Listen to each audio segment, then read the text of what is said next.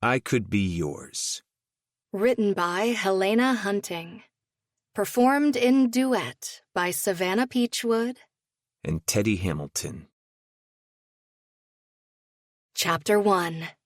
Essie. I snap several pictures, but the mirror doesn't allow me to fully capture the miles of poofy satin, tulle, and lace that make up this wildly ostentatious dress. My best friend Rix, the bride-to-be, should be here any minute, and I want to give her a reason to smile. She's been stressing over every wedding detail lately. Tonight, we're having dinner to tick all the boxes on the upcoming bridal shower and the stag and doe. Rix is determined to have everything go smoothly, which is why I'm here ahead of her, checking on the dresses. I take my role of maid of honor seriously. Most of the time, anyway. But when I saw this dress, I couldn't resist trying it on. The chime of the door signals her arrival. "Trixie, Rixie, I have something amazing to show you," I sing-song as I grab a suit jacket from the rack. Me and my makeshift groom twirl into the viewing area, belting out the lyrics to our favorite slow dance song from high school.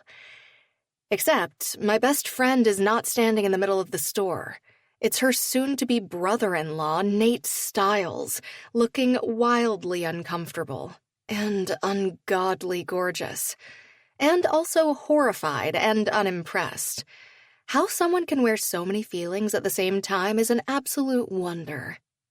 His delightfully dark brows pull together, chocolate eyes narrowing, full lips pulling down. What in the actual fuck? What are you doing here? I attempt to backtrack, but this dress has more yards of material than freaking fabric land. I step on the train and topple backwards, landing on the floor with an oof.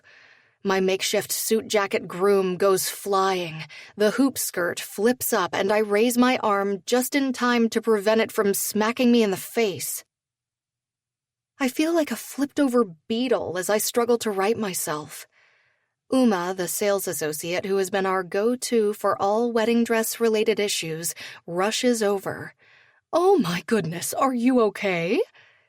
Nate's stupidly pretty, displeased face appears above me, and he extends a hand. That's a loaded question. I ignore his offer of assistance and try, again, to right myself, but the freaking hoop is a menace.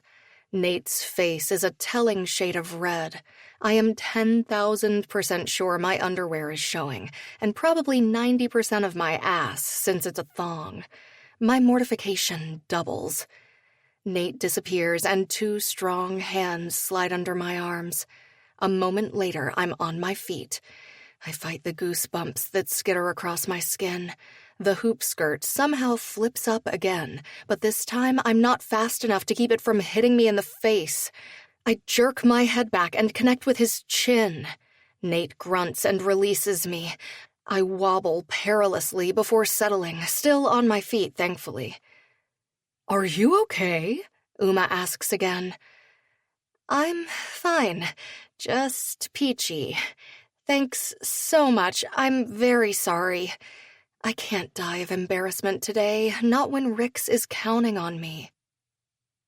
I spin, and the excessively poofy skirt flares, returning to the appropriate location. I bet it looks so cool. But I can't confirm this because Nate is glaring at me, his thick, defined forearms crossed over his equally thick, defined chest. The Stileses have excellent genes. All three brothers are ridiculously good-looking. But Nate has that tall, dark blonde, and grumpy thing going, and I'm such a fan. I shouldn't be, based on our history, but I tend to be attracted to the wrong men, including the one standing in front of me, looking displeased. My face is on fire as I try to give him a wide berth, but the expansive skirt makes it impossible. Is this Rix's dress? His gaze moves over me, expression reflecting judgment, skepticism, and several other feelings I'm too busy being mortified and offended by to identify. Of course not. I was just... Good Lord, what was I doing? Anyway, Rix is getting married on a beach. She would sweat to death in this number. Besides, she's about simplicity. Why are you even here? Rick's had some kind of emergency, so I've been sent to collect you. They might as well have asked him to clean up roadkill based on how unhappy he looks. Is everything okay? Why didn't she call me? Probably because you're here managing shit already and I was available. He consults his wristwatch. You need to change out of that. It's a 20-minute drive and we're already cutting it close. Yes, sir. I salute him and click my heels together, then cross to the fitting room and attempt to get the hoop skirt through the door without flashing anyone. Again. Once inside, I realize the zipper is stuck, which means I need help. I poke my head out. Nate's back is to me, phone in hand, forearms flexing as he thumb types. Probably telling Tristan, his older brother, and Rix's fiancé that we'll be late, thanks to me. I search for Uma, but she's helping another customer. Nate turns, as if sensing my presence, his exasperation clear. Why are you still wearing that? Hoping your fairy godmother shows up so you can be next in the ball and chain parade? It's no secret that Nate is anti-marriage. Hell, he's anti-relationship. According to Rix, he hasn't so much as gone on a date since his girlfriend Lisa broke up with him a year and a half ago. After cheating. I ignore the dig at my very different views on love. The zipper is stuck. Well, unstuck it. Like I haven't tried. I roll my eyes. I have many talents, but rotating my head and dislocating my arms are not among them. His look of disapproval deepens. Why are you always such a grumpy old man? Why are you always trying to be a fairytale princess? Why are you such a storm cloud? I try to pass him so I can ask Uma for help, but he steps in front of me and crosses his arms. Because I enjoy raining on your parade, obviously. Obviously. I really wish I couldn't and didn't appreciate how nice his forearms are. He unfolds them and points to the fitting room. In. I need help. Oh, I know. I flip up a middle finger and blow him a kiss with it. His eyes drop to my mouth and darken. I hope like hell he's remembering how my lips feel. It's been 6 years.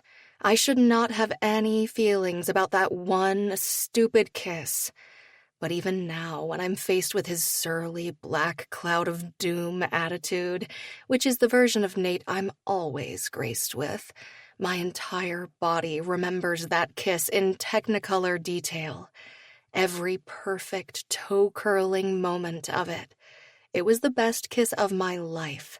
Still is, which is endlessly frustrating. The elusive, brilliant, untouchable Nathan Stiles had been interested in me. I'd been so flattered, so enamored, which admittedly was not uncommon for me. But Nate ruined it by being a giant dick after the fact. Unfortunately, that wasn't a unique experience for me either, especially during my serial dater high school days. But it sucked to have him join the ranks of the hot guys who just wanted to taste the forbidden fruit. We've never addressed the aftermath. I assumed the best kiss of my life was entirely forgettable for him, that he never messaged because I wasn't on his radar. Nate has made it clear that he's about as partial to me as he is a case of food poisoning. Not that it matters. I'm not interested in him anyway. He might be hot and wildly intelligent and delightfully broody, but he's a jerk. Besides, he's off limits. He's my best friend's fiancé's brother, the best man to my maid of honor. Also, and most importantly, I've sworn off men for the foreseeable future. Especially men who are bad for me. I've had my heart broken too many times by guys who didn't deserve it in the first place. I head for the fitting room because this stare down with Nate is making me sweaty. I pull the hoop up so I can get through the door. Again. I turn to pull it closed, but Nate is on my heels. What are you doing? Helping you so we're not half an hour late for dinner. Unless you'd like to go dressed like this. It's hard to argue with that logic. He pulls the door closed and makes a turnaround motion. I do as he wordlessly instructs, because facing him means I have to continue to look at his irritated, pretty face. Turning around isn't much better. In front of me is a 3-sided mirror meant to provide a multi-angled view of the dress I'm wearing. It also means I'm looking at 3 versions of Nate. He has on black dress pants, a black button-down, a blue tie, and, in a bold move, shoes to match. He's taller than me by at least a head, and broad.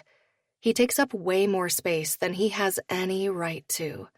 Even worse, he smells phenomenal. I pull my hair over my shoulder to expose the zipper and tip my head forward to make it easier. The sooner he unzips me, the sooner I'll be alone in this space, and the easier it will be to breathe again. I grit my teeth and steel myself as his warm fingers skim between my shoulders. The lace is caught in the zipper. Don't tear it. I can't afford to pay for this dress. Why were you trying it on in the first place? He tugs, but the zipper doesn't budge. I wanted to make Rix laugh. You in this dress is a horror show, not a comedy reel. His fingers slide into the back of the dress, knuckles pressing against my spine.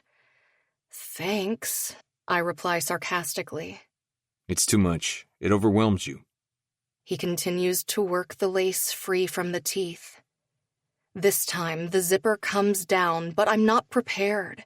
Too busy processing his last comment, perhaps? I grab for the bodice a moment too late. It slides down my torso, stopping at my hips. I'm not wearing a bra. Nate freezes. My eyes lift as his drop. His nostrils flare, his fists clench. His hot gaze flashes back to mine. I'll be in the car. He spins around and leaves me in the fitting room with perky, pierced nipples and a whole lot of embarrassment. I sigh. Dinner should be fun. Chapter 2. Nate. I give my crotch an annoyed look as I shift around in the driver's seat, waiting for Essie. The next several weeks are going to be long AF. Spending all this pre-wedding time in proximity to Essie has been bad enough. She's frustratingly beautiful, irrationally stunning in a way that makes my palms damp and my heart rate spike every fucking time I look at her. She's also an eternal optimist.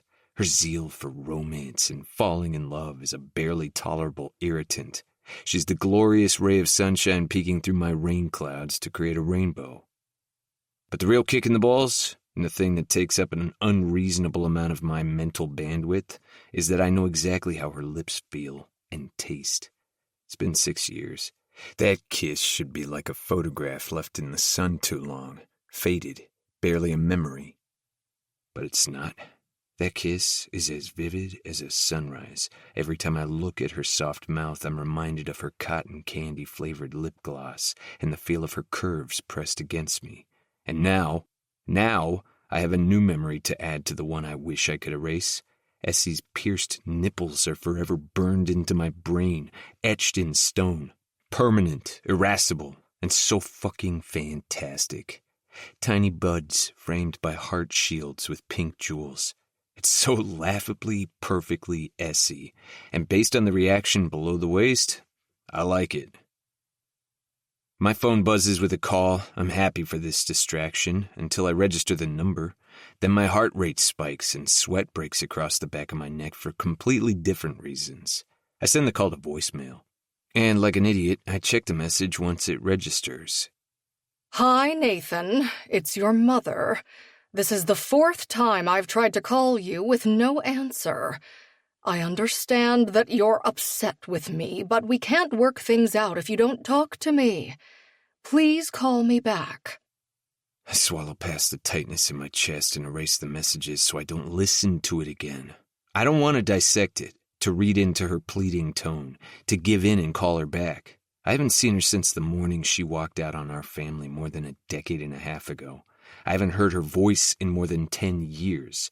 I don't want to miss what I never had. What she robbed me and my brothers and my father of when she abandoned us. My phone pings again, this time with a text message. I'm relieved that it's from my older brother. Tristan. We'll be at the restaurant in 15. You get us okay? According to my GPS, it will take us 19 minutes to get to the restaurant if we leave immediately. We're a few minutes behind you, but we'll see you soon. Tristan. Cool. Thanks for picking her up. We appreciate it. Another call comes through. This time it's Essie. My stomach pitches with equal parts relief and anxiety. Please tell me you're not still in the store? There's a beat of silence. I don't know where you're parked. Of course she doesn't, because I didn't tell her and I couldn't get out of the dressing room fast enough. Turn right out of the store. I'm half a block down. She ends the call without another word. Less than a minute later, Essie passes my car. I honk, and she startles, dropping her purse. Shit scatters on the sidewalk. I fight with my body to stay in my seat and let her handle it. But all I've done so far is be a dick to her. It's not her fault I'm guilt-ridden, or that I'm not over the kiss we shared all those years ago, or how apathetic she seems in my presence. She acts like it never happened, like it was insignificant. And I'm over here obsessing and hating myself for not being able to be a normal person around her. I cut the engine and hop out of the driver's seat. Essie scrambles to reclaim the items all over the ground while I round the hood. I nab one of her lip balms before it can roll into a sewer grate. She frantically jams things back in her purse as I crouch protectively in front of her to help. Sorry. I know we're already late. I barely resist the urge to pocket one of her lip balms. Instead, I scoop up a handful of pins. She has many, and hand them over. A man on his phone kicks a tube of lip gloss down the sidewalk. It ricochets off a woman's foot and ping-pongs into traffic, then promptly gets run over by a taxi. We stand at the same time, and I move toward my car, opening the passenger door for her. Thanks. She slides in, face red, eyes anywhere but on me. I round the hood and steel myself. Back in high school, she wore some kind of perfume or lotion that I attributed only to her. Something sweet and lightly fruity. That hasn't changed, and it never fails to trigger the memory of that kiss. So many emotions are tangled up in that memory. Ones I don't like to deal with. My shame over the way I handled things still makes me uncomfortable and embarrassed.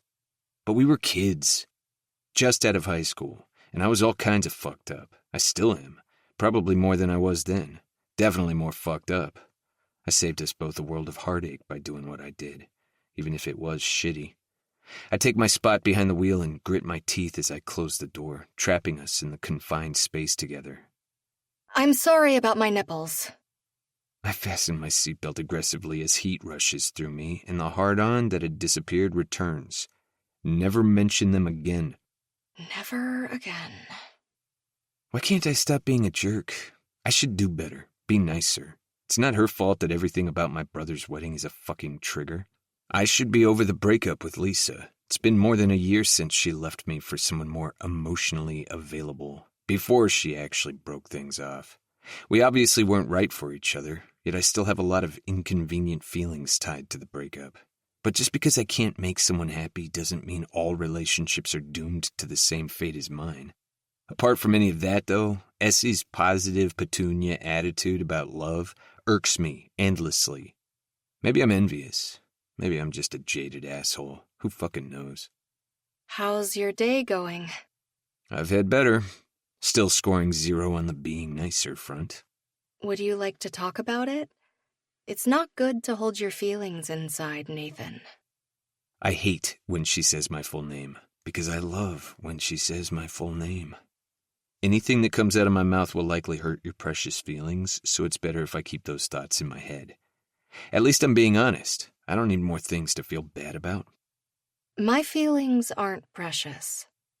I side-eye her.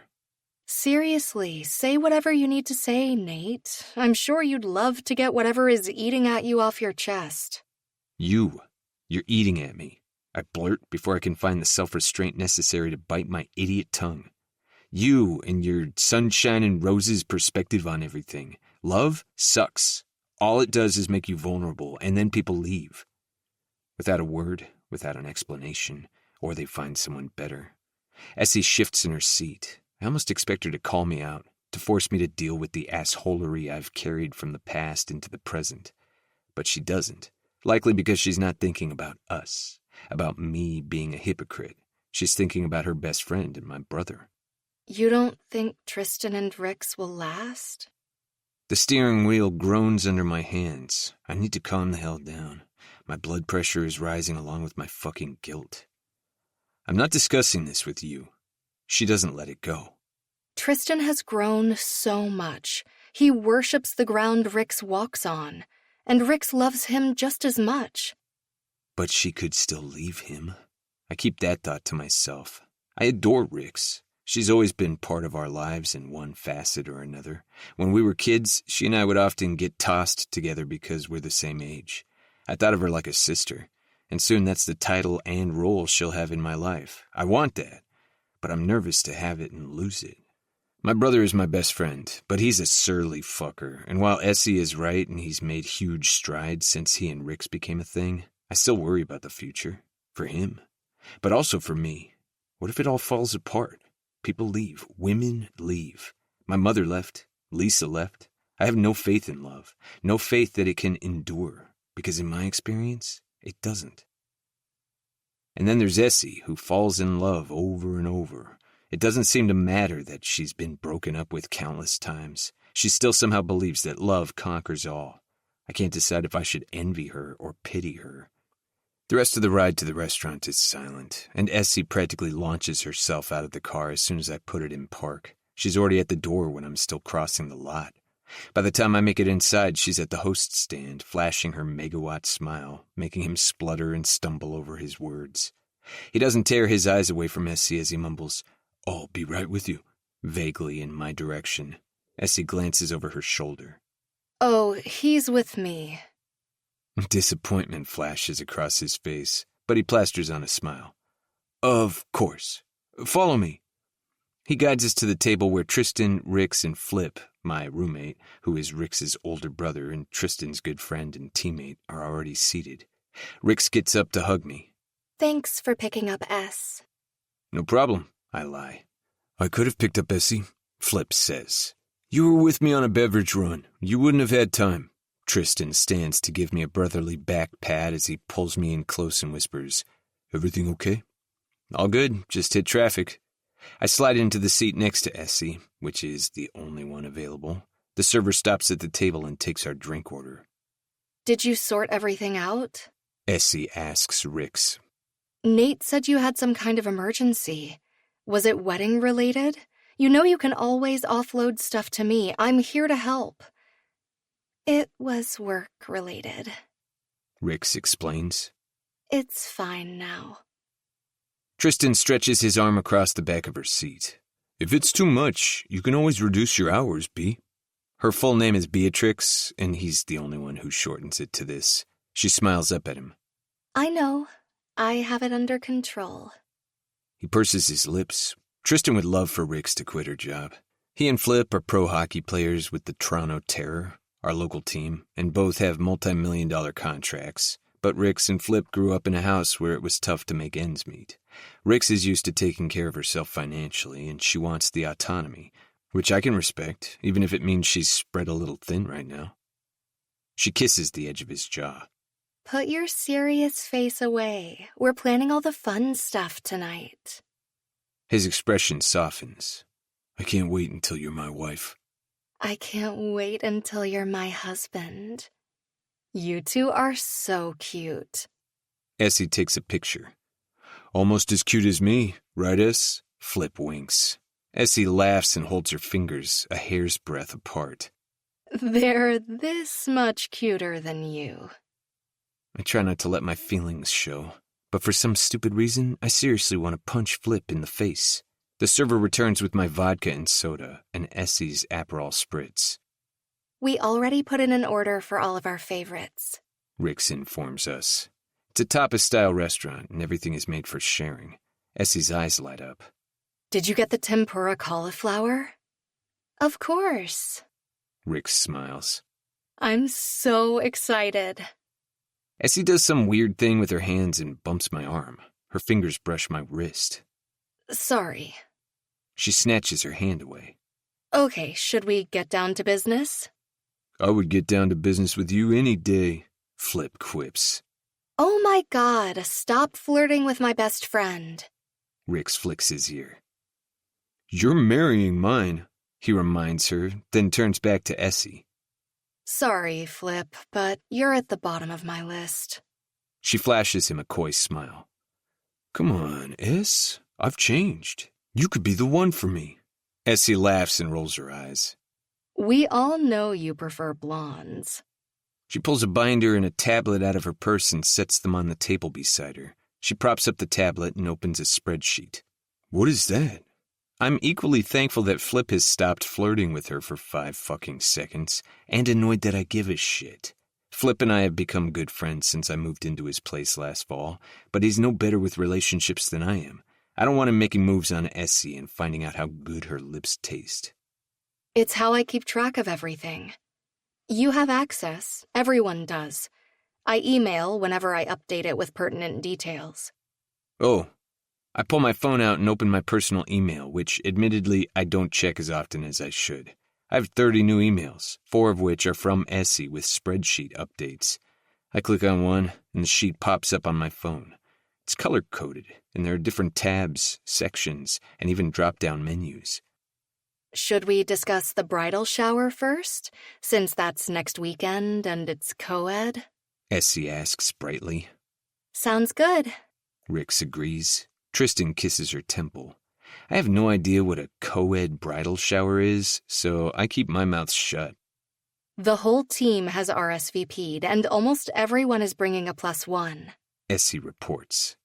Kodiak and Lavender send their regrets, but I'm pleased to report that Lavender can make our girls-only party, and they can make the wedding. That's good news, Tristan says. Lavender is so fun. Rix is all smiles.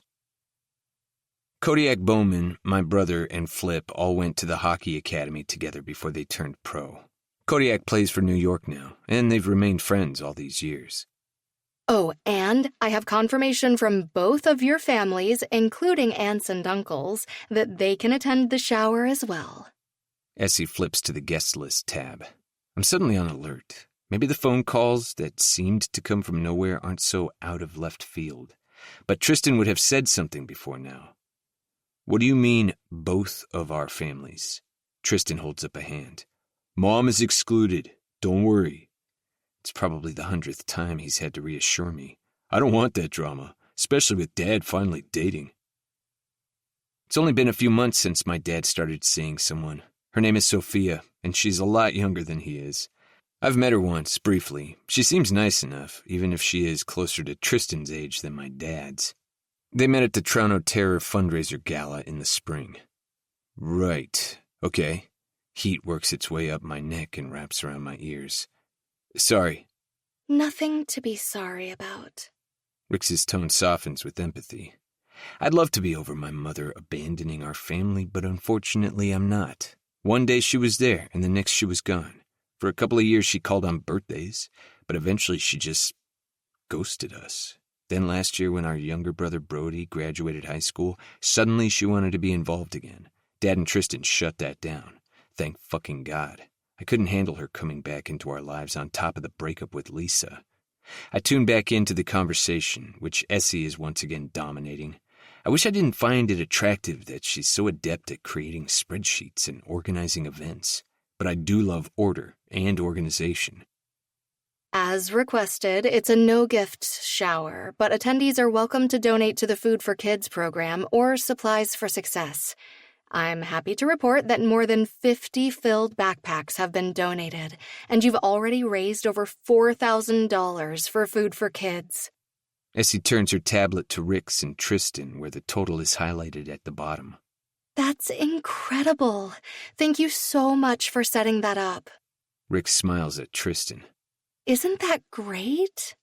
It's fantastic. He kisses her temple, again. Essie waves the comment away.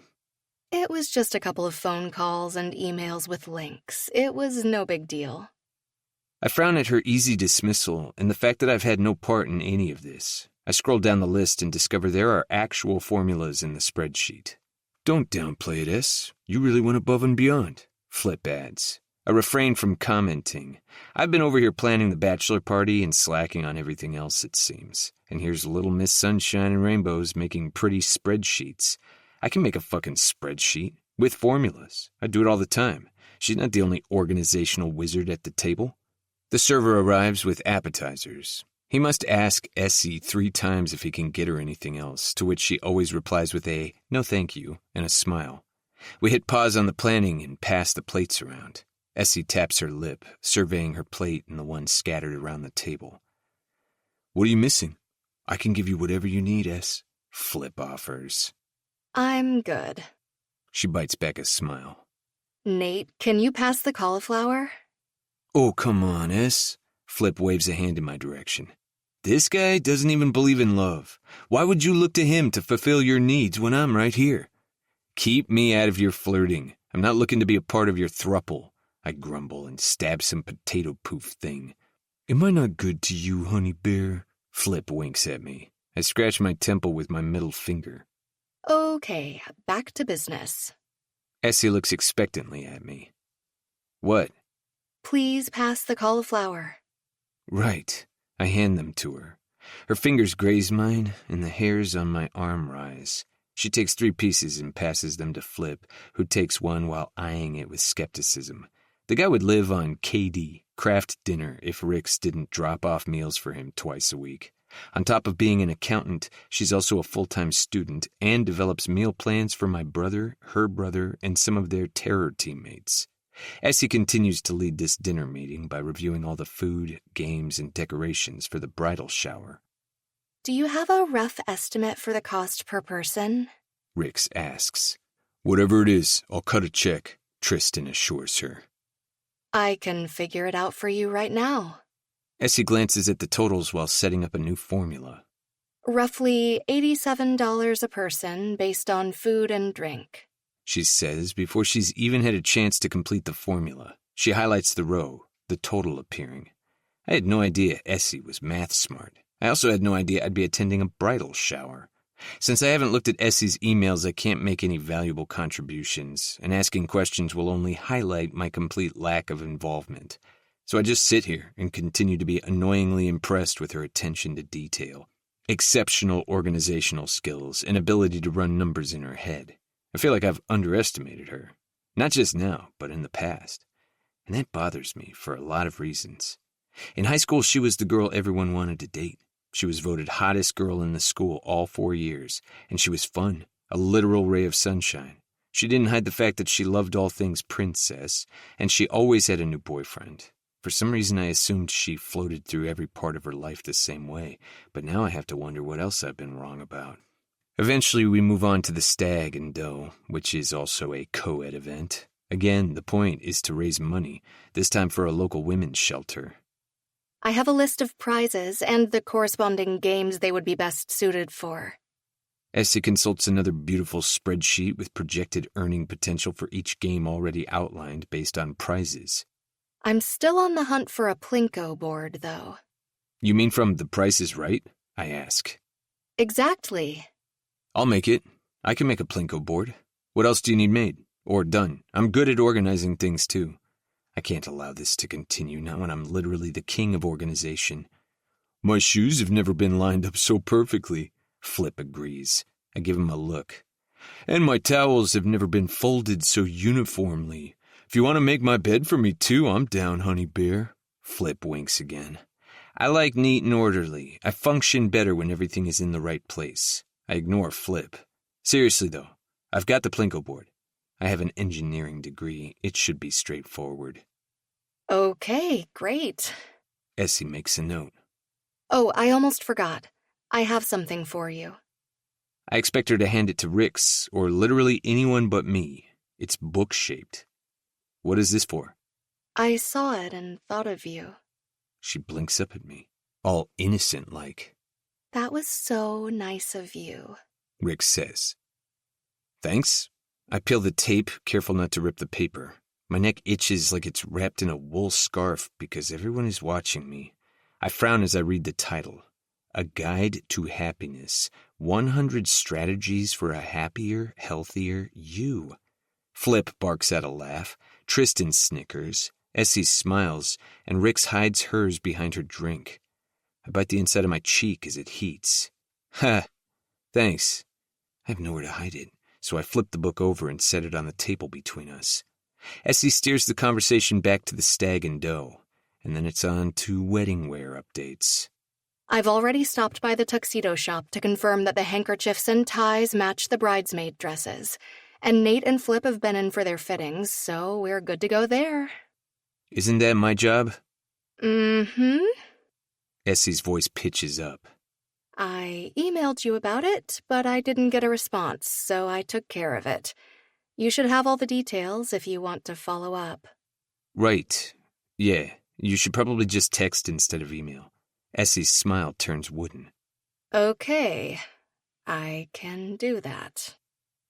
By the end of dinner, my competitive side has been fully activated. Essie's here with a fucking binder of information, taking over everything, and I look like a complete slacker, and a shitty brother, and best man. It's fucking on. Whatever games she has for this stag and doe, I'll have better ones, and prizes.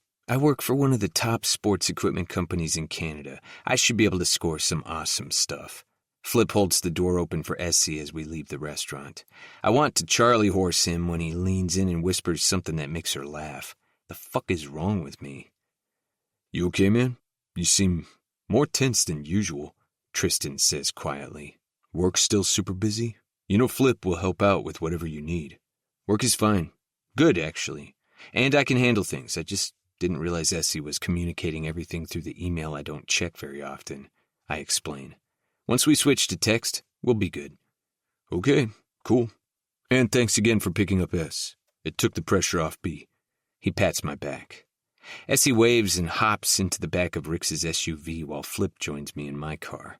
He reclines in the passenger seat and stares at me as I fasten my seatbelt, check all my mirrors, and adjust the air. What? There's a vibe between you and Essie. Of course he's noticed. He's irritatingly perceptive. There's no vibe between me and Essie. The way you're gripping the steering wheel tells me that's a load of bullshit. He nods toward my hands. But if you're not ready to talk about it, that's fine. There's nothing to talk about. My phone buzzes in the holder and the screen lights up with a new message. Who's cotton candy? Flip asks. No one. I managed to grab it a split second before Flip, thank fuck. He tries to steal it out of my hand, but I slide it into my pants pocket. No one, huh? Is that why your face is beet red and you look like you're halfway between a heart attack and jizzing in your pants? Leave it alone, Flip. He holds up his hands. All right, backing off. He talks about how much fun the stag and doe will be since his teammate Dallas Bright has offered to host it at his parents' place on Lake Vernon in Huntsville. I've been there once for Dallas and Hemi's engagement party. I let him talk while I sweat. I swear my phone is burning in my pocket. As soon as we get home, I lock myself in my bedroom and pull my phone out. I quickly change cotton candy to Essie in my contacts and open her message. My stomach flips and sinks. There's only one new one. Essie, here are the links to all the spreadsheets.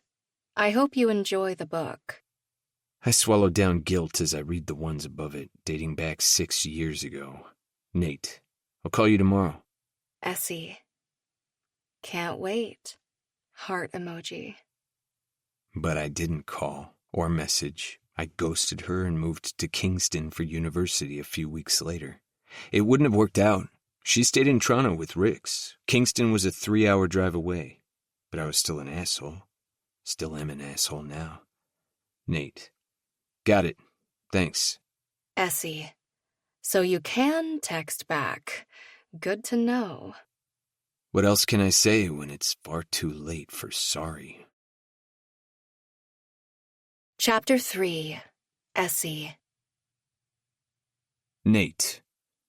I don't have edit access to the spreadsheets, and I found an error. Essie. No, you didn't. I did. Screenshot it. I'm not sure if you're aware, but there's a bridal shower happening today, and I'm a little busy. So am I. Give me edit access and I'll fix it. Say please. Please. In a voice memo, 3 times. Shifty eyes gif. Why? Bat's lashes gif. I pocket my phone. As fun as this is, I don't have time to pander to Nate. My tablet is in hand, checklist ready for ticking. I love a good checklist as I survey the hall. The decorations are on point. Everything looks perfect, and guests should start arriving soon. What can I help with? Tally, the Toronto Terrors head coach's daughter and good friend to me and my younger sister Cammie, appears at my side with her friend Fee. She's the younger sister of Terror assistant coach Lexi Forrester. Well, Lexi was a Forrester until she married the team's recently retired goalie, Roman Hammerstein. Now they both are Forrest Hammers. Put us both to work, Fee insists. Can you two help Rix's mom with the centerpieces, please? There should be one for every table. They come in 2 parts, and there is some assembly required. Absolutely. They turn toward the table behind me. Oh my gosh. Did Rix's mom make these? I nod. Hand-painted every single one. Wooden figurines of Rix and Tristan sit on a flat wooden circle cut from a birch tree surrounded by mini flower wreaths. They are adorable, Tally gushes. Rix's mom, who everyone calls Muffy, appears. She's wearing a pretty summer dress with hair and makeup done by yours truly, looking nervous and excited. My own mother is right behind her. She's dressed in pants and a pale blouse, also fitting for the summer weather. Everything looks wonderful. Mom pulls me in for a quick hug. You've done an amazing job, honey. Thanks, Mom. I grew up in a home full of love and support. I have 2 volunteers to help you and Mama Muffy with the centerpieces. This is so fantastic, Essie. Muffy is on the verge of tears and has been for the past hour. You really went above and beyond. Rix deserves the best and more. I kiss her cheek and turn toward our friends. Tally and Fee, this is Muffy, Rix's mom, and Athena, my mom. The girls wave hello. Tally and Fee, she glances between them. Are you part of Rix's babe brigade? She looks to me for confirmation. Isn't that what your group of girlfriends is called? I grin. That's right. It's so lovely to finally meet you. She hugs both girls, her smile wide and soft, eyes a little watery. Rixie is surrounded by so many wonderful people. She's an amazing friend. I give Muffy another little squeeze. And an incredible daughter. Pride lights up Muffy's face. Always so responsible. Dinner would have been a sad affair in our house without her. She could make a gourmet meal out of onions, bread, and cheese, I agree. And she often did when she was young. She was the only 9-year-old I knew who could make French onion soup like a pro. Rix also had a paper route to make extra money, and Flip was forever mowing lawns in the summer, raking leaves in the fall, and shoveling snow in the winter as a side hustle. Both of their parents worked 2 jobs to make ends meet and help cover the cost of hockey for Flip. Sometimes in grade school, my mom would pack an extra lunch, and I would slip it in Rix's backpack before we went inside so we didn't get in trouble for sharing. Tally and Fee follow the moms back into the party room to set up the centerpieces. More food coming through. Where should I put this stuff? Flip appears in the doorway, followed by Nate and the rest of the guys. I refuse to acknowledge the flutter in my belly or the way traitorous parts of my body tighten at the sight of Nate wearing black slacks, a black button-down, and a floral-printed tie, a sliver of the side of him I never get to see.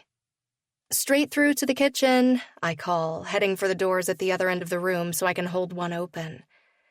Rix trails behind them, wringing her hands. I need to check all the food platters and make sure we have everything we need. Last night, she was worried we ordered too much. Now, she's worried we don't have enough. We got everything on the list, Bee. It'll be fine. Tristan tries to reassure her. I just need to double-check. Okay, if that's what you want, babe. He looks to me like he's unsure this is the right response. I nod. I've got this. You manage whatever you need to manage. He gives me 2 thumbs up and heads back out, probably to bring in more food. I follow Rix into the kitchen. It's mostly empty except for Nate, who is carefully unloading a box of artful charcuterie cones. Are you sure we ordered enough food? Rix's hands try to strangle each other. What about the vegan and gluten-free boards? Are they here yet? I don't see them. We need the vegan and gluten-free boards. Tristan's Aunt Frida is gluten intolerant, and she doesn't eat anything that comes from an animal. Nate, can you grab me the bottle of Prosecco from the fridge and a glass, please? I call over my shoulder, stressing the please to make a point. He freezes for a moment, gaze bouncing between me and Rix. Sure. He sets the cones gently in their holder and crosses to the fridge. Some of the boards are already on the food table, so we can check to make sure, I tell her. But I have photographic evidence of all the boards, and the vegan and gluten-free were clearly labeled and among them. Nate passes me the glass of Prosecco. Thank you. I hand it to Rix and encourage her to take a sip before I turn back to Nate, who is still close enough that I can smell his cologne. Can you do me a favor and check the food table in the party room to make sure the boards in question are already placed? He nods once. Yep, on it. I'm surprised and grateful he's being so helpful. He's detail-oriented, so I trust he'll come back with data to match the order. Also, his rear view is nice, so I don't mind watching him walk away. I wait until he disappears through the door before I turn back to Rix. Have another sip. I tap the edge of the glass. She does. I'm so jittery. Take a deep breath. The bridal shower will kick ass. I note the hint of shadow under her eyes. I wanted to do her makeup, but there wasn't time. Did you sleep at all last night? She bites her lips together for a moment before she answers. Did you? Yep. Like 4 hours, but I plan to make up for it when I get home. Were you stressed about the shower and stayed up running numbers? She glances over her shoulder before she whispers, One of my clients was audited, and there's a whole bunch of paperwork that needs to be handled. Did you stay up all night working on it? I ask. I couldn't sleep. I stayed up until 3, then woke up at 6 because I was worried about the food. I should have just made it all. I arch a brow. Okay, that would not have been a good idea, but I could have at least made the charcuterie boards and the mini creme brulee. You could have, but you'd be even more stressed than you are now. I encourage her to take another sip. This comes from a place of love, okay? Maybe you should consider time off from the accounting firm and focus on just the guys from the team who already use you, namely your brother, Tristan, and Dallas. This is just a blip. It's normally not this intense, she argues. You're getting married in a handful of weeks. Again, I say this with love, but we all want you to enjoy the process and not be stressed about work on top of everything else. I really hate not having my own income, she whispers. I don't want to be kept. This is such a deep-seated issue for Rix, and it pains me to see her so overwhelmed and on edge. But we're not solving this problem today, so I'll do what I can to help alleviate her tension with humor and a little encouragement. I settle my hands on her shoulders. Oh, my sweet, sweet best friend. Tristan already asked if there's a cucumber salad. If anyone is being kept, it's that man. She barks out a laugh. He did not. He totally did. Last word on this for now, but that man wants to take care of you. We both know you don't need taking care of, but you don't have to keep proving it. I push her hair over her shoulders. Now, we are going to have the best time this afternoon, and we're going to play stupid games and make our aunties and moms and grandparents happy, and those boys are going to wait on us hand and foot, and it will be glorious. It will be glorious, Rix repeats. Nate reappears. There are 2 vegan and 2 gluten-free charcuterie boards, and they are very clearly marked as such. I made sure with the help of Tally and Fee and some neon chalk things. I reviewed the entire spreadsheet and everything is accounted for. And there's also some kind of vegan meringue that is really freaking tasty, which is wild because I thought those were made with egg whites. You can use chickpea liquid, Rix explains. Huh. Well, I have a new deep appreciation for the liquid chickpeas swim in. Muffy pokes her head into the kitchen. Trixie Rixie, there you are. The cake arrived, and I thought you might want to decide where it should go. Yes, absolutely. Rix passes me her glass of Prosecco and kisses me on the cheek. Thank you. I love you. I love you too. She links arms with her mom, and Muffy guides her out of the room. I deflate a little and gulp her Prosecco. For a second, I forget Nate is still in here. He's staring at me, a furrow etched in his brow.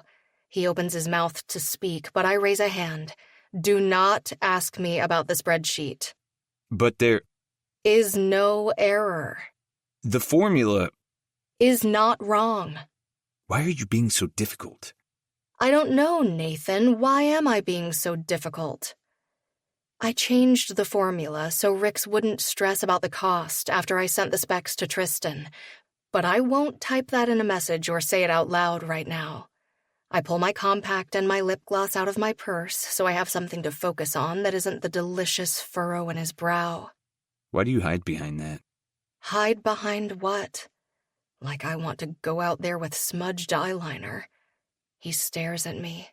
I stare back, feeling increasingly unsettled by the intense way he's looking at me.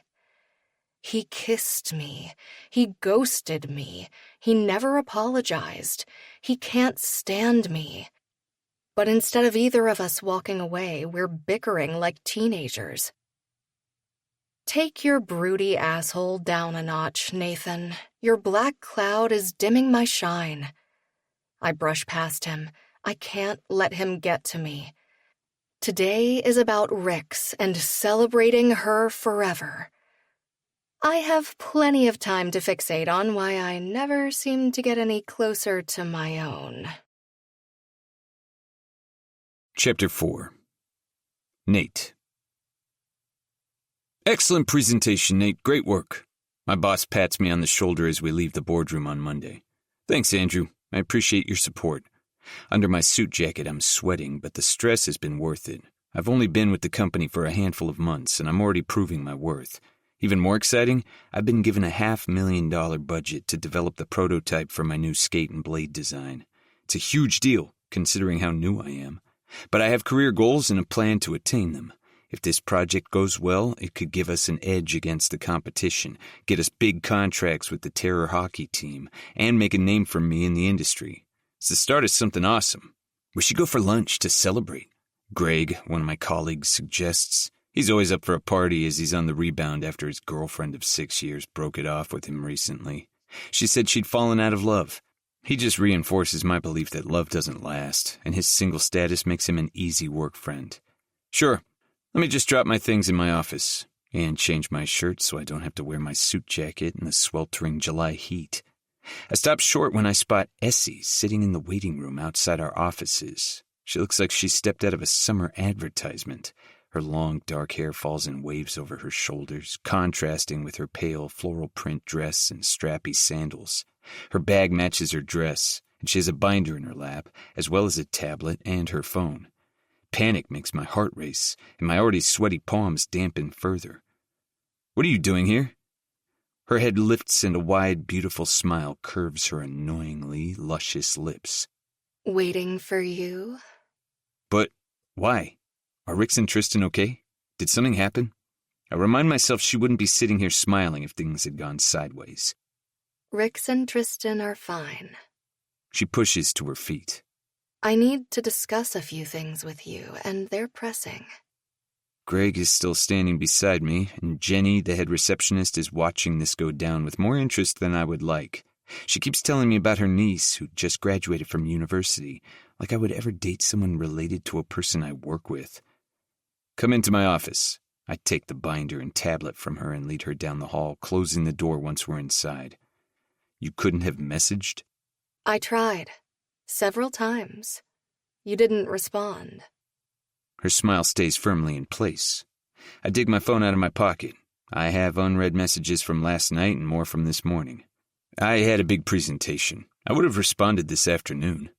I need an answer before this afternoon, so here I am. How did the presentation go? That smile stays firmly on her pretty, glossy lips. Huh? The presentation. How did it go? Her attention catches on the wall across the room and she heads toward it. It was fine. I can't imagine Essie giving a shit about my career goals. While my office lacks a lot of personal touches, that particular wall feels a lot like diary entries for work. All my sketches are tacked to the corkboard, organized neatly, of course, but still, that wall is the only space in this office that isn't clutter-free. The whiteboard is full of notes and formulas, all of which pertain to the presentation I just gave. I came in early to review before the meeting to be sure I had it all locked down. She tilts her head. What's all this? Just stuff I'm working on. I could literally talk for hours about what I do for a living, but most people gap out after about 30 seconds.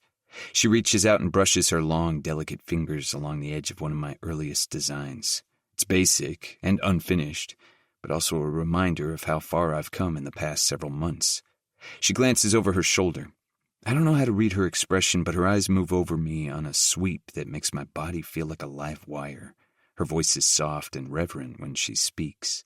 This is like scientific art. I brush off the compliment. It's rudimentary. What are these formulas for?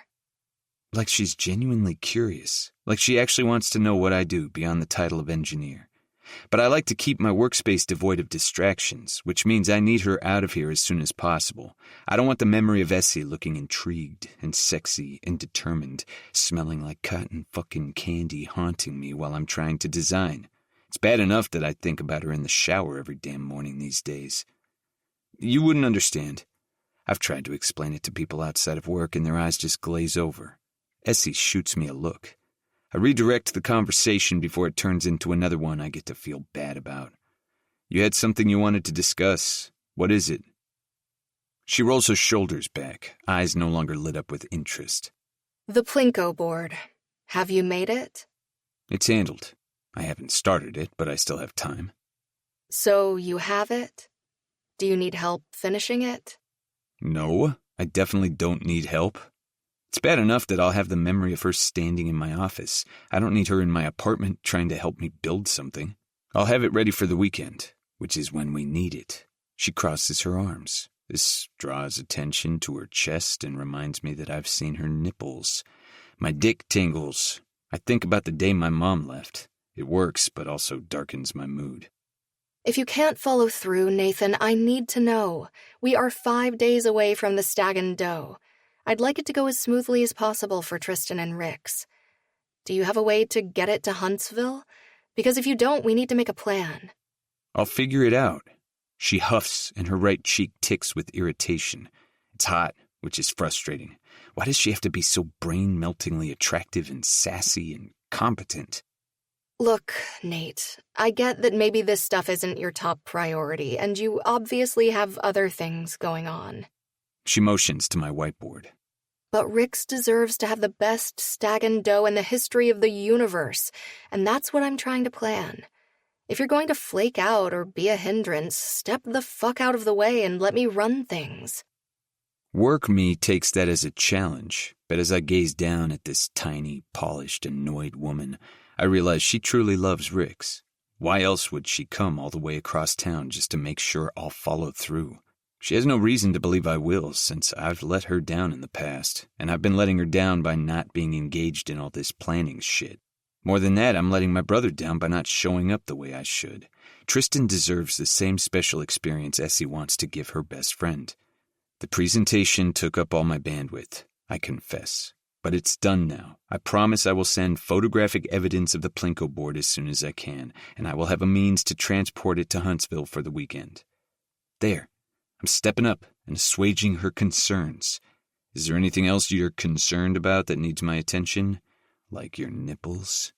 I really need her out of my office. She smells fantastic, and she's far too good a friend to Rick's, and I'm so fucking antsy and full of self-loathing over my inability to stop thinking about her pretty mouth and other body parts I'd like to explore.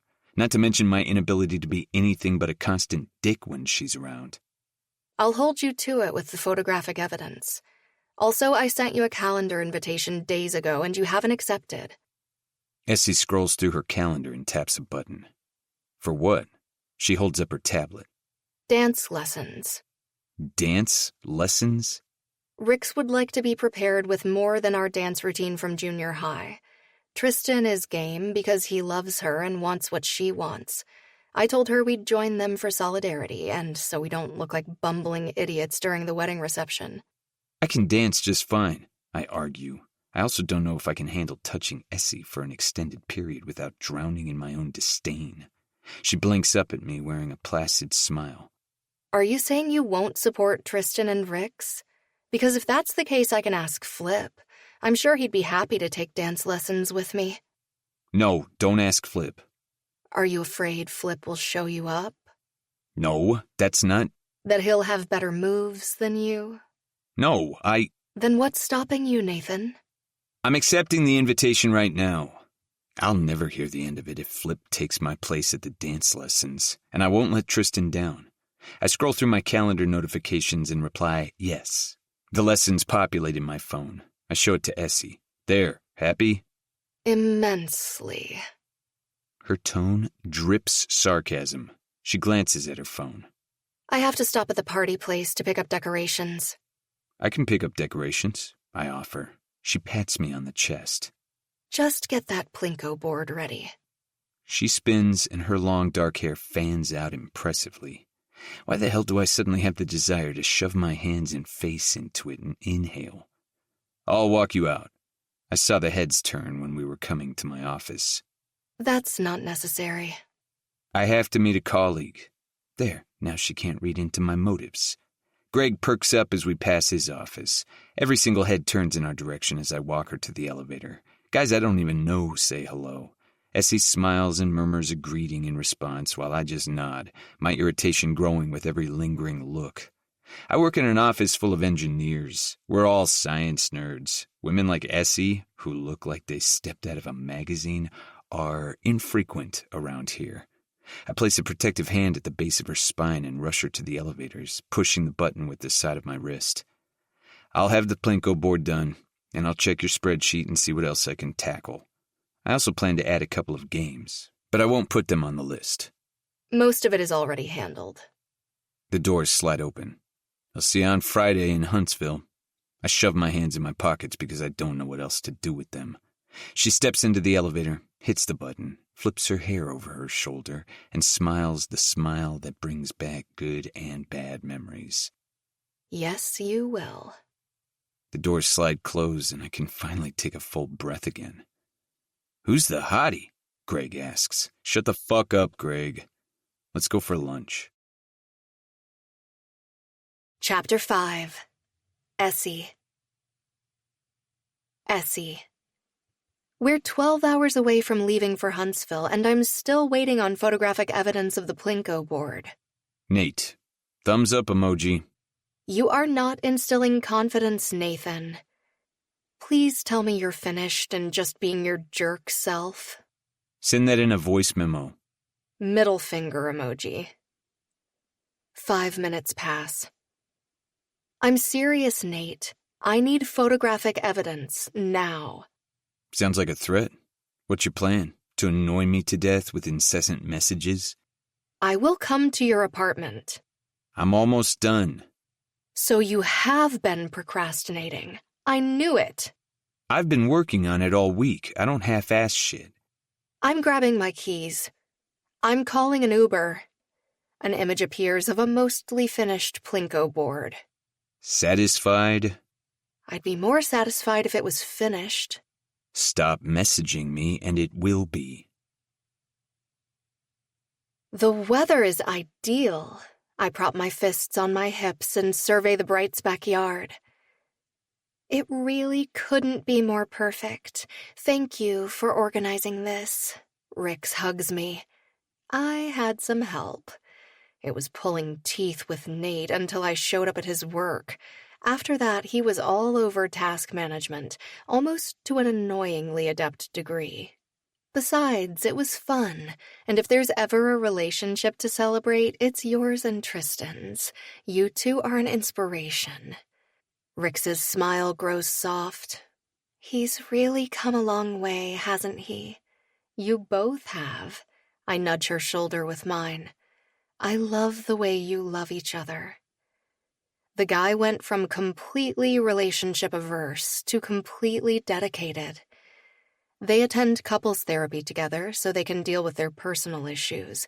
They're awe-inspiring, and I'm rooting for them so hard. If anyone deserves to be loved with such ferocity, it's my bestie. Me too, she links her arm with mine. You'll find your person one day. I shrug. I'm turning over a new leaf. No more looking for the one, especially not in the wrong guy. I have the worst habit of falling for guys who will never give as much as they take. Moving back to Ontario got me out of another bad relationship, but I fell into the same trap a month later. He was attracted to the shell. He wanted arm candy, not someone to contribute to discussions. I'm tired of men who can't see past the surface. So I went on a self-imposed dating hiatus so I could focus on my best friend and her wedding. Between work and organizing events for Rix and Tristan, I haven't had time for dating, which means my plan is working. My gaze catches on Nate and Flip, who are wheeling something into the yard. Nate cut it close. The photo of the finished product came in at 2 a.m., but it does look like the real deal. I squint. What is that? I think it's one of those carnival things where you hit the target and try to ring the bell, Rix says. I frown and consult my games spreadsheet. That wasn't on the list. B, baby? Tristan strides across the lawn. Hey, S. Sorry to interrupt, but do you want to check out the appetizer plates before we bring them to the food tent?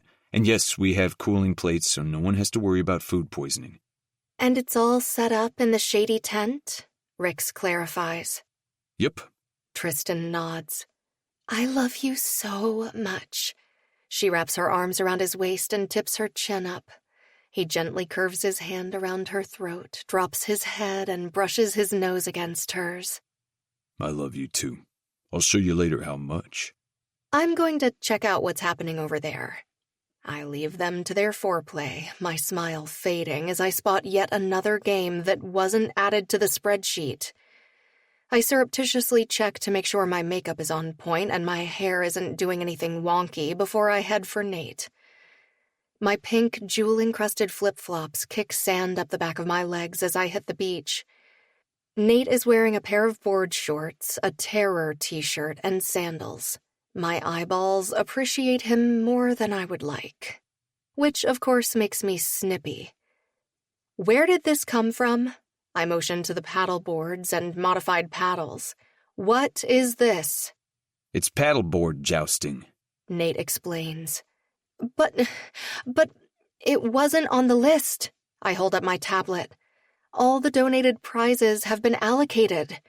I was meticulous in my planning, and I won't have Nate, of all people, messing it up for me with last-minute additions. I scored a few donations of my own, so I added extra games. We didn't even have a pie-throwing contest, Essie. He says this like it's the most heinous crime. Who the hell wants to get pie in their face? I spent half an hour perfecting my makeup this morning and setting it so it doesn't melt off my face in the summer sun. It's all in fun, and so is the paddleboard jousting. The guys will love it. His smile widens, and he leans in closer. You didn't honestly think I would let you take over the entire event, did you, S? I narrow my eyes as heat travels down my spine. Are you trying to one-up me? His voice is whisper quiet. I know you're used to being the center of attention, S, and I'm sure it burns your ass to share the limelight, but I'm happy to knock you off a paddleboard later to cool you down. I've been planning this for months, and he's pulling stuff out of his ass in the 11th hour. I see your competitive edge has finally kicked in. I pat his chest, shoving my irritation aside while trying not to appreciate how solid he is. It's on, Nathan. May the best woman win. I wink and spin around, walking away before he can get the last word. Chapter 6. Essie. Half an hour later, the food is set out, and Rick's and Tristan's friends and family start to arrive. My younger sister, Cammie, rolls in with Tally, Fee, and her boyfriend, Chase. He plays hockey for their university team, the Tilton Blaze. It's hilariously ironic, because until this year, Cammie had never even watched a game. Oh my gosh, this is so cool. Cammie hugs me. Well done, sis. When I get married, you're planning all the things. You mean when we get married? Chase says. Yes, that's exactly what I meant. Cammie pushes up on her toes and kisses him. We're going to have the best time tonight. Tally steps in to hug me too. I wish I was 19, Fee mutters. I promise it'll still be fun, I assure her. Your group are in yurts 18 and 19, and I swear that was just a coincidence. Sure it was. Tally bumps my shoulder. Thank God our parents are staying at the lodge and not here, Cammie says. How far behind you are they? I ask. They left about an hour after us, but we had to stop at Weber's for burgers, so they should be here soon. Flip appears out of nowhere. Tals, Fee, when did you get here? We just arrived. He gives Chase an appraising once-over and extends his hand. Flip Madden, brother of the bride. I know who you are. His eyes are wide with awe. I'm Chase, boyfriend of Cammie, the maid of honor's sister. This is wow, mind blown. It's so cool to meet you. Cammie's boyfriend. Flip nods slowly. You play hockey? I do, yeah. Cool. It's good to have you here. It's great to be here. Chase looks like he might pass out. Flip turns to Tally. Where's your boyfriend? Home in Winnipeg for the summer. Tally rolls her eyes. Besides, there's no way my dad would let me stay in the yurts if he'd come, so it's better he didn't. Right, good thinking, yeah. Flip nods on repeat. We'll just drop our stuff off and come help if you need it. Cammie leads Chase toward the yurts. I think Chase is a little starstruck. Tally pats Flip's arm, then withdraws like his skin is on fire. I'm going to settle in. Me too. Fee waves as she joins Tally and heads across the yard. Flip runs a rough hand through his hair. I can't believe they're old enough to party with us. Tally's parents are coming, and so are Fee's sister and Roman, so lots of eyes watching out for them. Right. Cool. He rubs his bottom lip and watches them disappear into one of the yurts. I'm going to see what else needs doing. Sounds good. I'll check on the bride-to-be. If you get tired of sleeping alone tonight, you know which yurt to find me in. I wiggle my fingers. My girls are good company. He wiggles his back and winks. My boys are better. I bite my tongue and avoid saying something that might hurt his feelings, like how I'm sure many women can confirm that is true. Flip has made some big changes in the past couple of years.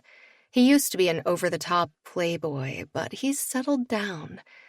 I have a feeling his prolific love life had less to do with wanting to fuck his way through half the population of Toronto and more to do with personal issues. I get it. Despite growing up with incredible parents whose relationship is a fairy tale come true, I keep falling for the wrong guys. But not anymore. I won't give my heart to another man who doesn't deserve it. What's going on? Do you need something? Nate comes busting between us. I frown at his furrowed brow and slightly manic expression. Yeah, for you and your black cloud of doom to go rain on someone else's parade. I need to find Rick's. I have a stag and doe to run, and my games must outshine his. It's not long before more guests roll in, including my parents. They look adorable in their coordinated outfits. Honey, this is incredible! Mom hugs me. I had a lot of help, I promise. Always so modest. Dad gives me a squeeze. Why don't you bring our stuff to the lodge, and I'll see if Muffy needs any help setting up, Mom says to Dad. Dallas's mom is probably in the main house. I can take you over and introduce you, I offer. Mom waves me off. I met most of these people at the shower, and you have lots to do. I'll check in with you later. She kisses me on the cheek. You're a wonderful best friend. Thanks, Mom. My dad winks and settles a hand on her lower back, guiding her toward the house. I love their love. The team arrives in waves, interspersed with family and other friends, and things get underway. As far as stag and does go, this one is taking the cake. I'd like to say it's all my doing, but the freaking Plinko board has a never-ending line, and so does the stupid paddleboard jousting, which I refrain from experiencing because I didn't spend all this time on my hair and makeup to have it ruined. Also, Nate is hella competitive.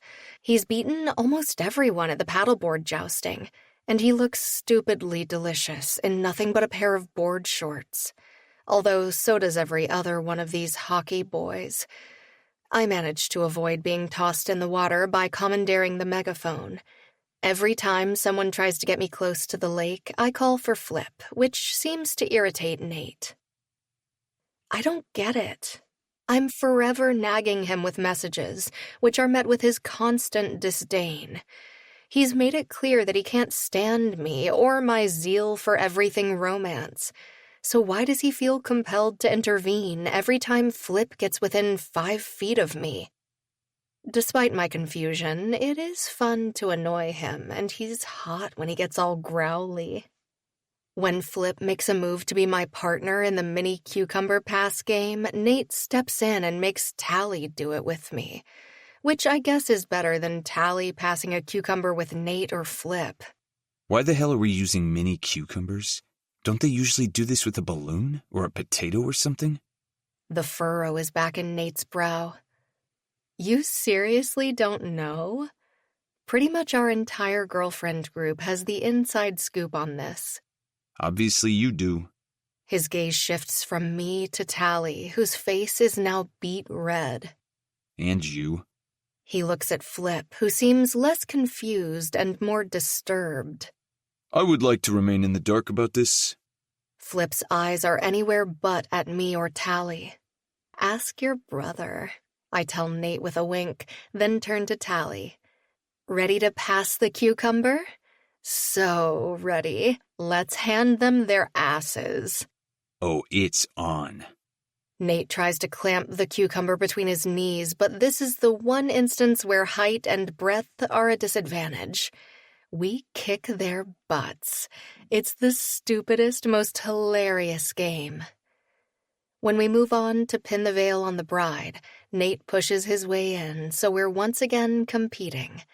I'm pretty sure he cheats, which is the only reason he freaking wins. We vie for the top spot in the toonie toss, which I win, but then Nate beats me in the beanbag toss. And then it's time for the limbo stick. By now, I'm several glasses of Prosecco into this night. I'm feeling no pain, and I'm also pretty limber, thanks to years of cheerleading. If ever there was a time to limbo, it's now. Of course, because Nate is in full-on competition mode with me, he also lines up in the queue. He and Chase are the only guys. The height differential isn't quite fair. All the girls are under 5'8", and they're well over 6 feet. It doesn't take long to whittle it down to just me and Nate.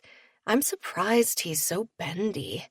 He strips off his shirt and tosses it aside, then rolls his head on his shoulders and does a couple of arm pinwheels, followed by deep knee bends. For a guy who works in an office, he's fit as fuck. Watch how it's done, sweetheart. He struts to the limbo stick, all 700 abs rippling as he leans back and expertly passes underneath. The crowd cheers and whistles. He chest bumps Flip. It's freaking ridiculous. Why is he good at something so random? But I have more than 20 years of gymnastics on my side, and 2 can play at the no-shirt game. As he approaches, probably to gloat, I pull my shirt over my head. I'm wearing a bikini top, but it isn't padded. His eyes immediately drop to my chest and spring back to my face. "Hold this for me, please, Nathan." I purposely brush against him while also skimming his nipple as I hand him my shirt. 2 can play this game, pretty boy. I take my place in front of the limbo stick, winking at him as I bend backwards, fingers dragging up my calves as I pass under the bar. Nate's eyes are on fire, and his breath is a little ragged as he thrusts my shirt at me. "Thanks, and good luck." I glance down. "Looks like you're a little overstimulated." Flip, who is quickly becoming my new favorite person, calls out, "Come on, honey bear, you're up. I could use a minute." Nate grumbles, eyeing me with a familiar discontent. "We've got a line of people waiting for their chance to play round 2. Bring it, honey bear." Flip is all feigned oblivious smiles as he motions him forward. Nate exhales harshly through his nose. "I'll get you back for this." I look forward to the challenge. I smile serenely. Nate gives me a dark look that makes my entire body break out in goosebumps. He's always so in control. But right now, he looks like he wants to shred my swimsuit and toss me in the lake. He attempts a surreptitious adjustment to his swim trunks, but the material is unforgiving. The sun has mostly set, and the tiki torches light the area, creating wonderful telling shadows all over his body. His air of cocky confidence has dissipated, and for a moment I almost feel bad. Almost. But then I consider the way he's tried to upstage me tonight with his surprise fun games and his cool prizes. He's also underestimated me multiple times and made me feel like an annoyance every time I ask for assistance. So when he gives me an imploring look, I just cock a brow and nod to the limbo stick. It's time for comeuppance. Resigned, he moves into position, bends backwards at the waist, and edges forward. His knees make it under, and so do his thighs. But the problem in his shorts isn't deflating, despite the growing crowd of onlookers and high potential for embarrassment. He attempts to drop his hips so his problem clears the bar, but that sets him off balance. His special parts skim the stick. Someone snaps a picture. He lands on his back in the sand and jabs an angry finger in my direction. "You cheated." I bat my lashes and offer him a hand. How could I possibly have cheated?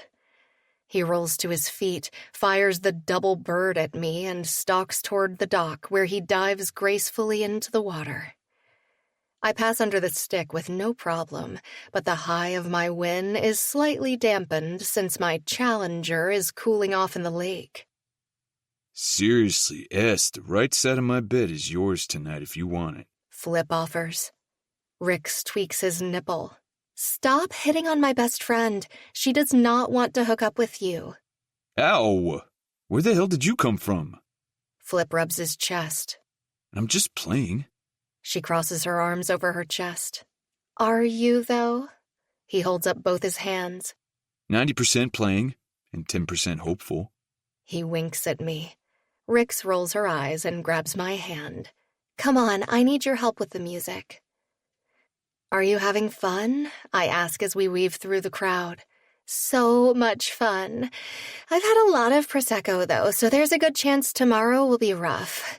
Also, can I just say I'm glad Tristan booked us our own little cabin because I'm liable to let him do filthy things to me when I'm in this state. I laugh. You're always willing to let him do filthy things to you. She bites her lip. This is true. We pull up the playlist and connect the laptop to the sound system, adjusting the volume so the neighbors don't totally hate us. But they're also all invited, so we're not too worried. I don't bother to put my shirt back on. It's a hot summer night, and the energy in the air turns frenetic and sensual as more people join us. Tristan and Rick start grinding, and people begin to pair off, as often happens when music and too much booze are combined. I spot Nate at the edge of the action. He's changed his clothes, now wearing a black t-shirt and shorts. His gaze shifts to me and darkens as I move through the crowd. He tucks a hand in his pocket when I reach him. No hard feelings about limbo. I adjust my bikini top. He follows the movement with his eyes. You do that on purpose. Do what on purpose? Draw attention to yourself. Become a distraction. Make me... His nostrils flare. Make you what? I tip my head. I've heard this before. I'm always a distraction. I've been one my entire life. As a child, I was the cutest kid in the room. My university degree was funded by all the flyer advertisements I posed for. As a teenager, I was envied and hated by most of my peers, except Rick's. Now at least I have the babe brigade, thanks once again to Rick's, who love me as I am. But my role has been set for me by society without my permission. I'm used to the attention, but it doesn't mean I always want or like it. I asked for it tonight, though. Nothing. Never mind. I roll my eyes and step into the shoes I always wear. Lighten up, Nathan. This is a party. You're supposed to be having fun. Let loose. Come on. I grab his wrist and tug. He doesn't budge. I'm not trying to get you to date me, Nate. He's brilliant and broody and beautiful, my personal kryptonite. Put your black cloud away and relax for a minute. Tristan has looked over here 15 times in as many minutes because he's worried. At least pretend you're having a good time. He sighs and lets me drag him to the bar where I order shots. He eyes them skeptically. Are you sure these are a good idea? Positive. I'm pretty sure they're the opposite, but I'm committed to this bad decision. Give me your hand. He does, albeit reluctantly. I run the lemon wedge along the webbing between his thumb and forefinger, then sprinkle it with salt and do the same with my own. I hook my arm through his and lift a brow in challenge.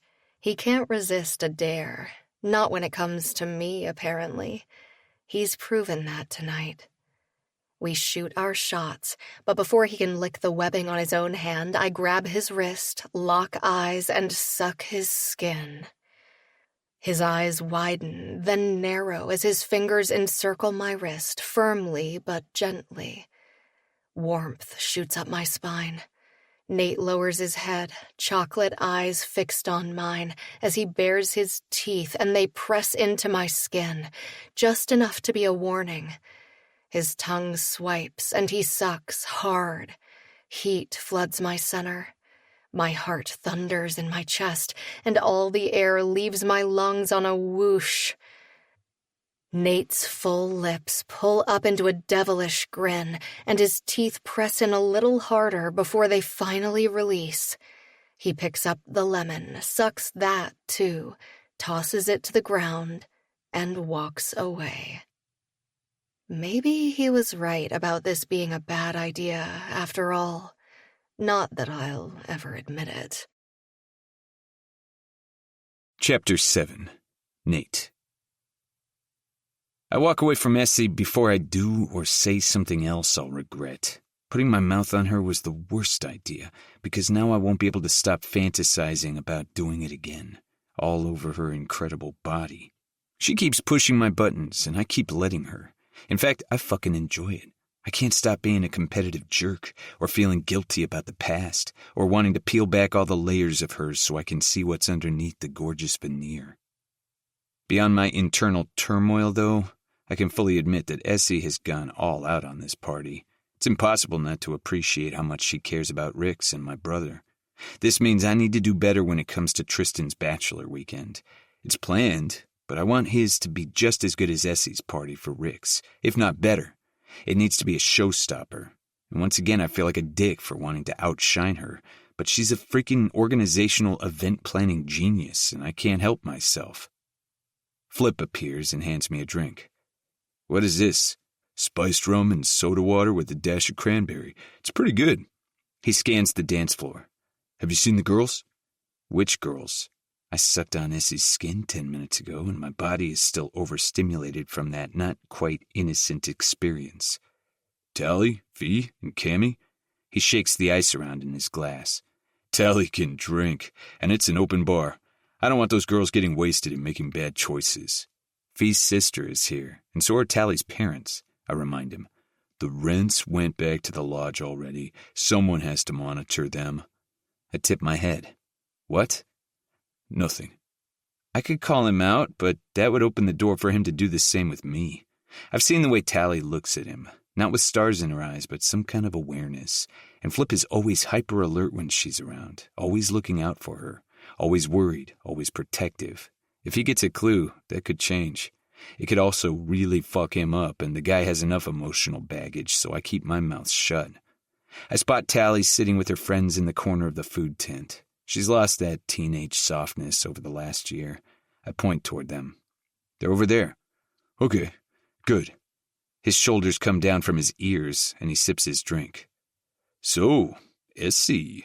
Nope, I'm going to use the bathroom. His laughter follows me as I go. Halfway across the lawn, I spot Essie heading away from the party and into the dark, alone. We're in the north. There are wild animals out here, raccoons, bears even. Where in the world is her self-preservation? Did she tell anyone where she was heading? What if I'm the only one who knows she's out there on her own? I change course and follow her. She lifts the old-school wooden latch on the shed door and disappears inside. I should turn around, or stay where I am and wait until she rejoins the party. But I don't. I slip inside the shed with her. I don't know what's wrong with me. Why do I feel compelled to follow Essie around, even though I behave like a massive asshole with every interaction? I glance around the space. It's a typical shed with a shelving unit that holds a bunch of random items and a few paper products, and next to that is a riding lawnmower. A nice one with a 0-turn radius. I used to fix those a lot when I took small engines in high school. Essie strains to reach the paper towels on the top shelf as my shadow passes over her. She shrieks and spins around. What the hell are you doing? You scared the shit out of me. She shoves my shoulder and I stumble back a step, bumping into the door. Why are you wandering around in the dark on your own? I fire back. I'm getting paper towels. She throws a roll at me. It hits me in the chest and falls to the floor. She props a fist on her hip. Why are you following me? There are bears out here. It sounds ridiculous, even to my ears. She gives me a disbelieving look. There are signs posted at the dump. I've latched onto this faulty logic like a burr on a wool sweater. She rolls her big, beautiful eyes at me. Because it's the dump, and bears love a free meal.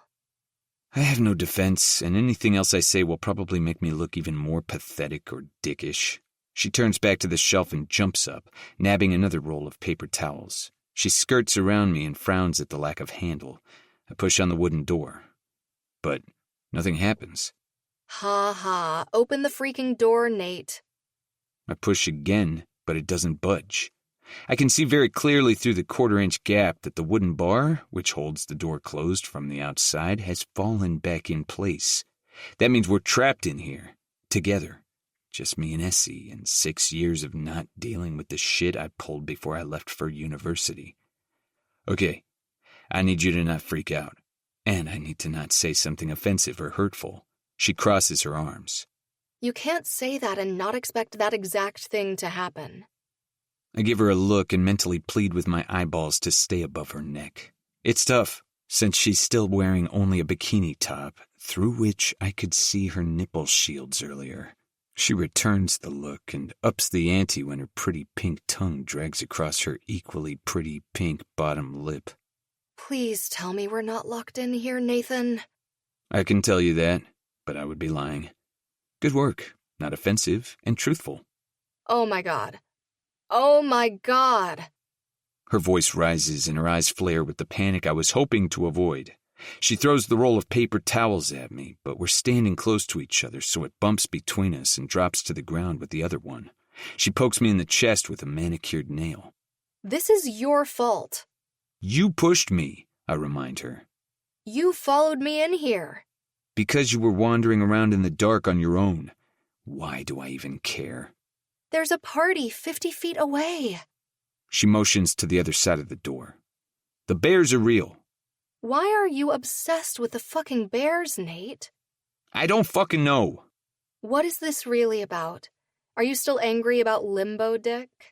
Her eyes drop for a second and she wrinkles her nose. Stick? That was a dirty move. She grins.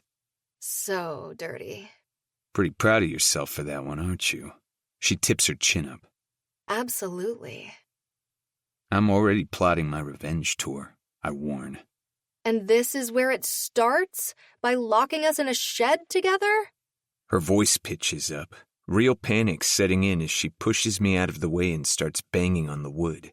Hey, someone let us out! Bang, bang. Anyone! We're stuck thanks to fucking Nate. I grab her hands before she can slam them against the door again. Stop, you'll hurt yourself. And that would also be my fault, which I can't have. I already carry around enough guilt when it comes to Essie. Her eyes are wide and her voice trembles. What if we're stuck in here all night? What if we can't get out? What if no one realizes we're missing and we die in here from inhaling riding lawnmower fumes? We won't die in here. Where's your phone? In my yurt, because all the people I text are outside this shed. Where's yours? She looks hopeful and less panicked for a second. Also in my yurt. I let go of her wrists. Fuck. She throws her hands in the air. We are going to die in here. That's highly improbable, but there is a chance we could be in here for a while. No one can hear us over the music. It's only 10:30 and the party is still going strong. What if we do? What if we pass out from the gas fumes? What if I irritate you to the point that you put me in a sleeper hold and end up accidentally killing me? She sucks in an unsteady breath. I curve my palms around her shoulders. Her skin is so soft and smooth and warm. Take a breath, Essie. You can't be the last person I see. You hate me. I don't hate you, but I do hate the way I feel when I'm around her. Guilty, on edge, overstimulated, needy. I also dislike my inability to keep my distance or my feelings in check when she's close to me. Like now. Liar? Every time I walk into the room, your black cloud of doom expands exponentially. You're giving yourself an awful lot of credit for my bad moods. I tighten my grip on her shoulders when she tries to move toward the door again. We need to figure out how to get out of here. If you try to break down the door with your fists again, I will kiss you. I threaten. Well, it's sort of a threat, because the longer I stand here, the more I really want to do just that. Feel her soft lips again. Find out whether the memory has been exaggerated in my head. And if I kiss her, I can't say anything assholey, and we'll stop bickering. Her eyes flare. You wouldn't. Are you sure about that? We stare each other down. Her chest is heaving. My dick is raging. And just as I hoped, she reaches for the door. Don't do it. I ease my grip on her shoulders. Don't boss me around. Keep testing me, Essie. Keep making idle threats, Nathan. I'll do it, you know I will. You don't always keep your promises. My cold, dead heart lurches. This time I will. We'll see about that, won't we? She reaches behind her and touches the door. I move my hands to her face, thumbs settling under her chin to tip it up. God, you get under my skin. Good. That's been my goal from the start.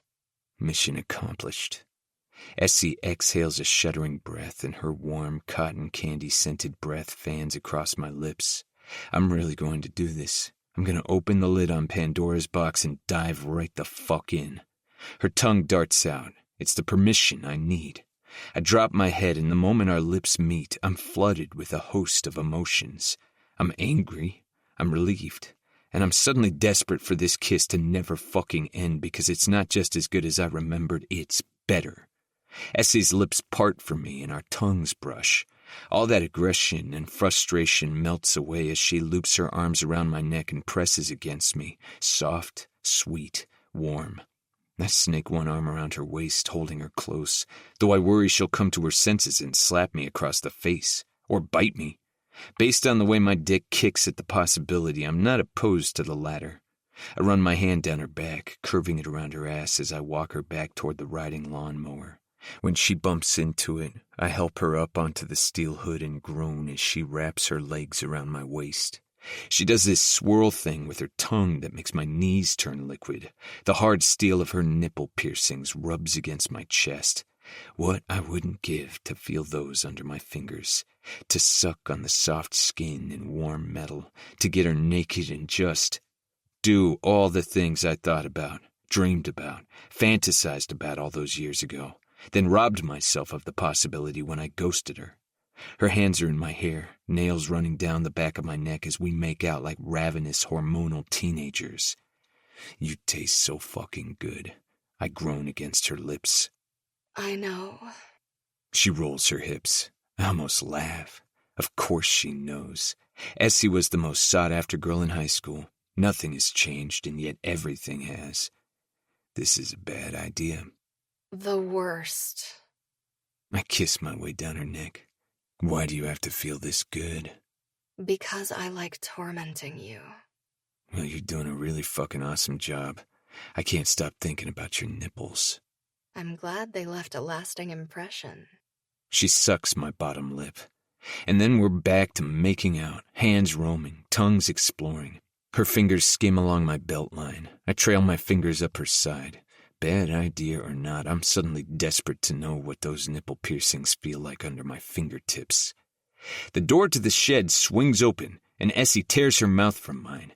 I spin to face the intruder, ready to give them shit for interrupting.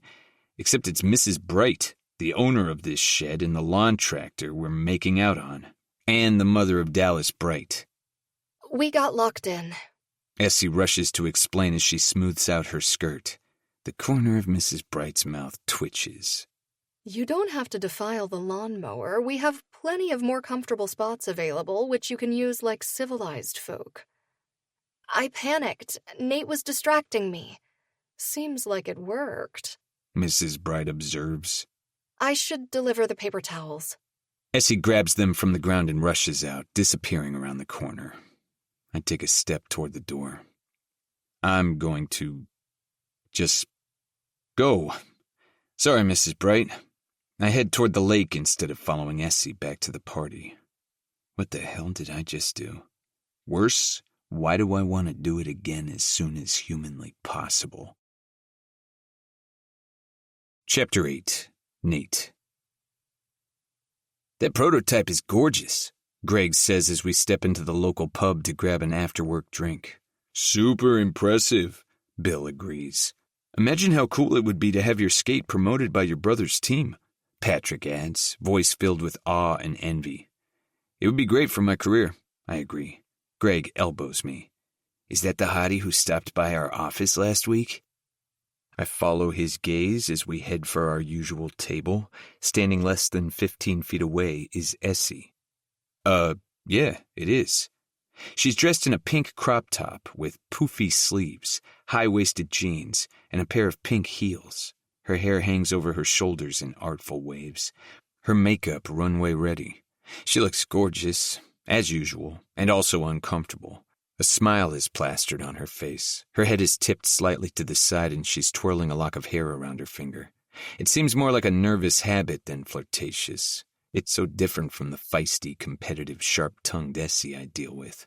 My gaze shifts to follow hers. She's talking to a behemoth of a guy. He looks like he was carved out of marble and brought to life. Their level of attractiveness matches. I immediately dislike him.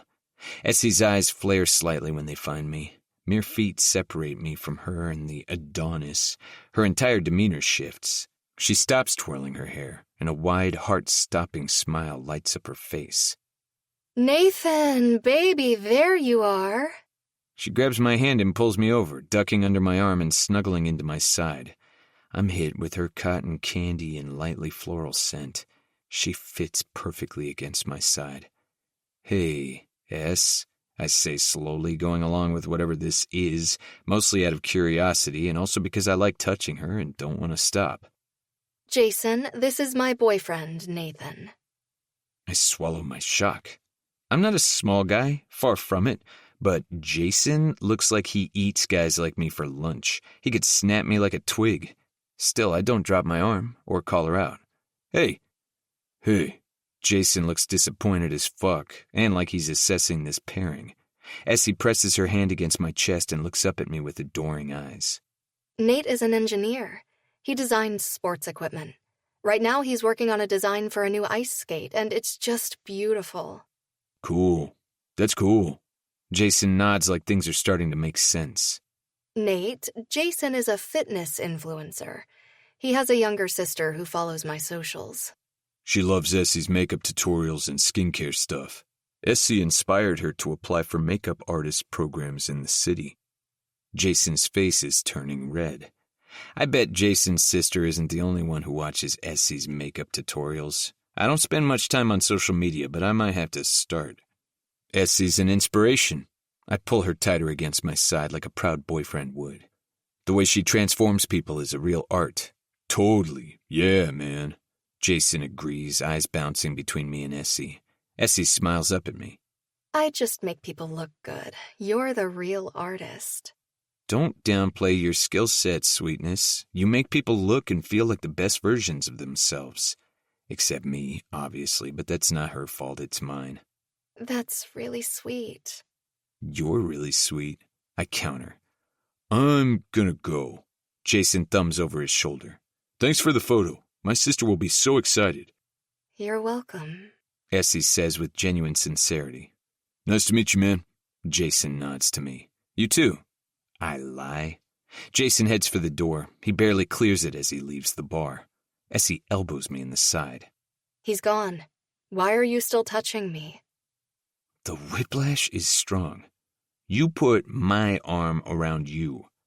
She fluffs her hair and smooths her hands over her hips. That smile I know so well is plastered on her face again. And you couldn't text me back 6 years ago. Thanks for your help.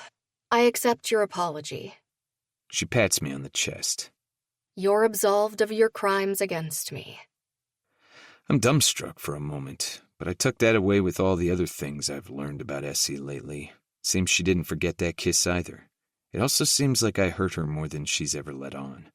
That makes me feel worse, but better, because if given the chance back then, I probably would have mishandled her soft heart, probably even crushed it, and then maybe it wouldn't be only me who doesn't believe in love. Chapter 9. Essie. Essie, how do we feel about this? I snap a selfie in my bathroom mirror and hit send, then apply another coat of lip gloss. My phone buzzes with new messages, except they're not from Rix. Nate. I feel good about it. The tiara is a nice touch, very on-brand princess vibes. But it would look better on my bedroom floor. Shit. Heat works its way up my chest and into my cheeks. Also, I wonder yet again what Nate is like in the bedroom. Would he pay attention to detail? Is he as good with his hands as he is his mouth? Essie. That wasn't for you. Disregard. Then why did it end up in my messages? And who else would you be dressing up for? The instructor, obviously. Another message pops up. Rix. Be there in 10.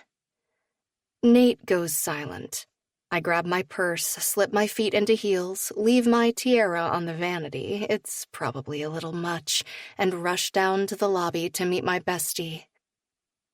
Rix lets out a low whistle as I climb into the passenger side of her SUV. Wow, looking hot for dance lessons. Is it too much? I run my hands down my mostly bare thighs. I picked a spaghetti-strap summer dress with a skirt that flares and ends about 8 inches above my knee. Underneath are a pair of matching bike shorts. Nate has already seen my underwear, and more of me than he probably meant to, and we don't need a repeat of that, or for Tristan and our instructors to also get an eyeful of my butt. Not even a little too much. She pulls away from the front door and signals into traffic. I thought Tristan would be with us. And possibly Nate, but I can't even say his name without it coming out all breathless and needy. That stupid kiss in the shed has been taking an excessive amount of bandwidth lately. It was hot, and Nate's tongue, while usually barbed when it comes to me, was toe-curlingly perfect. Despite the smell of cut grass, dirt, and gasoline, and the distinct lack of ambiance, it's now my second favorite kiss. Irritatingly, Nate owns spot number 1 as well. And then there was the run-in at the bar the other day. He was so nice. But I'm attributing that to his being caught off guard. Needless to say, I'm a little on edge tonight. He and Nate had to pick some stuff up for their boys' weekend, so they're meeting us there, Rix explains as she heads toward the highway. Any idea what they have planned? I rummage around in my bag for my travel makeup kit. I need to highlight every asset I have. Nope. Any hints on our plan? I'm maintaining the surprise. Your job is to pack a bag for a weekend of fun. I'm impressed that I've been able to keep the girls' weekend completely under wraps. The babes know they need their passports and clothes for going out and sightseeing, plus a bathing suit, but that's it. I'm confident it will blow the guys' weekend out of the water, whatever they're doing. You won't even give me a hint? She turns her pouty, sad puppy face on me. I stay focused on dusting bronzer on my cheeks since I'm not immune to that look. You know I wouldn't plan something you didn't love. This is true. And I don't trust that Tristan wouldn't find a way to coerce the information out of her post-orgasm. That man is fully dedicated to meeting every single filthy need she has. I switched the subject to avoid spilling the beans. How are you feeling about everything? Are there things you need to offload onto me? I'm mostly excited, and you're already handling so much.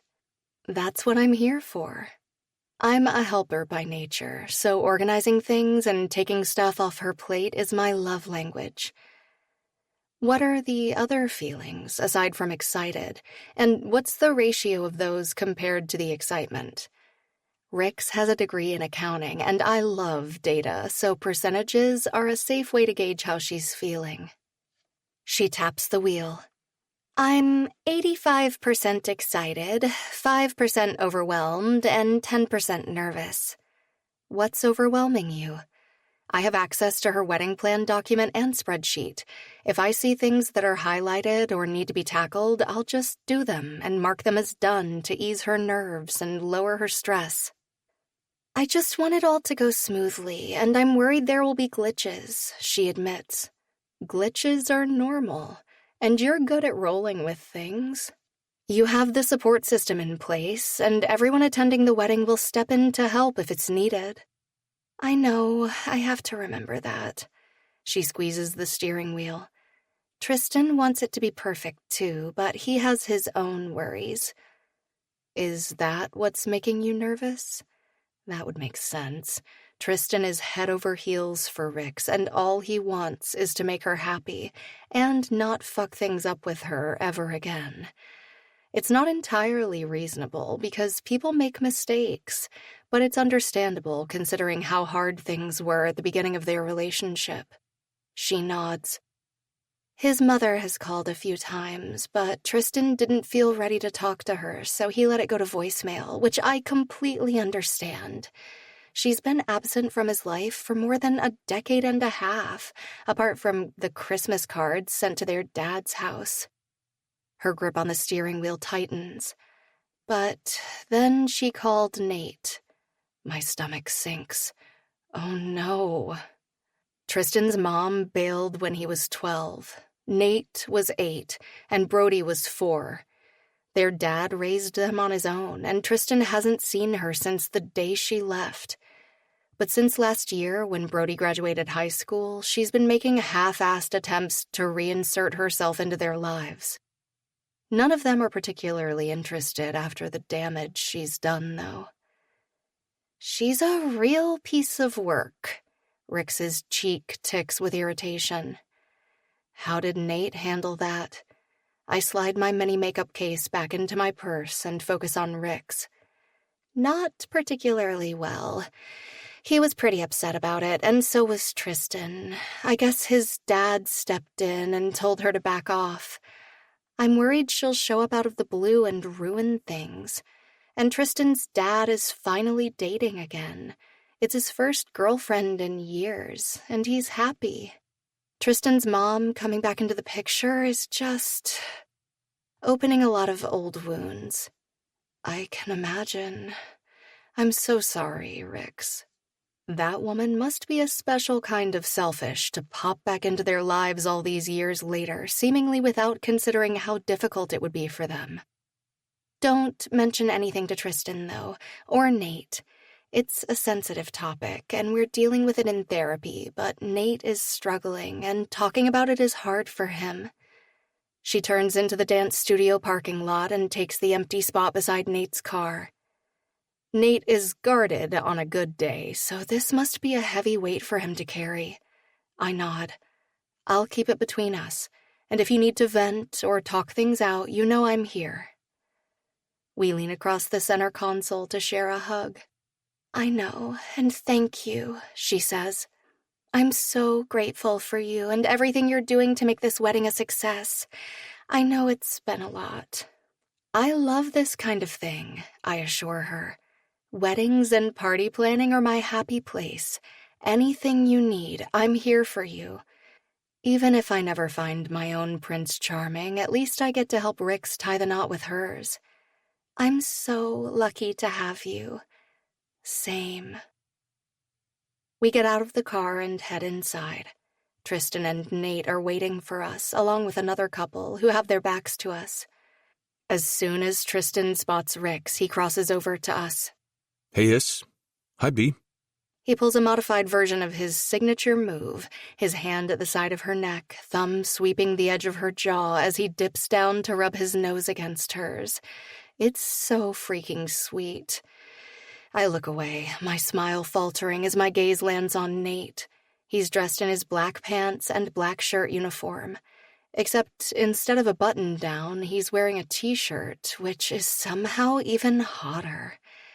He does not look excited to be here, although he never looks excited to be anywhere. His furrowed brow deepens as his eyes move from my feet all the way to my face. He runs a hand through his hair. S. Nathan. I'm awarded with another glower. This should be fun, in a stepping on a Lego barefoot kind of way. Essie? A deep, familiar voice drags my attention away from Nate. My heart plummets into my feet as I take in the other couple. What are the freaking chances? Barton? Hey, wow. It's been a long time. Barton's eyes move over me. He puts his arm around the woman next to him. This is my fiancée, Allison. It's so nice to meet you. I extend a hand, and she takes it, looking questioningly at Barton. You too, she says. How do you and Barton know each other? We're old friends. Barton chuckles uncomfortably. My stomach lurches, and I fight to keep the smile on my face. We dated for several months before I took the job in Vancouver. He told me he loved me. I thought maybe he was the one, although I think they're all the one. And then he got a slick job offer in Sri Lanka and didn't tell me he was moving. He broke up with me in a text message. That was 3 years ago. How's your job? Are you still a photographer? Allison threads her arm through his. He's been featured in National Geographic. We met a few years ago when he was stationed in Sri Lanka. We just came from Grenada. Oh, that must have been wonderful, I choke out. Just then, our instructors enter to introduce themselves, thank God. I move to stand beside Nate. He gives me a questioning look. I ignore him and focus on Fernando and Martina. Fernando is a tall, lean, dark-haired man dressed in black pants, matching shoes, and a mostly unbuttoned flower print shirt. He has an impressive swath of chest hair. Martina is a petite, dark-haired woman with a dancer's figure, wearing a siren red dress and matching stilettos. Such beautiful couples, Fernando praises. Nate mutters something I don't catch. I stay silent and plaster a smile on my face, even though I'm reeling. Fernando and Martina give us a rundown of the routines we'll learn today. I try to follow along, but I'm already in a weird spiral. After Barton told me he loved me, I'd moved us in together and started planning our wedding, something exotic, of course. And here he is, 3 years later, engaged. And here I am, single, with no prospect of my own happily ever after on the horizon. We'll start with the two-step, then move on to ballroom, and finish with the salsa. Martina punctuates the sentence with a swish of her hips. The purpose of this class is to give you the basics, and don't forget to have fun, Fernando adds, directing a loving smile at his partner. I side-eye Nate, wishing I hadn't pretended he was my boyfriend to escape Jason, who probably doesn't have a younger sister. Nate was so nice that night. It's confusing. And I've dreamed about that shed kiss escalating past first base every night this week. Last night, we made out in front of Jason and made him cry. What's wrong with me? My body is already pinging with pent-up sexual frustration, mostly because I've refused to handle my situation on principle. Getting myself off to the fantasy of a guy who can't stand me is a low I don't want to stoop to. I turn to face Nate as instructed and slip one palm into his, settling the other hand on his shoulder, while his hand curves around my waist. He tries to pull me closer, but I resist. His deliciously furrowed brow deepens. There's a foot of space between us. This isn't a grade 8 dance, S. This is fine. We don't need to be closer. I keep my eyes firmly fixed on his chin. He sighs and tries to close the gap, while I try to maintain it. Let your partner lead. Martina adjusts our hands, then places a palm on both of our backs to move us closer together. Nate arches an "I told you so" brow. Nice and loose, relax, and dancing is sensual. You want your eyes on his. She taps her chin. I drag my eyes to Nate's and hate how pretty they are. He smirks. I step on his toe and get told to watch my feet by the instructor. It takes an eternity to get everyone into position. Or at least that's how it feels, with Nate making uncomfortable eye contact and my vagina having all kinds of feelings about his hands on my body, while my ex and his fiancé giggle and smile. Who's that guy? And why do you feel like a piece of plywood? He's an ex. Nate's narrowed gaze shifts his way. From how long ago? A few years. Pretty sure he broke up with me for that woman. Over text. Nate's expression darkens further. I wish he was less sexy. I wish I didn't give my heart away so easily and that it didn't get beaten up so badly when I do. You two need to give each other a little space, Martina calls to Rix and Tristan. I feel horribly awkward and stiff as we learn the two-step. I try not to look over at Barton and Allison, but focusing on the heat of Nate's palm burning through my thin dress isn't any better. Nate dips down until his mouth is at my ear, lips brushing my cheek as he speaks. Get out of your head, Essie. A shiver runs along my spine. I'm not. Such a lie. Stay focused on me. That guy's a fucking idiot, and you're better off without him. His photographs have been featured in National Geographic. Impressive, but he's still an idiot. His eyebrows lift. We can outdance him. He's probably being nice out of guilt or pity, but I'm all for using his competitive edge for face-saving purposes.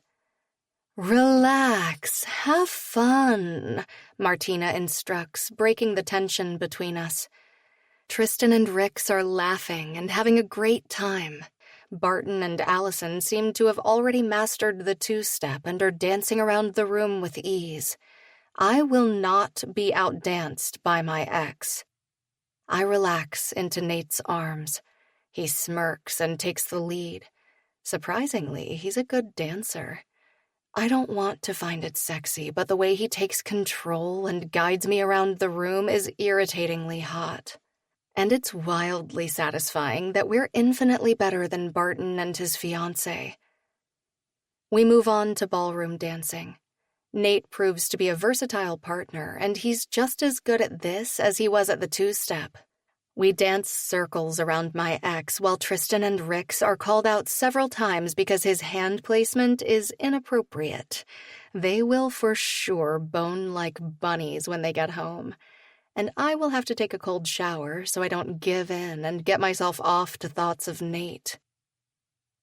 Salsa is the most complicated of the routines, but our competitive sides have been fully engaged, especially since Barton and Allison already seem to be salsa pros. But determination, Nate's attention to detail, and my bendiness give us an advantage. He lifts and spins and twirls and dips me. My leg ends up on his shoulder in some complicated spin-dip move, and then our bodies press tight against each other. His hot gaze is locked on mine, and I can't look away. Nate's knee finds its way between my thighs, and he hooks my knee over his hip as we attempt another advanced-level combo. I'm sweaty and breathless by the time the song comes to an end. I can't break free from Nate's dark, satisfied gaze. This feels like the most incredible foreplay, and every part of me is hot with desire. Clapping startles us. Nate and I release each other and step back. He shoves his hands in his pockets, and I smooth mine over my hips. I'd completely forgotten about Barton and Allison. Our instructors are beaming. My ex is staring at us. His fiancé looks annoyed, and Rix and Tristan are sitting on one of the benches, both of them regarding us with more interest than I'd like. Rix hugs Tristan's biceps. You two have been so weird tonight. I smile and flick the end of my ponytail over my shoulder, feigning nonchalance and avoiding direct eye contact. Nate's really competitive, I explain. Seems to run in the family. Chapter 10. Nate. What's in the box? I check my pockets to make sure I have everything I need before I head over to see my brother.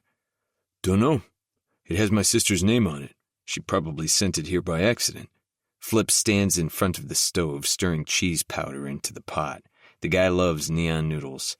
There is a salad on the counter, as well as seasoned cooked chicken breast, both provided by Rix, so at least all his food groups are covered and there's some balance. I can drop it off at their place. Are you sure you don't mind? Flip dumps most of the pot onto his plate alongside the chicken. Not at all. I'm on my way there now. The guys' weekend is around the corner. I've kept the location under wraps, so it'll be a sweet surprise, but there are a few details to iron out. Okay, cool. Rix will appreciate it. He turns to face me. Heard you're quite the dancer. Fuck off. I shoot him the bird, shove my feet into my shoes, grab the box. It's surprisingly light, and head for the door. Of course Tristan or Rix said something to him. Essie was a cheerleader and a gymnast, so maybe I watched a couple of tutorial videos prior to our lessons. I wasn't going to be upstaged by Little Miss Sunshine and Rainbows. Her ex being there shifted things, though. If that had been Lisa with the guy she dumped me for, I don't know that I would have been able to keep my shit together. I probably would have turned into a giant asshole instead of a sheet of plywood. The more time I spend with Essie, the more intrigued I become. Sure, she bounces back after heartbreak, but it still hurts her. I could see it on her face, feel it in her stiff posture. How many scars does her heart have? How deep are they? Flip's laughter follows me into the hall. I take the elevator to the lobby and walk the 2 blocks to my brother's building. We're experiencing a typical July heat wave, so even this late in the day, the blast of air conditioning when I step into the foyer is a welcome reprieve from the humidity. My brother buzzes me in. The door is propped open with the safety latch when I arrive. I still knock and poke my head in to be safe. "Tris, you here and decent?" He rounds the corner wearing a pair of gray shorts and a black t-shirt with the word Bay in pink block letters. "Hey bro, how's it going?" "It's going." He pulls me in for a one-armed back pat, then steps back, glancing at the box tucked under my arm. "What you got there? Something for the guys' weekend?" "This was dropped off at Flip's, but it's for Rick's." I set the box on the counter. "Oh, I bet that's the thing she's been checking for compulsively this week. Thanks for bringing that over." He heads for the fridge. "Can I get you something to drink or eat?" "Bee made blueberry muffins and raisin bran and banana walnut." She on a nervous baking kick? Rix loves to make food, but when she's stressed, she makes a lot of food. As of late, there have been more deliveries than usual for Flip, and he and I have been invited for impromptu dinners because they have no room in their fridge. "You know it." "All of Rix's muffins are magical, so I'll take whatever. Where is she anyway?" I've come to really enjoy Rix. She's soft and kind, and like the sister I never had. Tristan sets the container of blueberry muffins on the counter. "She's at Essie's." "Everything okay?" I haven't said a word to anyone about that kiss/makeout session at the Stag and Doe, but I don't know if Essie kept it to herself. I doubt Tristan would be all that enthused if he knew. "Yeah, it's all good. I think they're planning their girls' weekend." He loads a plate and puts it in the microwave for 30 seconds. "You find out where they're going yet?" He shakes his head. "I can't really push Essie to tell me when you're keeping the boys' weekend all hush-hush. I can't believe Es hasn't even told you," I muse. It's been hard enough keeping the boys' weekend to myself, and Tristan hasn't been needling me for information. "She knows it wouldn't take much for me to spill this secret to Bee under the right circumstances." He snaps a quick pic of the box and sends it to Rix. The microwave dings, and I retrieve the butter dish from the cupboard and a knife from the drawer. Flip and I come over for dinner at least once a week, so I'm familiar with where everything is. Rix always sends us home with leftovers. It's the closest thing to a family dinner I've had apart from holidays since I went away to university. Growing up, we were always eating on the run. Tristan had hockey, and so did Brody, and I had robotics competitions. It was a lot for a single dad to juggle. Tristan and I take seats at the kitchen island. I pop the top off 2 muffins, add a pat of butter to each, and pass the knife to my brother. "What's in the box anyway?" I ask. "Don't know. There have been a lot of deliveries lately, and unless they're addressed to me, I leave them alone. Last week I accidentally opened a box from a lingerie store and got in trouble because it was supposed to be for the wedding night, and I ruined the surprise. Shit. Yeah, she had to order something new, and I almost made her cry, so now I just steer clear," he explains. "She cried over lingerie? Rix is pretty level-headed most of the time. She spent hours searching for the perfect set, and it was expensive. I wish she wouldn't stress over money so much, but hopefully with time that'll ease up." He slathers butter over his muffin tops. She and Flip had it rough when they were young. I see hints of his thriftiness all the time. He always grabs extra vegetable bags from the grocery store, and he never throws out leftovers, even if they would barely qualify as a snack. I bite into the muffin and groan. "Man, these are good." "I know," he mumbles around a mouthful. "Mom never made us treats like this." The words are out before I can call them back. It feels like a bad omen to talk about her. He pauses, his muffin an inch from his mouth. "She call you again?" "Not in the past week or so." My stomach twists. I wish I hadn't opened this can of worms, and that I could lie to him about it. His eyes narrow. "When did she call last?" "Before the Stag and Doe." I didn't answer, but I stupidly listened to the voicemail again. Tristan nods. "I left her a message a week ago. It wasn't particularly kind or friendly, so I'm hopeful she got the message to fuck off. I just want to keep her away from Brody." He sighs and runs a hand through his hair. "I don't want her to fuck with his head the way she keeps trying to fuck with ours. It was easier when she just stayed gone. I agree. Easier to bury the memories, easier to pretend she wasn't still out there, that she hadn't left us. Tristan leans back in his chair. You know, if you want to talk to someone about it, I can hook you up with my therapist. There's nothing to talk about. I take another big bite, but it tastes like cardboard now. Tristan sighs and laces his hands behind his head. I felt the same way for a long time, but I know I'm fucked up because of the way Mom left. We all are.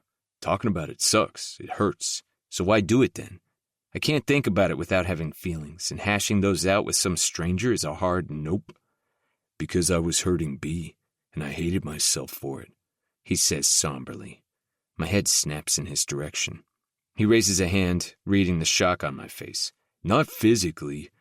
Relief dissolves the weight in my stomach. Then how? Emotionally, which is just as bad, if not worse in a lot of ways. He swallows and fidgets with his napkin. It's clear this makes him feel something. Sadness, guilt, discomfort. I get the last two. I feel those every time I think about Essie, along with lust.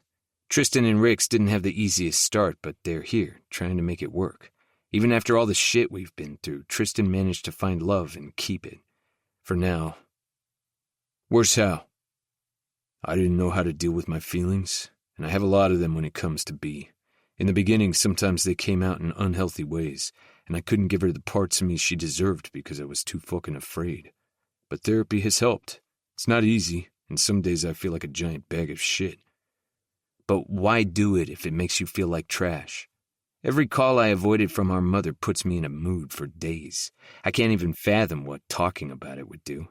Because B doesn't deserve to feel bad because I can't handle my feelings. I used to shut down when things got hard. But that's not fair to her. I can't walk away from the person I want to spend the rest of my life with. I love her so fucking much. I want to deserve her, deserve the love she gives, deserve her patience and kindness and goodness. But that won't happen if I don't deal with the shit that made me so closed off and angry. So I talk to someone every other week, and B and I go together once a month. We talk it through now, and she calls me on my shit when I'm being a dick. It's a leap of faith, and she's worth it. I thought Lisa was worth it. For a year and a half, I thought I had stability, someone to lean on, someone to love. And then she found someone else, someone better. Took it all away, and left me with more holes in my stupid heart. I know. I'm sorry that didn't work out. It was for the best. She's still dating the guy she cheated on me with, so they're obviously better suited for each other. His phone buzzes with a message. Looks like that package was supposed to go to Essie's. I'll drop it off. I finished the rest of my second muffin. You want to go through the guys' weekend stuff first? Nah, I can stop by tomorrow. I stand and round the counter, putting my plate in the dishwasher and washing my hands. His brow furrows. You sure you don't mind? It's really no problem. I don't know why I'm in such a hurry to leave, other than this conversation makes me uncomfortable, and for whatever reason I want to see Essie. Maybe so I can get the details on their girls' weekend. That's probably it. I'm competitive. I need the guys' weekend to rock. What other reason would there be? Chapter 11. Essie. I am not dressed for a visit from Nate, and yet he's here. I check my reflection in the hall mirror on the way to the door and wish I was still wearing my cute jeans, shorts, and top and not my ratty jogger shorts and an oversized baggy crop top. The latter is totally bestie-appropriate wear. The former is better for greeting the hot, smart guy I made out with on a lawn tractor, who posed as my boyfriend for no reason I can understand and who danced like it was his job to show up my ex. Most of the time he's an insufferable jerk, but recently he's done some things to balance it out, and I can't stop thinking about that kiss, or how good his arms feel around me. It's such a problem. I take a steadying breath, adopt a smile, and open my apartment door. Hey, Nate. Essie? His gaze meets mine, then drops for a couple of beats before it lifts again. This was delivered to the wrong location. He taps the box under his arm. Thanks for bringing it over. I was in the neighborhood. He doesn't make a move to hand it to me. Maybe it's heavy. Do you want to come in for a minute? Looks like we're being formal and appropriate, not antagonistic and competitive. At least for now. His eyes dart briefly to my mouth. Sure. Rix appears, purse slung over her shoulder. Hey, Nate. His expression softens. Hey, Rix. She comes in for a hug, which he returns. Thanks for bringing that all the way over here. It's not a problem, He assures her.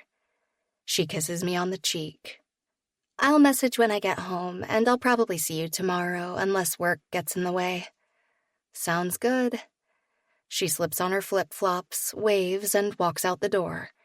I secure the safety out of habit, then turn to Nate, who's now standing inside my apartment looking uncomfortable and unreasonably sexy in a pair of black shorts and a black shirt. The bulk of his wardrobe is funeral appropriate. I remind myself that I've sworn off men. Then, in the next beat, I internally debate the merits of a fuck buddy. I need to learn not to get attached. Nate has made his stance on love and relationships clear. He's not interested. Our life goals do not align, which could make him a good option for no-strings fun if I could learn how to do that. After a moment, I realize that while I've been up in my head, he's been standing in my kitchen, still holding the box. My manners kick in. Can I offer you something to drink? I have a few beers and some white wine. I could have a beer. He sets the box on the counter. I head for the fridge, glad to have somewhere else to look. The telling buzz of a phone has me looking for mine. My mom is supposed to call after her pottery class tonight, but Nate pulls his out of his pocket, frowns, jabs a button, and shoves it back in. His mood seems to shift, eyes darkening. I swear it's like a rain cloud has just rolled into my apartment. I grab a beer and the bottle of wine Rix and I opened earlier. I uncap the beer and pass it to Nate. Everything okay? I pour myself a little wine. There's a lot of color in here. Nate's gaze moves around my apartment. It makes me self-conscious, especially knowing what I do about him and how people perceive me. There are pink bows adorning my bookshelves, and a Once Upon a Time poster is hanging in the living room. I'm in love with love. I always have been. Fairy tales bring me joy. I like bright things, and apparently dark things with the way my body is responding to his presence in my apartment. You've really leaned into the whole princess fantasy, eh? You're really leaning into the total asshole fantasy, eh? I fire back. His expression shifts, and he runs a hand down his face. Sorry. It was my mom that just called. I've been avoiding her for a while. Oh, my defensiveness tones down a notch. Do you want to talk about it? We're not the kind of people who talk about things, are we? His gaze moves over me in an assessing, not unappreciative sweep. I guess not. I pull my hair over my shoulder, exposing my neck. I'm used to being looked at, admired. As a teenager, I was flattered. As an adult, it's become a curse I can't escape, yet also a reflex. Nate could have just dropped off the box and left, especially after dodging a call from his mother. But he didn't. He's still here, of his own free will. Do you want the grand tour? There isn't much to my apartment, but it's better than standing here staring at each other. Sure. He takes a long swig of his beer. This is the kitchen. I motion to our surroundings, then beckon him to follow me to the living room. A series of framed art prints featuring princesses and their princes line the wall. The bookshelves are filled with books based on fairy tales. You and Pink are a thing, eh? He observes, pausing to examine the photo collage comprised of pictures of me and Rix over the years. It's a happy color, and related to love and sexuality. I straighten a heart-shaped throw pillow and fold a blanket, draping it over the arm of the couch, which is a dusty rose color. Nate stops at the bookshelf, scanning the titles. One shelf consists solely of special edition fairy tales, but the one below still holds a handful of my textbooks from university, the ones I sometimes refer back to when I need to look up the chemical structure of a specific makeup or skin care product. Quite the eclectic array of reading material. He plucks a textbook on the science of skin care from the shelf and leafs through it before sliding it back in place. I didn't realize how much chemistry is involved. Combining the wrong products can cause unpleasant interactions. Nate tips his head. It's science and art. You went to university just like I did. Don't downplay the challenge or the accomplishment. It's a vastly different skill set, and mine won't change lives. I point toward the next door and change the subject. The bathroom is through there. Nate leaves it alone and pokes his head inside the bathroom. His eyebrows lift, but he doesn't comment. The pink theme is strong, but no other guy who's been in my apartment is focused on the color, the decor, or my bookshelves. Nate heads for the last door, which is my bedroom, the one room I hadn't planned to show him. I set my wine glass on the coffee table and gazelle leap past him to barricade the doorway. My bedroom is an homage to every princess fairy tale I've ever read. He will 100% make fun of me if he sees it. His body collides with mine, and I slap a hand over his eyes. You can't see my bedroom. Why not? What's the worst that could happen? His fingers curve around mine as he pries them away from his eyes. I could try to seduce him, and he could reject me, and the next few weeks would be unbearably awkward. I reach behind me and pull my bedroom door closed. It's a mess because Rix and I were narrowing down my wardrobe choices for our girls' weekend. All my bathing suits and pretty lingerie are lying on my bed. Nate's fingers stay wrapped around mine, and his nostrils flare. Why do you need lingerie for a girls' weekend? I smile up at him, enjoying the dark look on his face. I like to be prepared for every possible adventure. He scowls and clears his throat. I wish everything about him wasn't such a turn-on. Are you saying that to push my buttons? Do you want me to push your buttons, Nathan? Maybe. His voice softens. I bet your lingerie is all pink and lacy. Wouldn't you like to know? Yeah, actually, I would. His brow creases. And it's driving me up the fucking wall. His admission shocks and emboldens me. He doesn't believe in love, doesn't want the same things I do, so hooking up with him will never lead to anything else. He won't fall for me, and I won't fall for someone who thinks love isn't even real. He's safe because he can't hurt me. So I needle him. Can't stop thinking about that kiss, huh? No, I can't. I also can't stop thinking about dance lessons and that idiot ex of yours. He's sincere and annoyed. Our eyes lock and then drop to each other's mouths. I want him to break, and he does. Fuck it. 1 second, we're standing in the middle of the hallway, and the next, I'm pressed against the wall, Nate's knee between my thighs and his lips dragging along the column of my throat. Why do you have to be so fucking tempting? He groans and bites the edge of my jaw. Because the dark is always trying to consume the light. He pauses for a moment, eyes on me. Not inaccurate. Then he slants his mouth over mine. I part for him, and we both make needy, relieved noises as our tongues brush.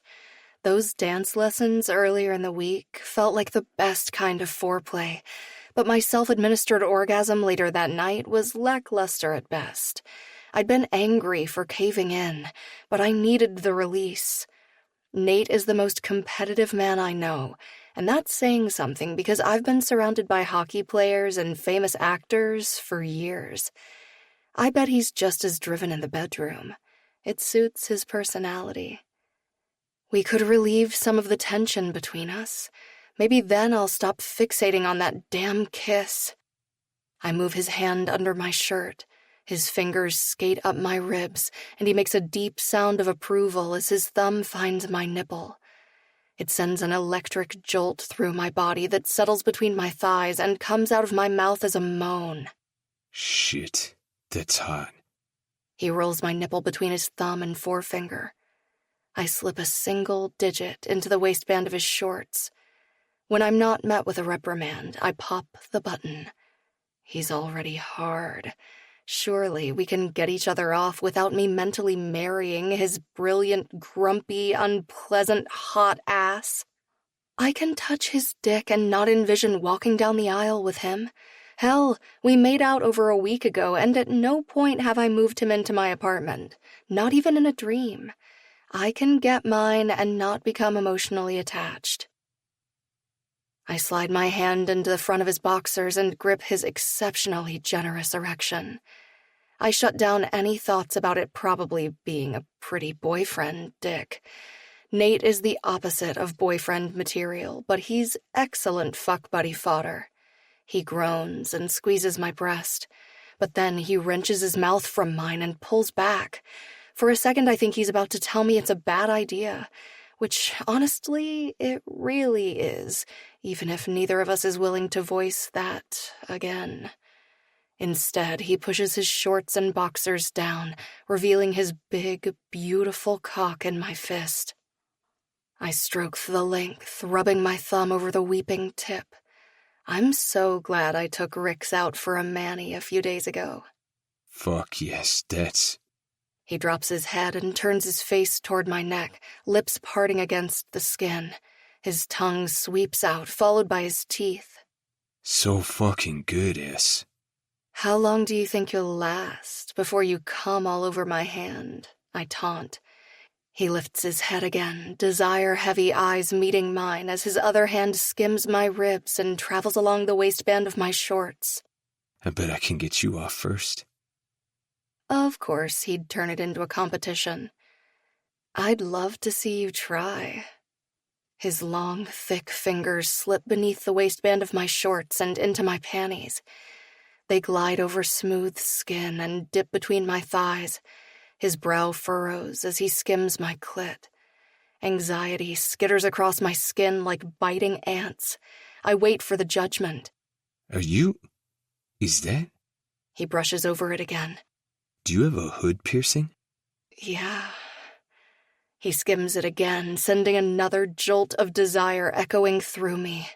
Didn't it hurt? He circles my clit and my eyes roll up.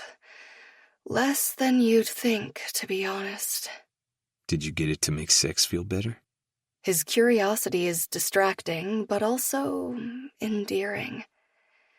I dated a tattoo artist for a couple of months. He did them all for free. We broke up before they healed fully. Turns out mine wasn't the only clit he was playing with.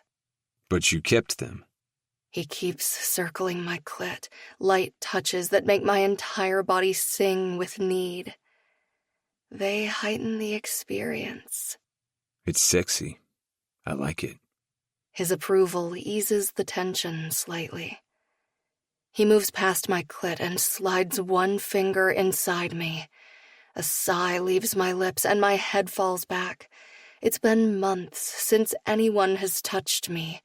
Months since I've had anything but self-administered orgasms. And I don't understand the logic or lack of it.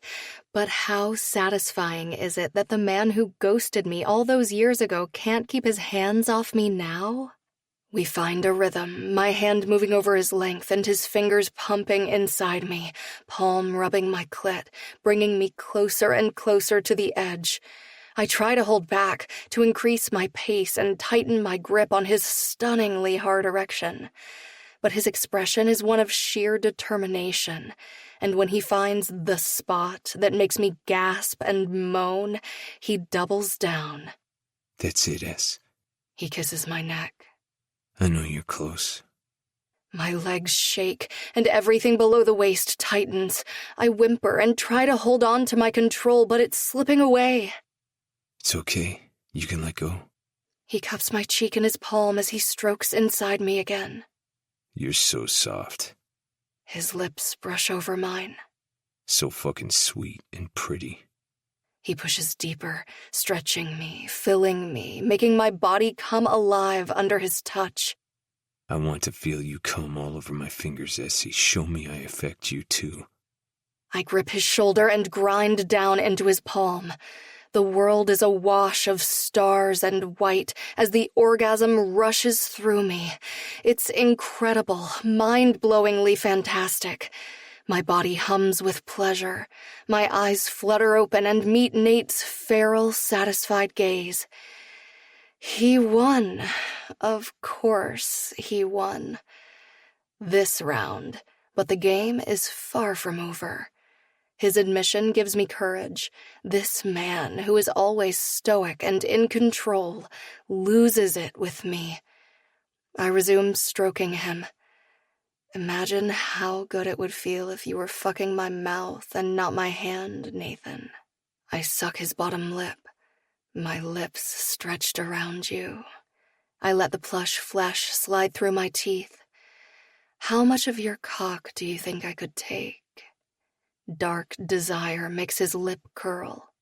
You'd take all of it because you wouldn't want to lose again. A coy smile tips the corner of my mouth as I nibble across his jaw. Did I really lose, Nate? Now you have the memory of me coming just for you, and it'll be right there every time you think of me. Just like you'll think about me. Imagine me on my knees for you, Nate. His gaze drops as I lace the fingers of my free hand with the one already stroking him. Shit. Fuck. My mouth full of your thick cock. I slide both thumbs up his shaft and circle the crown. Your hands in my hair. Slow stroke. Guiding my mouth. Tight squeeze. Your cum sliding down my throat because I'd swallow for you, Nathan. Like a good girl does. For fuck's sake, Es. His eyes roll up and he slaps a palm against the wall as he pulses in my hands. It's a powerful feeling, knowing I broke him, that his careful control snapped because of me, that he wants me even though he shouldn't. Your mouth is filthy. He drops his head to my shoulder, following with a soft kiss. You didn't seem to mind. No, I really didn't, did I? Don't you feel better? He snorts a laugh and straightens. A rare, pretty smile curves one corner of his mouth. Yeah, I feel better. You made a big old mess, by the way. There's cum on my shirt, my hands, and the floor. His cheeks flush an adorable shade of pink. Let me get something to clean that up with. I'll get it. I slip out from between him and the wall, needing to get away before any potential awkwardness has a chance to settle in. I wash my hands, blot the residue on my shirt with a damp face cloth, and grab a few tissues to manage the mess on the floor. But when I return, Nate has already handled it with paper towels from the kitchen. He stands there, one hand tucked in his pocket. The other he runs through his hair. And there's the awkwardness I wanted to escape. So, thanks for stopping by. I head for the box on the counter. And for dropping this off. I pull a pair of scissors from the drawer and run them across the edge. What's in there that was so important anyway? I show him the contents. Are you fucking kidding me? This is what I wasted my entire night for? I pat him on the chest. Did you not get an outstanding handy out of the deal? He side-eyes me but offers a grudging smile. It was an excellent handy, and I did get to play with your clit ring, so I guess it was worth the trouble. Chapter 12. Nate. I cannot believe this shit, I mutter as we board the plane. What are the chances, right? Flip is all smiles. We're not changing seats. The girls sit with the girls and the guys sit with the guys, and that's that, I snap. This is not a couples weekend. I thought I was being all sly, keeping the destination of Tristan's boys' weekend under wraps, but here we are. I'm not part of a couple, Flip reminds me. Neither am I. Essie's sunshine and rainbows voice comes from behind us. Or me. Adds dread reformer, Flip's neighbor and firmly platonic friend. The rest of you better not pair off, I grumble. Do you hear that, sweetheart? You sit with Tristan and I sit with Aurora. Lavender pats Kodiak on the chest. She's his wife and a tiny thing. She's wearing a dress the color of her name, with lime green infinity symbols edging the hem and winding around her waist and over her shoulders. It's more like art than clothing. I'm right across from you. Kodiak frowns. He and my brother played hockey together for a summer when they were teens at the hockey academy. What's the holdup? Essie asks from behind me.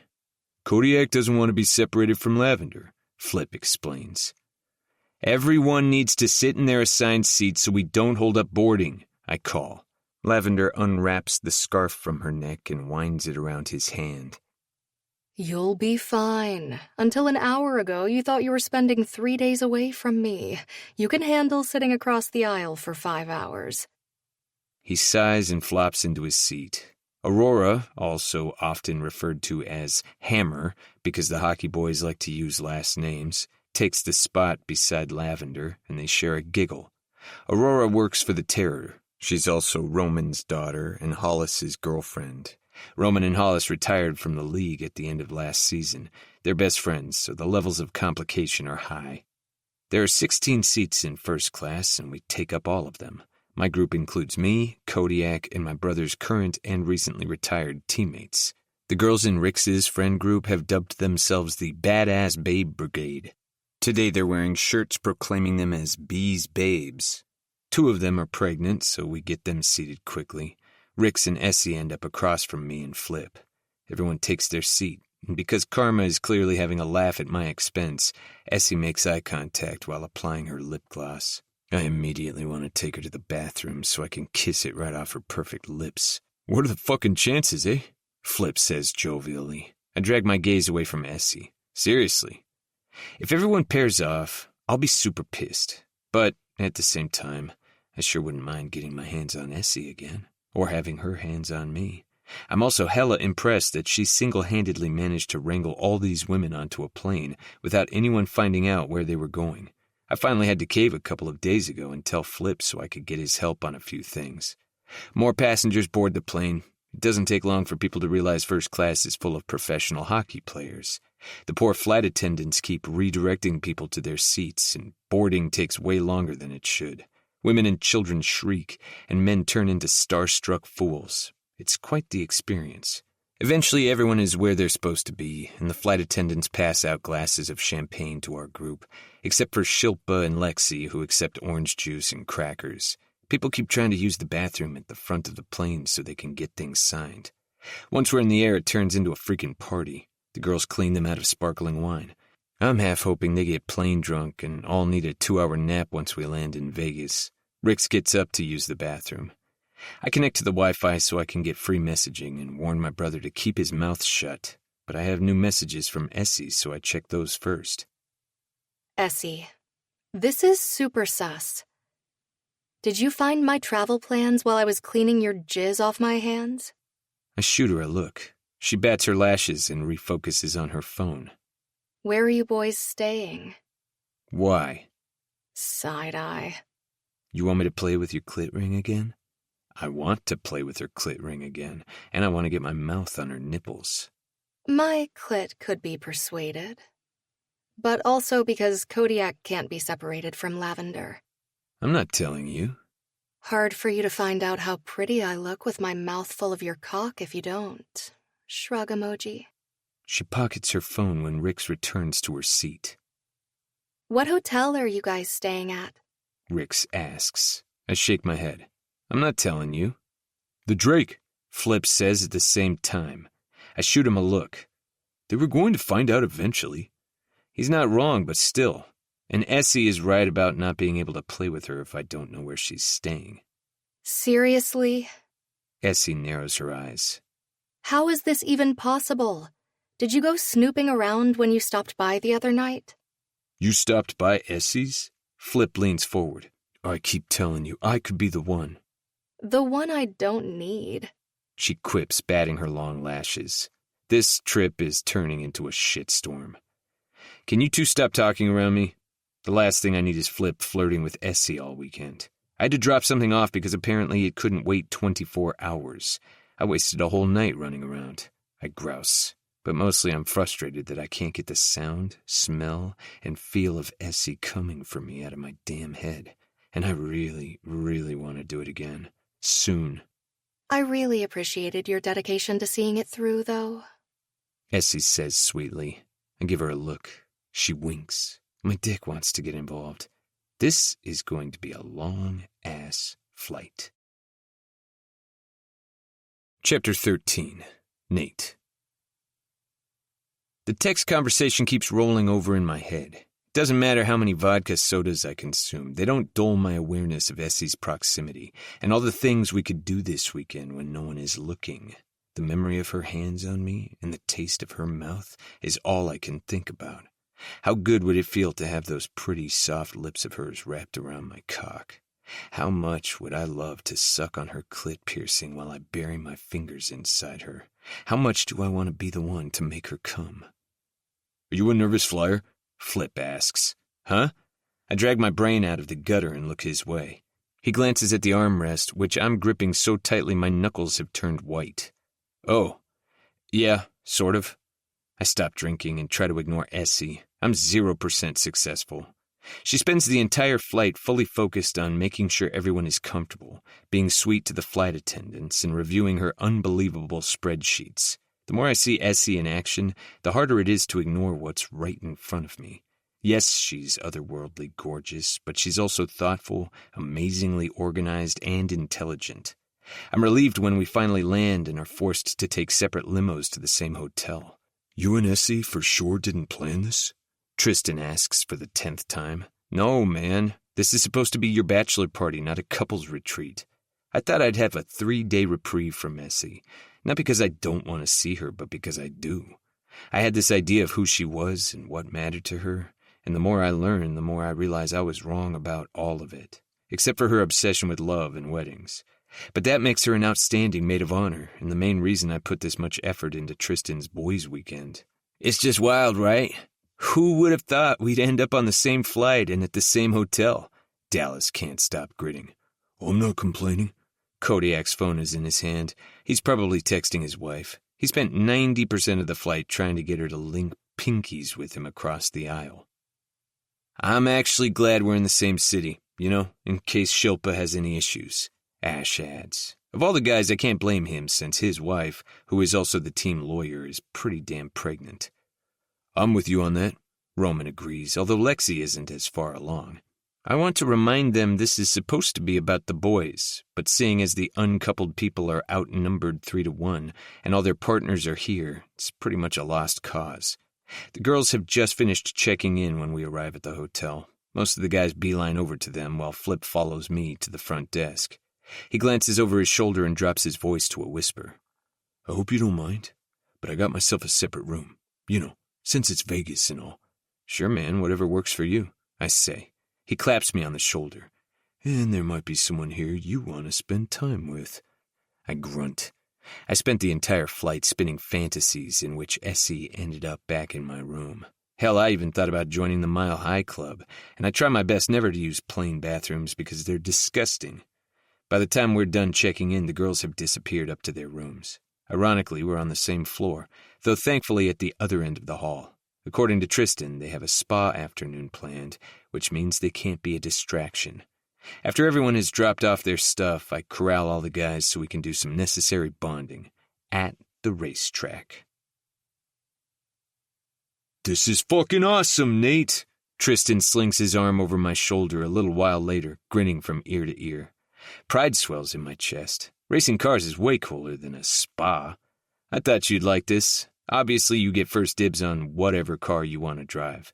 I motion to the lineup of sweet rides. Tristan's definitely picking the one with the most balls. Flip fist bumps my brother and they share a chuckle.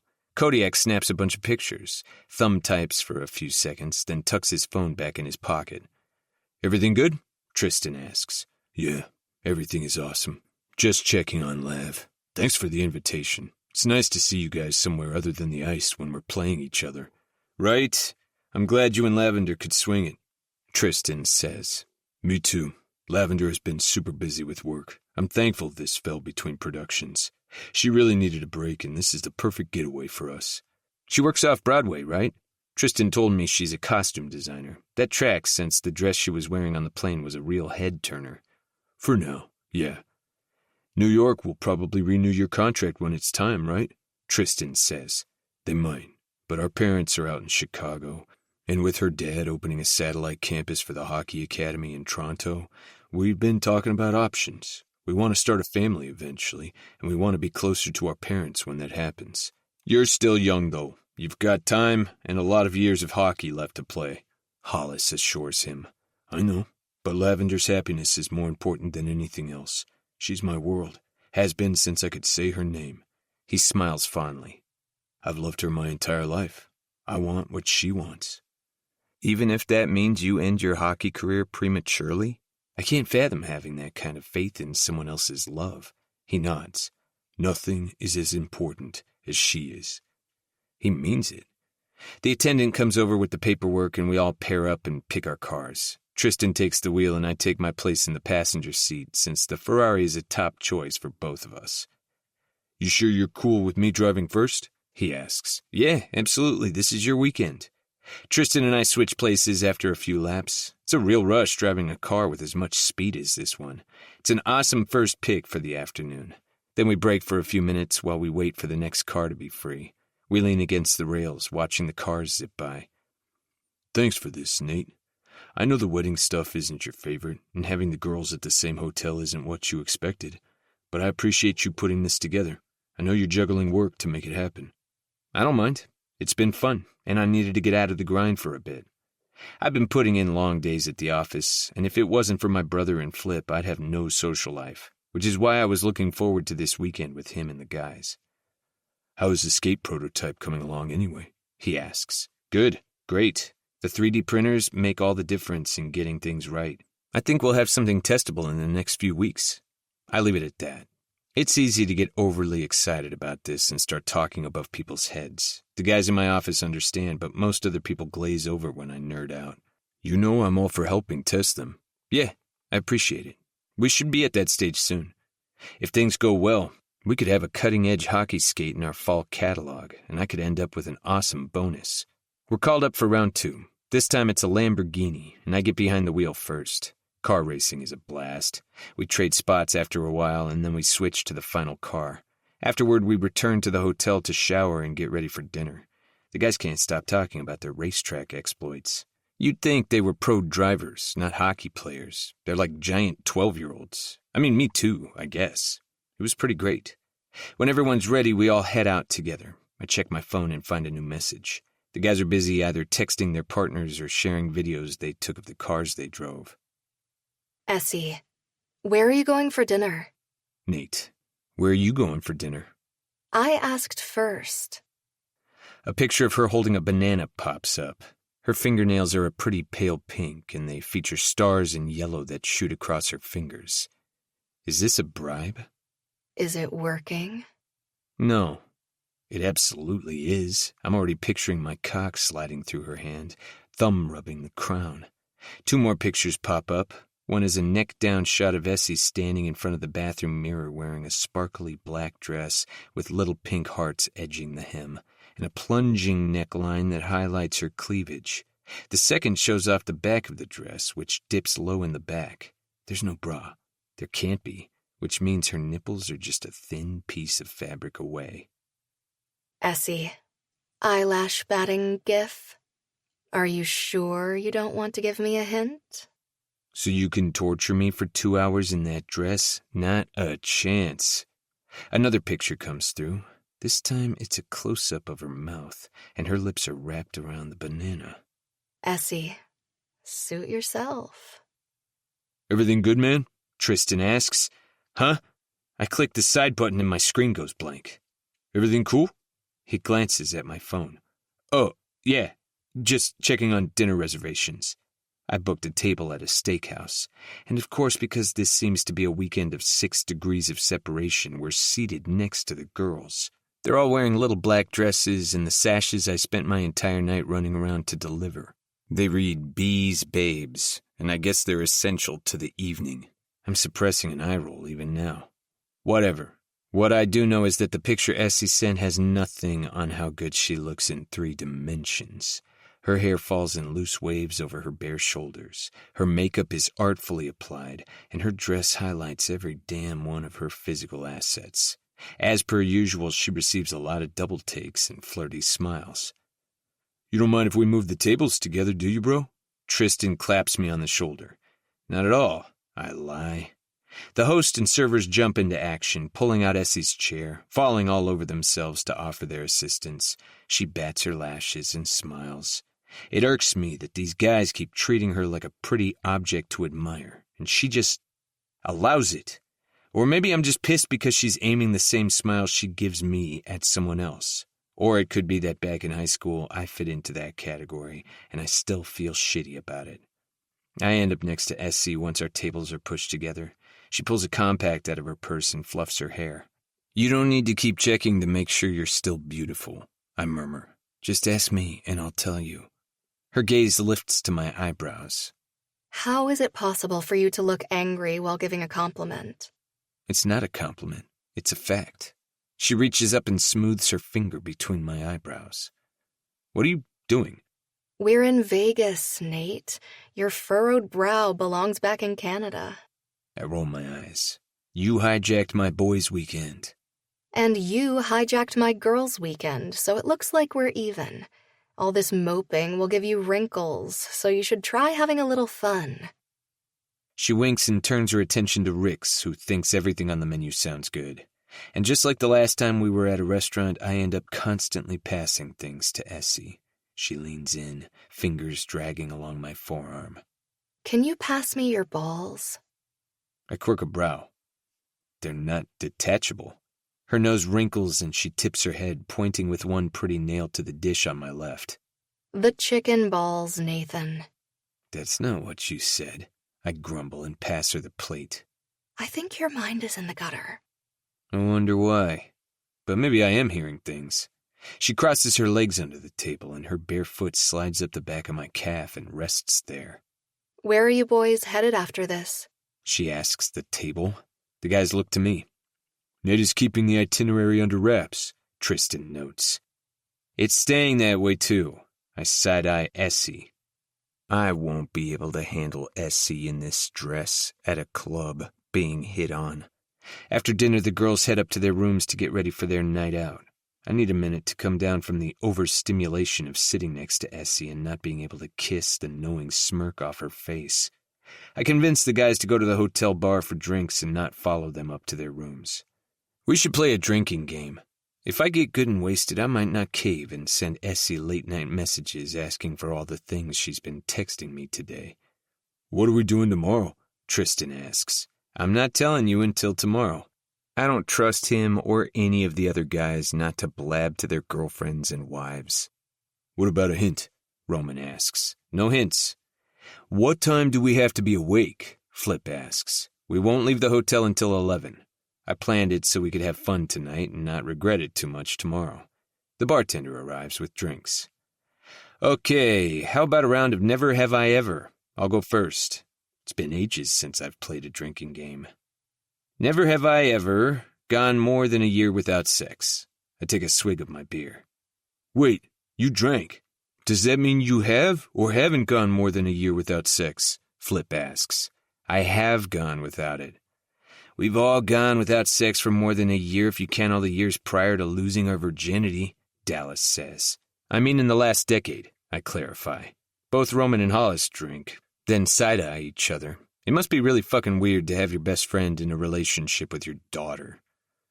You've gotten action since you and Lisa broke up, haven't you? Tristan asks. Of course, I scoff. I don't need to tell him it only happened recently, or that it was a handy provided by Rix's best friend. There was one night at a bar just after Lisa and I broke up, but it ended badly and there was definitely no sex. I'm just glad I moved back to Toronto, so I'll never run into that woman again. Flip frowns.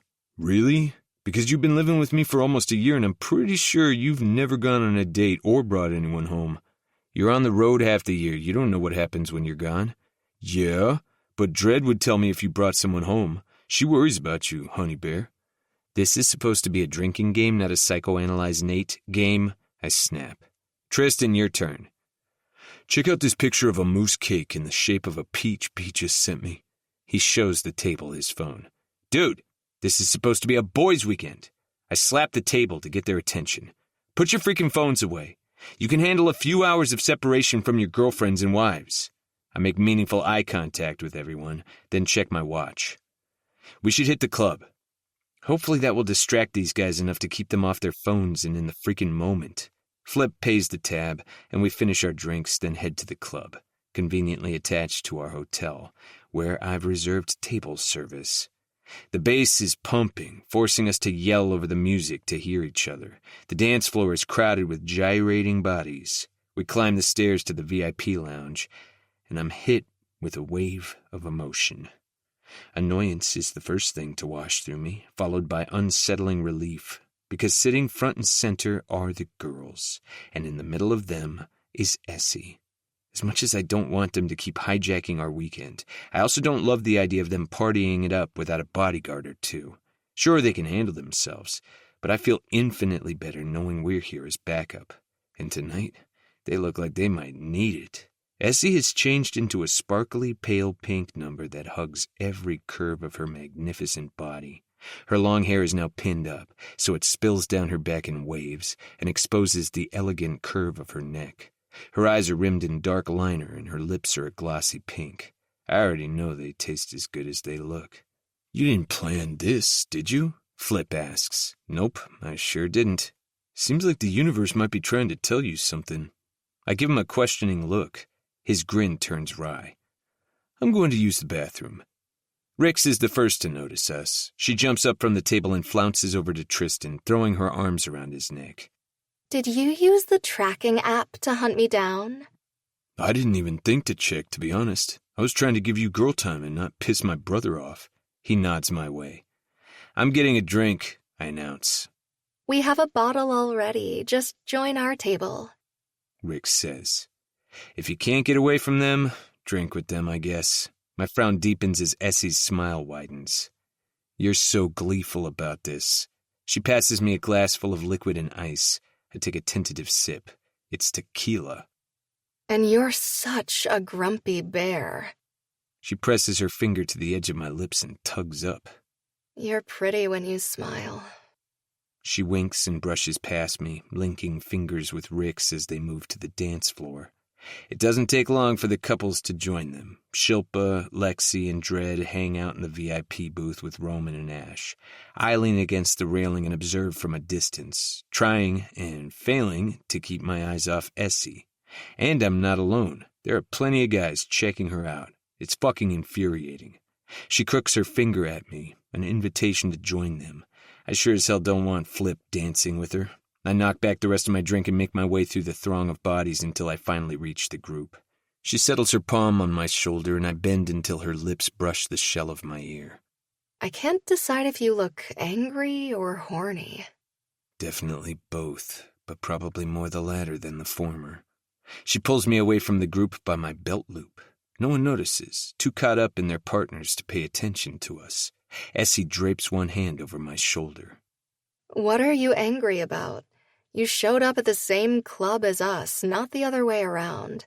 If anyone should be annoyed, it's me, especially since you've been watching me like a hawk for the past half hour. You're scaring all the prey away. She waggles her brows. You think you're the predator? People like pretty things, even if they might bite them. You haven't bitten me. Not yet, no. Her expression softens. I meant what I said. You're beautiful when you smile. You're drunk, I observe, but secretly I like that she thinks this about me. I'm tipsy and happy and horny. Sounds like a dangerous combination, and possibly my favorite. She runs her nails down the back of my neck, sending a shiver along my spine. Or the perfect combination. Chapter 14. Essie. Nate's palm settles on my hip and pulls me closer. I feel his belt buckle, and more excitingly, his erection pressed against my stomach. I'm kind of obsessed with the dark look on his face every time his eyes find me. Serious, intelligent, broody Nate is attracted to me, even when I'm tipsy and not on my best behavior. Maybe especially then. You look good in this dress. He's still wearing his dark, annoyed expression. You look good all the time. Edible, really. He smiles faintly, and his gaze drops to my mouth. Thinking about my text messages from earlier? I sure am. How good his hands felt on my body, and how I could kiss him for hours and never get tired of his mouth has been on a constant loop all day. His eyes narrow. Is it that obvious? I shift my hips. You are poking me in the stomach. He drops his head, lips only inches from mine, but my phone buzzes between us and his permanent scowl deepens. Where are you keeping your phone, anyway? He loosens his grip, and I remove it from the iron-on pouch attached to the inside of my dress just above my chest. I made a pocket since there aren't a lot of places to keep things in this. Smart. My stomach flutters at the compliment. A pocket inside my dress is more resourceful than anything, but coming from Nate, I'll take it. I open my messages. Dred went back to the hotel to read her Swedish thriller because the unsing was too much, I tell him. What the hell is unsing? The bass. Unz, unz, unz. I mimic the sound pumping through the speakers. Ah, got it. Shilpa. Ash and I did the same. My feet are the size of cars. Lexi. My ankles have no definition, and my husband wanted to snuggle. Sorry we bailed. Rix. Tristan persuaded me to go back to the hotel for some alone time. Hashtag sorry not sorry. Hammer. Hollis is old, and it's his bedtime. Lavender. We also left. See you in the morning. Hemi. Dallas and I went for late-night ice cream, and I have no regrets. A private message comes through from my bestie. Rix. Please tell me you're still with Nate. Essie. I'm still with Nate. Rix. Thank God. I was worried when I saw all the girls were gone. Essie. Have fun. I glance around, searching the VIP area for Flip, but the table we had has been taken over by a new group of dudes, and Flip is not with them. We're the only ones left. His furrow deepens again. Everyone's gone? Seems that way, I shrug. Nate's jaw ticks. I can't read his expression. Flip has his own room. Okay. Flip has been on the straight and narrow for a while, but this is Vegas. At least he's being considerate of his roommate, I guess. I hope he doesn't do something he feels bad about later. So I have mine to myself. His fingers flex on my hip like he's waiting for something. Me, I realize. He's waiting for me. Do you want to go back to your room and make out? Yeah. His throat bobs. Yes, it's all I can fucking think about. Me too. I take his hand. Let's go. He stays close, his other hand on my hip as we navigate our way through the crowd toward the exit. I'm all turned around, so we end up at the wrong bank of elevators and backtrack, but we finally make it to our floor. I'm determined to be stealthy as we walk down the hall. I don't want anyone to catch us and potentially thwart whatever is about to happen, because hopefully it will include orgasms. Nate swipes his keycard across the door and ushers me inside. This room is much tidier than mine and Rix's, which looks like a windstorm of clothing blew through it. Nate closes the door, flips the safety lock, and tosses his keycard on the table. He turns to me, fists clenching and releasing at his sides. I've been thinking about your mouth all night. And about how good I am at pushing all of your buttons with it? Among other things. He moves closer until the tips of his shoes touch mine. Want to tell me about those other things? I smooth my hand over his chest. I can't stop thinking about the way you taste. He drops his head and sucks my bottom lip on a low groan. So fucking sweet. He pulls me closer. I sink into the kiss as he explores my mouth with a soft sureness that makes my toes curl. He breaks the kiss and nibbles along the edge of my jaw. What else? I run my hands through his hair. There's something so exciting about firsts. First kiss, first touch, first orgasm, first fuck. It's the newness of experience, of learning what makes someone else tick, of discovering their secrets one at a time. I've been dreaming about those pierced nipples of yours and how much I can't wait to finally see them again. He brushes his thumb over one through the fabric of my dress. Anything else? I open the first button on his shirt. He trails his hand down my side, skimming the hem of my dress. I want to know what kind of sounds you make when I suck on that hood piercing. He drags his fingers along the inside of my thigh. Will you let me do that, Essie? His knuckle brushes over my panties. Will you let me kiss you here? He's so politely dirty. Yes, please. I grab the hem of my dress and pull it over my head, tossing it on the floor. Nate's eyes darken, and his lip curls as he takes me in. That furrow in his brow deepens as his gaze drops to my breasts. He reaches out to skim a covered nipple. Tape? Protects them so they don't get caught on the fabric, I explain, suddenly self-conscious. Initially, I had some regrets after the thing with the tattoo artist ended, especially since the nipple piercings took another 2 months to heal. But they really do heighten the experience, and I can decorate them with pretty jewelry. I make a move to peel the tape off, but Nate covers my hand with his. I would like to do that if it's okay with you. Yes, I nod and lick my lips. I would also like that. He steps closer, pushing my hair over my shoulders. His fingers trail over my collarbones, and he exhales a heavy breath. Do you have any idea how intriguing you are, Essie? My breath catches. I've been called a lot of things by men, most often referring to how attractive they find me. Pretty, gorgeous, stunning, hot, beautiful. But no one has ever called me intriguing, especially not when all I'm wearing are a couple of pieces of tape and a pair of pink satin panties. I shake my head and bite my lip. You are. His gaze moves over my face. Endlessly intriguing. He traces the edge of the tape covering my right nipple. A lovely puzzle I want to solve. He makes a sound in the back of his throat, and his tongue peeks out to push at his top lip as he carefully peels the tape free, exactly like he did when he opened the present I gave him. So gentle, so careful. His hand curves around my breast, and he drops his head, eyes lifting to mine as he captures the peak between his lips and sucks softly. Oh, fuck, that is... My knees go weak as his tongue laves me. I like that. What else do you like, Essie? His teeth sink in gently for a moment.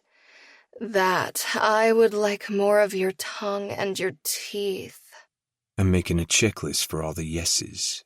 He peels the other nipple free, giving it the same attention before returning to my mouth, claiming it in a searing kiss. He smooths his hands down my back, our lips still fused as he picks me up and carries me to the bed. Nate lays me on the mattress, hips settling in the cradle of mine. I feel him, thick and hot behind his fly. I love the way he presses into me, but I want to feel your skin on mine.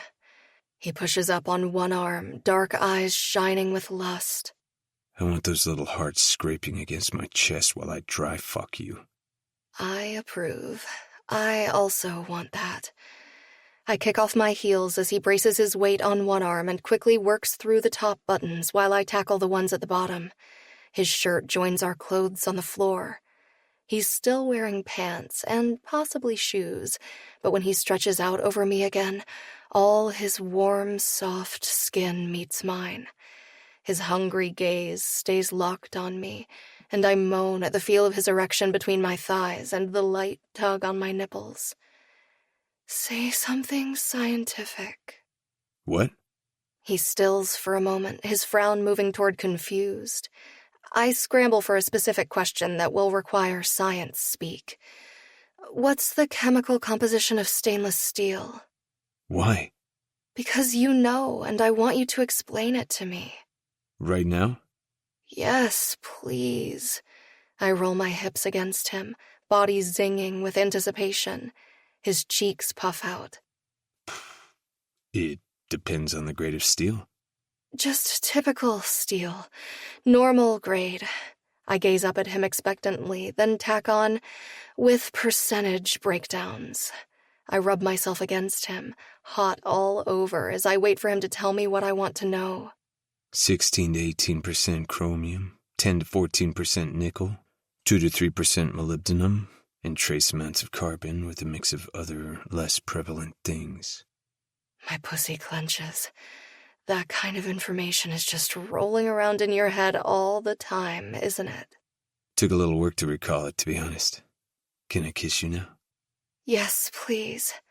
He covers my mouth with his and hooks my leg over his hip. We make out, bodies gliding against each other, the sensation muted by layers of fabric on our lower halves. But I want this slow build, to take our time to touch and kiss. So many times I thought about what this would be like. He sucks my bottom lip. How good you'd feel wrapped around me. The way you'd sound when I made you come. The disappointed high school graduate who waited for him to call revels in this new power. But the other part, the one I've always struggled to keep on lock when I get into a new thing, wants to know why he never called, why he ghosted me all those years ago, even though he lusted after me. But I can't let that part of me out. Not now, not with Nate. This is just about sex, I declare. There's conviction in my words. I mean it. I know better than to give my heart to this man. He's beautiful and delightfully grumpy and competitive, and he's smart and driven, but he doesn't want the same things I do. He finds me intriguing now, but what happens when he sees behind the pretty veneer? I can't keep someone like Nate's attention for long. It doesn't matter that the girl in me who craves acceptance and love wants to be the one to fix him, or that he's appealing in so many damning, damaging ways. The woman in me who's cried endless tears over the wrong guy knows better. I've given my heart to so many men who had no intention of keeping it safe. I won't add him to the list. He pulls back. For a moment, I'm terrified of what he's going to say. He drags a single finger from my temple to my chin, so wildly tender. Is that what you want this to be? I nod, relieved, and run my fingers through his thick hair. We can have an orgasm competition. His grin turns salacious. Oh, sweetness, this is one wager I'd put money on. He folds back on his knees and hooks his fingers into my pink lace and satin panties. I love these, by the way. They are perfectly you. That small compliment tugs at soft places inside me. Thanks. I lift my hips, and he drags them down my legs, tossing them over the edge of the bed. He quickly rids himself of his pants, and then his hands find the backs of my knees. He spreads me wide, his dark gaze locked on the glittering jewel piercing my clit. He runs his hands up the inside of my thighs, utterly transfixed as he brushes his thumb over the piercing. I groan and swivel my hips. That's a sound I want on repeat. He leans in and bites the sensitive flesh on the inside of my knee, sucking softly. And then he kisses a path along my inner thigh. Warm lips, soft tongue, sharp nip of teeth. When he reaches the juncture, he frames my pussy with his palms, looks me in the eye, and flicks my hood piercing with his tongue. I jolt. Fuck. Too much? Unexpected, I clarify. This time he laps gently at me and I sigh. Better. Yeah, better, I nod. He does it again, but the third time he covers the piercing with his mouth and sucks, tenderly, sweetly, like he's testing me, learning what I like. You taste so fucking good. He licks me again, and then sucks the piercing until I moan his name. You like that? I stroke his cheek. I like that. He smiles and does it again, gauging my reaction, adjusting with every sigh and whimper and moan. It's exactly what I'd expect from Nate. Of course he's a determined, conscientious lover. Of course he wants to know what I like, because he's on a quest to make me come. And if there is one thing Nate doesn't do, it's fail. Except at love. So he doesn't even try. I drag myself back into the moment. He swirls his tongue, and my moan smooths the line between his eyes. I can't look away. He's too beautiful, too intense, too perfect. And when he shifts to ease a single finger inside and stroke me with the same rhythm as his tongue, I'm done for. I come in waves, body humming with a torrent of sensation. I'm drenched in desire, swirling in bliss. He doesn't stop, but he slows, gentles. I float like a feather back to earth before he takes me to the edge again and pushes me over. 3 times I come, each one more intense than the last. I'm boneless and mindless by the time he pushes his boxers over his hips and kisses his way back up my body. He presses his lips softly to my cheek, body hovering above mine, eyes hot with need. Can I kiss you? I nod, and he cups my face in his palms and claims my mouth. I grip his hair tightly, but he pulls back, dark eyes alight with curiosity as his bottom lip slides through his teeth. Do you like the way you taste on my tongue? I don't not like it. I love the way you taste. I'd eat you for hours if I wasn't worried about licking you raw. I laugh, and he smiles, and suddenly his erection slides across my slick skin, and we both make needy, desperate sounds. He strokes my cheek. I want to be inside you. Can I be inside you? It's okay if it's not. If you're not ready for that. For me. There's such vulnerability lurking under that dark cloud facade. I feel like I'm seeing a very different version of this man, one I want more of. I'm so used to staying, even when I shouldn't, but I can give him connection without letting him take my heart. I sweep my finger along the edge of his jaw. I would like you to fuck me, please, Nathan. He blinks down at me and his cock kicks. I'll get a condom. Okay. He finds his pants and retrieves a foil square. I take it from him and tear it open. He braces himself on one arm, watching as I roll it down his length, and then he settles between my thighs again and slides low. His face contorts as I tilt my hips up, and he fills me, one glorious inch at a time. Oh, fuck. He drops his head, and his lips find my neck. Shit, S. His entire body quakes, and he fists the sheets beside my head. I stroke his cheek and encourage him to look at me. Hey, hi. Essie, baby. Feels good, huh? He laughs and drops his forehead to mine. So much better than good. His eyes are a little wild. Are you okay? Is it okay? It's awesome. You've got a fantastically large cock, and I'm super full of it. So whenever you're ready, you can fuck me right through this mattress to the floor. I grin and tap his ass with my foot. I don't know if you want to give me permission to do that. Oh, I know I want that. I bite his chin. Come on, Nathan. Teach my pussy a lesson. He shakes his head and frames my face with his hands. You're fucking perfect, you know that? I don't have time to come up with a saucy retort because he pulls his hips back and snaps them forward. At my loud, encouraging moan, he picks up the pace and does what I asked, hips slapping, bodies colliding, hands caressing. He changes the angle so he hits just the right spot, and I come again.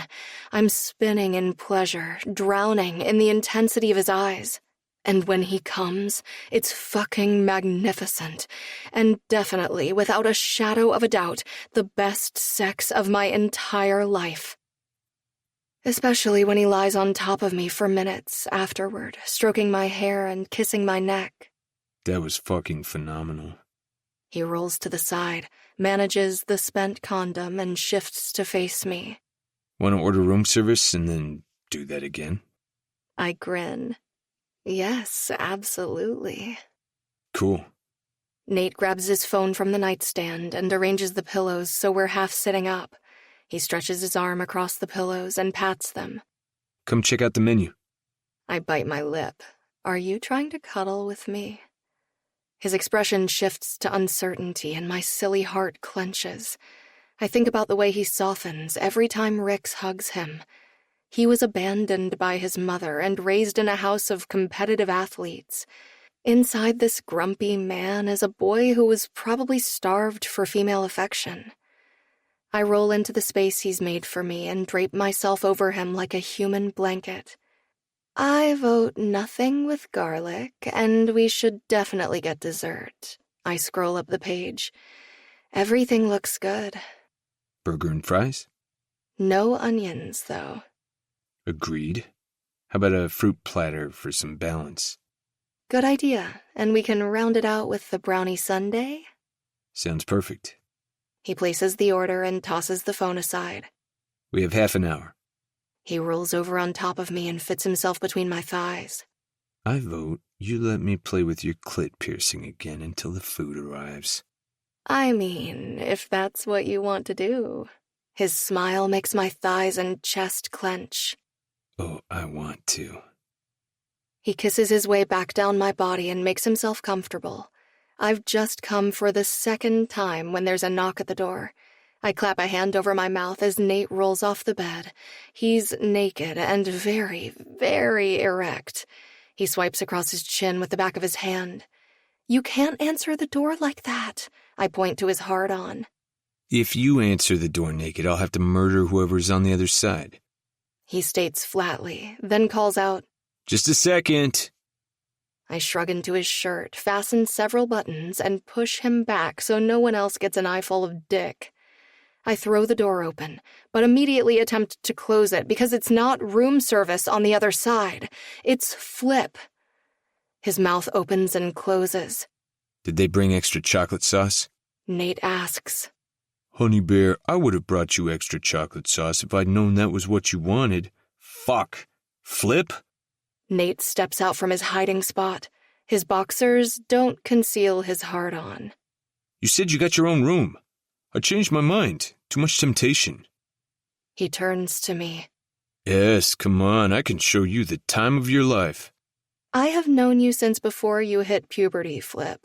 I was there for the voice cracks. I like you a lot better now, but still no. You'll fall for me one day.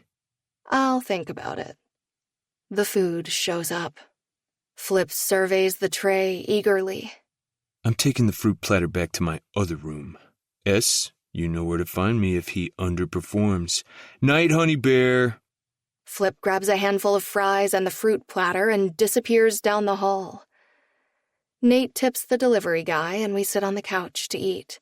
Nate cuts the burger in half and offers me the bigger piece.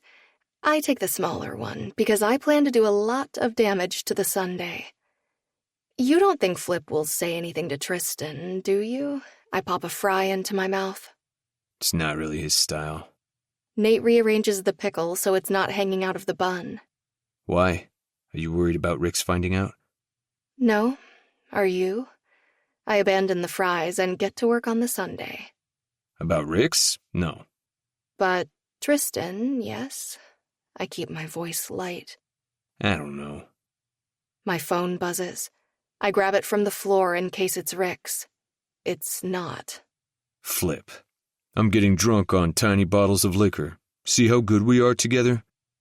Several pictures pop up, all of them with a sleeping Flip in the background and my smiling face superimposed on random women. Essie, this is not the way. What the fuck? Why are you in bed with Flip? Nate looks like he's about to throw down. It's Photoshop. The "you idiot" is implied in my tone. Flip has always been like family to me, and that will never change. I'm pretty sure he's only flirting with me because it irritates Nate. Right. Yeah, I knew that. I do not shit where I eat, which is why what's happening here is just sex and nothing else. Literally everyone else is getting laid, and no commitment Nate is the perfect dick to ride into the Vegas dawn. I have a really great idea. I hold up the extra chocolate sauce. Nate arches a brow. I sink to my knees in front of him. Want to find out how much chocolate-dipped cock I can swallow? Chapter 15. Nate. Thanks for coming over. I usher Essie into my apartment. We've been back in Toronto for 3 days. In another 3, we get on a plane to Aruba for Rick's and Tristan's wedding. Do we really need to meet to go over the plan? Nope. Did I just want a reason to see Essie so she can push my buttons? Maybe. It's a whole lot neater than it was when Rick's lived here. I like things tidy, I admit. Most of the time, anyway. She winks. We're both messy eaters. I hook my finger into her belt loop and pull her to me. I could use a snack. She laughs and covers my mouth with her palm. Work first, play later. Play first, work later sounds like more fun, I say from behind her hand. She widens her eyes and takes my face in her palms, turning my head this way and that. Who are you, and what have you done with Nathan Stiles? Ha ha. I slip a hand under her shirt. Just let me play with your nipple piercings for a minute. She grins coyly and catches my hand with hers. First, we discuss the itinerary. Then, my nipples are yours to play with. She spins out of my reach and hops up onto a stool at the kitchen island. Where's fun Essie when I need her? She pats the stool beside her. Come on, the sooner we get this done, the sooner you'll have access to fun Essie. I sigh but do as she asks while she opens her tablet and pulls up her itinerary. I bring the spreadsheet up on my laptop so we can compare notes. I didn't want to fill the pre-wedding days with too much stuff, so we only have 1 or 2 projected activities each day, with a potential cost breakdown. I tried to keep the budget reasonable for Rick's peace of mind, but Tristan gave me a float to work with that I can run everything through on my end, especially for people like me and Dredd who aren't making the big bucks. You must do okay, though. She works on a popular TV show, and her apartment, while small, is nice. Oh yeah, but the resort is high-end, and you know how Rick's worries. It'll take time before she can really settle into this life, and Tristan gets that. We just want this to be as stress-free as possible for her. She taps the column with the totals. I'm trying to keep it balanced, so each person is allocated a daily spend. The version of her I thought I knew was completely inaccurate. Yes, she's a pink princess-loving woman who is always polished, and she's still the life of the party. But that's only a little slice of her. She's not two-dimensional. Essie is smart, determined, creative, and considerate. You have a great mind for numbers. You could easily run your own business if you wanted. Her eyes flare, maybe with surprise. Maybe one day, but right now I'm honing my craft and building my skills and my industry knowledge. I'd have to pick a niche, and I'm not ready to narrow it down quite yet. She props her chin on her fist. How's the skate prototype coming? Good. Great. We're trying to get the blade exactly right for the best friction and speed. How do you figure that out? There are a bunch of formulas we use. Some of it can be boring and repetitive. Lots of testing and trial and error. It's probably the same for you, too. It can be when I'm putting the same makeup on the same person day after day, But then we'll have a cool episode with a guest appearance, or I get to work on something in fantasy, and it changes things up, makes it exciting again. Her passion for what she does is written on her face. I hate that I put her in a box and gave her a label she didn't deserve. She's the one who reached out to me when the wedding planning started. She tolerated my assholery, met it with a smile even. "You're incredible," I blurt. She laughs and looks away, brushing away the compliment. In bed? Don't. I skim the edge of her jaw, urging her to look at me. Don't do that. Her face softens. I'm used to people telling me I'm pretty, not that I'm smart. Well, you're both, so you should own them equally. So are you. Her fingers skim the back of my hand. We lean in, tipping our heads. Our lips brush once, twice, a third time. But before I have a chance to kiss her, the door swings open. We separate in a rush. "Honey Bear, Essie, have you finally come to your senses? Realized I'm the one?" It's still a no from me, Flip, but I applaud your tenacity.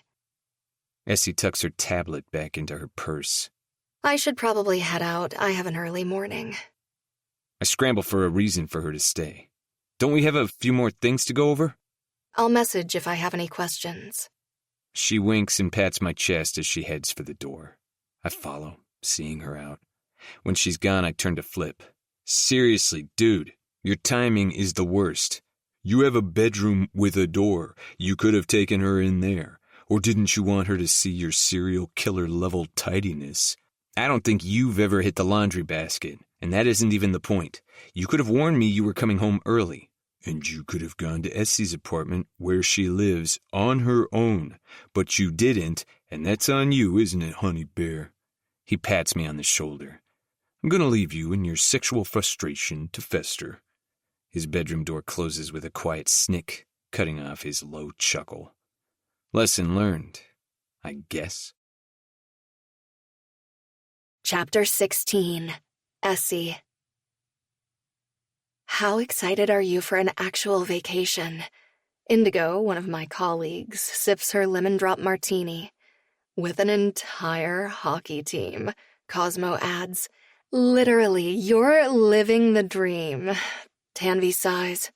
"It'll be so fun," I agree.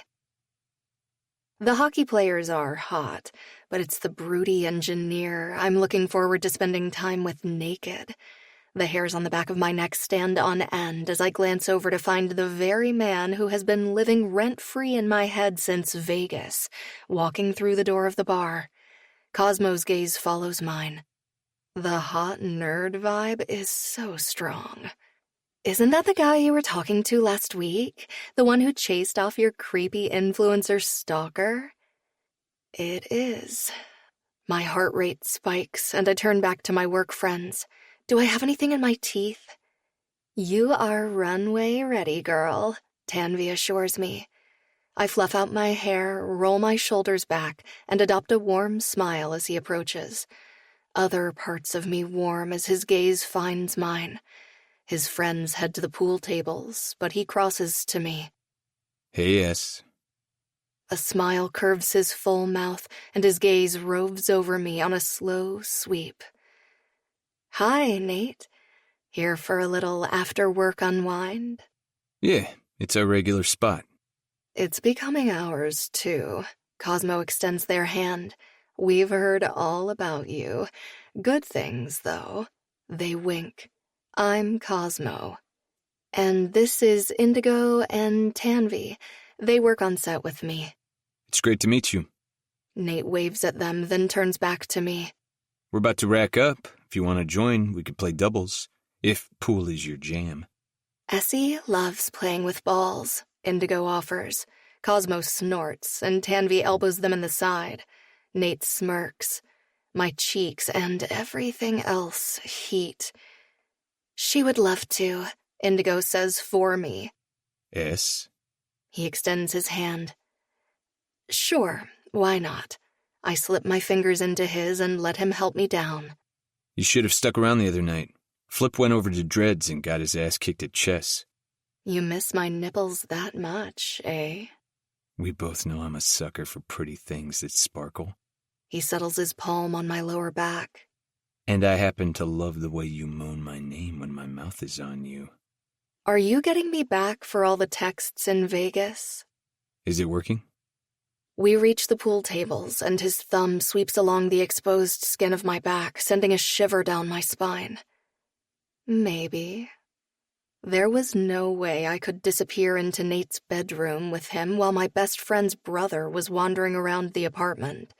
Nate is far too pleasure-focused, and I don't have the ability to stay quiet when he's working his magic tongue. Two guys, both of whom are vaguely familiar, look up at our approach. Essie, these are my colleagues Greg and Malcolm. We met briefly before when you stopped by the office, but we weren't formally introduced. Greg shakes my hand enthusiastically.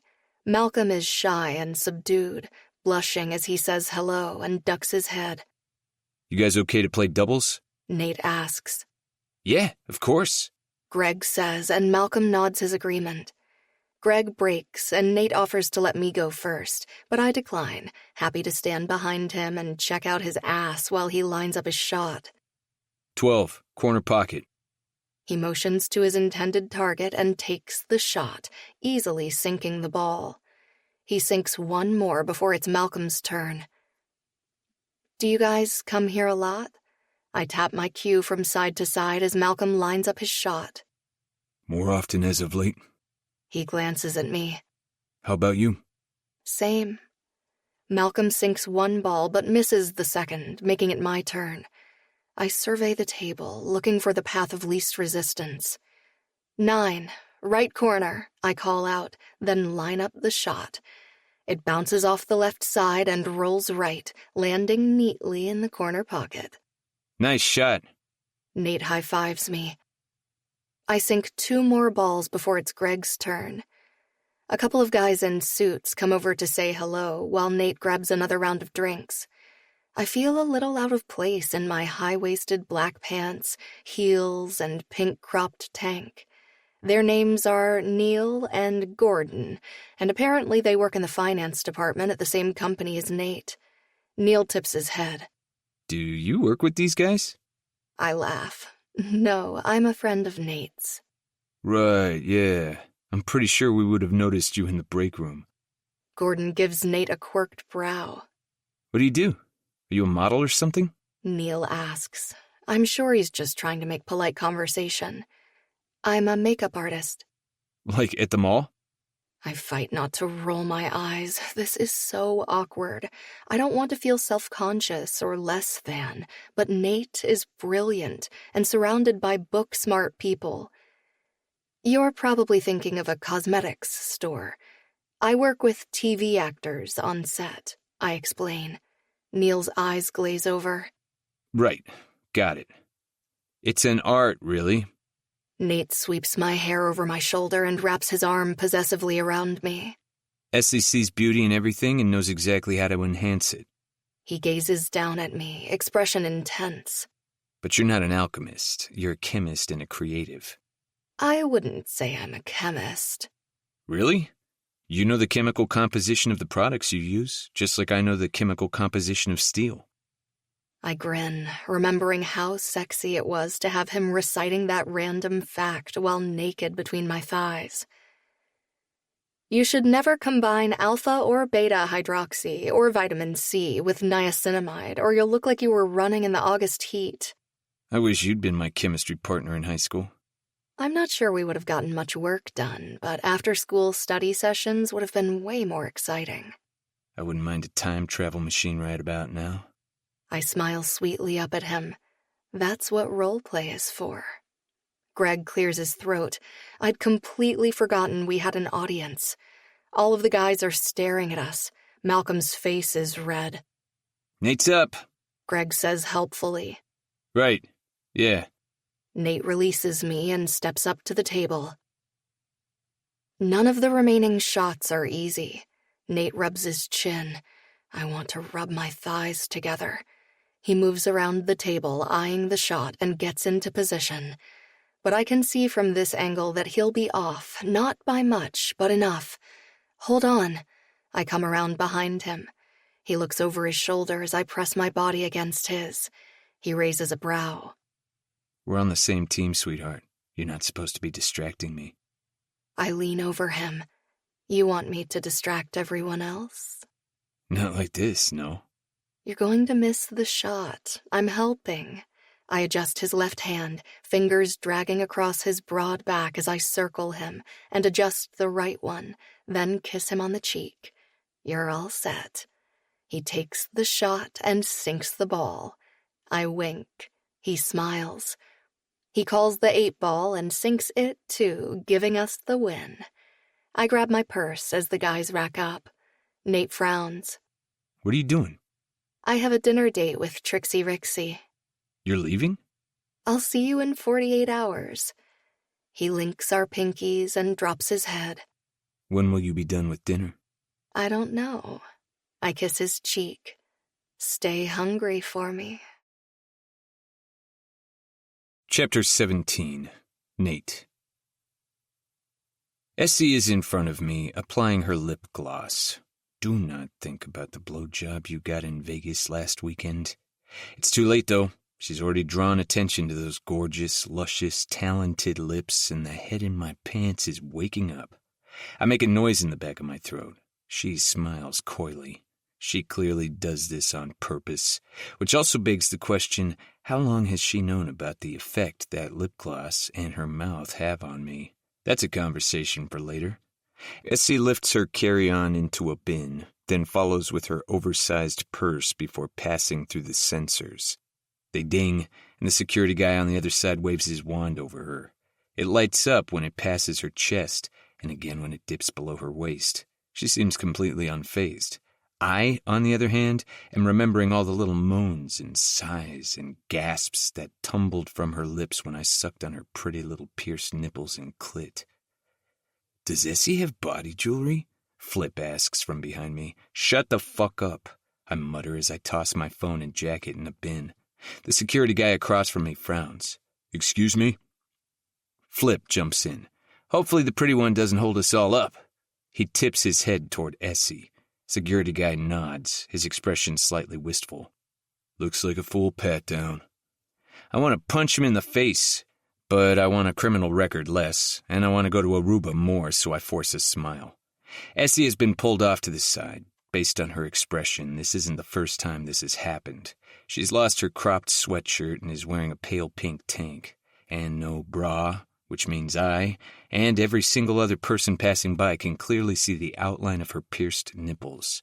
Our eyes lock briefly as the female security guard makes a pass under her breasts. I look away before my body reacts in a way that will be embarrassing in the middle of airport security.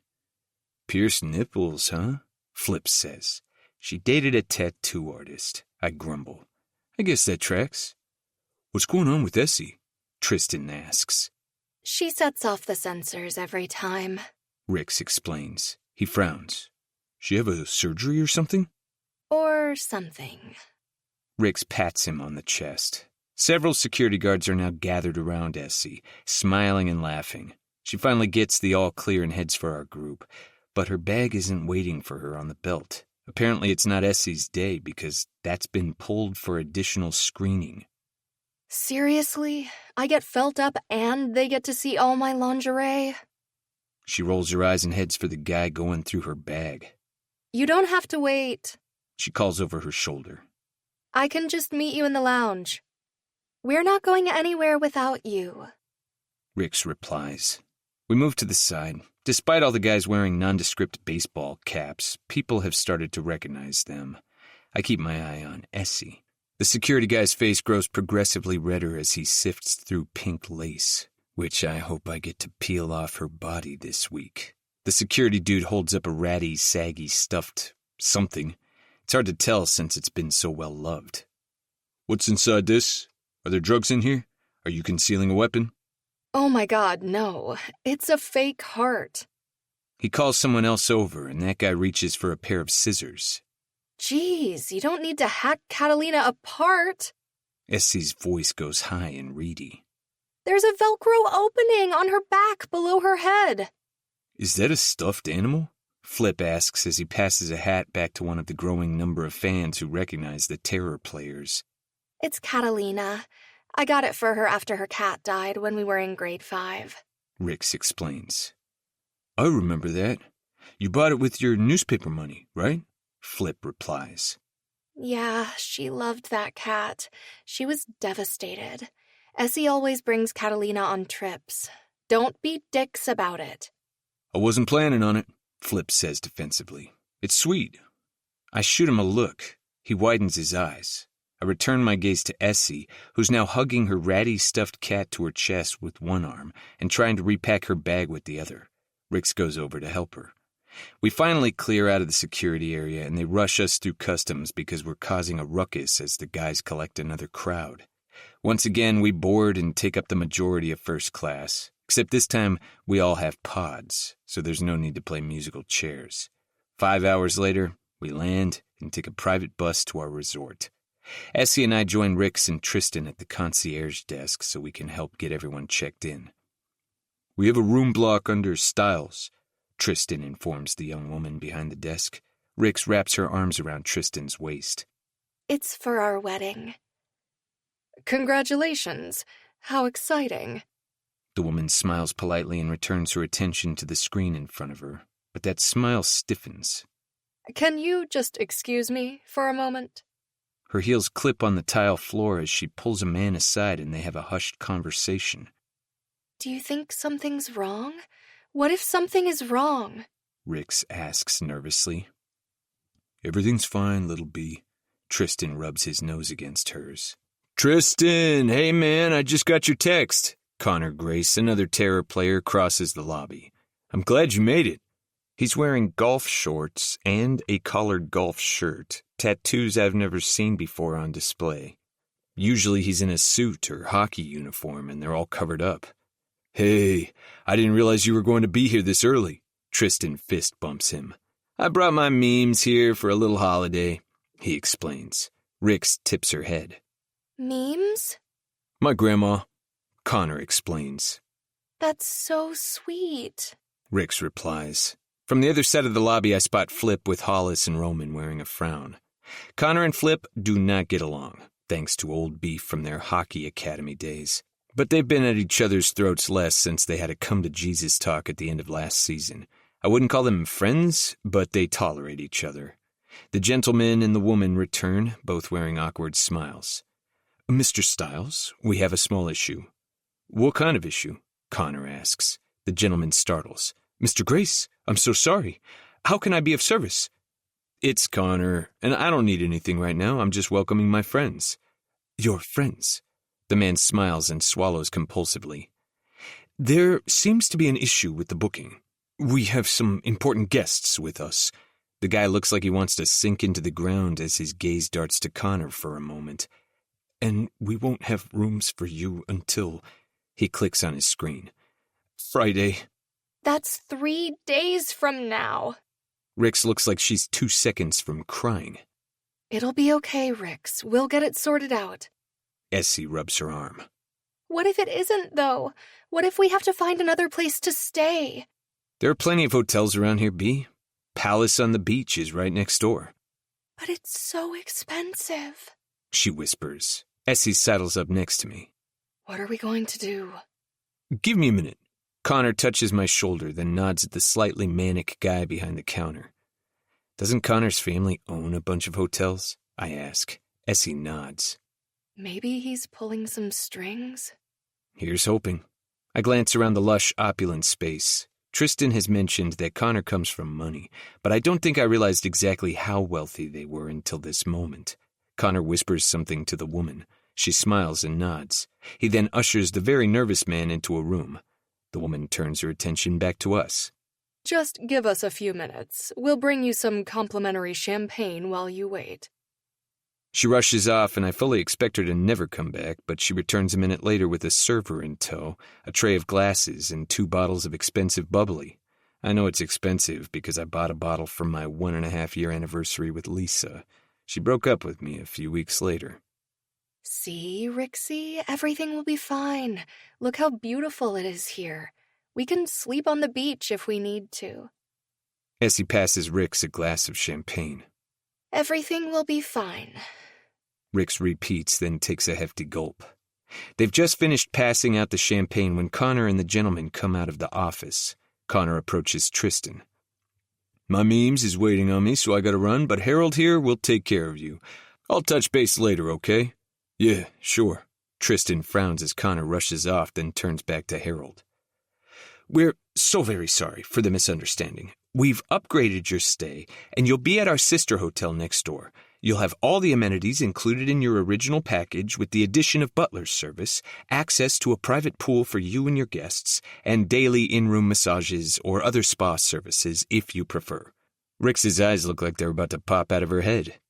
You don't mean the palace on the beach, do you? That's correct, ma'am. Unless there's another location you would prefer. But it's twice as expensive, she whispers. The upgrade is on us. We're so sorry for the inconvenience, but we hope this makes up for any undue stress. He looks like he might need a drink after this. Yes, this absolutely makes up for it. Rix's shoulders come down from her ears. Oh my gosh, we're staying at my dream hotel. Essie bumps her shoulder. I told you it would all work out. You did. You told me that. We'll have your bags brought to your rooms, Harold continues. In the meantime, we'll escort you over so you can have a look around. How does that sound? Great.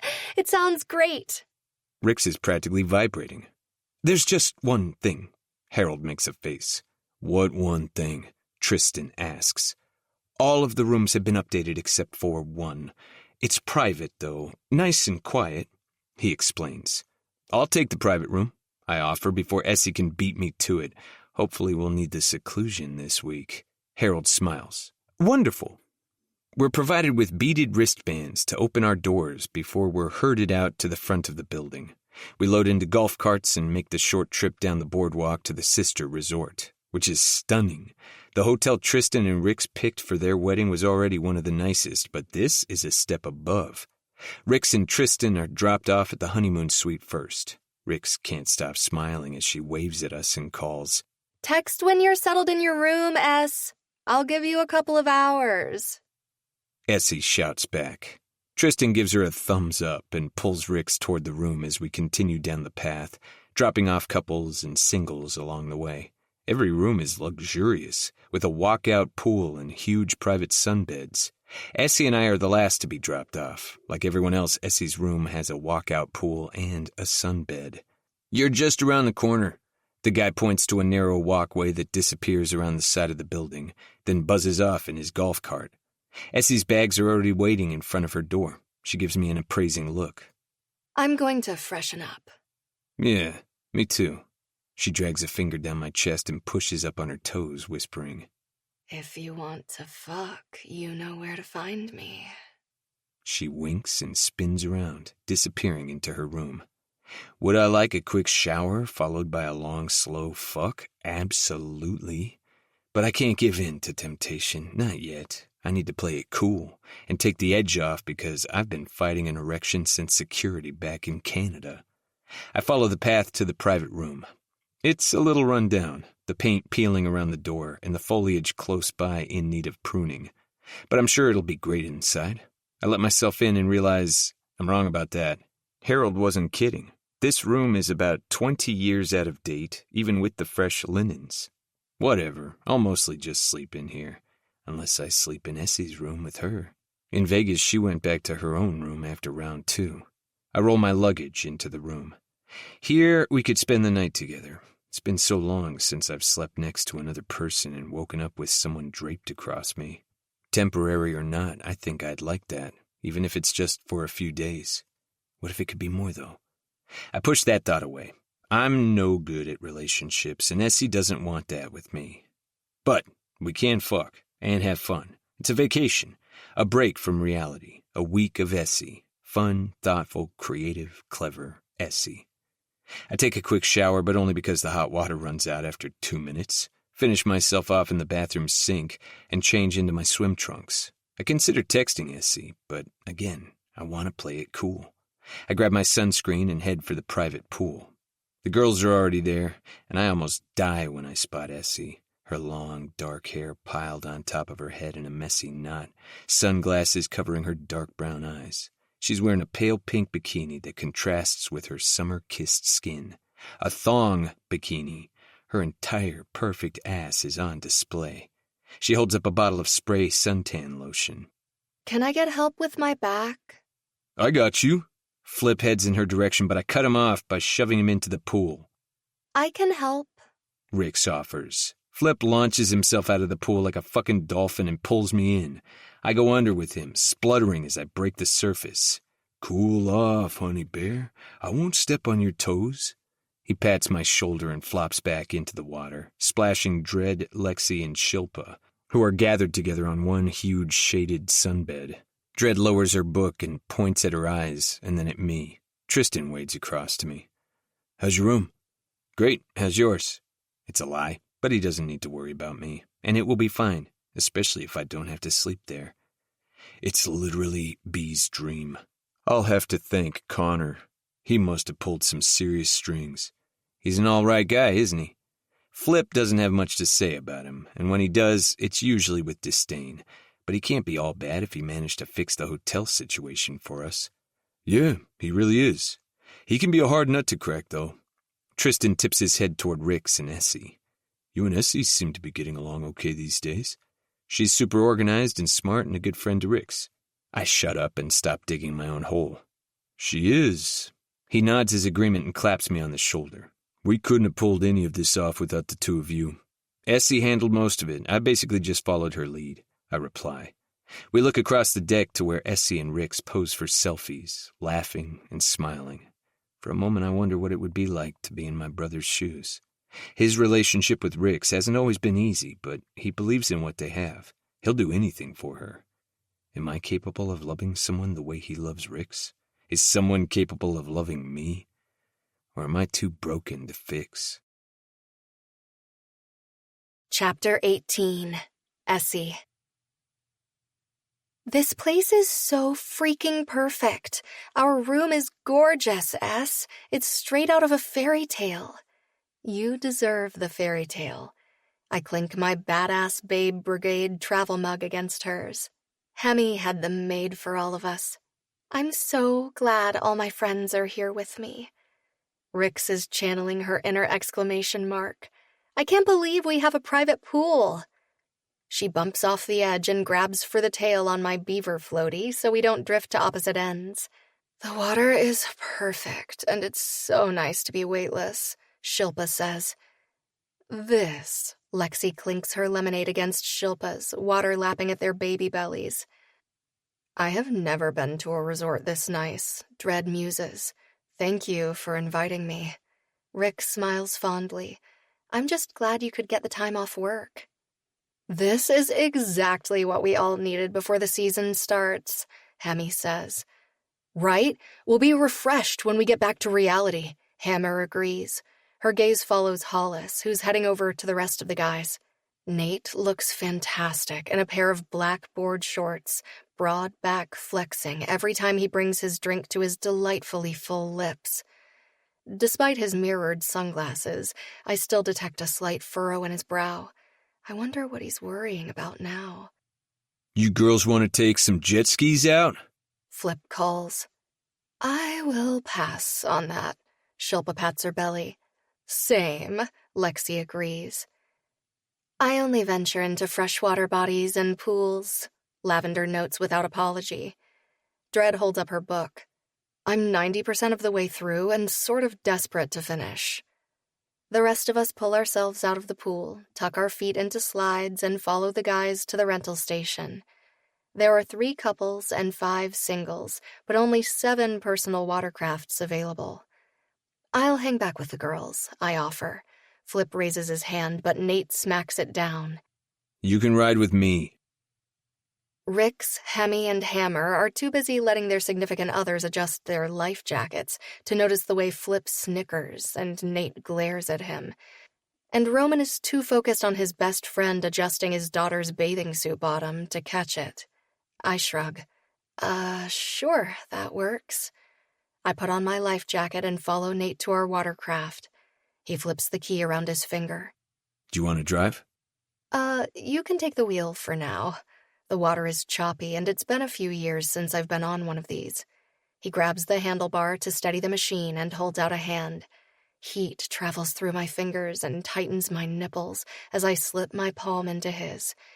It was tough not to invite him over a couple of nights ago, but waiting until we were in Aruba seemed like the smarter plan. I straddled the seat and shimmy back, making room for him.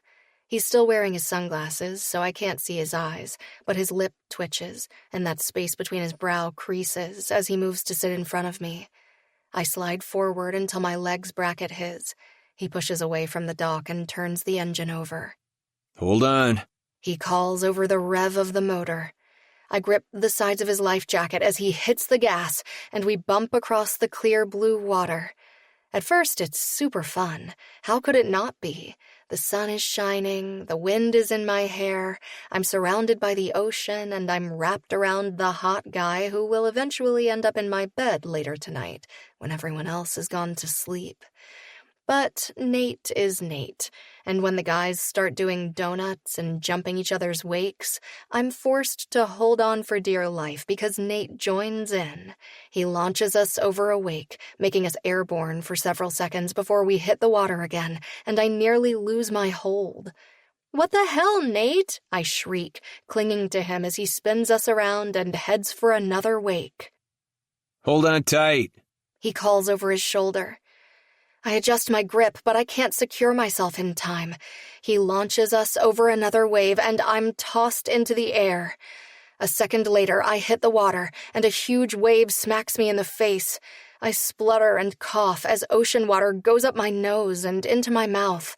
Panic follows swiftly on its heels.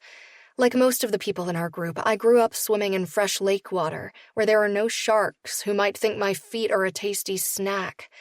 It's fine near the shore, but out here, who knows what's lurking under the surface? "Nate, get me out of the water!" I'm annoyed at how shrill my voice is and how quickly the irrational thoughts take hold. Nate circles me just as I imagine a shark would. "Now! Get me out now!" I shout. He gets in close and cuts the engine. Calm down, S. What are you afraid of? Calm down? Don't tell me to calm down. What if a shark bites my foot off? How will I walk down the aisle for my best friend if I don't have a foot? You're more likely to get stung by a jellyfish than bitten by a shark. Not fucking helpful, Nathan. I'm thrashing like a freaking walrus. Stop flailing so I can help. Nate holds out his hand and I curl my fingers around his. He pulls me closer and I wrap my free hand around his ankle. He moves it to his shoulder. Now link your hands behind my neck so I can pull you up. I do as he says, and the watercraft rocks toward me. It's going to tip. Don't let it tip or we'll both be in the water. I'm back to freaking out. It won't tip if you don't thrash. I stop flailing, and he winds his arms around my waist, pulling me out of the water and into his lap. I stay wrapped around him, mostly because I'm afraid if I move, I'll end up in the water again with the sharks and jellyfish. He runs his hand down my arm. You're all right, S. Am I, though? I lean back. I'm soaked because of you. And all the time I spent on my makeup that was supposed to make me look sun-kissed was pointless. His lip twitches. Tonight I'll make sure you're soaked for the right reasons. You think I'm inviting you back to my room after you tossed me in the water? I shove his shoulder and the watercraft rocks perilously, so I throw my arms around him again. His lips curve against my neck. I told you to hold on. If you let me, I'll make it up to you later and suck on that pretty little clit ring. And my nipples. You'll suck on those too. As if I would leave them out of the fun. He repositions me so I'm nestled between his thighs, sitting in front this time.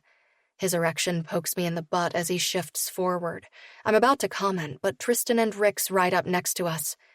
You okay, S? Rix is wearing a worried expression, as is typical these days. Oh, yeah, just fell off, I say brightly. Be careful with this, Tristan warns, then speeds off. Rix's peal of laughter is drowned out by the sound of our engine turning over. You're poking me in the ass, I note. You are wearing a thong bikini, Essie. I've had to watch you parade around in it every time you got out of the pool to refresh or drink, and now your entire bare ass is pressed up against me. So yeah, I'm poking you with my heart on. Does this mean you've spent the whole afternoon thinking about bending me over the closest surface and fucking me from behind? Among other slightly less civilized things, yes. Tell me about the uncivilized things. No. He takes my hands and puts them on the handlebars, settling his over them. I thought being wrapped around Nate was an experience, but this is so much better. His body creates a protective cage around me. His hard-on pokes me insistently in the tailbone, and it's all I can think about. I wonder what uncivilized Nate is like in the bedroom. I wonder what it takes to bring out that side of him. Eventually, his hard-on calms down and time to return the jet ski. It takes 10 minutes for the guys to decide they're bored and want to play water volleyball after we return to the pool. Somehow, I get sucked into playing, along with Hemi, Rix, and Hammer. To the shock of no one, competitive Nate is out in full force. I'm on the same team as Flip, and the opposite team as Nate. Every chance Flip gets, he high-fives me or chest bumps me, and Nate keeps trying to hit him in the head with the ball. Or at least that's how it seems. Aurora and I tap out and join Lavender and Dread on the lounge chairs when they start game 2. Shilpa and Lexi have both gone to their rooms for an afternoon nap. Watching these guys makes me tired, Dread muses. Yes, Lavender agrees, slurping her drink.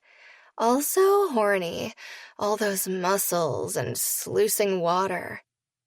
How much longer do you think they'll be at this? I'd really like to take Hollis back to the room and have my needs fulfilled before dinner, Hammer sighs. I wouldn't mind fulfilling my own needs before dinner. Dread squints and adjusts her glasses. Holy shit, look at that hottie over by the tiki hut. There are a lot of hotties around here, Dread. You'll need to be more specific. I shade my eyes and follow her gaze. The dark-haired, tattooed Adonis. At least he has an Adonis body. We'll see about the rest if he turns around. Dread sips her drink. It's probably water or juice. She doesn't drink often. I spot the object of her attention. His entire back is covered in a stunning design that wraps around his shoulders and trails down his biceps to his forearms. He's a human canvas, and the art is magnificent. He turns, and we get a glimpse at his profile. Oh my gosh, is that Connor? I ask. Oh yeah, that's Connor, Lavender confirms. Why did I not know he was covered in tattoos? Dread makes it sound like this was an intentionally kept secret. I had no idea either, I reply. He's always so put together off the ice. He wears tailored suits. His hair is perfect and neatly cut. Even when he comes to Callie's games, he looks like he's ready for a posh night out. He's been sitting beside me for months, and here he is, covered in ink, looking like a delicious bad boy. She sounds mortally offended. Why did we not know you have a thing for guys with tattoos? Hammer asks. Dread shrugs. I don't know. Sometimes I date guys without tattoos, although it's been ages since I've been on one. I'm just a sucker for guys that have them, especially guys with bodies that look like they were chiseled from stone, who also attend little girls' hockey games to make them happy. Gah, she fans her face. He's hitting all the bad boy who's really a marshmallow buttons so hard right now. Do not tell Flip I was checking out Connor. He will lose his mind. He did fuck Flip's sandwich, Hammer muses. And Flip fucked his shirt, so I'd say they're pretty even, Lavender adds. Are they, though? Because apparently it was Connor's last clean shirt, Hammer notes. I don't get why Flip just didn't fuck his own shirt, I mutter. Dread jumps to Flip's defense. Based on what I know about Connor's family, his shirts were probably softer and more plentiful than whatever Flip had. That's probably accurate. Flip was forever doing laundry when we were teenagers, cycling through his limited wardrobe at an unprecedented rate. Boys are ridiculous, Lavender checks the time. I'm getting hungry, and honestly, there is zero chance that Kodiak won't want a pre-dinner vagina snack, so I'm going to help end this game if that's okay with the rest of you. I'd like to eat an actual meal before it's my bedtime. Dredd agrees. Same, I chime in. Me also, Hammer nods. Lavender adjusts her white thong bikini and stands. Kodiak's head whips in her direction. I'm going to jump in the shower before dinner, she calls to him. I'm coming. He pulls his massive body out of the pool and eats the distance between him and his wife in 2 strides. He takes her bag, then dips down and tosses her over his shoulder. See you at dinner. Say 45 minutes, Lavender calls. Make it an hour, Kodiak shouts over his shoulder. That man is gone for her, I observe. Totally. Absolute couple goals, Dredd agrees. Everyone else abandons the game, partnering off to have some pre-dinner sex. I gather my things and purposely bend in the direction of the pool while doing it. When I straighten, Nate is already gone. Guess I get to take care of my own pre-dinner needs. I spend extra time on my hair and makeup and pick out a sexy little dress, but I end up at the opposite end of the table as Nate for once. I throw out the idea of going to the resort nightclub, but everyone is sun-tired and wants to go back to their rooms.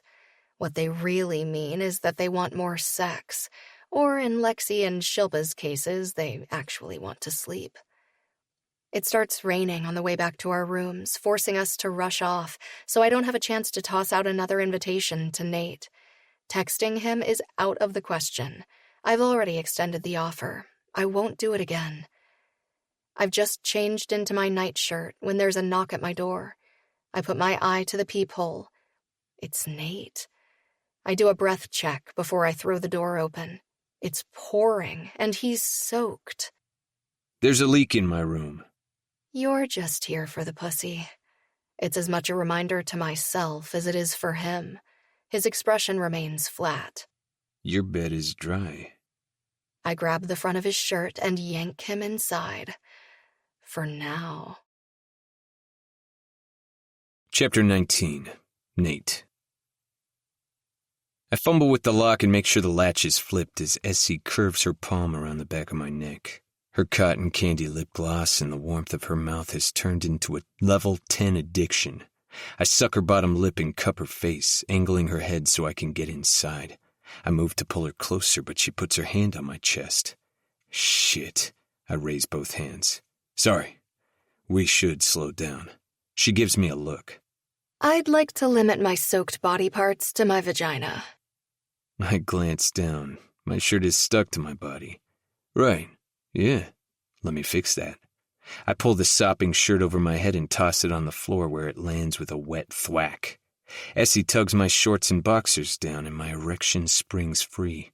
I kick them aside as she pulls her nightshirt over her head. She's gloriously naked underneath. Fuck me. I groan as I take in all her smooth, tanned skin. The pretty little jeweled barbells piercing her nipples wink at me, begging to be sucked. Another item added to the ever-growing list of things about her I'm obsessed with.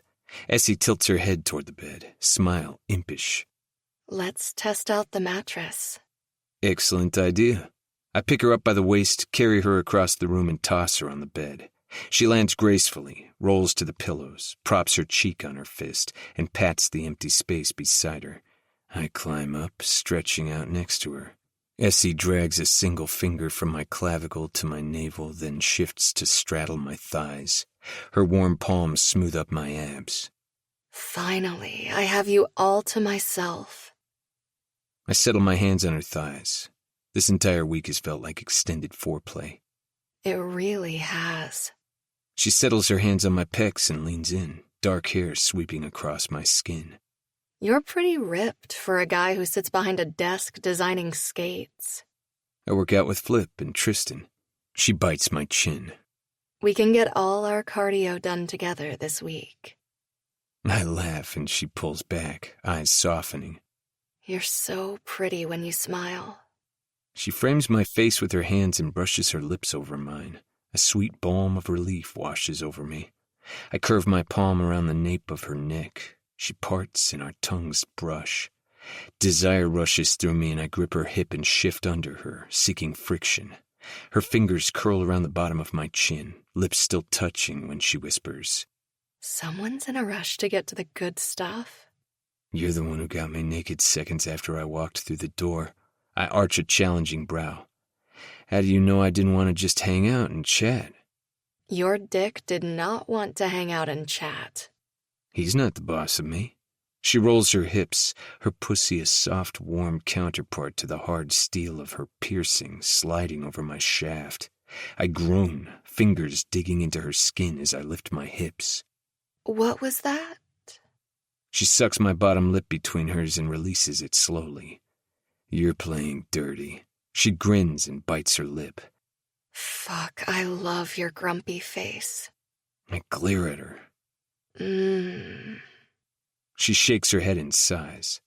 You're such a smoke show when you look like you're plotting my undoing. I'm never plotting your demise, S. I keep one hand on her hip and trace the other up her side.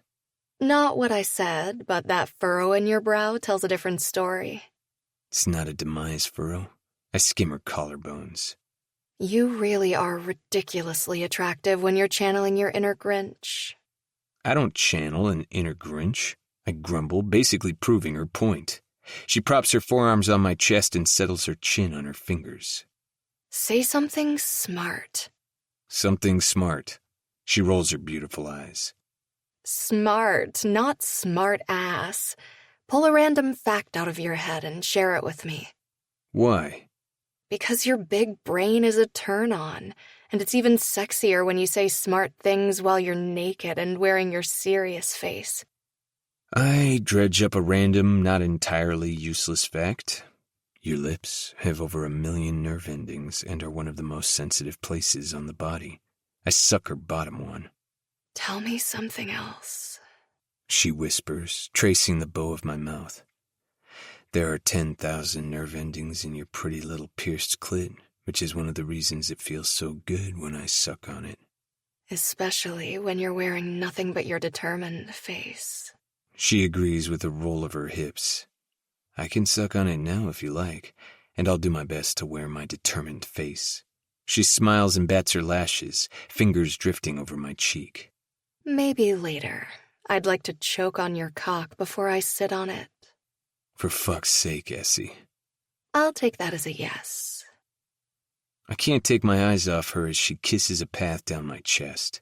Sex with Essie is an adventure. She's fun, uninhibited, and wildly beautiful. She drops open-mouth, wet kisses, her pierced nipples dragging over my skin as she makes her way down my body. She skirts around my erection, cheek brushing the head as she kisses across my hip. She teases and licks and nibbles, long hair sweeping over my thighs as her palm encircles my length. Her eyes find mine and she takes me in her mouth. Soft lips, wet tongue, her satisfied hum vibrating through me. She cups my balls, lips sliding down my shaft. Everything tightens and I close my eyes for a moment, overwhelmed by the sight and feel of her. She pops off and my eyes flip open.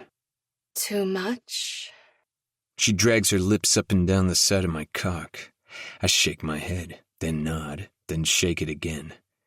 You just feel so fucking good in the way you look.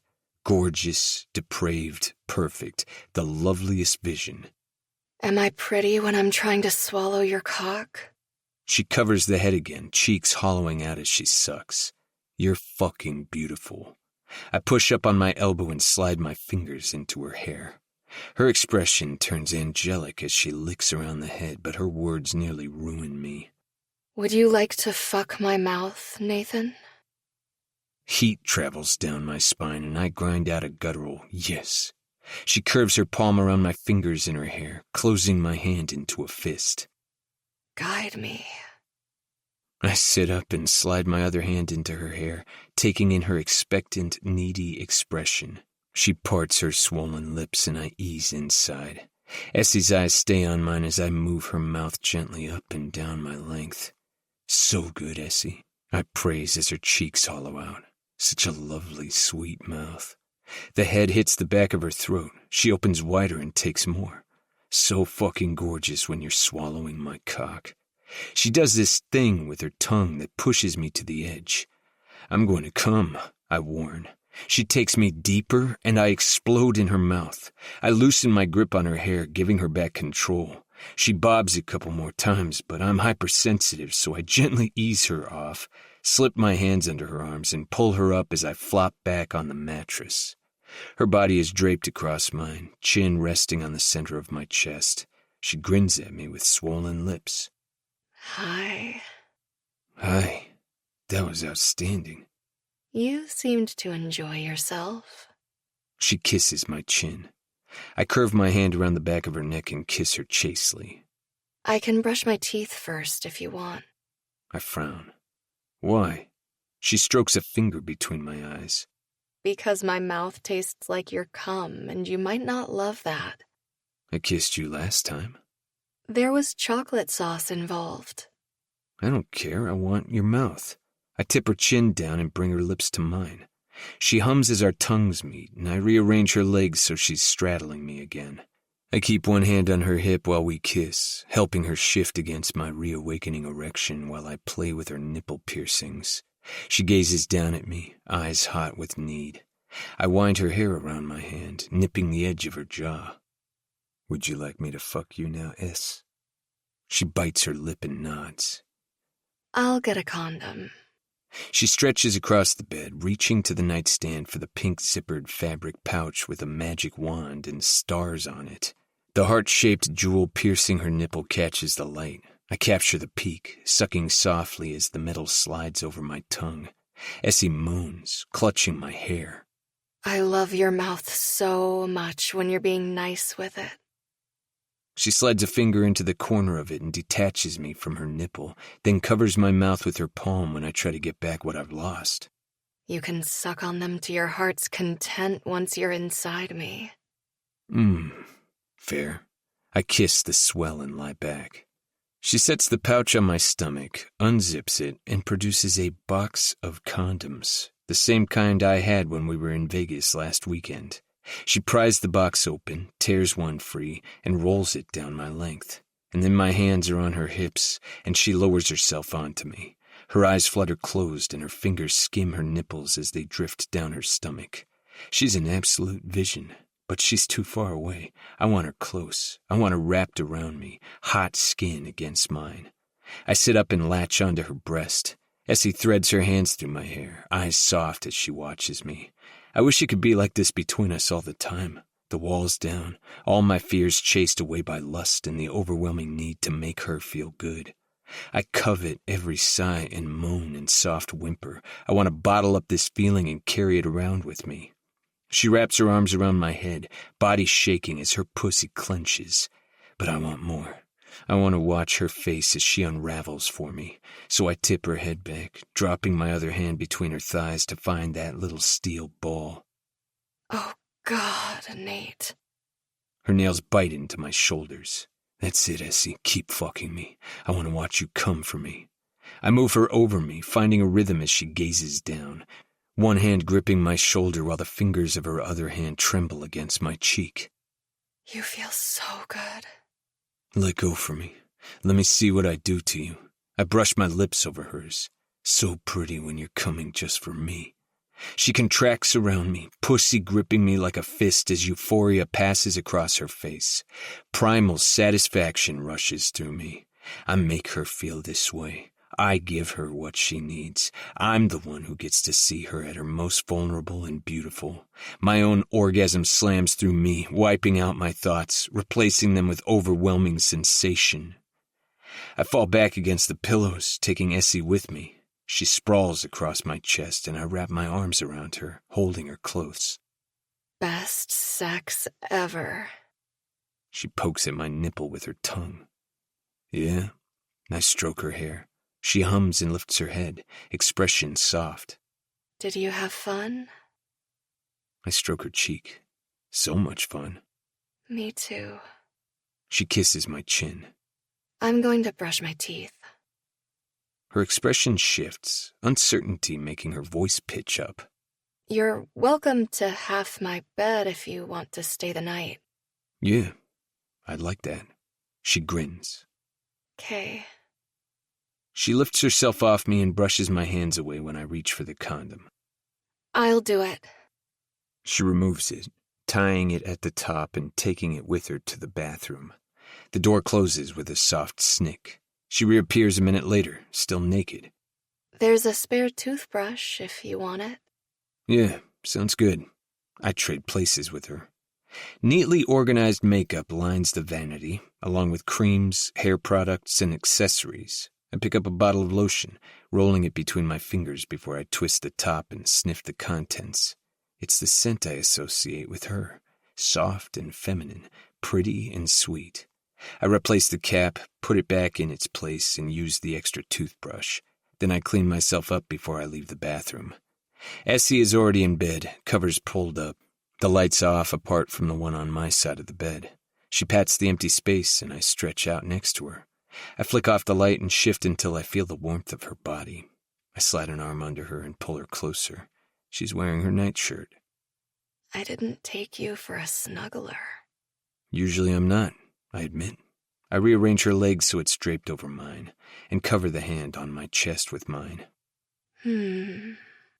She kisses the side of my neck. Night, Nate. I kiss her forehead. Night, S. It feels good to hold someone. No, not someone. It feels good to hold Essie. And that's the moment I realize this isn't just about sex. Yes, it's out of this world amazing, but I like Essie. More than like Essie. This warmth in my chest, the desire to spend the night beside her, to hold her. What if I have feelings for her? It's a bad idea. She doesn't want a boyfriend, especially not one who doesn't believe love can last, that it's even real or tenable. She wants the fairy tale. Eventually, her fondness for my bad attitude will shift and prove what I know to be true. Nothing lasts forever. And then where will I be? Alone again. I can keep my feelings on lock, though. I've done it for years without even trying. I can have this week with Essie. It's better than not having her at all, and it's better for both of us if I keep my feelings to myself. Because everyone leaves eventually. Chapter 20. Nate. Nate. Poke. Nate. Poke, poke. Seriously, you are the soundest sleeper in the freaking universe. Essie shakes my shoulder. I do not want to move and give away the fact that I'm awake. Essie is exactly where I want her to stay, pressed against my body, warm breath breaking against my neck. She wiggles around, waking up other parts. Her hair tickles my face as her lips brush my earlobe. Anal sex. My eyes flip open and I slide my hand down her back to squeeze her ass cheek. You are such a dude. She leans back so she can see my face. How long have you been awake, you dirty bird? About 5 seconds before you offered anal. My voice is thick and raspy with sleep. That wasn't an offer. That was me trying to wake you up. And it worked. She wriggles around again, trying to worm her way out of my hold. It's already 6. You have to go back to your room. I roll us over so I'm on top of her and bury my face in her neck. Don't wanna. Essie runs her fingers through my hair while I edge my knee between her thighs. Rix gets up balls early. She's too stressed to sleep in. I don't want her to knock on my door and find you in here. I don't want to add to her list of worries, especially since I'm supposed to be on a dick hiatus and clearly I've fallen off the wagon. I reluctantly push up on my arms. There are sleep lines on her right cheek, and her hair is fanned across the pillow. Fresh-faced, barely awake. Bedhead Essie is the most beautiful Essie in the universe. All I want to do is spend the rest of today in bed. Fuck the rest of the world. Do you think she'd be upset? I ask, still doing a push-up on top of her. She smooths her thumb along the bridge of my nose. She's worried about everything right now, and I don't want to add to that. You can come back tonight, though. I grin. But anal is not on the table. You put it on the table when you whispered it in my ear. We can do doggy or reverse cowgirl, and you can stick a finger or a plug in there, but your dick is huge. Fingers are a gateway. She rolls her eyes. And much more reasonable than your delightfully massive cock. This isn't debate class. She pats my ass. You have to get up, Nate. I roll off her and out of bed, hopping to my feet. She sighs despondently, eyes on my erection. I'm sorry I can't jump on that now, but we'll make up for it later. It's okay, I'm used to handling it on my own. She slides out of bed and pads across the room, grabbing my clothes, which she apparently hung up to dry for me at some point last night. She tosses them at me. Please put those on. I'm going to brush my teeth. She hustles into the bathroom. I dress and am forced to tuck the head of my dick into the waistband of my shorts so it's not an embarrassment. Essie returns a minute later, hair-brushed, wearing a pair of shorts and a sports bra. Okay, let me make sure the coast is clear. I follow her to the door and wait while she pokes her head out. I wish I had brushed my teeth so I could kiss her before I leave, but my mouth still tastes like sleep. She deems it safe for me to leave, but she fists my shirt and pushes up on her toes, sucking my bottom lip for a moment before she shoves me out of her room. See you and your dick later. She closes the door in my face. At the same time, Flip steps out of his room 2 doors down. He's wearing a pair of athletic shorts and running shoes. He gives me a look as he takes in my rumpled shirt, shorts, and flip-flops. My boner is mostly concealed, but not completely. I don't want to hear it, I warn. He raises both hands. I'm not here to judge. You going for a run on the beach? I ask. Yep. Give me 10 and I'll join you. I'll meet you by the VIP beach entrance. Sounds good. I return to my room. There's a small puddle on the floor to the right of the bed. I'd be more concerned if I planned to sleep in here this week, but there's no reason to alert management about the issue for now. If they move me to another room, it might make it more of a challenge for me to sneak into Essie's. I rub one out, it doesn't take long, change into running gear, and meet Flip on the beach. So, Vegas wasn't a one-time thing, eh? He asks as we fall into a light jog. Nope. You two dating now? I lift his shoulder. Not really. He's quiet for a few seconds. She's a good person, Nate, and she has a big heart. Don't string her along. She said it was just about sex. Is it? For her, yeah, I guess. She kicked me out this morning because she doesn't want Rix to find out and worry because she's already stressed enough about the wedding. I sound pretty butthurt about it. Rix is stressier than I expected, and Essie is hyper-cognizant of that, so I can see her wanting to avoid unnecessary drama. Are you worried about Rix and Tristan finding out? I don't think Tristan would be very happy with me. Why do you think that? Flip asks. Because my relationship track record isn't great.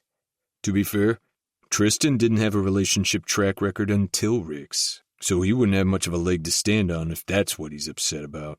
She only wants dick from me anyway. But she wants something else? Yeah. No, I don't know. Sounds like maybe you do know and you're having a hard time admitting it. I can't talk to Tristan about this, or my dad, or anyone else really, so I guess it's Flip. I like her. Like in the bedroom, yeah, but also out of it. She's fun and sweet and thoughtful and talented and so smart. I should find her obsession with all things fairy tale and romance irritating, but now it's just endearing. She's a ray of sunshine. I like how I feel when I'm around her, especially now that we're not fighting to stay away from each other. And the sex is unreal. I knew it. I should have acted faster. I punch him in the shoulder. Fuck you. I'm kidding. I give him a look. Mostly. Seriously, fuck you. I shove him and he nearly loses his footing. Dude, I'm a guy with a dick and she's ridiculously gorgeous, plus all the other things you so helpfully highlighted about her. I'm not ashamed to admit that I've thought about her in a biblical way. But she's my sister's best friend and I'm not ready for something real, which is what Essie deserves. Yeah, well, she doesn't want real with me, I grumble. I feel like you're not telling me something. We reach the end of the resort beach and he stops, hands on his knees, sweat dripping from his brow. I sigh and drag a hand through my sweaty hair. Spit it out, man. I won't tell Tris or Rix. Whatever you say stays here on this beach. I kissed her once at a party this summer before I went to university, I admit. I've never told anyone, and as far as I know, she never has either. Interesting. What happened after the kiss? I scrub a hand over my face. I was supposed to call her the next day, but you didn't. I shake my head. I didn't. Why not? I tip my head up. It's a clear, beautiful day, not a cloud in the sky. So many reasons. I was leaving for Kingston in a few weeks, and you didn't want to do the long-distance thing? One of the guys I hung out with started giving me the gears, told me about the friend of his Essie dated, how she was in love with him 2 weeks in, and I don't know. I guess I just freaked out. I meet his gaze, expecting judgment, but all I get is Flip's impassive empathy, so I keep going. I didn't think I could handle a relationship, especially not with someone who could fall in love with me. I just wanted to have fun, you know?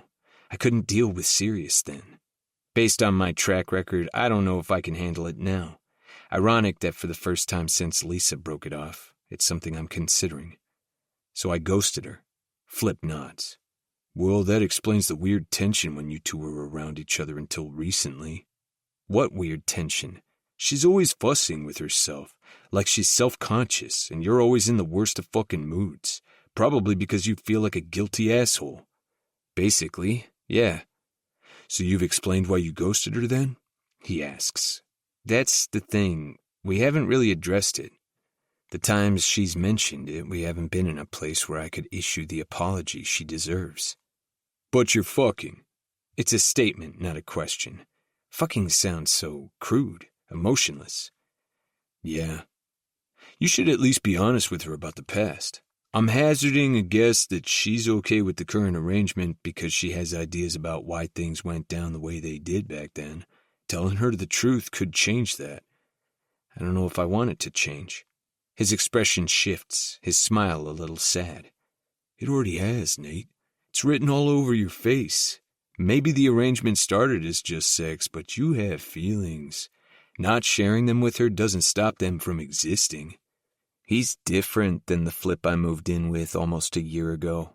I'm not sure what inspired the change, but his insightfulness is surprising. What if she doesn't want what I want? The twist in my stomach and the panic clogging my throat are more telling than I'd like. That's always the risk. You have to decide if she's worth it. He claps me on the shoulder. You don't have to make a move now, or this week even, but weigh what you're willing to put out there. Maybe this is your second chance. Chapter 21. Essie. I set my book on the table and stretch. I was right to kick Nate out early this morning. Rix came knocking on my door 20 minutes after he left, looking to grab coffee. We followed it up with a group brunch. I sat at the other end of the table from Nate so I wouldn't accidentally flirt with him. We've been lounging by the pool since. What time is it? Just after noon? What's up? Rix asks. I scheduled a private yoga session for us girls. We should get cleaned up and head over. I would have joined you for yoga, Flip says. Bond with the bros and do something competitive. We'll see you in a couple of hours. Rix, the girls, and I gather our stuff and stop by our rooms to freshen up. I rinse off quickly in the shower, change into a pair of yoga shorts and a sports bra, and grab my bag and a gift I picked up for Rix on the way out of my room. I stop at Rix and Tristan's suite, crossing my fingers as I knock on her door. "Who is it?" she calls. "Your bestie." She opens the door dressed in yoga shorts and a crop top, looking relieved. "Thank God. Did Tristan follow you back and try to seduce you?" "Yeah, but I put the safety latch on. There is no such thing as a quickie with him. It's always a marathon of orgasms." It's a hard life being engaged to a hockey player who loves you to pieces. A pang of guilt hits me over the fact that I'm hiding things from her. But what's going on with me and Nate has an expiration date. We don't want the same things. I have my heart set on the fairy tale. I want someone who believes that love conquers all. I want a family and a cat named Teacup and a dog named Sparkles. I want romance and eventually babies and growing old and wrinkly together. I want someone who will love me, even when the beauty fades. Rix's face gets all dreamy for a moment. Tristan is a really dedicated fiancé. He is. I'm so glad you fought for each other. Me too, she smiles. Let's go do yoga with the girls. We meet up with them and walk over to the studio. Thank you for setting this up for us. Hemi's arm is around Shilpa's shoulders. I love that we're getting in some quality time that doesn't include a sports competition with the boys. Agreed. I love that the guys want to do things, but I can't be high-octane every moment. Hammer rolls her head on her shoulders. I could definitely use some yoga to stretch out all my tight muscles. Is that from the volleyball game earlier, or your alone time with Hollis? Rix asks. The guys spent about 5 minutes lounging before they became restless and decided beach volleyball was a good idea. They do nothing at a leisurely pace. Both. Hammer cringes and looks at Lexi. I probably shouldn't admit these things in front of you. Lexi shrugs. Technically, I know I'm your stepmom, which is all kinds of weird for both of us, but I view you as a friend. I will never repeat any of this to Roman, because it's better that he lives in the land of make-believe where you do none of the things the rest of us do with our partners behind closed doors. Hammer hugs Lexi. I appreciate you. We enter the yoga studio, grab mats, and get comfortable as the instructor introduces herself. It's exactly what we all need, an hour of time with friends, without extreme cardio and testosterone. Shilpa falls asleep 15 minutes in. The instructor covers her with a blanket and tucks a pillow under her head before the rest of us continue. Geez, you're bendy, Dredd says when I move into the advanced form of pigeon pose. I took gymnastics for a lot of years, and I was a cheerleader in high school and university. I often keep this kind of personal information to myself because people put me in a box labeled too pretty to have a brain, but I feel safe with these girls. She nods. That definitely explains the bendiness. And yes, I dated the quarterback. It was so cliché. Was he the hottest guy in the school? Hammer asks. Tristan was the hottest back then, closely followed by Flip, I explain. But the quarterback ranked 3rd overall, Rix chimes in. What was his name again, S? Jet Hudson. I gave him devil horns in my yearbook. Oh, that name screams hot jock, Dredd replies. Right? He was such a bad choice. I roll my eyes. Did he know he was hot shit? Hemi asks. I nod. Oh yeah, totally. But like, Essie was a legend in high school, Rix says. I was not, I mutter. She's lying. She was named the hottest girl in school every single year from grade 9 through 12, Rix explains. Was it in the yearbook? Dredd asks. Unfortunately, yes. Kind of sucks when people put you in a box based on one quality, Hemi says softly. I nod. Yeah, but Rix and I had each other, and that's what mattered. Always and forever my bestie. Rix reaches across the mat and we link pinkies and smile. High school was fun, and I was invited to every party, but no one expected me to make the honor roll or be the one with the answers. I was pretty and popular, fun to be around, the girl guys wanted to date but not get serious with. After a while, I started to believe that's who I was, too. I stopped fighting the stereotype. I thought I was beyond that, but the compliments from Nate about being math smart hit a soft part of me that longs to be seen completely. After yoga, most of the girls head back to their rooms, and Rix and I stop in the lobby for a fruit shake. We find a table in the shade and drag our chairs close enough that our shoulders touch. I have something for you. I pull a small bag tied with ribbon out of my purse and set it on the table in front of her. You've already done so much, S. You don't need to buy me gifts. It's just little, no big thing, I promise. Rix pulls the ribbon free and reaches inside, withdrawing the first small box. She throws her head back and laughs. Oh my gosh, where in the world did you get this wrapping paper? It's amazing, isn't it? The most amazing. It's covered in a pattern of smiling cucumbers. I'll get you some for Tristan's birthday. That would be magical. She carefully opens the small box and hugs it to her chest. Oh my gosh, are they all French mint? Absolutely. You'll need to put them in the fridge when you get back to your room so they don't turn into a chocolate puddle. I picked up a small box of her favorite chocolates. I will savor every single one. She tucks them into her bag and moves it into the shade. Next, she opens the travel pack of her favorite lotion and shampoo. How did you know I was almost out? You mentioned you were running low in Vegas, and I wasn't sure you'd have time to pick up more before we came here. There's one more thing. She unwraps the smallest box. Inside is a pair of custom-made smiling cucumber earrings. She bursts out laughing and then bursts into tears. I wrap my arms around her. These are joy tears. I'm so lucky to have you, S. I'm so glad you moved back to Toronto. Let's never be apart again, okay?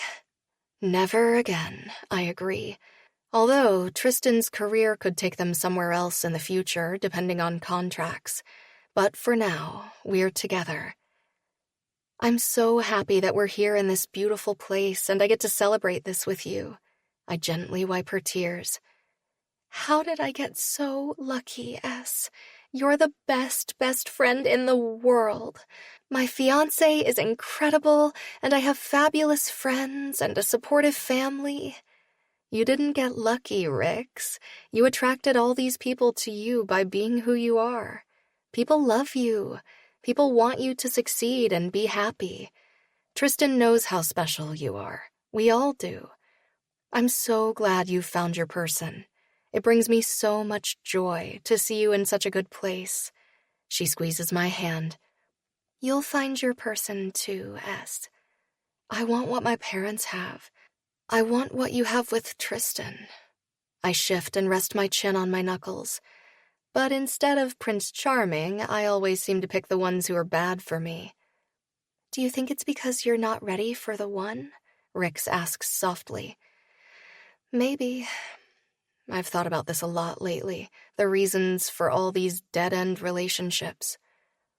In Vancouver, I kept dating all these pretty boy B-list actors with connections. I swallow past the lump in my throat because admitting this, even to my best friend, is hard. But no one expected me to have input or thoughts or ideas. I was just the pretty makeup artist. And of course, I could come to the next party as long as I could do their makeup. I sigh. It was like this in high school, too. I was always the hot girl, and Rix was my smart, pretty best friend. She never worried about what other people thought the way I do. Her eyes soften.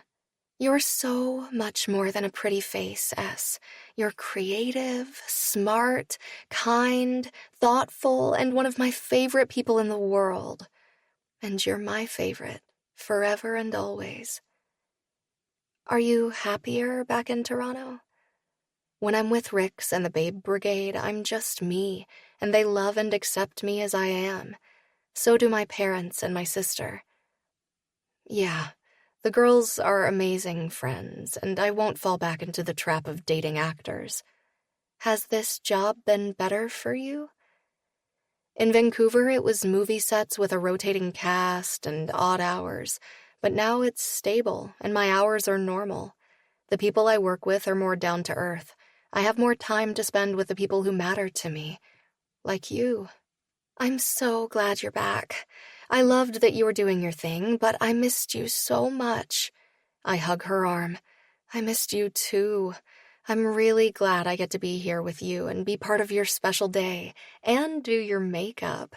I feel like I've been training for it with all the girls' nights out over the past year. You're an artist with a makeup brush. She tips her head. Have you ever thought about transitioning to wedding makeup? I scrunch my nose. I helped out with a couple when I was training in school. And while it's cool that you get to be with people on what's supposed to be one of the happiest days of their lives, there is also the opportunity to really fuck it up for them. Rix cringes. Are you speaking from experience? Personal? No, but I've heard the horror stories. Also, I'd always have to work on the weekend. True. I like working on a set where I can be creative, but I also know what's coming at me most of the time. The bridezilla factor is a real thing. Am I a bridezilla? Rix looks suddenly worried. No, I laugh. Not even a little. You want things to go smoothly. You want your special day to be good, not just for your sake, but for everyone, and especially for Tristan. You know how much work it took to get where you are, so it makes sense that you want the day to be a good one. She squeezes my hand. I hope I can be half as helpful when it's your turn. I smile, but there's a lump in my throat as I force any image of me in a wedding dress out of my head. You will be the best matron of honor. But I'm afraid I'll never be where she is, that I'll never be the one for someone. The Nate I've come to know is softer and sweeter than anyone realizes, and it would be so easy to open my heart to that side of him. It would also be totally on brand for me to fall for another guy whose life vision doesn't align with mine. We can have fun this week, but when the wedding is over, so are we. It's the only way to keep my silly heart from being broken again. Chapter 22. Essie. Towels and shirts are scattered over the lounge beds by the pool when we return, but the guys aren't there, which shouldn't be a surprise. They're probably doing something sporty because sitting still isn't any of their strong suits. I scan the shoreline, which is full of people in swimwear, but I don't see the guys, so I look to the water instead. There they are. Only they would play water frisbee. Rix rolls her eyes. No wonder Tristan is out cold the second his head hits the pillow. That's exactly what happened last... I stop myself before I finish that sentence. Nate was out within seconds of turning off the bedside lamp last night, but I can't tell Rix that. Time I dated a jock, I quickly amend. It always takes me a good half hour to fall asleep, Rix sighs. Same. Nate misses a toss and swims out to retrieve it while the guys heckle him. He's on his way back when he starts thrashing. Tristan is the first to notice and quickly heads for his brother, the rest of the guys on his tail. Even from the beach, we can hear Nate swearing a blue streak. What's going on out there? I grab Rix's arm and drag her toward the water. My first thought is that Nate got bit by a freaking shark, but there's no blood swirling around him. His face is contorted in pain, though, so something happened. He brushes off his brother and Flip, heading directly for me and Rix. Are you okay? What happened? Rix asks as he reaches the shore. I ran into a jellyfish. Or more than one, I don't know, but it really fucking hurts. Someone should pee on him, Dallas shouts. I've got you, honey bear. Flip calls. Don't you dare. It's not what you're supposed to do anyway. He drops onto his ass and puts his head between his legs. Fuck me. This is some pain. Red welts line his back and side, traveling over his shoulder and down his right arm. More welts run down the inside of his left thigh. My throat constricts at how high up they might go. I crouch beside him and put my hand on his unaffected left arm. Hey, hi. I know you're hurting, and it's probably hard to think around it. But can you walk? I'll take you to the medic and get you something to make you comfortable. I just need a sec. The burn is unreal, S. We can bring medical to you if that's better. I wish I could do something to ease him, but then there will be questions. You'll come with me? He turns his head, eyes glassy with agony as they meet mine. You'll stay with me? My soft heart leaps at his pleading tone. Yeah, of course. Okay. He swallows. Okay, let's go see the medic. I help him to his feet and duck under his arm on the left side, careful to stay away from the welts. Rix wrings her hands. We should come with. I don't need an entourage, I just need Little Miss Sunshine and Rainbows. I've got him. He'll be fine. Just needs Benadryl and he'll be good to go. I point to the Red Cross symbol on the small white building just beyond the boardwalk. The clinic is literally 100 feet away. Message as soon as you're done, Rix presses. Absolutely. I kiss her on the cheek and lead Nate away. He swears every 3 seconds until we enter the medical building. There's only one other person waiting, and they have a sunburn so bad on their feet that they've blistered. The nurse takes one look at Nate and ushers him into an examination room. I help him up onto the table. "We don't see many jellyfish stings this time of year," she says. Guess I'm just lucky. She looks him over, pushing his shorts up to expose the stings on the inside of his thigh. "You must have run into a few of them, maybe a mom and her babies. I'll give you a shot to help with the swelling and some cream to calm the itch once the burning settles down. You'll feel better inside the hour. Stay hydrated and avoid alcohol for the next 24 hours. I have a wedding in 2 days. Will I be okay by then? You'll be much better by tomorrow," she assures him. I hold Nate's hand while she gives him the shot. "You'll want to take him back to your room right away," the nurse informs me. "This will make him groggy, and you don't want him passing out in a lounge chair by the pool. A sunburn will only exacerbate the problem." "I'll do that right now." She hands me a tube of cream. "You can rub this on the affected areas. It will help with the itching, but it'll be mostly managed by morning." "Thank you for everything." I run my fingers through his hair. "Okay, Nate, we're going back to the room now." You're gonna stay with me, right? You're not gonna leave? His eyes are glassy from the drugs instead of the pain now. "No, I won't leave." Okay, good. He lets me help him down from the exam table. "Congratulations, by the way," the nurse says. "You're a beautiful couple." She's sunshine and a rainbow, and the dark eats the light. Nate says helpfully. His words are already slurring together. "Looks like the antihistamines are hitting him hard. You'll want to get him into bed as soon as possible," the nurse says. That's his one and only stop. I'm grateful our block of rooms is close by because Nate grows progressively less lucid as we go. I manage to get him into my room, and he barely makes it to the bed, flopping down with a groan. My back feels raw. "Roll over and I'll put some cream on it." He does as I ask and grabs my pillow and Catalina. "Be careful with her."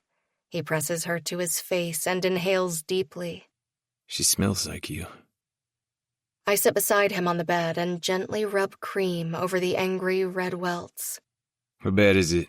It feels bad. Not as bad as it did at first, but still not good. He says into my pillow.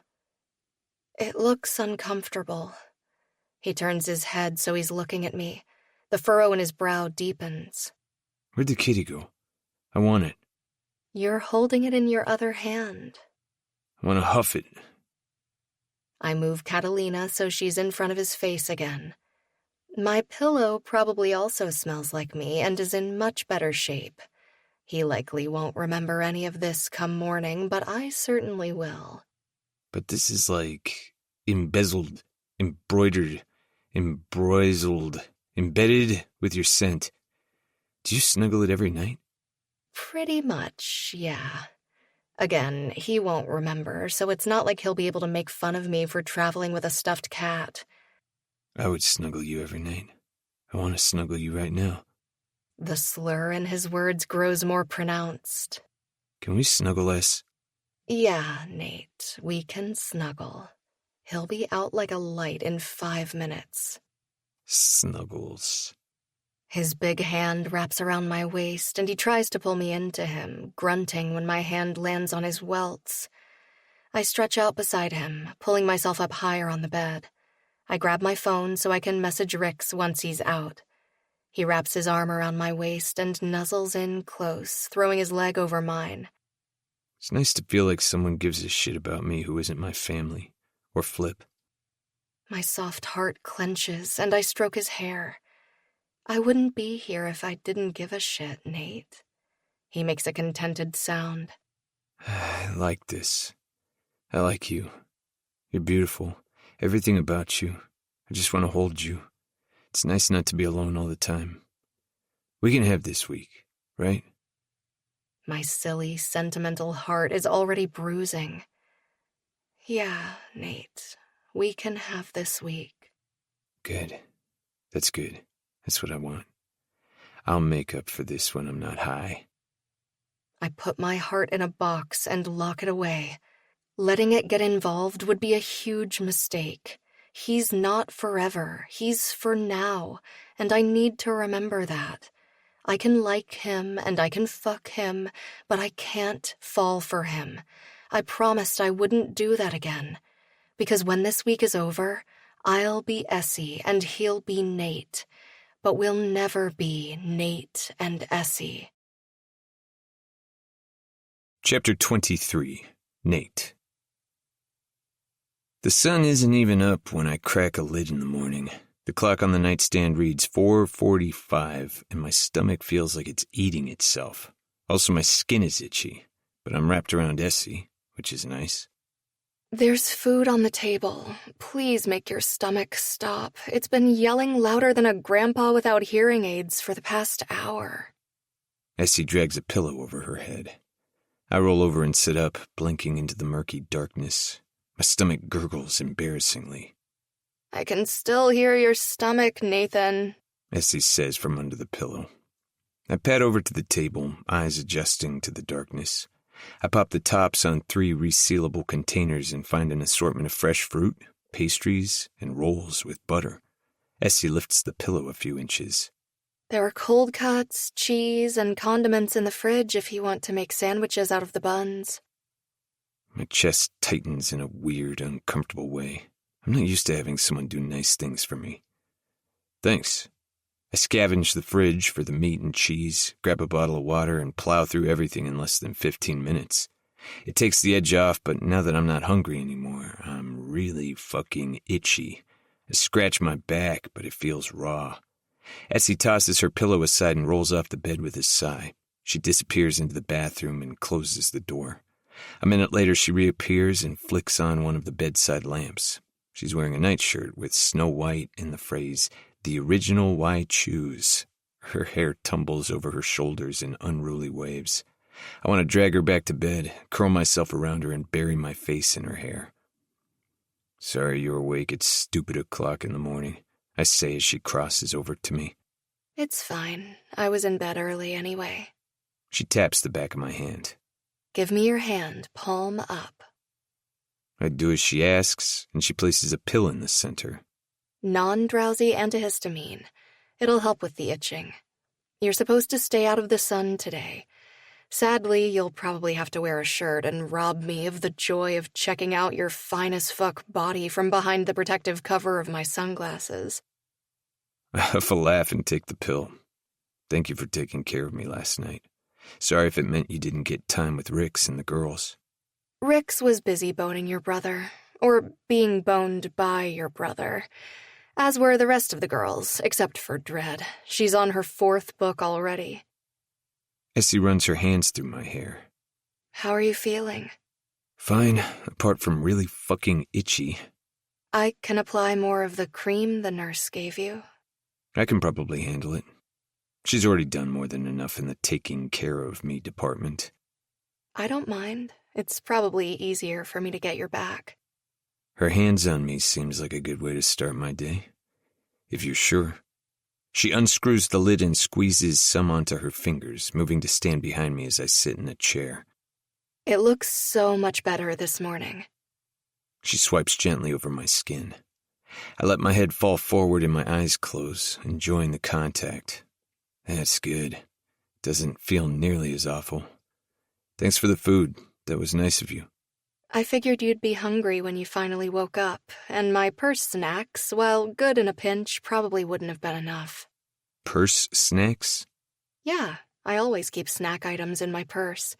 Mostly it's a leftover habit from my university days with Rix. She does that, doesn't she? Always carries crackers and stuff. Mm-hmm. She settles one hand on my shoulder and skims my ribs with the other. I move my arm so it rests on the back of the chair, giving her better access to my side. Fortune cookies, soup crackers, animal crackers, fruit leathers, many bags of nuts. Her purse is where airplane snacks live. We went to a maple farm once when we were kids, and Triss and Rix came along. I tell her, as an old memory surfaces. She wanted to buy one of those little bottles of maple syrup so badly. I remember her talking about it afterward. All she ever had growing up was the fakel stuff. Fakel? Fake maple syrup. The kind made with corn syrup and food coloring. I nod. Oh, yeah. I've never heard that term for it. It's what she always called it after she tried the real stuff. Makes sense. I didn't even know the fake stuff was different when I was a kid. I thought everyone had the real stuff until my dad explained that it's expensive and not everyone could afford it. Tristan went out and bought a big container for her family with his own money. Essie's fingers stopped moving for a second. I thought it was your dad who did that. So did she. It was Triss. He's always had a soft spot for her, at least until our mom left. Then all his soft spots disappeared for a while. She moves around to my right, and I finger the hem of her nightshirt. Less pleasant memories from all those years ago floating to the surface. Tristan went from being fun to angry. Lots of dents in the garage siding from pucks after she left. And broken sticks. Brody had always been quiet, but after Mom left, he turtled. I put all my energy into school. I'm so sorry, Nate. Essie caps the cream and sets it on the table, hands coming to rest on my shoulders again. I want the affection, crave it, need it even. I just wish she'd stay out of our lives. Everything was fine until she started calling again. I shake my head. I don't know why I'm telling you this. Probably because our families arrived today, and I'm sure that's a weight for all of you. Her nails drag gently along the back of my neck. Yeah, maybe. I settle my hand at the back of her thigh. Lately, I find myself wanting to confide in her. Most of my memories of her are shitty. She was always upset with one of us for something. Tristan's hockey equipment took up too much space. My projects were too messy. Brody was too quiet. And then she was just gone. I wish she would stay that way. I wish the calls would stop, along with everything else. They're needles under my skin, pricking at a wound that never heals. I wish she hadn't started calling again last year, acting like she could erase years of silence. Essie cups my face in her palms. You can talk to me, Nate. I can't even begin to imagine how hard that was for your family. I pull her closer, needing the contact to ground me and keep me from falling back into a past that always hurts. Talking about it makes me feel worse. I can understand that. She skims the edge of my jaw with her thumbs. What do you need, Nathan? For you to stay, for this not to end after this week. I try to push that thought back down before it has a chance to dig its nails in, but it's too late. As I gaze into her soft, empathy-filled eyes, I realize that somewhere along the way this did stop being about just the sex. What would she say if I wanted more than this week? She traces the contour of my bottom lip. Do you need a distraction from all the stuff in your head? I lean into her touch. I don't know if I should take what she's offering, but I want her, desperately. Maybe. Her expression is as gentle as her touch. It's also okay if that's not what you need right now. You can be honest. It won't hurt my feelings. I just don't want to get lost in the past. I skim the curve of her ass, moving her to stand between my parted thighs. I wish I wasn't so closed off, that I wasn't so afraid of the feelings that prick at me. I can help with that if you want me to. She runs her fingers down my forearm. I run my hands along her bare thighs, her nightshirt riding up as I settle them at her hips. Please. Okay. Essie lifts her nightshirt over her head and drops it on the floor, leaving her naked.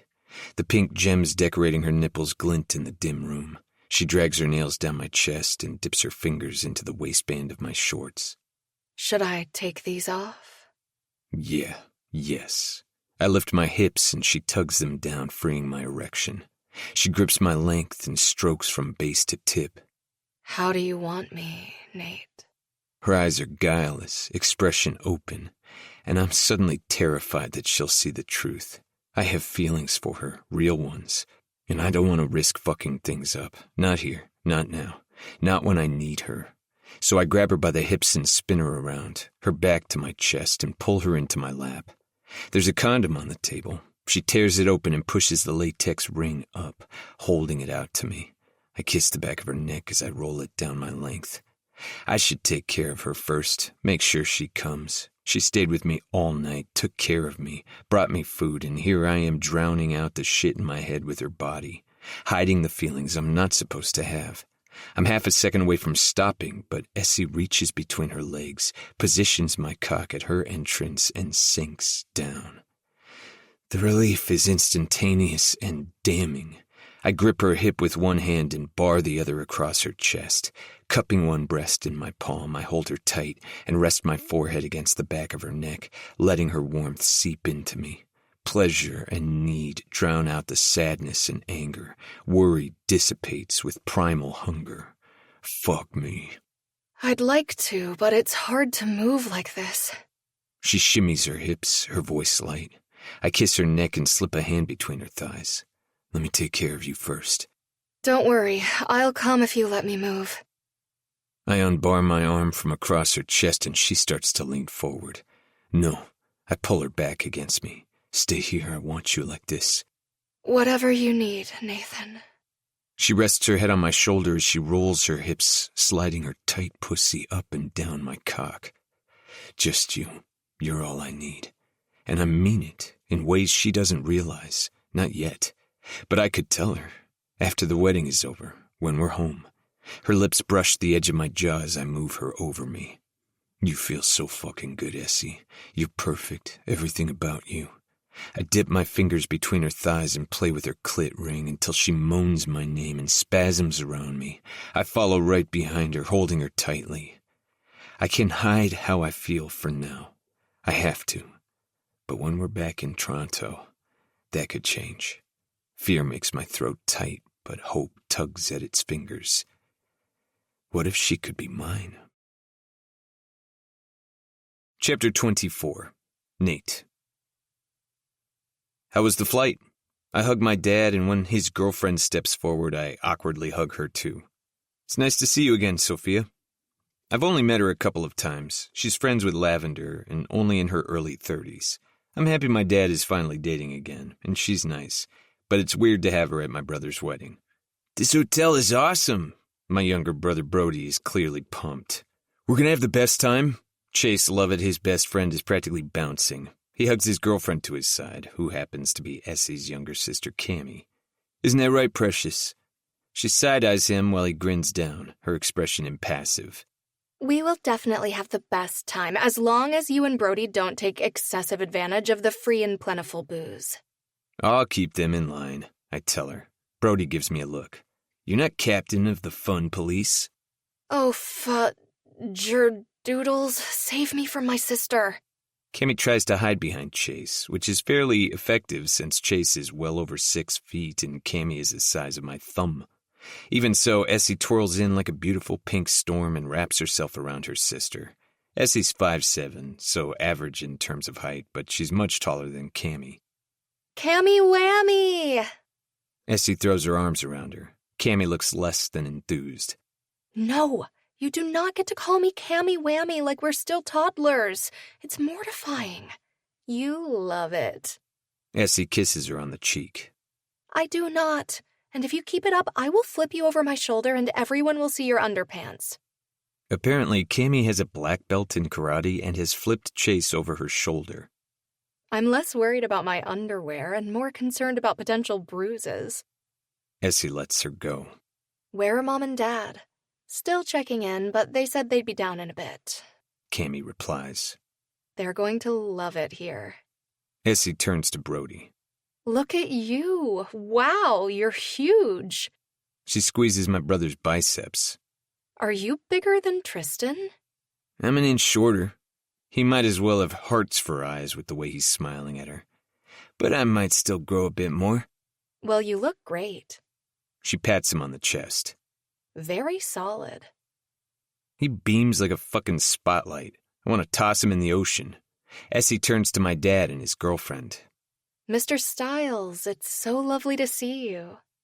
She hugs him briefly. Dad arches a brow at me over her shoulder.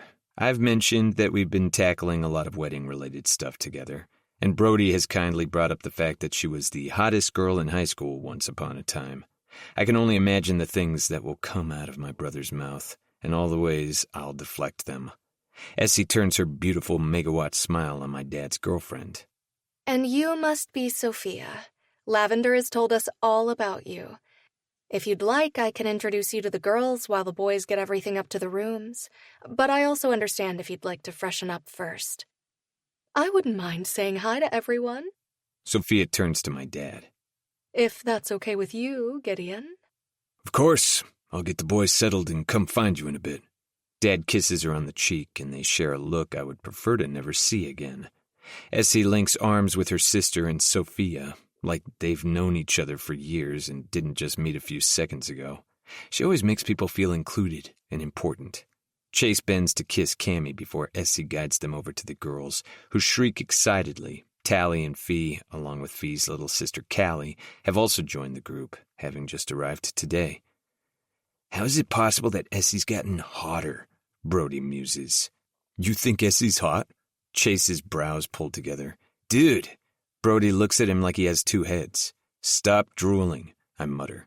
She's a nice young lady, Dad says. She's a literal human rainbow. It comes out sounding irritated, mostly because there are enough people ogling Essie, and there's more to her than just her pretty face and smoking hot body. Chase grabs Brody's arm. Holy crap, is that Sam and Isaac, Hemi's brothers? Brody squints against the sun and follows Chase's finger. It is. Let's go say hi. Chase drags my brother off. Dad settles a hand on my shoulder. You doing okay, son? Freaking out about the wedding. Had sex with the maid of honor a few hours ago and couldn't look her in the eye because I was afraid she'd see my feelings for her all over my face. Have to keep those to myself for the rest of the week and make a plan. Yep, all good here. Dad, you're here. Tristan strides across the foyer, a wide smile on his face. He and Dad hug and backslap each other. You ready to walk down the aisle? Dad asks. Absolutely. I can't wait for tomorrow. I wouldn't be surprised if Tristan shot glitter out of his ass with how happy he is. I bet you can't. Dad may have some glitter in his cannon, too. Brody jogs over. Sam and Isaac are going cliff jumping. He thumbs over his shoulder, then jams his hand in his pocket. They have a boat to get there. Can Chase and I go with? Sam and Isaac head toward us. They're dressed in dark shorts and polo shirts with sunglasses and matching loafers. How they manage to look like they're ready for a round of golf and a mafia takedown at the same time is a mystery. Tristan, Nate, it's great to see you, Sam says. We exchange a round of handshakes. You all right with us taking the boys to the cliffs? Isaac asks. There's more than enough room for the three of you to join as well if you'd like. That sounds fun. Tristan looks to me and Dad. You think you can swing it? Sure. Let me make sure Sophia is settled with the girls, Dad replies. We'll meet back here in 20, Sam suggests. Perfect, Tristan agrees. Sophia has already been absorbed into the girl group out by the pool. She's sandwiched between Lavender and Essie, who's lost her beach cover-up. Today she's wearing a hot pink ruffled bikini top and matching shorts. She looks relaxed and beautiful. Anyone want to come cliff jumping? Sam asks as we approach. Hemi pushes her sunglasses down her nose. You're not serious. Of course we're serious. Isaac frowns at his sister. Hemi sighs and shakes her head like he's an idiot for even suggesting it. None of the girls are interested in cliff jumping. Please remember that not everyone lives their lives at Mach 10. Hemi calls to her brothers as we head for the rooms to change. We'll be fine, Sam calls over his shoulder. We split off, Brody following Dad since his bag is currently in his room. He's staying with me, or at least he's staying in my room, but we'll bring his stuff over when we get back. Changing rooms now seems pointless. We can always push the bed to one side if it rains to avoid the leak. I check my phone when I get to my room. Essie, do you have a roommate tonight? Wide eyes. Yeah, but Brody sleeps like the dead, so I should be able to sneak over. I'll understand if you need bro time, though. You're much nicer to wake up next to. And cuddle with. Wink. Have fun at the cliffs. Have fun with the girls. Essie hearts the message as a voicemail alert pops up from an unknown number. My stomach twists, but we're in a foreign country and sometimes the carriers don't pick up familiar numbers. I key in my passcode and hit play. Hi, Nate. It's your mom. I saw your brother's...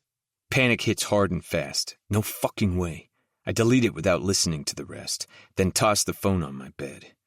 My skin prickles and my chest tightens. I run my hands through my hair, gripping the strands tightly as I pace. I blocked my mom from my social media. As soon as she started calling, I set them all to private. But I'm sure she has a fake account set up, and Brody's accounts aren't set to private, so he probably doesn't realize she can see what he's posting. I wish she'd just leave us alone. My phone pings with new messages. Brody, waiting on you. I'd come get you, but you haven't sent me your room number yet. Nate, bro. Nate, be there in 2. I shove all my feelings about my mom and her fucking phone calls into a box. My dad and my brothers don't need to know she's still trying to reach us through me. I change into board shorts and a t-shirt and meet up with the rest of the guys. Took you long enough? Brody rolls his eyes. Did you need to iron your board shorts first? Aha. The ironing board is currently set up in the corner of my room because I like things neatly pressed, but I draw the line at swim and underwear. Everything good? Tristan asks. I force a smile. Great. Let's roll. We follow Isaac and Sam to the pier and climb into a sweet speedboat with seating in the bow. Sam gets behind the wheel. This is lit, Chase exclaims. It's awesome. Brody agrees and tucks his ball cap under his leg so he doesn't lose it in the water. Isaac points to the rocky cliffs across the bay. That's where we're going. This is freaking cool. Chase can hardly contain himself. He's the extrovert to my younger brother's introvert. You all been having a good time? Dad asks as we zip across the pale blue water. Tristan nods. It's been great. We had a hiccup in the beginning with the room situation, but Connor Grace pulled some strings and we ended up at B's Dream Resort, so it all worked out. He's in a buoyant fucking mood, and why wouldn't he be? He's marrying the love of his life.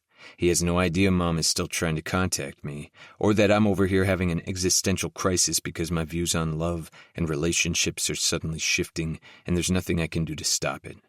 But I can make a plan. I'm good at those. Sounds like everything is working out the way it should.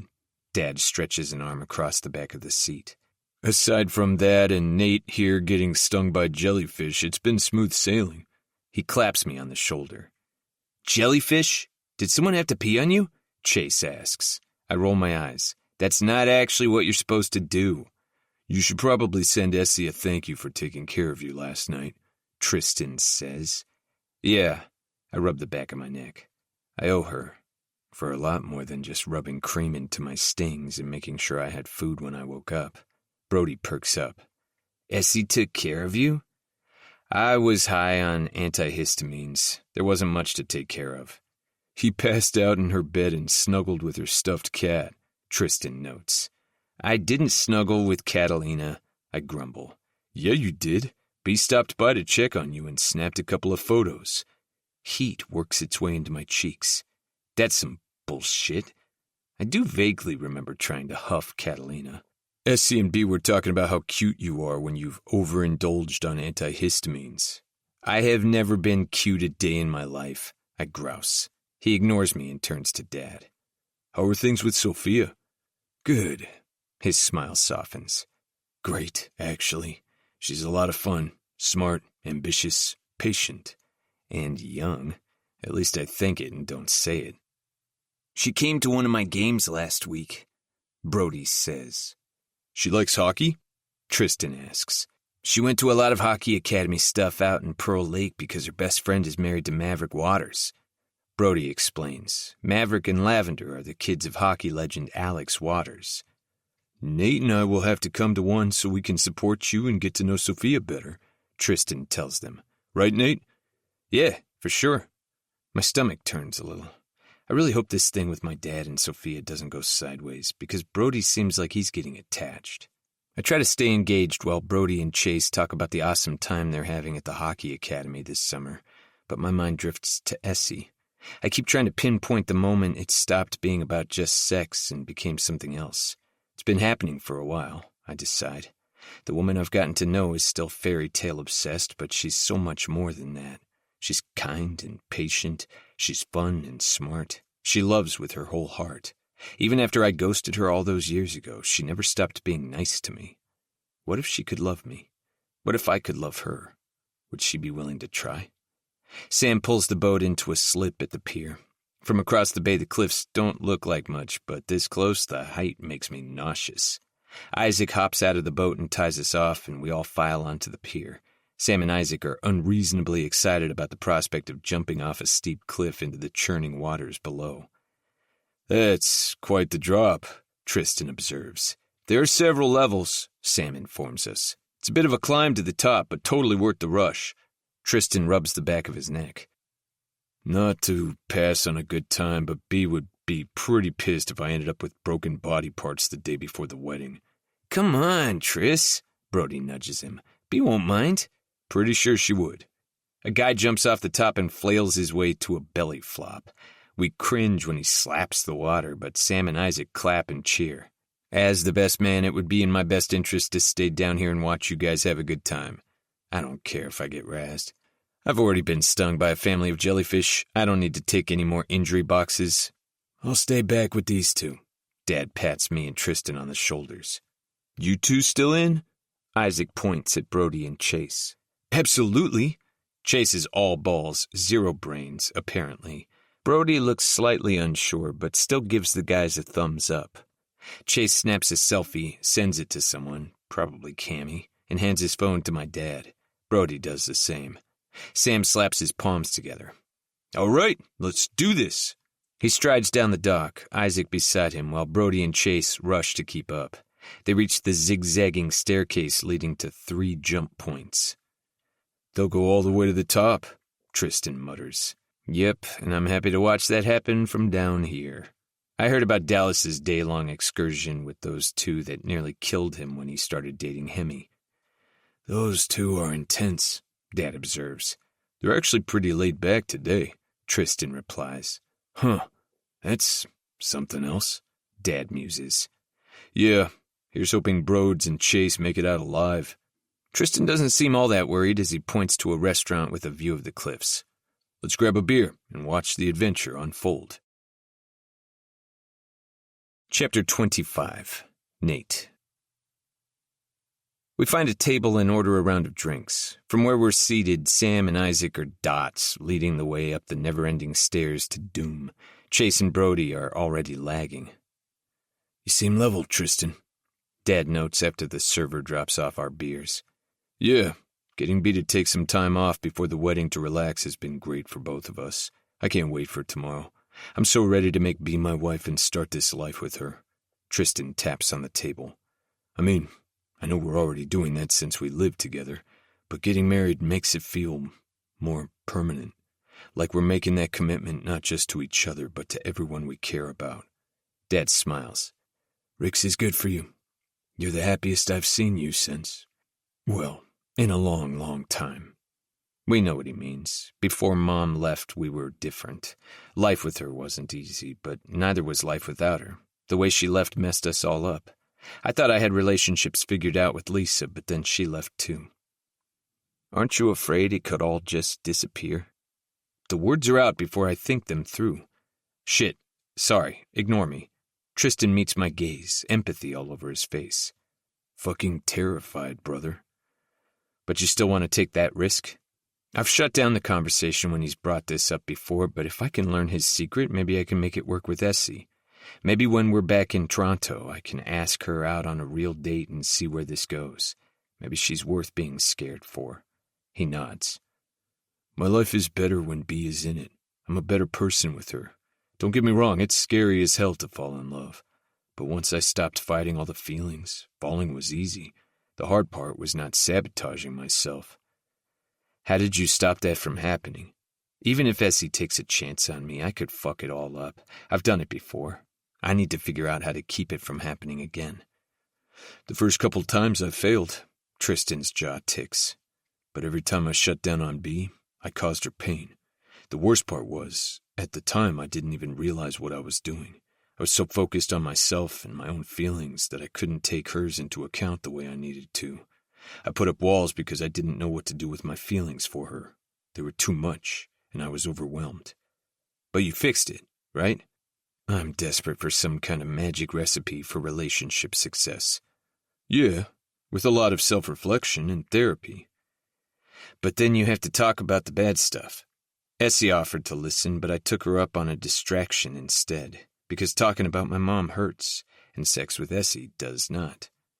Yep, and it absolutely sucked at the beginning. The first few sessions were rough, especially when I realized how tough I'd made things for B, and how I was damaging our relationship by avoiding the difficult things. I broke a few hockey sticks working out my feelings, but B and I made a lot of progress, and that made it easier to keep going. Tristan's voice is raw with emotion. So it's not as hard now? I should stop digging at these wounds, his and mine and Dad's, but I want what Tristan has. Most of the time, yeah. B and I both have bad days, but we work through them. He's so sure in his conviction that B's worth the pain. He believes in her and she believes in him. Could I handle therapy if it meant someone as kind and full of love and light as Essie could be mine? Dad's eyes bounced between us. I should have made you boys talk to someone when you were younger. You did. I lasted one session. I told her to go fuck herself, and then I told you to do the same. Tristan takes a long pull of his beer. I should have made you try again. Dad presses. Don't be so hard on yourself, Dad. Tristan shakes his head. I doubt I would have gotten much out of therapy as a teenager. I was too wrapped up in being angry. You might have been less angry. Dad looks down at the table, posture stiff. I know I haven't been the best relationship role model. We were all just trying to survive, Tristan says, tone gentle. You were raising 3 boys on your own. I had a lot of help, he says pointedly. That kept me out of trouble for the most part. Plus, look at how close we are. Tristan ruffles my hair. My genius brother's my best man. My little bro is probably going to steal my spot on my team in a couple of years. It all worked out the way it was supposed to.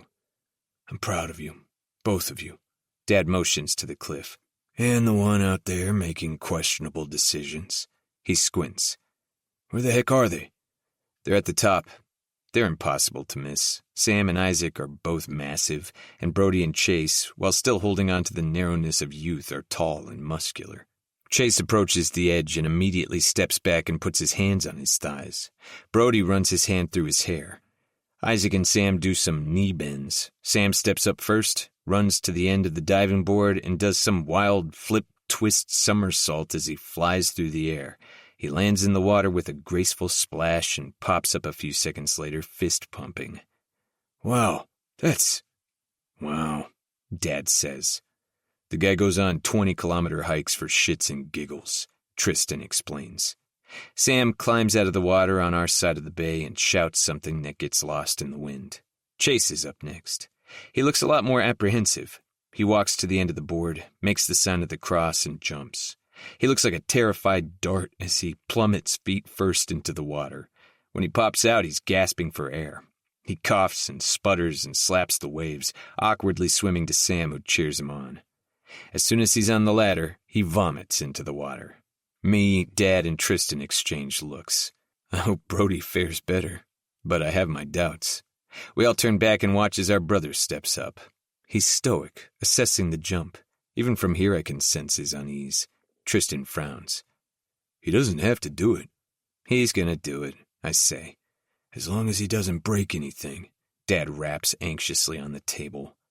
Brody jumps, tucking himself into a ball and protecting his head as he hits the water ass first. Tristan is already out of his seat. Oh, man.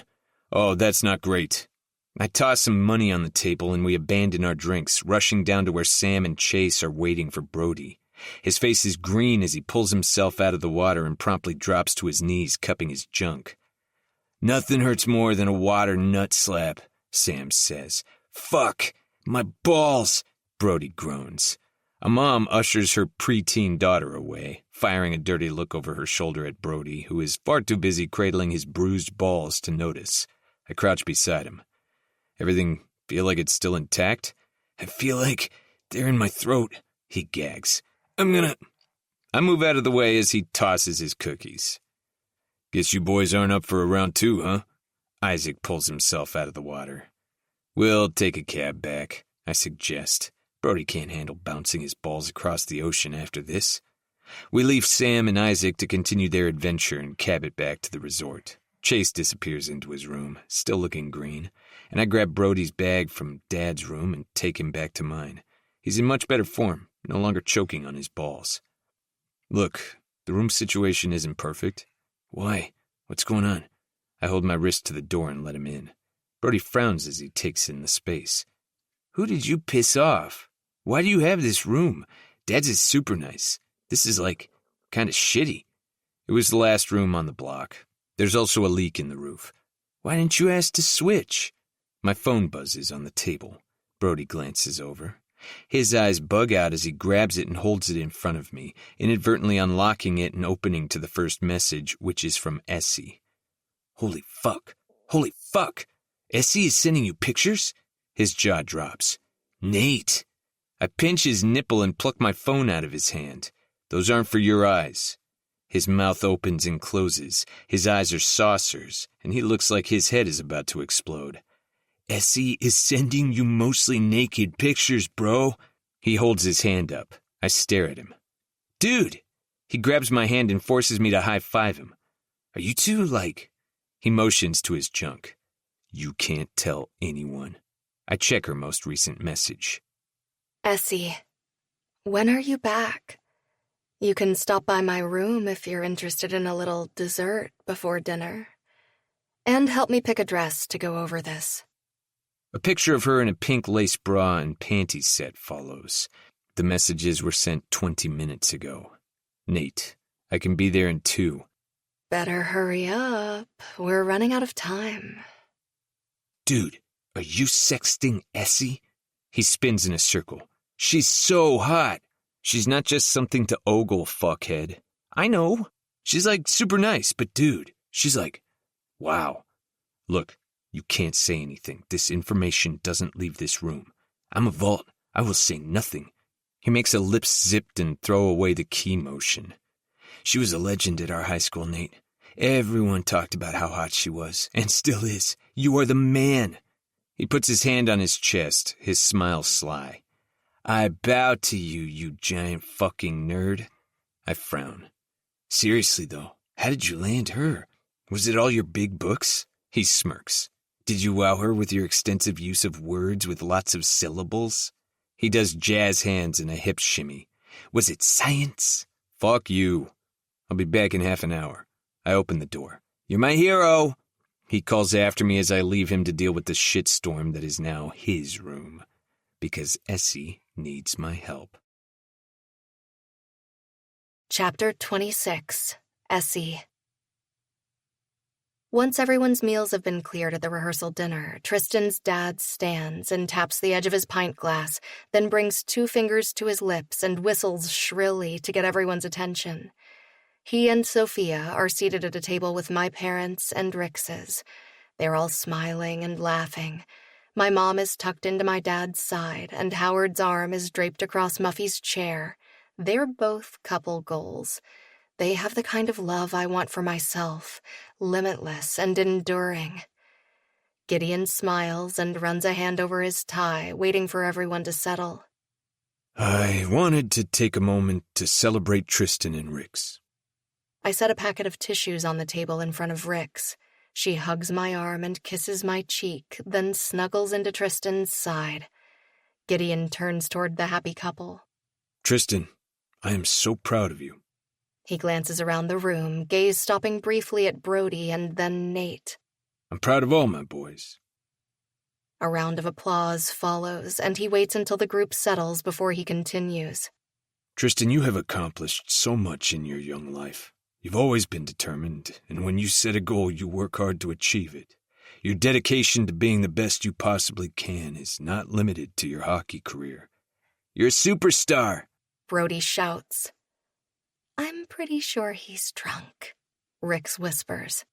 Oh, yeah, absolutely. Tristan agrees. Drink a glass of water, son, Gideon says. Everyone chuckles. Brody sinks into his chair. Chase passes him the pitcher of water. Gideon turns back to Tristan. You brought that dedication and determination to your relationship with Rix. You've both worked so hard to be the partner each other deserves. Watching you grow and learn together has been inspiring. I don't think either of you realizes how much you've taught me. He pauses and clears his throat. We should all be so lucky to have the kind of love you share. To your future and everything it holds. He raises his glass in a toast. Rix and Tristan push their chairs back and round the table. Tristan and his dad hug each other tightly, both clearly emotional. And then Gideon folds Rix into a hug. She's a weepy mess when he lets her go, and Tristan tenderly curves his hand around the side of her neck, thumb sweeping across the edge of her jaw as he brushes his nose against hers. I dab under my eyes with a tissue, my love for them too big to keep inside. I glance to the left where Nate sits 2 chairs down, hands folded in his lap. He glances my way for a second. I wish I knew what was happening in his head. Something has shifted. When he came to my room to help me pick my dress, he was sweet and very focused on me and my needs. I need to keep reminding myself that he's not someone I can give my heart to. But it's hard when he cuddles me all night and tells me how sexy my spreadsheets are. Rix and Tristan take their seats again. I hug Rix and free another tissue from the pack, tipping her chin up so I can dab under her eyes. She laughs and sniffles. Am I melting? No, you're perfect. I'm just fussing. She hugs me. I love you. I love you back. Flip moves to the front of the room. He's dressed in khaki shorts and a short-sleeved white button-down. He sets his bottle of water on the podium and smiles at the crowd. How's everyone doing tonight? Feeling no pain? Chase shouts. Seriously, slow down, you two. Flip motions between Chase and Brody.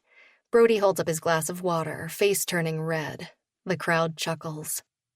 I just wanted to, take a minute to express how much Tristan and Rix mean to me. To all of us here. Flip's eyes are already glassy. He blows out a breath. Man, I've got a lot of feelings, and they're all right here. He taps his throat, then the corner of his eye. And apparently here.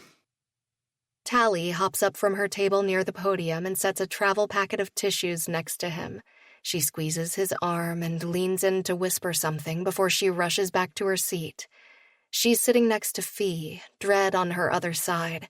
Callie, who is all of 9, is tucked into Connor's side, like he's her own personal tattooed beanbag. Thanks, Stiles.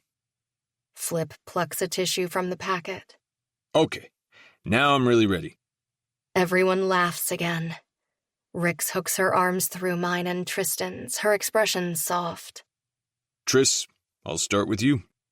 Flip smiles at his best friend. We've had a lot of years of friendship and some real ups and downs.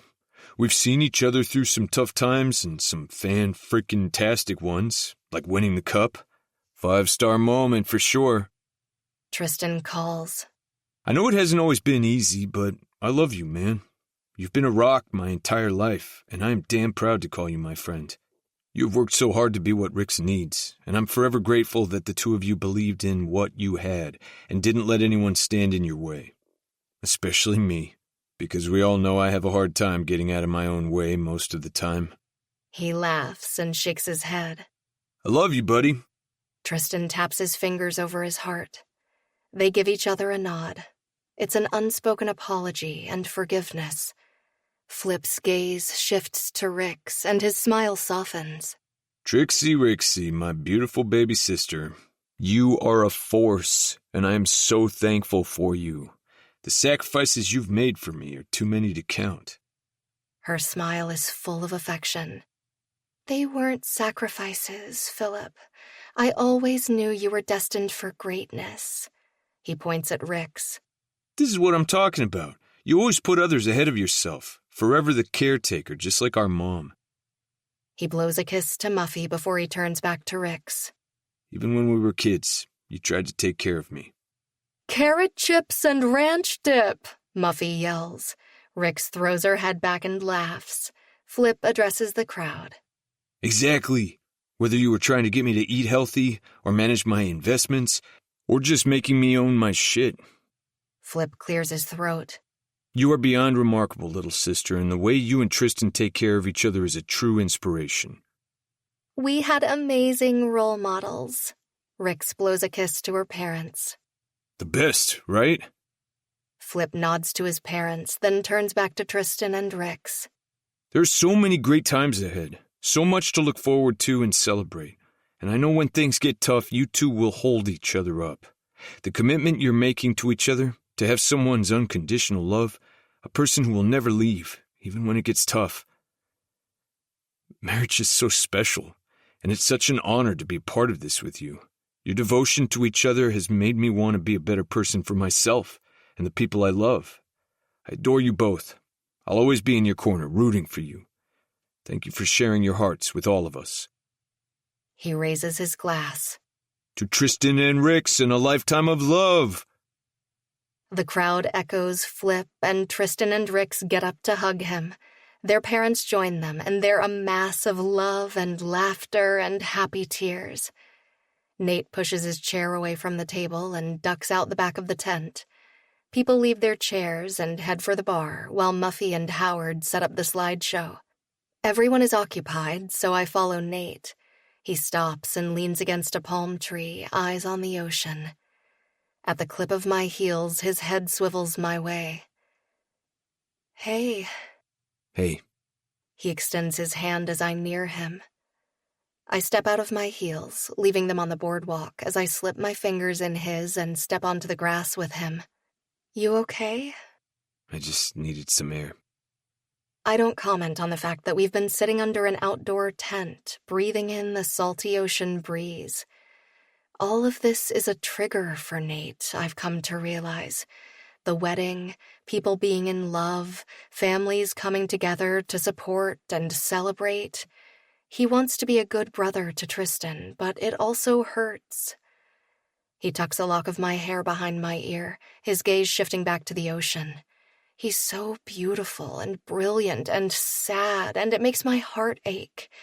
I'm afraid to dig into his pain, but I don't want to leave him here hurting alone. It's okay if this is hard for you. He sighs, the sound heavy with hidden emotion. I'm happy for them.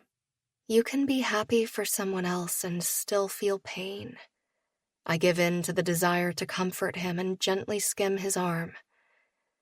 Is there anything I can do to help? You're here. That helps. I see the little boy who was left by someone who was supposed to love him unconditionally and has become a man who fears the pain that love can bring when it's taken away. Can I hug you? His eyes lift, and he nods once. I step forward and wrap my arms around his waist.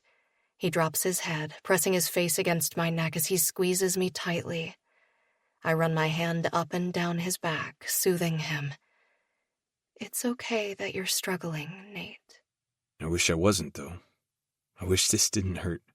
I wish I could just be happy and not afraid. We don't always get to choose the emotions we feel, but we do get to choose how we allow them to rule us.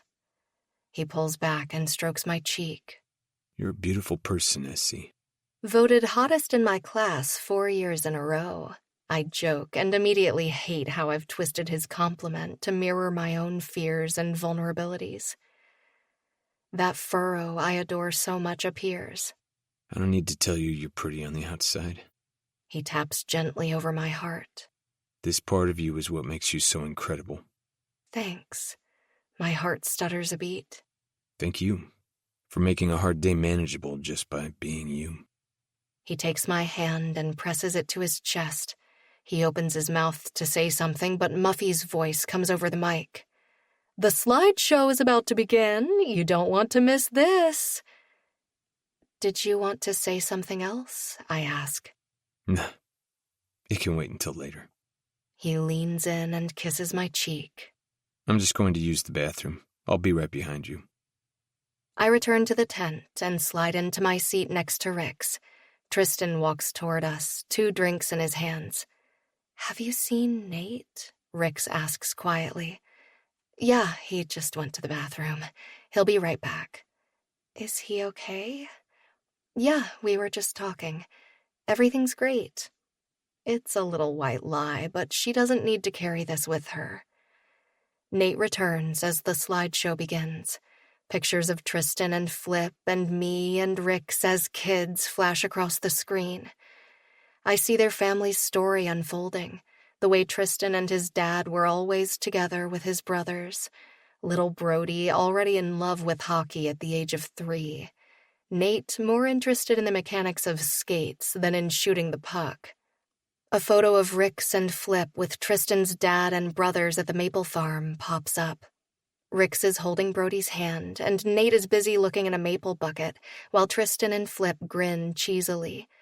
Tristan's smile stops appearing when he hits his teens, and anyone who knows their story can see the darkness that clouds his eyes. The pictures of Tristan and Rix at Flip's house are endless. He was always there for dinner. They were forever playing hockey on the street, and birthday parties chronicle their friendship. There were just as many moments with Rix and me. Our lives play out on the screen. First days of school together, birthday celebrations, high school prom, our first year in university where we shared a room, our first apartment, cooking together, snuggling on the couch. Rix and I were inseparable all through university until we graduated and I went to Vancouver to chase a dream that didn't quite fit my life goals. Tristan and Flip's friendship spans 2 decades, from kids playing street hockey to making the pros, and then finally ending up on the same team. And then Rix and Tristan appear together, their love so clear and beautiful on the screen. Tristan looks at her with such awe and adoration, and Rix's eyes are always so full of love for him. Someone managed to slip in a picture of Rix making cucumber salad. Her face goes red, and Tristan fights a grin while our friends laugh, and the parents and other friends look confused. It's perfect and amazing to see these two, who grew up in each other's orbit, find the truest kind of love in each other. When the slideshow ends, so does the evening, and everyone heads back to their rooms. I hug Tristan and Rix goodnight and send them off with promises that I'll message first thing in the morning. Once they're on their way, I turn to Nate. I want to check in with the concierge to make sure everything is ready for our bridal breakfast and double-check our hair appointments before I go to bed. I'll come with you. Okay. He glances over his shoulder, making sure we're alone on the path before he links our pinkies. Do you want your room to yourself tonight? I glance at him, but he's focused on some spot in the distance. No. We don't have many days left here, and I want to make the most of them. It's okay if I stay with you? His fingers press against my lower back as we maneuver around a drunk couple. I like Nate's snuggles, I admit, as we approach the concierge. A small smile tugs the corner of his mouth. Good. Me too. As we reach reception, I notice a dark-haired woman arguing with one of the staff. You can't be completely full. You must have something available. Ma'am, there's a wedding. I'm aware. My son is the one getting married, she snaps. Nate freezes, the color draining from his face. Time slows as she turns in our direction. The similarities are uncanny. The dark eyes and the slant of her brow are echoed on Nate's face, as are his full lips. I see pieces of all the Stiles brothers, Tristan's cheekbones, Brody's nose. Her eyes flare in recognition as they land on Nate, and he moves closer, his grip on my hand tightening. No, this isn't happening. She abandons the desk clerk and her luggage and heads straight for us. I step in front of Nate, a shield, a barrier, wishing I could protect him from this fresh, horrible pain. Nathan? Is that you? Her eyes are wide with wonder as she takes in the man gripping my hand like a lifeline. What the fuck are you doing here? Nate's voice is rough with fury and anguish. Why would you come here? She takes a tentative step back, throat bobbing as she smiles uncertainly. For the wedding. Her gaze shifts to me, assessing for a moment before she refocuses on her son without so much as an acknowledgement. And the rage I felt a moment ago doubles. I'm so sick of being dismissed. I'm tired of being loved and hated for something I have no control over. Everything is easier and harder when all they see is a pretty face. You weren't invited, Nate grinds out. I'm your mother, she states, as if this somehow explains everything. The hell you are.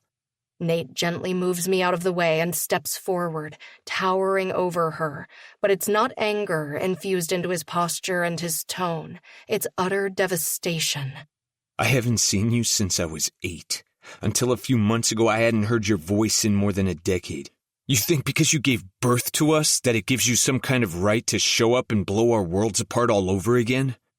Nate, honey, she raises both her hands. You don't understand. I was... Fuck you. His voice cracks with emotion. His mother recoils. We're drawing attention, not just from the guests milling around, but from the concierge. I'm terrified that Tristan or Brody will find a reason to follow us here, and all of Rix's fears will come true. Pain laces Nate's words as he continues to tear her down. You lost the right to explain when you abandoned us. Do you have any idea the damage you did? You left all of us, not just Dad, all of us. You left it up to Tristan to tell us you were gone. Do you know what that did to him? To us? You're not a mother. You're selfish and self-absorbed, and you have no right to insert yourself back into our lives after the hell you put us through. 2 security guards head for us at the same time Connor Grace comes striding across the lobby. He's wearing a button-down and black pants, tattoos covered, looking very much the part of hotel royalty, not a pro hockey player. He meets my anxious gaze as he surveys the scene, eyes landing on Nate's mother. Understanding dawns, and cold, hard rage flashes for a moment. He holds up a hand, and the guards stop as he reaches us. His eyes narrow on the unwanted guest. Nate, you need some help here? This is a family discussion, Nate's mom snaps. Nate, you need to calm down. You're causing a scene. Connor levels her with a glare that makes my insides liquefy. You're not on the guest list. Excuse me? Nate's mom looks stricken. I am the mother of the groom. Biologically, maybe. Connor crosses his arms. But you gave that title up along with your right to be part of their lives when you abandoned your husband and your 3 sons. She fidgets nervously with her purse strap. You have no idea what you're talking about. Oh, I do. Tristan and I go way back. I know what you did to your family, and I know you don't belong here. Connor states flatly. He does not deserve to have his wedding ruined by you. Nate's mom rolls her shoulders back. You can't make me leave. Haven't you done enough damage? What will it take to make you stop? Nate's voice takes on a pleading edge. Can't you do us all a favor and stay gone? Everyone has a price. Connor says calmly. What's yours? All 3 of our heads snap in his direction. Nate's mom scoffs as if she's offended. Would $1 million do it? Maybe 2? Connor tilts his head. How dare! 3? 1 for each of the kids whose lives you fucked up when you disappeared with no explanation. Would that be enough to keep you out of their lives for good? You can't be serious. Nate's mom fingers the pendant at her throat. My stomach sinks as I realize she's considering the proposal. Just think how much easier life will be when you don't have to worry about money. Connor continues. I'll wire it to your account right after you sign a legal and binding document that states you will not contact your sons or their father again, and if you try, you'll have to pay it back. His expression darkens. With interest. She looks to Nate, expression uncertain. You should take the money. None of us want to know you. But, Brody... He doesn't even remember you. His voice hardens. You're dead to him, to all of us. My stomach rolls as she turns back to Connor. $3 million, and you never contact them again. He says. Never again, she agrees. You are a disgusting excuse for a human being. I thread my arm through Nate's. I hope this decision haunts you for the rest of your miserable life. I've got this from here, Connor says, rage still simmering below the surface. This is the man who gets in fights on the ice, the one who doesn't mind being the villain. Nate pales, like the truth of this is hitting him. I can't pay you back, and I don't want Tristan to consider it my wedding gift to Tristan and you and Brody. Connor motions for Nate's mother to follow him before he turns to me and murmurs, Take care of him. I nod. I will. Thank you. Nate's mom glances over her shoulder once, but he isn't looking at her. He's looking at me, and he's utterly ruined. I cup his cheek in my palm, wishing I could absorb the agony of it all. She doesn't deserve any part of your heart. Chapter 27. Essie. Nate is clearly in a state of shock as I guide him away from Connor and his mother. Where do you want to go right now? I don't want to make assumptions, especially with how fragile he must be, but Brody is rooming with him. I worry about what could happen if Nate shows up there looking destroyed. Back to your room. His voice is thready with anguish. Unless you don't want me there, I'll understand if you don't. I stop and turn to face him. I'm here for you, however you need me to be, Nate, okay?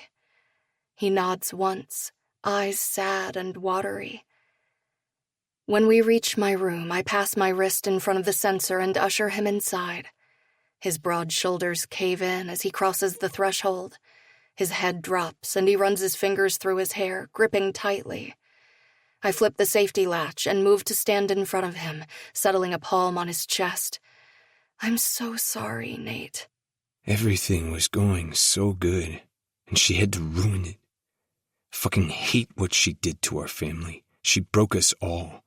I wish I could take away the hurt. What can I do to help? What do you need? You. He closes his eyes, covers my hand, and steps closer. When his gaze lifts to mine, longing and apology are reflected back at me. I want to forget she was ever here. I need out of my head. I wish I could get him to open up, to talk to me, let me in.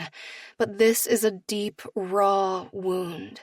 Pushing could break him, so I move closer, sliding my hand up his chest to the back of his neck. Show me how I can help you with that. He lowers his head, and his soft, needy groan hums across my lips as he slants his mouth over mine. His hand tangles in my hair, and the other winds around me, pulling me tight against him. He deepens the kiss, despair shifting to hunger. I want to siphon out his pain, kiss it all away, help him forget. Eventually he stops to breathe, thumb brushing the edge of my jaw. I need you, S. I'm sorry. He drops his forehead to mine. I just need to feel you. It's okay. I'm here. I hold his face in my hands. Let me make it disappear. Please. I rid him of his shirt and he peels me out of my dress, pushing my panties over my hips. I undress him the rest of the way, struggling to stay focused as his fingers whisper over my skin. When we're both naked, Nate leads me to the bed, pulls the sheets back, and lifts me onto the mattress before he stretches out beside me. The walls between us are crumbling, and I see so clearly the man before me. His shattered heart is in my hands, and I desperately want to mend the broken parts of him. His eyes never leave mine as he traces my curves with gentle fingers. I want to see you come apart from me, Essie. He dips between my thighs. Whatever you need, Nate.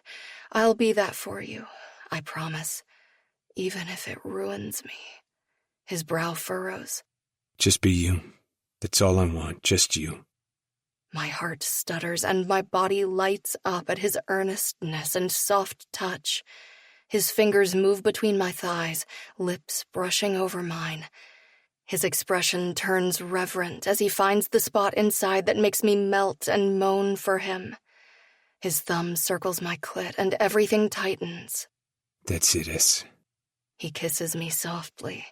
Let me see those pretty eyes when you're coming for me. Heat funnels from my center as a rush of pleasure overwhelms me, spinning me out, and I have no chance to come down from the high because Nate fits himself between my thighs, his erection sliding over sensitive skin. I reach for the condoms on the nightstand. He pushes up, fingers drifting over my cheek. Can I just want to feel you. His voice is rough with need. He's seen my birth control pills on the bathroom counter. You want to go bare? I haven't. I'm safe. I don't want to pressure you, though. He kisses my chin and then my lips. Sex with no barriers is different. It speaks of trust and intimacy, of more, and I want it, even though it terrifies me. I don't feel pressured, and I'm safe, too. I shift my hips until the head nudges my entrance. He exhales in a rush and frames my face with his wide palms. His brows pull together, and his mouth drops open as he fills me. Relief passes behind his eyes before it's usurped by euphoria. God, Essie, you feel so good. You always make me feel so good. I smile softly, hooking my feet at the small of his back. So do you. He rolls his hips and we both moan. This is nothing like the escapism fuck from this morning. He doesn't hide from me, doesn't drop his head or close his eyes. His gaze stays fixed on my face, one hand at my cheek, the other bracing his weight as he moves over me. That shift I felt this morning happens again, and the air between us becomes electric. We're not just two bodies joined by pleasure. He's not just inside me. I'm inside him, too. It's more than my arms winding around him. It's our souls twining. This connection we share is so much deeper, and it's not just sex anymore. I'm losing my heart to him, to this broken man who moves above me with veneration. This doesn't feel like a distraction from his pain. This is me fallen, and I'm powerless to stop it. You are so beautiful. He whispers against my lips. Every part of you. So are you. His heart is battered and bruised. I know now how badly, but I still want him. Warmth spreads through me as I contract around him, and still I don't look away, don't break the connection as bliss pulls me into the undertow. He joins me, tipping over the edge, lips on mine. Even after we've floated back down to earth, he stays inside me, kisses soft and slow. Eventually, he pulls back and brushes my damp hair off my forehead. Can I stay with you? Of course. I'm relieved he doesn't want to leave, and that, well, it speaks to how much it will hurt when this week ends. I'll be right back. He carefully pulls out and pads to the bathroom, returning a minute later with a damp cloth. He cleans me up, then climbs back into bed, curling his body around mine. Nate holds me close, lips pressed to my shoulder. This has become something so much bigger. I'm not supposed to fall for the man who doesn't believe in love. That's the last thought I have before I drift off into a fitful sleep. And I wake the next morning, alone. Chapter 28. Nate. I wake up at 5 o'clock in the morning, wrapped around Essie. I have no desire to go anywhere, but the last thing we need is for Rix or Tristan to find us together on their wedding day. So I get dressed, kiss her on the forehead, and leave her sleeping. The sun is peeking out across the water with the promise of another beautiful tropical day. Brody enjoyed the free booze last night, so I don't want to wake him too early. Hungover and tired isn't ideal for our brother's wedding. I need to get my head on straight anyway, so I walk to the cafe, figuring coffee and a sunrise will help me reset. I still can't believe my mother showed up last night. Seeing her unleashed a flood of terrible memories, and the price she put on us is another thing I'll have to deal with eventually. I don't want Brody to ever find out. He should never have to know our mother attached a dollar value to our place in her life. And that brings me to this thing with Essie. The feelings I have for her are real and bigger than I can handle right now. I feel raw with the gravity of it all. But I'm certain I want more than just this week. More than great sex and cuddling in bed. I want her. I want to date her. I want to be the person she can count on, just like she's been the person I could count on this entire time. But that needs to wait until we're back in Toronto. Once we're off this island and our feet are on the ground of reality, I can ask her on a date. We can figure it out. Today my focus needs to be on my brother and his wedding.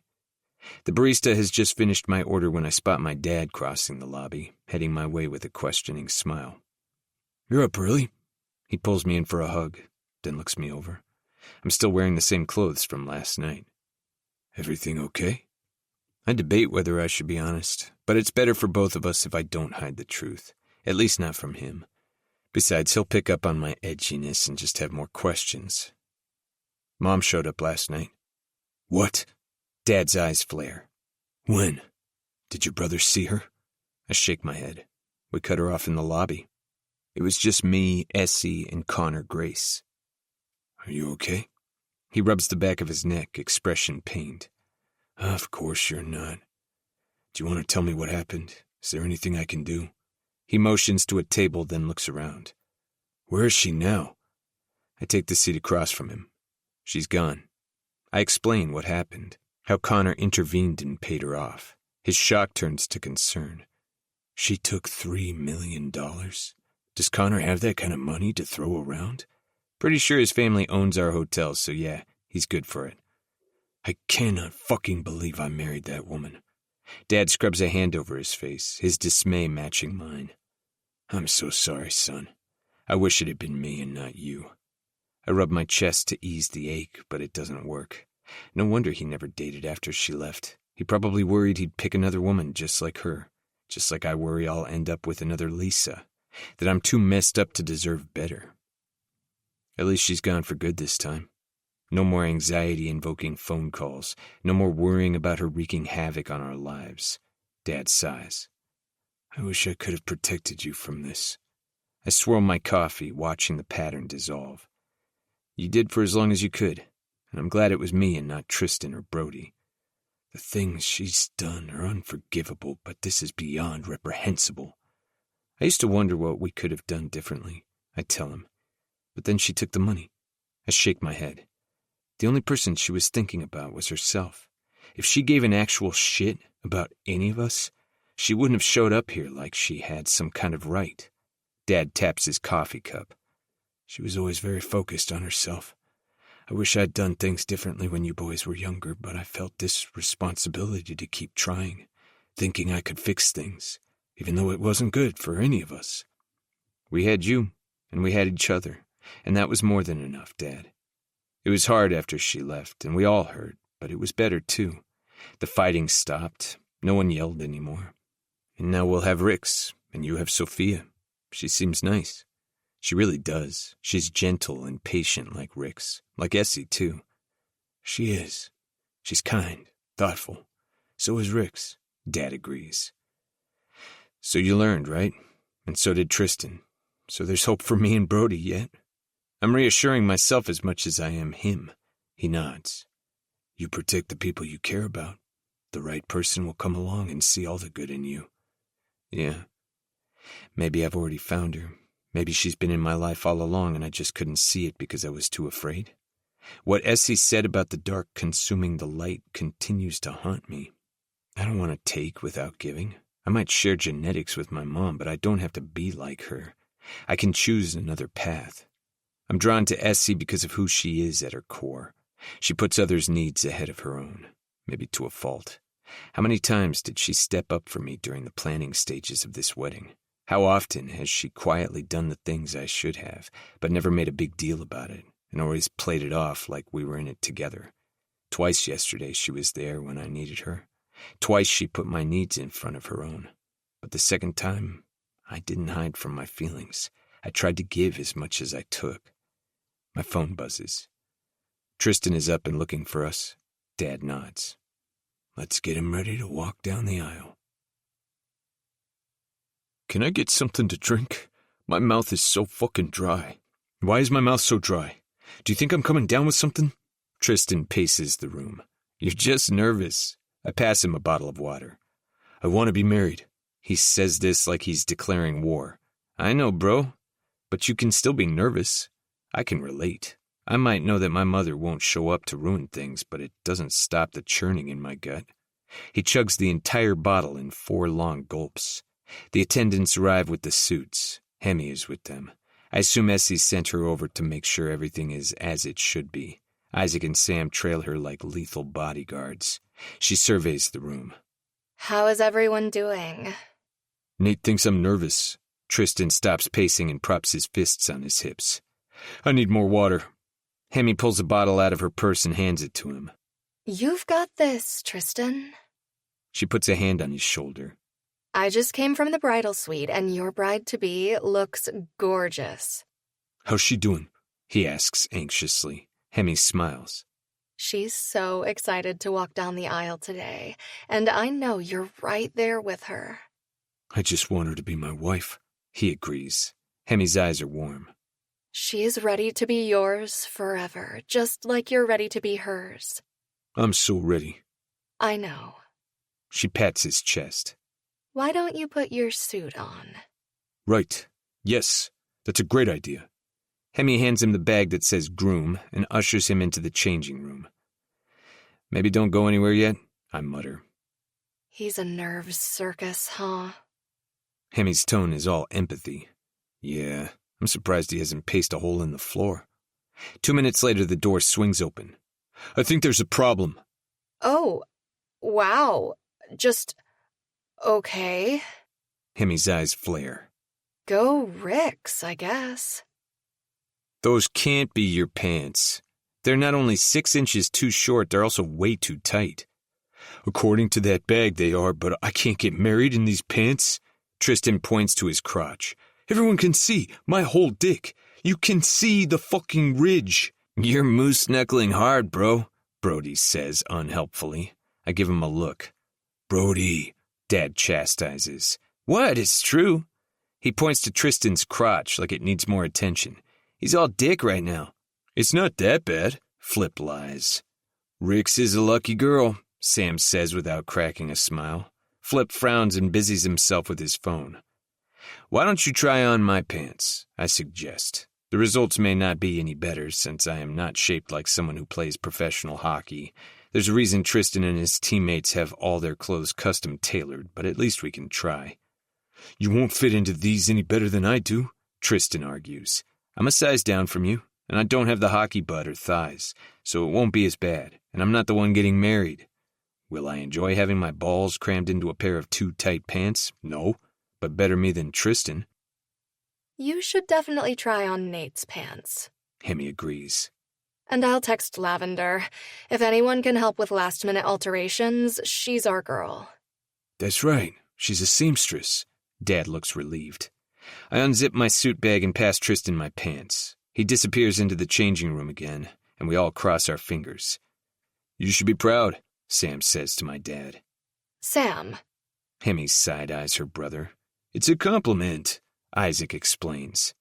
I'm pretty sure Essie's mom isn't complimenting Muffy on Rix's rack. Hemi points out. The door to the dressing room swings open again. We all look at Tristan's crotch. My pants have slightly more room behind the fly, but unfortunately they're still tight in the thighs and butt. We can see the outline of his junk, but it's not as glaringly obvious.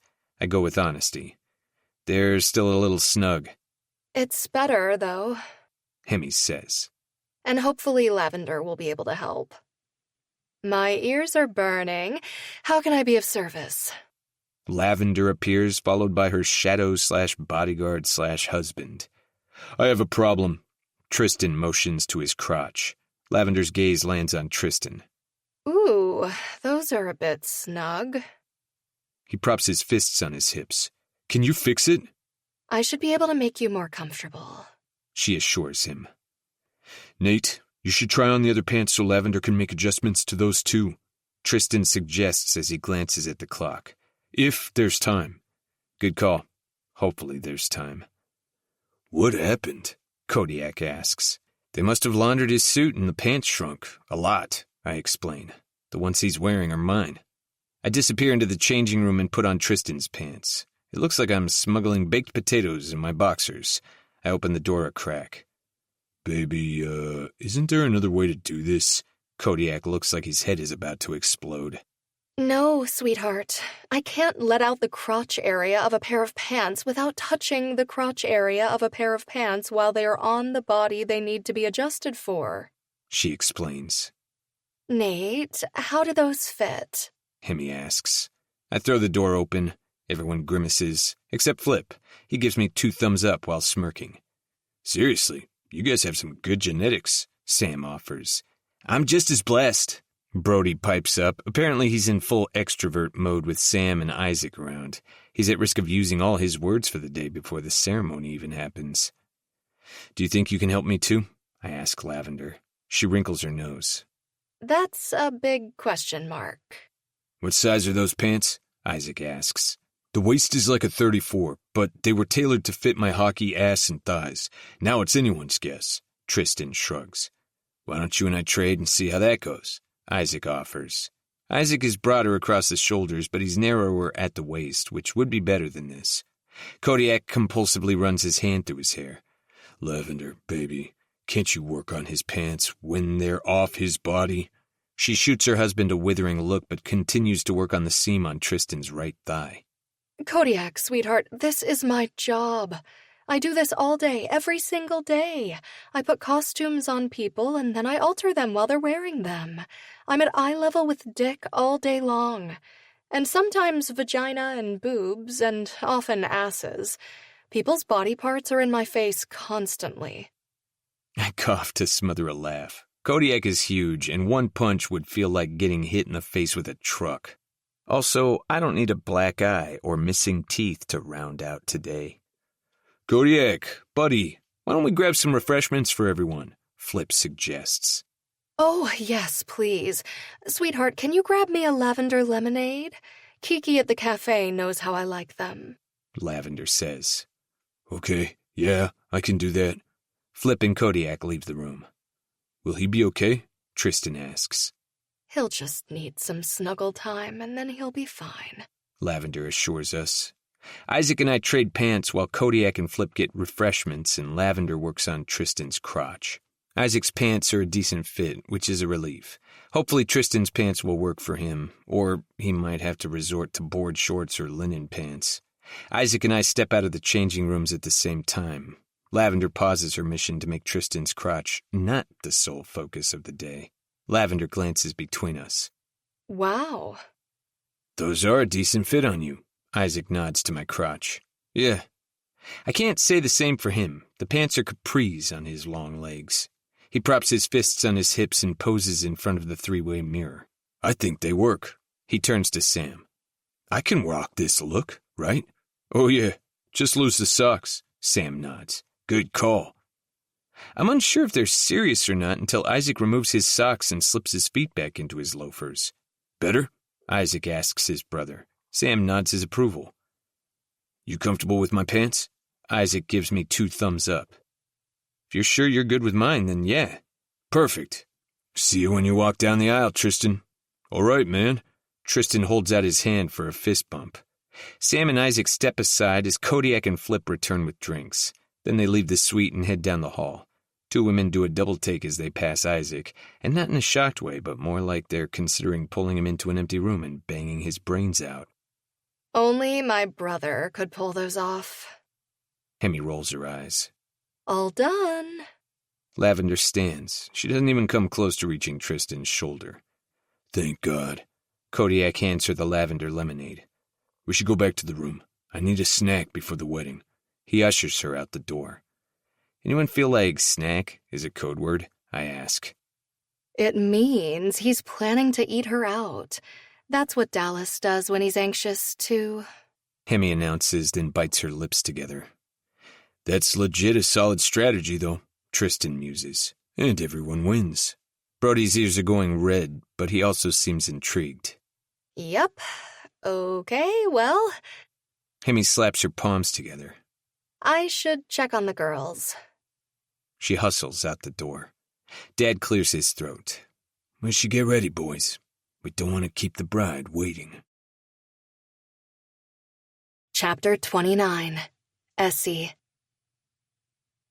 Do we have everything we need? What about tissues? Do I look okay? My curls aren't falling, are they? Is my hair frizzy? Even glancing around wildly, Rix looks like a princess in her flowy island wedding dress. You are radiant, and we have everything we need. I dust her chin and forehead with setting powder. She pulls me in for a tight hug. I love you. Thank you for being here. Thank you for being my best friend for all these years. There's nowhere I would rather be, and no one I would rather price match with. She smiles, but she still seems nervous, looking past me to the door. What is it, Trixie Rixie? I just want today to be perfect, she whispers. Even if there are hiccups, it will be the best day because it's the start of your forever, I assure her. I don't want anything to mess this up. Is there anything that could keep you from marrying Tristan? I ask gently. She shakes her head. Of course not. Can you imagine a world in which Tristan stops fighting for you or you stop fighting for him? Her expression softens. No, never. You have your person, Rix. He's so perfectly right for you, and you are perfectly right for him, and no matter what, you will always stand up for each other. She nods and licks her lips. You're right. I know you're right. Okay, so why do you still look worried? I'm scared Tristan's mom will show up and ruin the wedding. She drops her voice. There was a call from an unknown number twice this week. Tristan didn't answer, and no message was left, but it doesn't mean she can't figure out where we are. We've all been sharing pictures on our social media. It wouldn't be that hard to find us. I'm keeping enough stuff from my best friend. I don't want to keep this from her, too, especially not when I can put her mind at ease by telling her the truth. She was here. What? When? Her voice grows shrill. Why didn't you say anything? It was last night after the rehearsal dinner. Only me, Nate, and Connor saw her. She's been handled, and she won't be coming back. Handled how? The color drains from her face. Please don't tell me Sam and Isaac got involved. No, of course not. I squeeze her shoulders.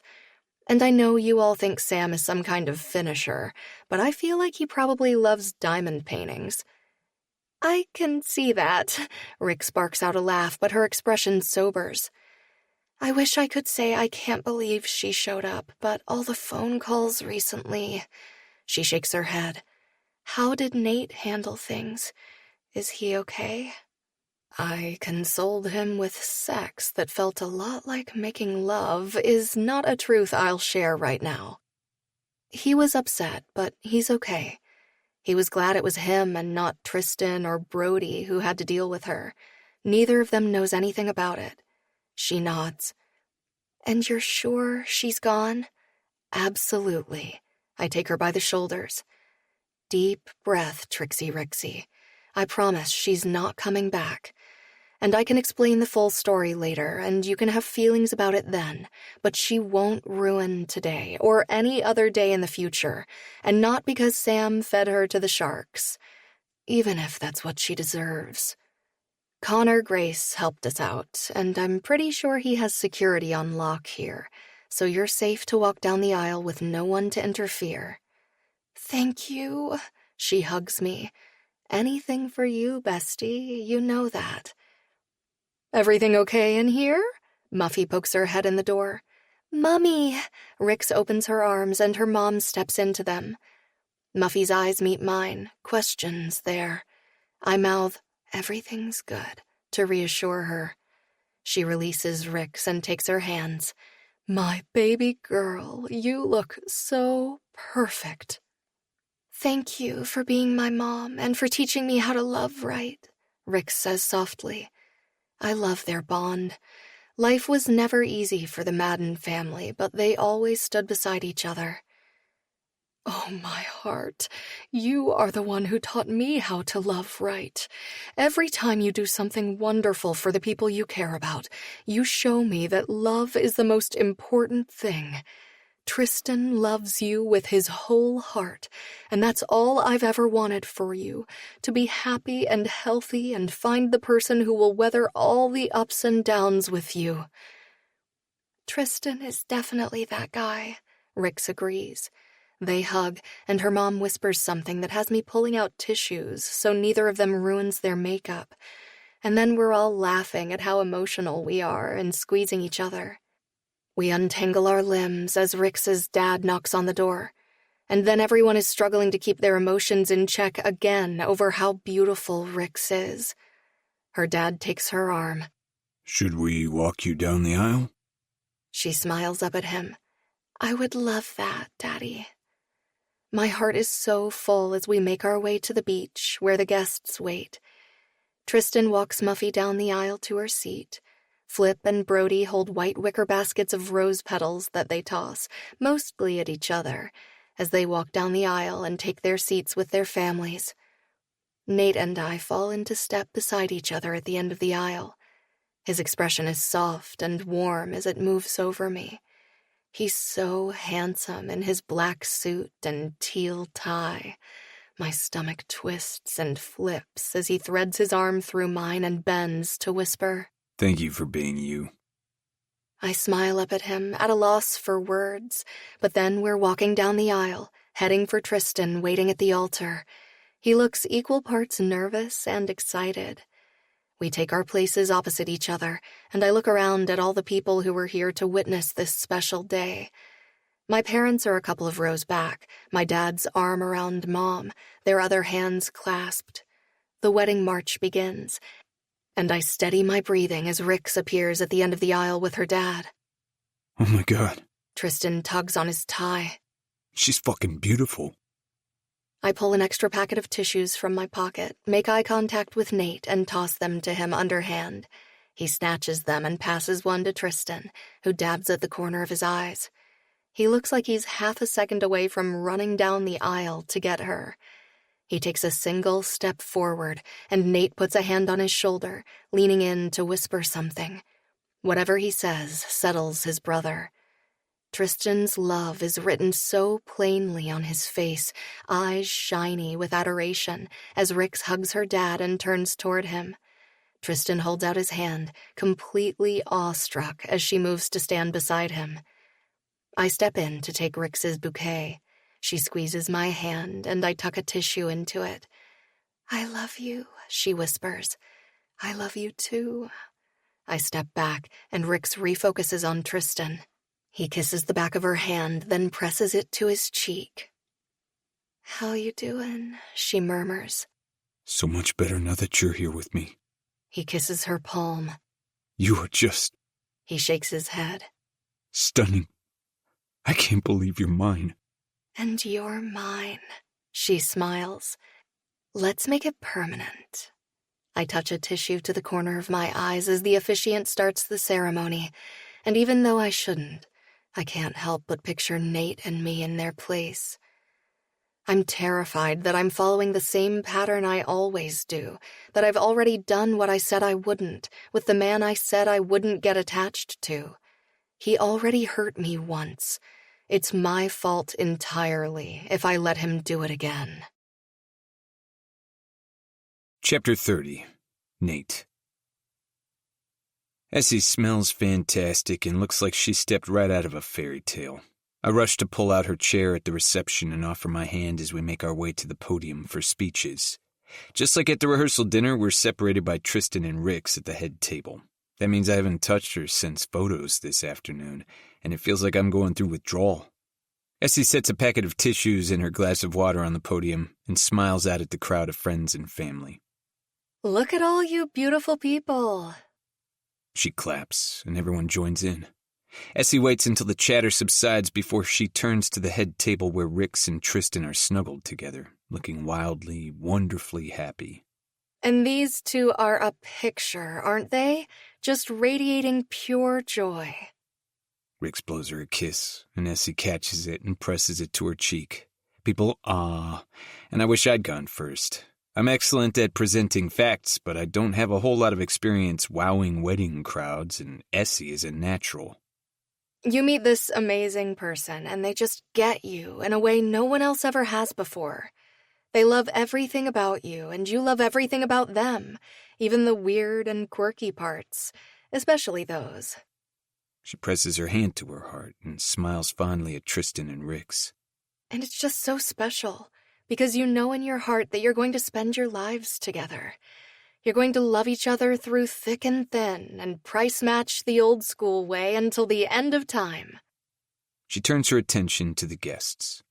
And that's how I feel about Rix. The crowd laughs and claps. I feel the same way about you, S. Rix calls. Essie grabs a tissue, her eyes soft. I met Rix on the first day of junior kindergarten. She had a green backpack, and all the other girls had pink, including me, and I immediately knew I wanted to be her friend. Fate gave us last names close to each other in the alphabet, so we ended up sitting next to each other. And from that day on, we were inseparable. Except when they split us up in classes because we talked too much. Actually, it was me. I was always the one who was talking. Rix was very studious. More chuckles follow. Trixie Rixie, we've been through so much together. We've seen each other through all the ups and downs of our teen years and the challenges of adulting. You have always had my back, every step of the way, and I adore you until the end of time. You are the most loyal, loving person I know, and seeing you and Tristan grow together has been so beautiful to watch.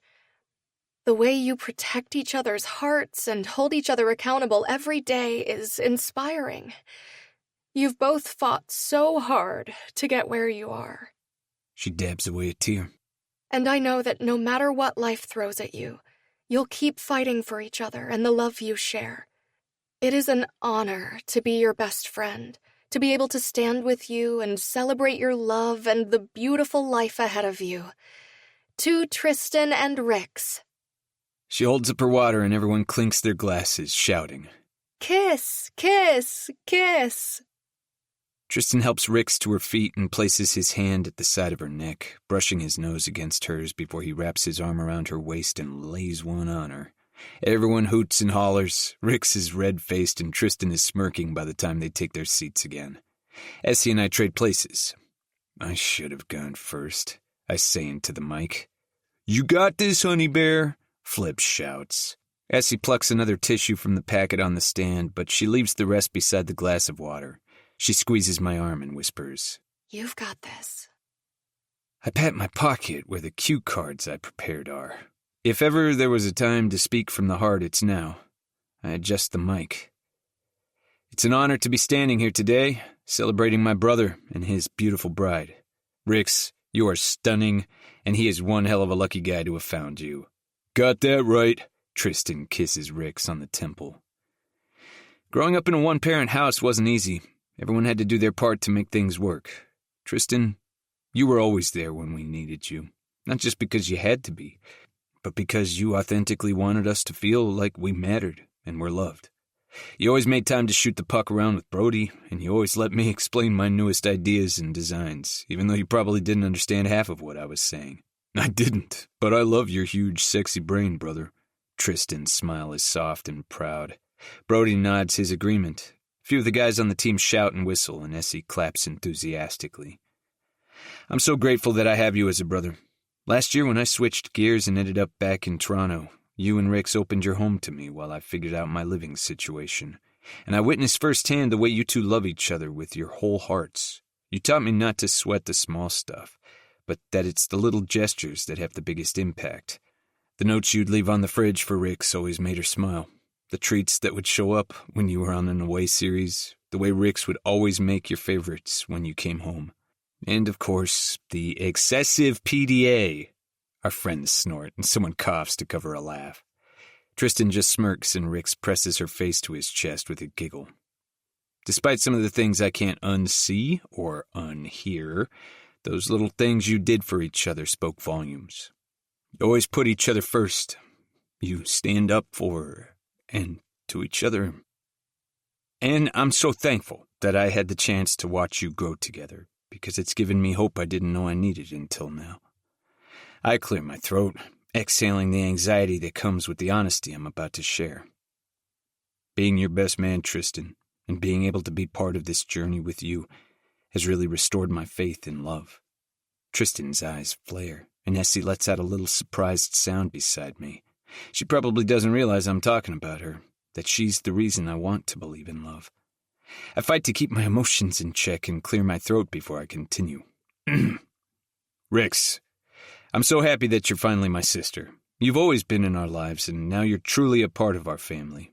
It's funny now, when I think back to the Thanksgiving when you and Flip came for dinner. My brother was awfully territorial when it came to you. It wasn't long after that I understood why he was so growly when I asked if you were single. Rix's mouth drops open and she elbows Tristan. He shrugs. He was trying to step on my toes. He was already head over heels for you, and seeing the way he loves you now is inspiring. I'm really looking forward to family holidays now that you'll be part of them. You're excited for pie, Flip yells. This is true. I nod solemnly. But aside from good food, I'm grateful for the light you bring to our family. Thank you for loving my brother. It's an honor to have you as a sister. I hold up Essie's water and toast the bride and groom. Tristan and Rix meet us at the podium. Well done, brother. Tristan pulls me in for a tight hug. I'm glad you're my family, too, Rix whispers. Essie and I return to our seats while Rix and Tristan thank everyone for being here to celebrate them. The 2 chairs that separate me from Essie feel like an ocean. All I want to do is slide over and hold her hand as she dabs at her eyes. Once the speeches are over, Tristan and Rix share their first dance, and then we're called up to join them. I take Essie's hand and guide her to the dance floor. She lets me pull her into my arms, and I marvel at how perfectly we fit together. All this time, she's been right in front of me, and I finally see her. She's the most devoted best friend. She has the kindest soul, the biggest heart. She's smart and fun, and she brightens my world.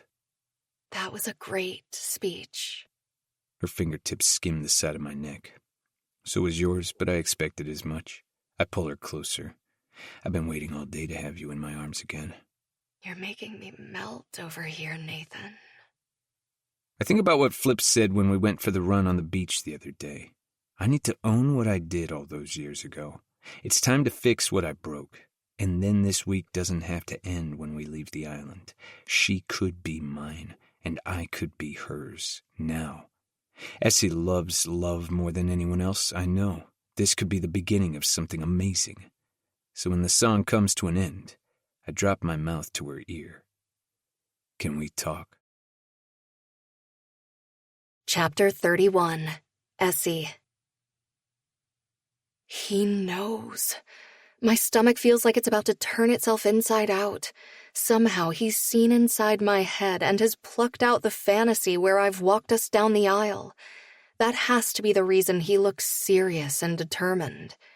Just because he said he believes in love again doesn't mean he wants it himself, or even believes in it with me. I swallow down the bile made of anxiety and the fear of heartache. Sure, we can talk. The song changes, and people flood the dance floor, making it an easy escape. Nate keeps his hand on my lower back as he leads me away from the wedding festivities. His jaw is tight, and his brow is furrowed. I've grown accustomed to his softness over the past few days, to the warm smiles and casual affection, to falling asleep in his arms. I'm sure it's about to come to a screeching halt, and I'm not ready. He leads me to an empty gazebo by the beach. The moon reflects off the water, and the sky is a wash of twinkling stars. The waves lap the sand like a soft heartbeat. It's perfectly romantic, straight out of a fairy tale. Nate tucks a hand in his pocket and turns to face me. I need to apologize. My throat is tight, and tears prick behind my eyes. How stupid that I let my heart out of its cage last night and forgot to put it back in when the sex was over. For what? He rubs a hand over his chin. For being a dick. I frown. I don't understand. For ghosting you before I left for university. Oh. My stomach fills with lead. I shoved that hurt into the closet with all the other boys who did the same, used it to fuel my belief that I could keep my feelings out of the equation with Nate. That kiss... He shakes his head. You don't... It was the best kiss of my life. But then one of my friends started running his mouth and I was leaving for Kingston in a few weeks and He runs a hand through his hair. I panicked. Shame washes through me, and I have to avert my gaze. I can imagine what his friends said. I'm sorry I didn't call. I'm sorry I ghosted you, S. I didn't want to start something when I was leaving in a few weeks. You were staying in Toronto, and I was going to be 3 hours away. It never would have worked. It's okay. I get it. He wasn't the first or the last guy to kiss me and make promises he never delivered on. I was a serial dater in high school, which would have been less of a problem if I'd dated guys who didn't go to my high school. But in grade 11, I had a new boyfriend every other month, and 4 of them went to my school. Regardless, they all ended the same way, with me by myself again. I was pretty and popular, and boys wanted a taste, but they didn't want me. They wanted the checkmark of approval from their friends that they'd dated me.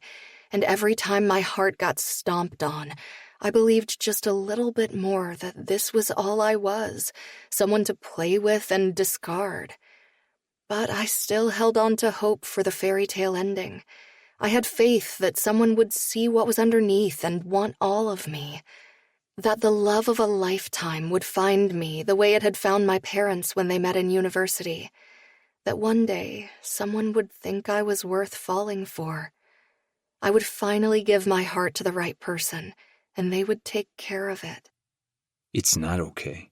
I was a dick to you, and I kept being a dick when you moved back. You just seemed so unaffected, and I thought maybe that kiss didn't mean to you what it meant to me. It was a constant reminder of what I'd done all those years ago, and it made me feel like shit, so I took it out on you with my bad moods. You didn't deserve it. Not then, and not now. His gaze meets mine, and he looks so pained. Essie, I like you. He shakes his head. No, that's not true. The knife to the heart almost takes me to my knees. I don't just like you. His voice drops to a whisper, like he's sharing a forbidden secret. I want a life with you. For a moment, time stands still. This is the opposite of what I expected, and I'm reeling. His eyes are wild, the energy around him frenetic. Before I can even respond, he starts again. It could work this time, you and me. You've been here all along. You've never left. I was just too scared to take the risk. He motions to our surroundings. Being here together just proves how good everything will be. I can see our whole future playing out like a slideshow, S. I can see it with you. He barely takes a breath before he says, I think we can do this. I love you. Understanding pushes its way in, stomping on his declaration. He's mistaking wedding magic for feelings. His mother showing up, my taking care of him, his brother marrying the love of his life. All of it is swirling together, heightening his fragile state, making him believe what he's saying is true.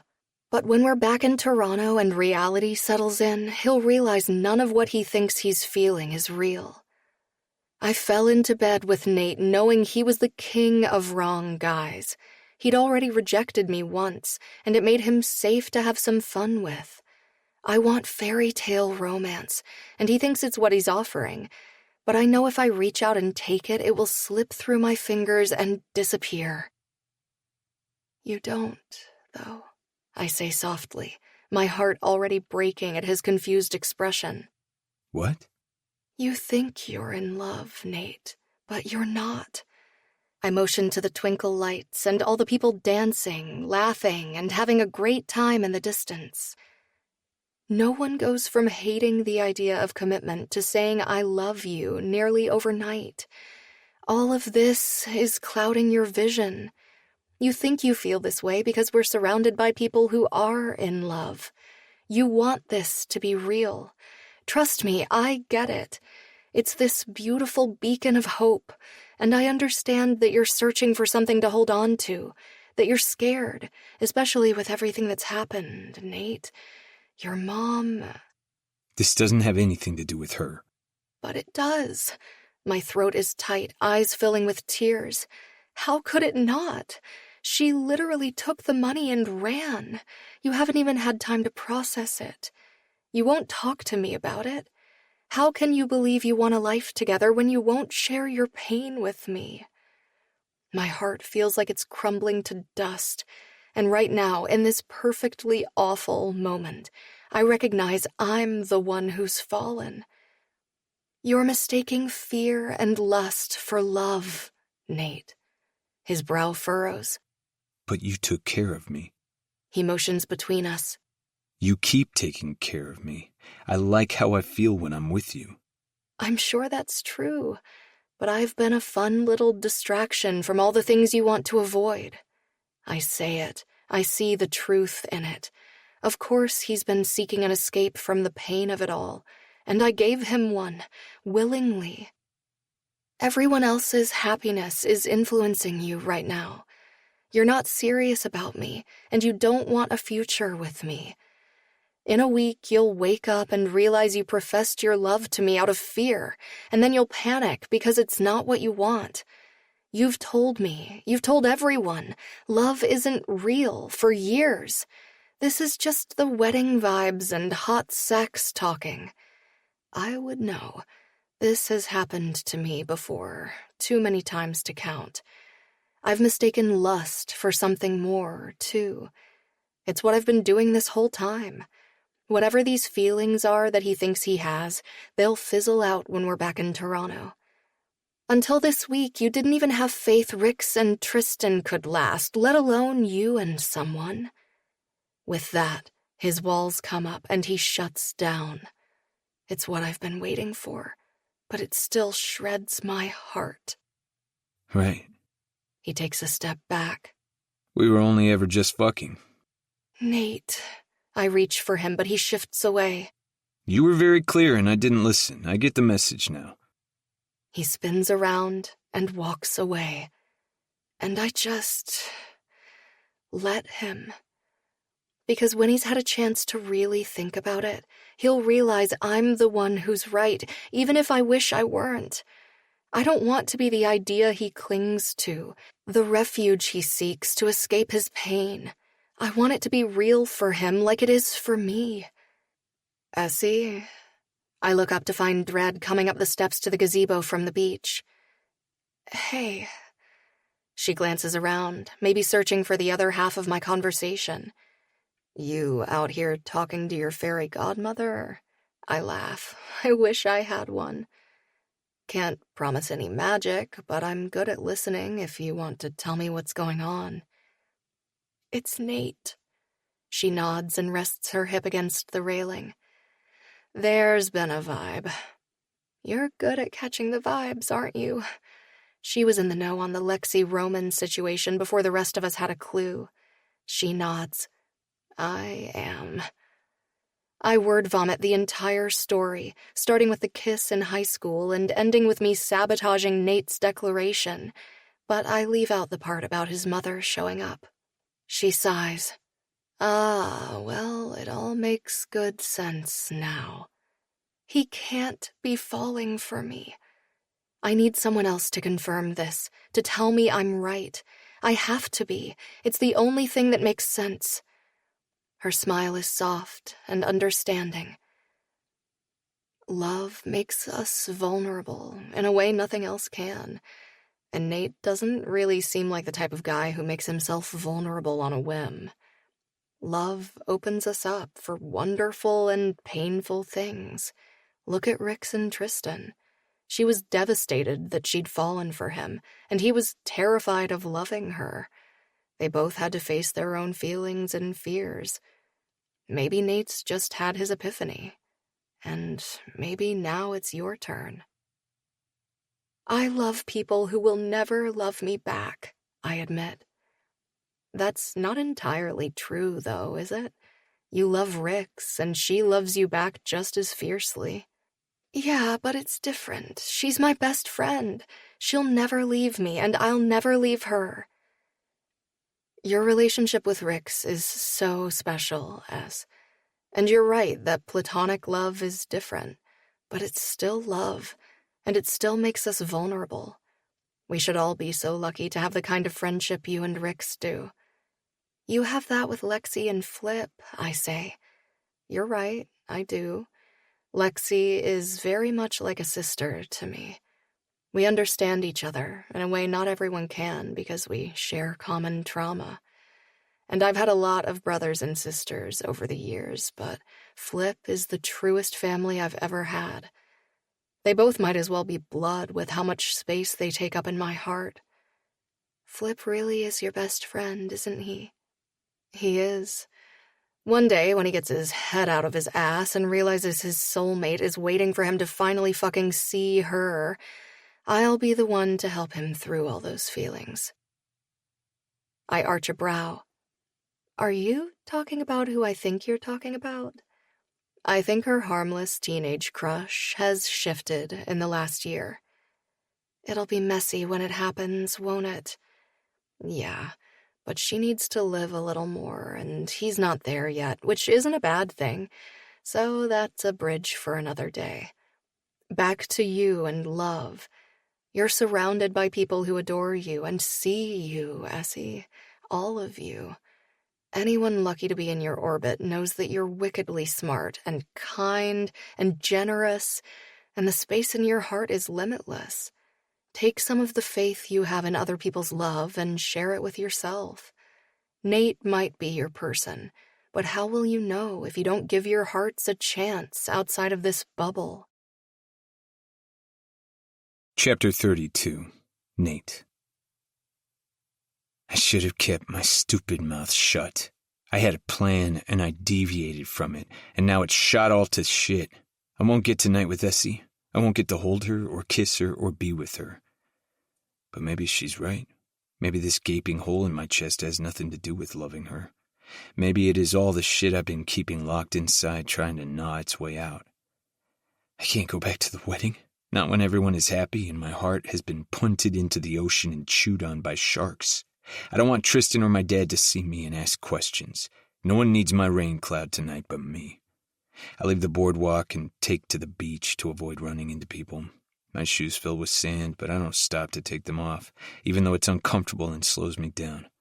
I'm so up in my head that I almost trip over Connor.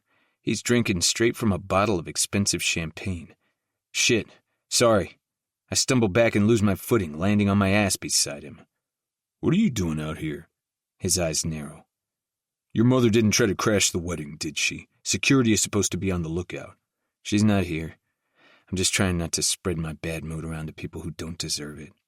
Ugh, I get that. He passes me the bottle of champagne. Feel free to stick around for as long as you like. We can be morose as fuck together. Why are you morose as fuck? I'm happy to take my mind off my own problems and listen to someone else's. I tip the bottle back and let the bubbles coat my tongue. Because I'm me, and my family hates me. And because Memes is getting old and all the fucking money in the world can't keep her here forever. I pass the champagne back. I'm really sorry. My mother might suck a bag of dicks, but my dad and my brothers more than make up for it. And now we have Rix, and my dad has Sophia.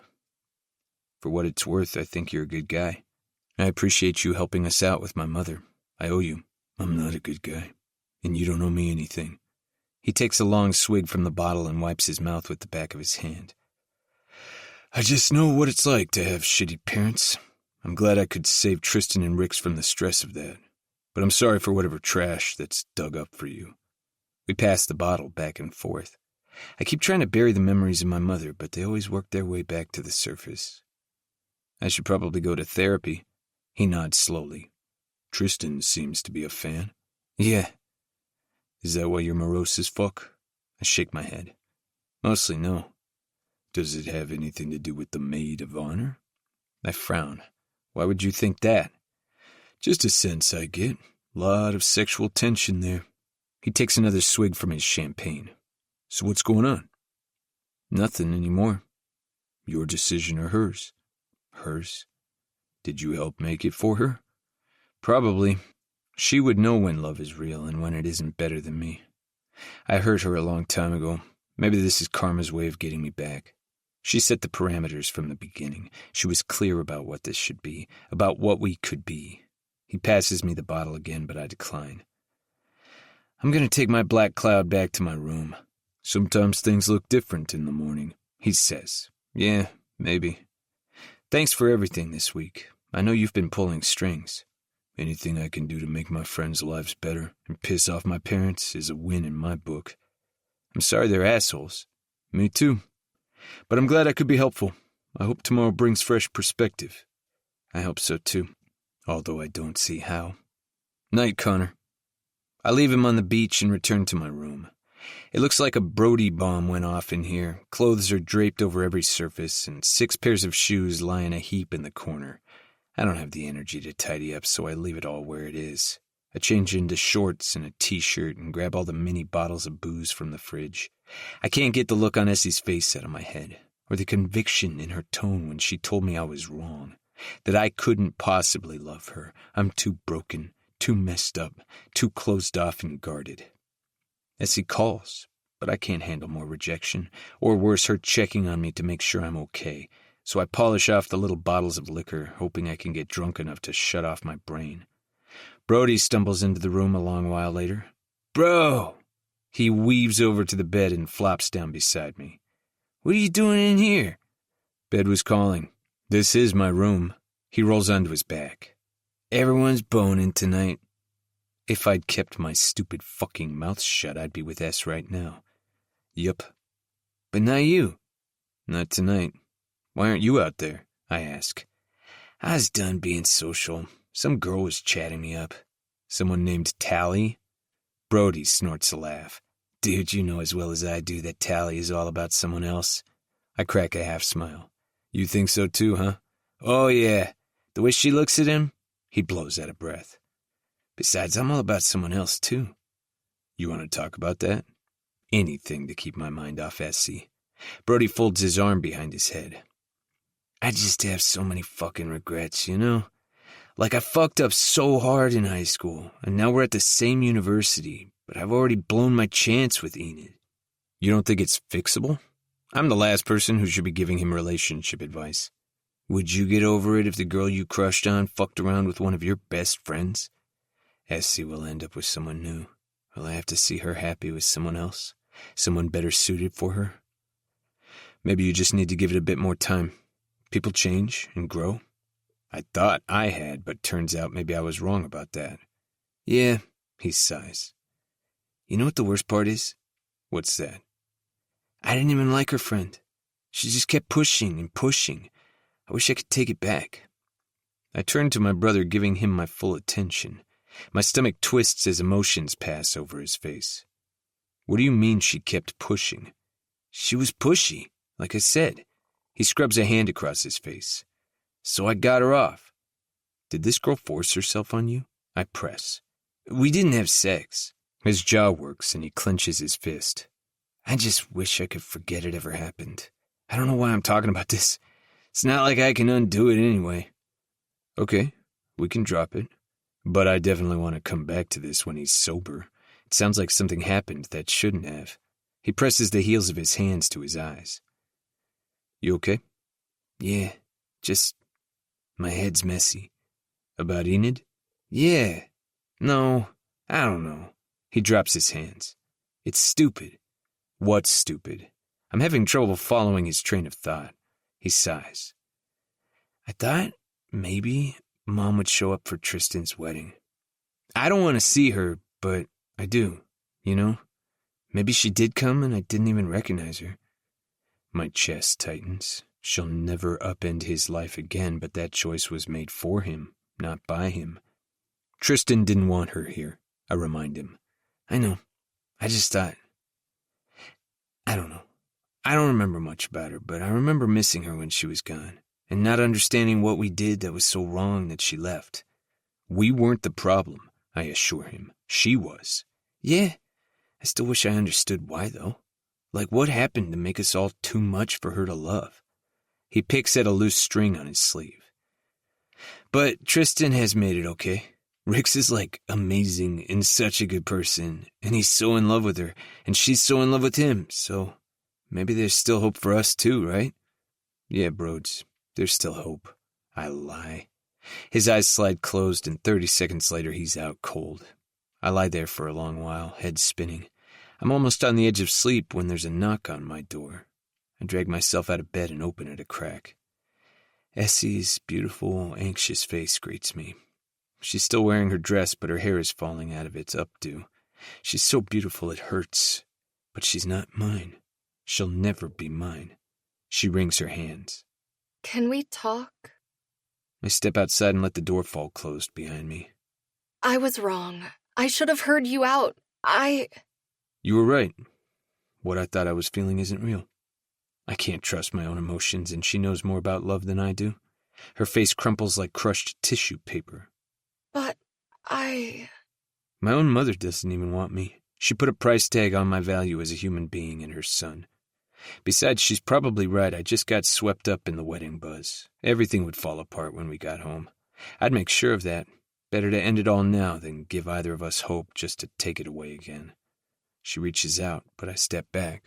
I can't handle affection in the form of comfort. I can't love anyone, Essie. Not the way she deserves. Especially not you. Chapter 33, Essie. Okay, all my single ladies line up. It's time for the bouquet toss, since I totally forgot last night. Rix hops out of her chair. That's you, honey. Mom nudges me with her arm. I have not said a word about last night, but she knows something is going on. She's been super attentive and gentle with me. So has Dad. All it does is make me want to cry. I slept like trash for obvious reasons. I cried myself to sleep after Nate took back everything he'd said, erased his words, and turned them into acid-dipped knives. He slid into brunch at the last minute this morning. He's been quiet ever since and looks about as well rested as me. I want to pull him aside, but there hasn't been an opportunity. Dread gives my arm a squeeze as she joins me and all the other singles. How you doing? I've been better. I spent 20 minutes trying to tame my swollen eyelids. I gave up and put on sunglasses, and I refused to take them off. Thankfully, brunch is an outdoor event.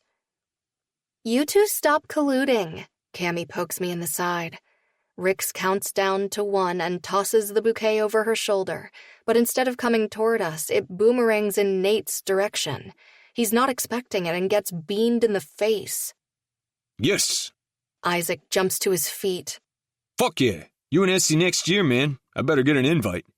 According to Hammer and Dread, Isaac spent the entire wedding fending off advances from hotel guests. Nate's face turns a remarkable shade of red. I'm frozen to the spot as everyone bursts into surprised chatter. What the hell are you talking about? Dallas snorts a laugh. Hemi rolls her eyes. Are you still drunk? Isaac glances around, expression expectant. Except for Dread and Flip, everyone else looks confused. What do you mean, what am I talking about? He motions to us with both arms. It's so freaking obvious these two have a huge hard-on for each other. As more eyebrows rise, Isaac steps forward. After everyone goes to bed, Nate sneaks into Essie's room and doesn't leave until 5 or 6 in the morning. You're high, Hemi snaps. You need to stop. I watched it happen from my balcony. He points to the second floor opposite my room. It would give him a perfect view. Essie has been carrying around Benadryl all week for him. Also, Nate's shirts have matched Essie's pretty much all week. Maybe subconsciously, maybe not. Cammy grabs my arm. Can I just say how much I love you with the hot nerd? It's like we're twins, but opposite. My hot sister with the smart, hot nerd, and I'm the nerd with the hot jock hockey player. Except you're also smart, and so is Chase, but you're both exceptionally hot, and everyone wants to date you. I'm pretty sure she's been going hard on the mimosas. How did I miss this? Hammer muses. Sam, also an observant guy, it seems, steps in to take over where his brother left off. And didn't anyone notice the way they shared Essie's glass of water during the speeches? I can't even look at Nate. I'm horrified and embarrassed. Not to be upstaged by Sam, Isaac adds, They also disappeared right after the first dance and didn't come back for the rest of the night. Maybe because they were celebrating with a horizontal tango of their own. There are grandparents here. Hemi smacks her brother's arms. I am going to murder both of you. Why are you ruining my friends' lives? I glance at Nate, whose expression is frighteningly blank. Rix and Tristan are wearing matching expressions of disbelief, eyes bouncing between us. I'm sure my guilt is written all over my horrified face. Is this for fucking real? Tristan looks like he's ready to spit nails. I wish someone would throw water on me so I'd melt into a puddle. Nate crosses his arms. Have you learned nothing from me? He shakes his head, and his disappointment makes me want to shrink into myself. We don't keep secrets like this. If only he knew what other secrets we're keeping. Rix looks to me, hurt all over her beautiful face. I put that there. Thanks so much, Isaac. Okay, I raise my hand before anyone else can jump in with more unhelpful comments. Like hell am I going to make this about me and Nate. We're all adults here, and we're all capable of making adult decisions. This brunch is a celebration for Rix and Tristan, so let's keep the focus there. I grab the bouquet and toss it directly at Hammer. She catches it. I burst into applause and start hooting and hollering and thank fucking God for my friends, because they join in too. I look to Rix, who gets up from the table and heads for me, face etched with worry. I think we need to talk. I nod my agreement. Let's go for a walk. When? Why? How? I thought you were on a dick hiatus, she says once we're away from our families and friends. Obviously, I failed at the dick hiatus. We were planning a lot of things together for the wedding. I rest my head against her shoulder and hug her arm. But it really started the summer before university. She stops and turns to face me. That was 6 years ago. It hasn't been going on for that long, but that was the catalyst. We sit in the sand and let the water lap at our toes as I explain what happened, how we kissed at a party, that he ghosted me and moved to Kingston, and I didn't hear from him again. Then we both moved back to Toronto. The engagement happened, and we were together a lot. It was just supposed to be sex and nothing else. Don't we already know how this story ends? She points to herself. You were hate-fucking each other. We were having who can get the other off first competitions. Not that different. She squeezes me. I'm not mad at you, but we are definitely going to talk when I get home. Yeah, I didn't keep it from you to hurt you. I exhale my relief. I just didn't want to add to your worries, and it would have. No one was supposed to have feelings. But you do have feelings? It's complicated. His mom showing up really hit him hard. I think he's been trying to protect Tristan and Brody, but in the process, he's taken it all on himself, and I just need space to breathe and not be under a microscope. I didn't realize it had gotten that bad. Between the phone calls and her showing up, he must be in a fragile place. Yeah, it would be hard on anyone, but hardest on a man who doesn't let his feelings out of the box. I haven't said anything to Tristan yet about that, Rix confides. As much as I don't want to tell him, I need to tell him. It's a hard weight to carry. I squeeze her hand. but you don't have to do it alone. Chapter 34. Nate. I watch Essie link arms with Rix and walk away. Of all the ways for Tristan and Rix to find out, this was at the bottom of the fucking list. Isaac pats me on the shoulder. Sorry, man. I should have realized the sneaking out at 6 a.m. was you trying to keep it a secret, not going for a morning jog. People are trying not to openly stare. Brody seems too hungover to process much. Nate, we need to talk. Tristan pushes his chair back from the table. My dad also stands. I hold up a hand. Give us a few minutes before you join us. He nods and sits back down. I follow Tristan away from the brunch, which I've effectively ruined, or Isaac ruined it for us, but either way, it's my fault. Tristan spins around, eyes on fire. What the hell were you thinking? I shrug. I don't know what to say. That's it? He makes the same gesture back at me. He's livid. You don't fuck around and keep secrets, Nathan. You did, I grumble. And look how that almost turned out. I nearly lost B because of that. I did lose B because of it, and I almost blew up 2 decades of friendship because I couldn't be honest with anyone about my feelings for her, myself fucking included. Essie is an incredible fucking person, I know. She doesn't deserve to be treated like your dirty little secret, he snaps. This isn't a high school victory lap when you got to bag the hottest girl in school, you fucking asshole. She's my wife's best friend. She will be at birthday parties and family fucking events. Tristan clasps his hands behind his neck. You think I don't know that? She's the one who wanted it to only be about sex. His eyes narrow. And was it just about sex? Were you just fucking the maid of honor behind everyone's back? I told her I'm falling for her, and she told me my feelings aren't real and that it's just the wedding magic or some shit. I pace the gazebo. He crosses his arms. Is she right? I don't know. I rub my chest. Should it really hurt this much if she is right? Tristan grabs me by the shoulders. Are you in love with Essie? I don't fucking know, man. I thought I was, but then she said I couldn't be, that it was other people's happiness affecting my feelings, that I couldn't be serious about her. Essie knows what love looks like. She would know, wouldn't she? Maybe I'm too fucked up to love anyone. I thought I had it all figured out with Lisa, and look at how that turned out. Everyone just keeps leaving. I'm on the verge of having a complete breakdown. Tristan's expression softens and he pulls me in for a tight hug. Oh, man. Come on, bro. He steps back, hands still on my shoulders. You fucked up, but you're not too fucked up to love. She's such a good person, Tris. I felt like it could be something good. I wanted it to be more, and I thought she'd want the same. I should have stuck with the plan and waited until we were back home, but I didn't, and now it's all a fucking mess. He pulls back, his expression serious. Honestly, Nate, you shouldn't get into a relationship without getting help. I just need to sort my head out. He squeezes my shoulder. That's true, but brother to brother, please see someone. You need to talk this stuff out. I nod. He's right, but everything already hurts. How much worse will it be when I'm digging around in all that old pain?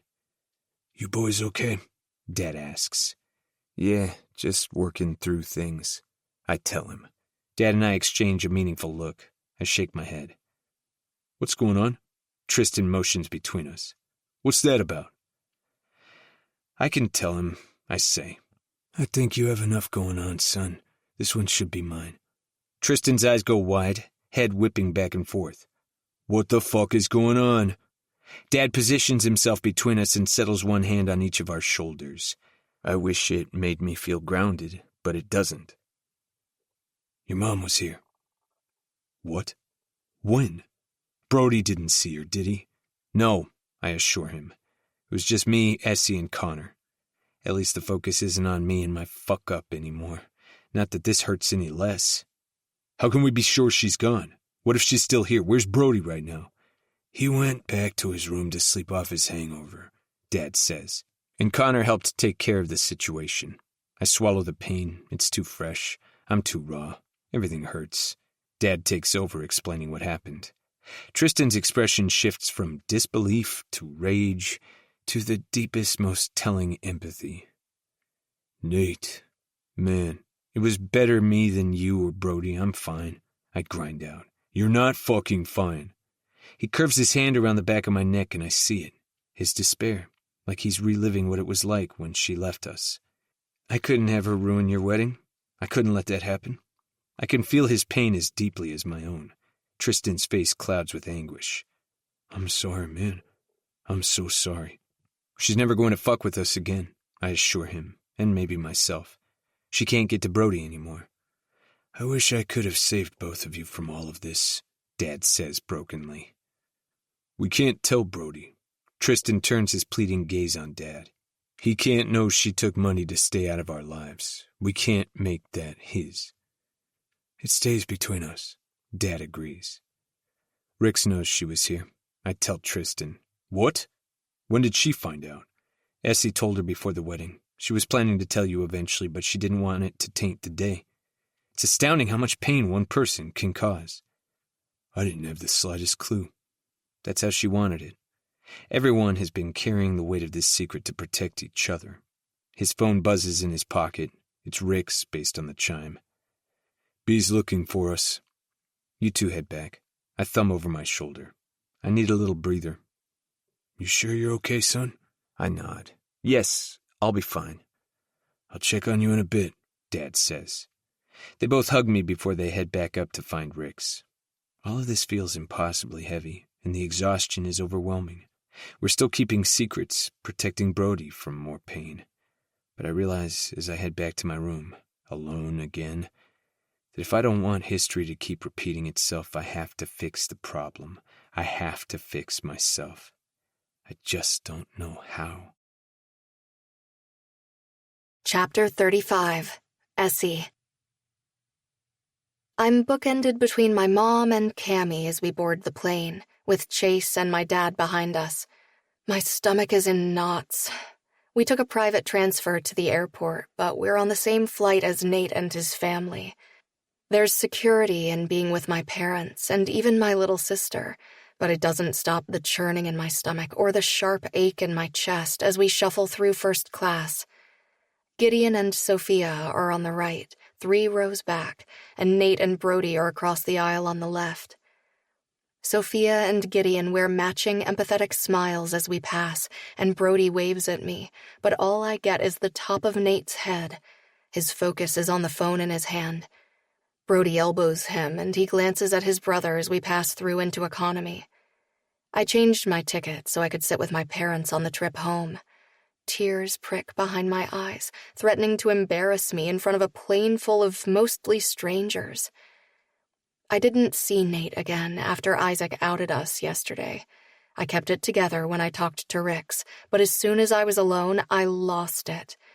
I spent the rest of the day locked in my room, crying my heart out. My mom ended up staying with me overnight, leaving Dad on his own for his last night in Aruba.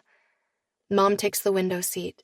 I take the middle, and Cammy starts to slide into the seat next to mine. You can sit with Chase, I croak. We just spent the week together. He can handle sitting beside Dad for the next 5 hours. Tears start to fall again.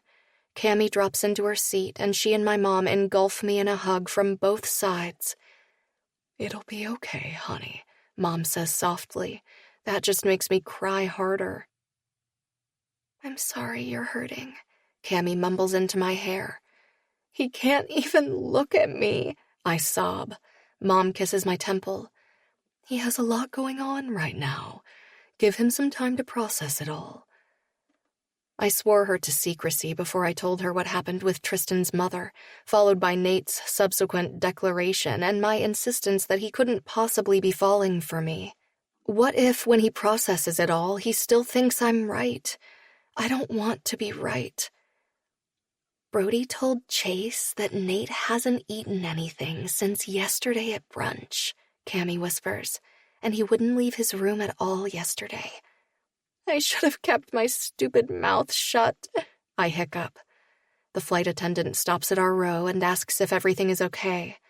My dad assures them we're fine from across the aisle, but he asks for more tissues and a bottle of water when they have the chance. First of all, your mouth isn't stupid, honey, and I know right now every feeling you have is on fire, but when we're hurting, it's important to be especially kind to ourselves. Mom tucks my hair behind my ear. You are incredibly perceptive and empathetic. Your concerns are valid, and voicing them was the right thing to do, even though it was hard and the results aren't the ones you hoped for. He's hurting right now, too, for a lot of reasons, and he needs time to sort through his feelings, just like you do. You can't control his actions or reactions to what you say, but you can give yourself some grace. I just want my own happily ever after, I whisper. What if it never happens? If a weirdo like me can find my perfect match, so can you, Cammy assures me. Everyone is weird, I sniffle. So true, but I'm extra weird, and I own that. Remember when you told me it's better to live life scared than not live it at all? Cammy says. Maybe that's where Nate is. Maybe he's scared and hiding, and he just needs time to figure it all out. What if he doesn't figure it out, though? It's all been rolling around in my head for the past 24 hours. If I just accepted his words, where would I be now? Would I be smiling and happy? Would I be bleary-eyed because we'd stayed up half the night making love instead of red-eyed because I've been crying? Would our last day in Aruba have been a fairy tale instead of sad? How long would it have taken once we got home for the bottom to fall out? How quickly would he have realized he doesn't love me? That he never did? That it was wedding magic clouding his vision? Would it have been worth it? Mom smiles softly. If he doesn't figure it out, then he isn't the right guy for you. I have all these feelings for him, and I can't even tell him now, I whisper. Just give it time, honey. You might still get the chance, Mom says. What if I never find someone who sees all of me and deems me worthy of their love? Despite what I said, I thought Nate liked the real me, the whole me. Mom squeezes my hand. You already have that, honey. Not just in me and your dad and Cammy, but also in your friends. She's right, and after a moment I nod. I want it with a partner, though. I want to find my one true love. I lean my head against her shoulder. Why can't I have the fairy tale? Remember that in every fairy tale, the prince and princess have to fight for their love, and there are always things that get in the way. Sometimes it's other people, and other times it's something inside themselves. She taps over her heart. The deepest, truest love comes to us when we've learned how to fight for it, when we know each other's imperfections and our own, and can love ourselves and our partner wholly. Leave that space for Nate in your heart open, honey, and if he's deserving of it, he'll do the same for you. Chapter 36, Nate. Okay, this has got to end. Flip makes a circle motion around his face and plants his fists on his hips. You're making me depressed. I know exactly what you need. I have exactly what I need. I hold up the box of After Eights, which are Essie's favorite. It's basically all I've eaten for the past 10 days. If you eat any more of those, you're going to turn into one. Go shower and put on some clothes. He points to the bathroom. I don't want to go anywhere. I know, which is exactly why you need to go somewhere. There is a U-shaped groove in the fucking couch, dude. Your brother can't come back from his honeymoon and find you still in an espresso depresso state. Either you get off your ass and into the shower, honey bear, or I will make you. I'm stronger than you, I'm tougher than you, and I have no problem getting naked with you. He's right about all of it, and he's also fucking relentless when he puts his mind to something, so I toss the box of After Eights on the table and drag my ass off the couch. And do not put that shirt back on. It's really starting to stink, he yells after me. I fire the bird over my shoulder. I have changed into this shirt every day when I get home from work since we got home from Aruba. Essie slept in it one night, and it smelled like her, and I refused to wash it, even though it smells more like my B.O. than her at this point. 20 minutes later, I'm wearing dress pants and a polo. Flip is dressed similarly. Where are you taking me anyway? To see some of my favorite ladies. I'm not in the mood for a strip club, Flip. I'm not in the mood for your bad attitude, honey bear. We are going out and we're going to have fun, and that's the end of the fucking story. 10 minutes later, we're driving down a residential street and there isn't one strip club in sight. Flip turns right into Sunny Acres Retirement Village. Are we going to see your grandma or something? We're going to see someone's grandma, but not mine. I perk up for half a second. Essie's? He gives me a look. You are such a fucking idiot. You know that, right? I frown. He shakes his head. You should have seen your face at the prospect of seeing Essie's grandma. If you miss her that much, why aren't you doing anything about it? I cross my arms and keep my mouth shut. I don't know what to think or feel. My chest aches these days in a way that's become familiar and really unpleasant. Flip parks in the visitors area and pops the trunk. Inside are 2 baskets of roses. What are these for? You. My eyebrows try to meet each other. He shakes his head. For a smart guy, you can be exceptionally clueless. They're for all the single old ladies and the nursing staff and some of the old men, too. Anyone who looks like they might need a rose gets a rose. He thrusts a basket at me. I follow him up the walkway and into the home. It smells like old people, mints, cleaning supplies, and meatloaf. Flip! Someone exclaims. He's here? Oh, he brought a friend. We're immediately bombarded by a gaggle of elderly ladies, all of whom are dressed like they're ready for Sunday night mass. Flip accepts hugs and doesn't even flinch when a couple of the ladies pat his ass. They have stars in their eyes. Henny, Frida, Gretchen, Honey, and Jillian. This is my roommate, Nate. He's joining us for bingo. Is he a hockey player? Is he your boyfriend? He wishes he was my boyfriend. Isn't that right, honey bear?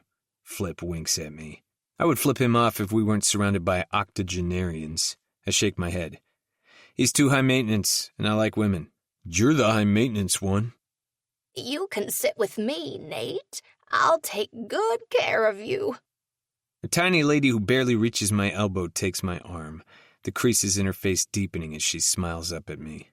We're herded down the hall, our group growing as we get closer to the dining room. Flip and I hand a rose to pretty much anyone we talk to. How often do you do this? I ask. Off season? Every week. During the season, whenever I don't have a game and we're not on the road. Does Hemi ever come and do photos? No, I do this for me. The ladies usher us to one of the long tables and make sure no one takes our seats while we help them into theirs. We spend the next hour playing bingo. It's definitely preferable to sitting on the couch feeling sorry for myself. And the stories these ladies tell are something else. At the end, Flip and I help the staff put everything away, and he flirts with all the nurses. A husband and wife are some of the last to leave. She's in a wheelchair and he has a cane, so the nurses help pull her away from the table and get her turned around.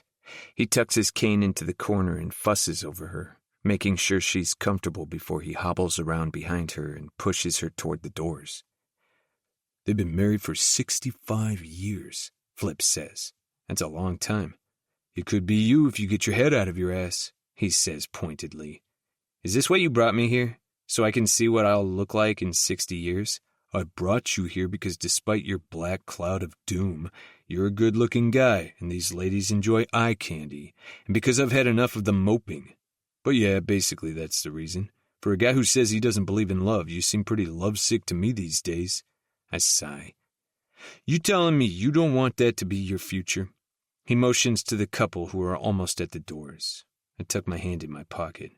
Because honestly, I don't have a problem stepping in and making it my future if you decide you can't or won't. I frown.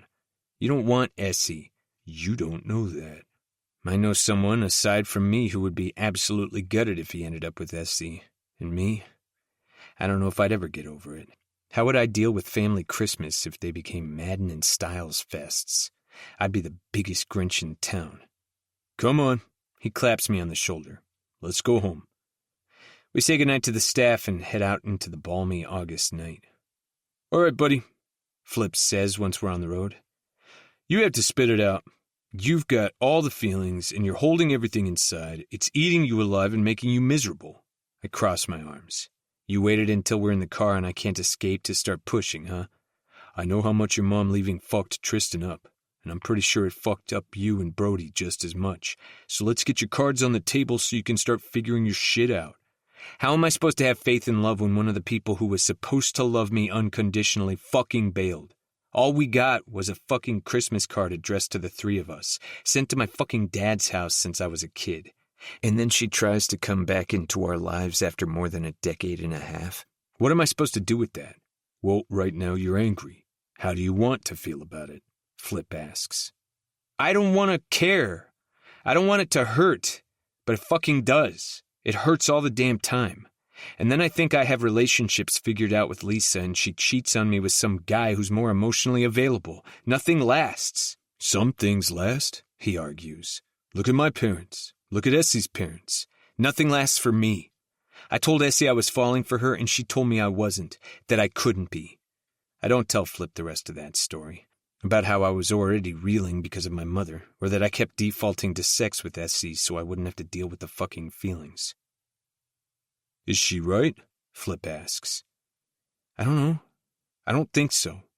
This hurts way more than it did when Lisa and I ended. My heart feels like it's been put in a meat grinder. My chest physically aches. Is this how you want to live for the rest of your life? What kind of question is that? Look, man, I know this stuff is hard, but if you don't want to keep running into the same wall, you have to deal with it. It won't get better if you don't. You mean therapy? Yeah, I mean therapy. It's gonna suck. At first, yeah. But don't you think you deserve a better life, where the wounds your mom left behind aren't constantly bleeding? I rubbed my bottom lip. I didn't really think about it that way. Essie's a great person. She deserves someone who can give her the fairy tale she's always dreamed about. You can be that guy, Nate, but you have to do the work. Show her she's worth it. What if I do the work and she still doesn't want me? Wouldn't you rather try and know for sure than spend the rest of your life wondering what could have been? Chapter 37. Essie. Oh my gosh, your hair! Dredd exclaims. Is it too drastic? It's too drastic, isn't it? I run my fingers through it self-consciously. No, I love the pink streaks. It's very you. She glances at the box sitting close to the door. What's going on here? And what the heck are you eating? Dredd and I are going to the watering hole to grab a bite to eat. We've been home from Aruba for 2 weeks, and I've completed my breakup checklist. I watched all my favorite princess movies, took out my aggression and sadness on my dartboard, got a magic wand tattoo on my hip, and scrapbooked the heck out of the wedding photos I took. It's time to move forward. It's homemade chocolate icing, another item from my breakup checklist. And you're eating it straight up? Yup, while I watched all my favorite princess movies. I used the spoon to point to the box. And I cleaned out my lingerie drawer. Everything that I wore for Nate had to go. She nods slowly. You guys had a lot of sex, huh? We did. I wish I'd been able to keep my heart out of it, but I've never been very good at that. I set the icing on the counter and grabbed my purse. You talk to him at all? Dredd asks as we step out into the hall. I shake my head and make sure my apartment door is locked before we walk to the elevators. He needs to figure himself out, and I need to give him the space to do that, even though it hurts. The elevator arrives and we climb aboard. It's empty apart from us. Flip took him to Retirement Village Bingo the other night, Dredd notes. I laugh at the prospect of grumpy, gorgeous Nate surrounded by grandmas. And then I almost burst into tears. Dredd puts her arm around me. Sorry, we don't have to talk about him. I'm fine, just residual feelings leaking out. I pluck a tissue from my purse and dab at the corners of my eyes. I guess that means he's past the broken-hearted phase. The elevator doors slide open and we step out into the warm August night. I don't know about that. I think it's more that Flip was tired of all the moping and felt like he needed to do something other than sit around the apartment and be sad. It's a short walk to the watering hole. The familiar scent of wings, pizza, and beer greets me as we enter the pub. This is what I need, a dose of normalcy. I'm no stranger to shaking off heartbreak, but it feels harder this time. We grab a table and order margaritas and some apps to share. Rix and Tristan look like they're having the best time on their honeymoon, Dred says. She's in her glory for sure. Rix has been sending daily updates in our babe chat, and she really, really needed this vacation before she goes back to school in the fall. She definitely deserves the break, Dred agrees. We talk and eat, and even though my heart still hurts, it feels good to be out with a friend. My phone buzzes with a new message, and I glance at the screen. My stomach lurches, and my heart rate spikes. Is he finally reaching out? Dred asks. She doesn't seem that surprised. I bite my lip. I don't know. Should I check it? I should check it. Do you want to check it? Yes. No. Yes. It's been 2 weeks. It feels like an eternity. I open the message. Nate. Hey, I'm so sorry for the silence. I've been working through my stuff. I don't know if you're up for it, but I'd really like to see you. He wants to meet up, I whisper. What do you want? Dred asks. For my heart to stop hurting, to be able to trust my gut, to give my soft parts to the right person. To hear what he has to say. Then that's what you should do. Essie. Okay. Are you free tonight? I'm with Dred right now. Will you be available later? I could come to you. My apartment is not ready for Nate, and I'm not ready for Nate to be in my apartment. Neutral territory would be better. Essie, how about the pancake house? Just tell me what time and I'll meet you there. 9? I'll see you then. Thank you. I'm meeting him in less than 2 hours, I tell Dred. Should I go home and change? If you feel like you need to, but he's woken up beside you plenty of times, hasn't he? He has. So you don't need to show him what he's missing. He already knows. Nate is at the pancake house when I arrive. He looks gorgeous and nervous, and I have no idea what's about to happen. I want to hear him out, but I don't want to open myself up for another shot of heartache. He stands and runs his hands over his thighs. Hey. Hey. I slip into the booth before he can make a move to touch me. We're not in a place where I can handle physical contact. He takes his seat. Rainbow, the server, comes over with coffee and water. You need a few minutes with the menu? I'll have the cookies and cream milkshake, please. I've been eating my feelings all day. Why stop now? I'll have the same. Sure thing. Rainbow flounces off. How are you? You look good. You look great. I love the hair. Thanks. I finger one of the pink streaks. I'm okay. How are you? Okay. Getting better. The last couple of weeks have been rough. I nod. Yeah, they haven't been my favorite. He swallows. I wanted to message before today, but I wasn't ready. But you're ready now? Everything feels so strained. He nods. What are you ready for? To talk things out. He fidgets with the napkin. You were right, S. I didn't want you to be, but you were. My stomach sinks and knots. I look down at my hands and fight the tears. I don't know if I'm ready to hear this.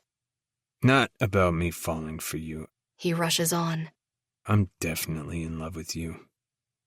My heart drops from my throat back into my chest.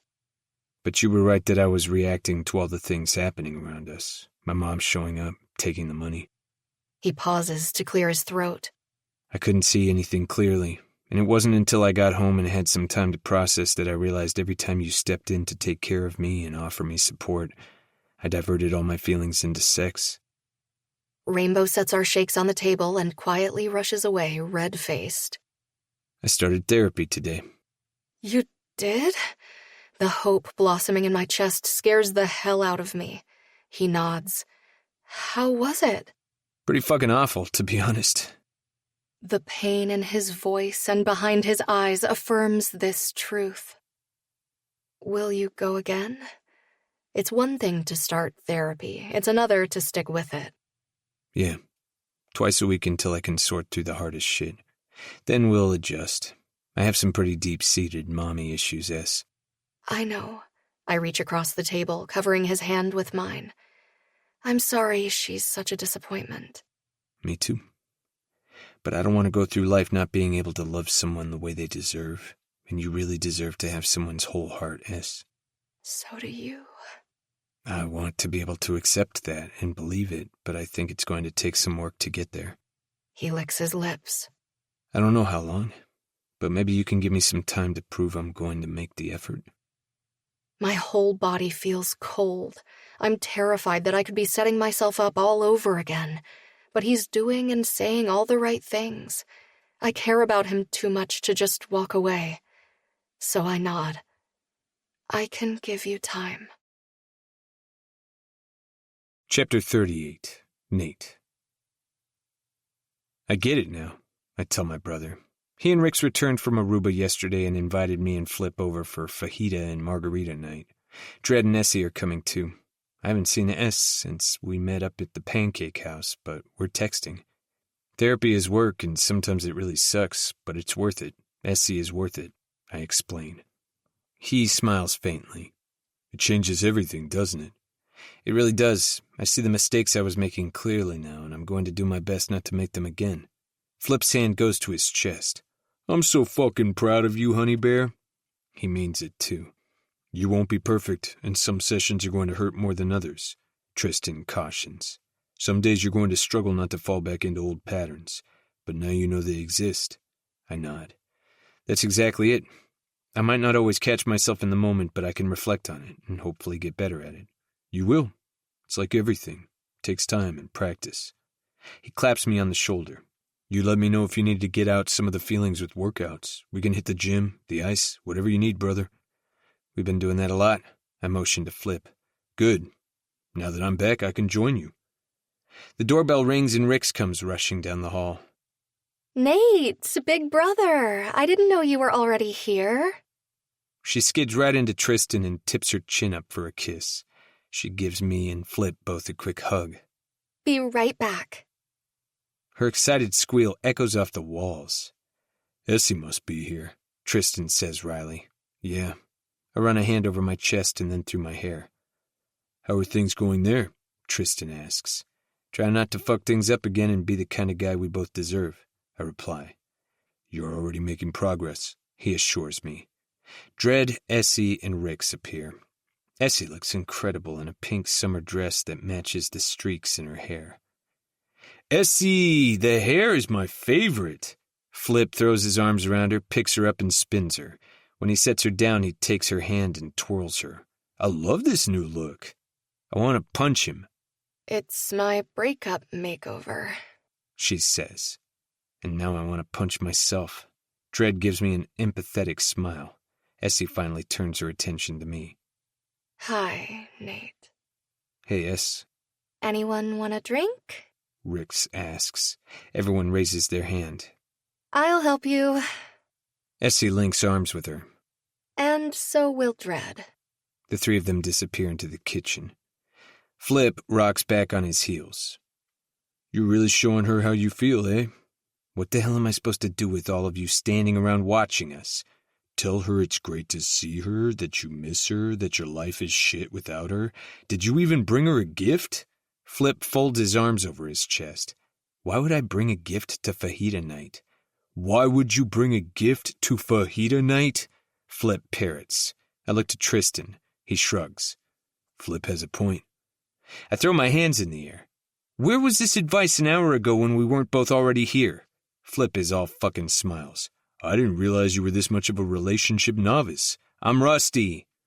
You can say that again. Flip crosses his arms. Nut up or shut up, dude. Don't be a crying little chicken bitch if she's the one for you. I was going to wait until later, I mutter.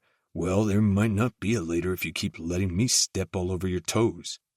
Why do the three of you look so serious? You can't be serious on fajita night.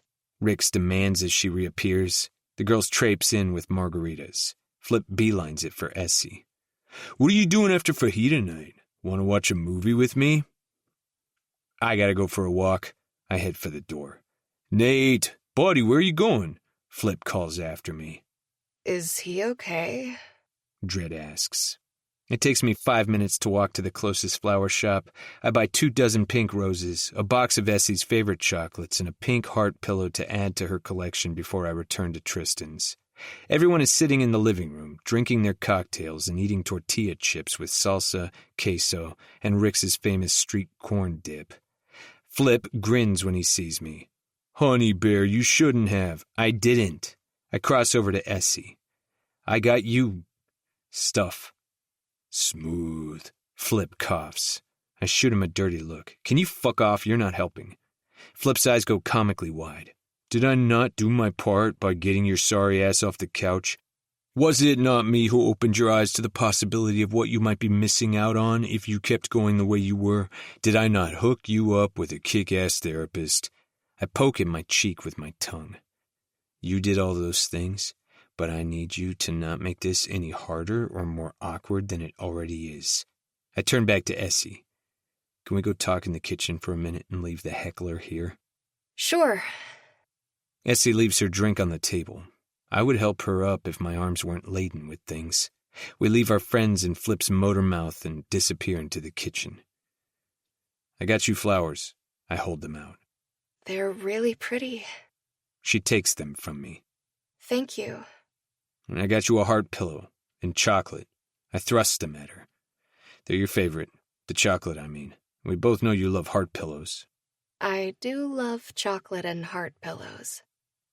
I shove my hands in my pockets, pull them out, run one through my hair.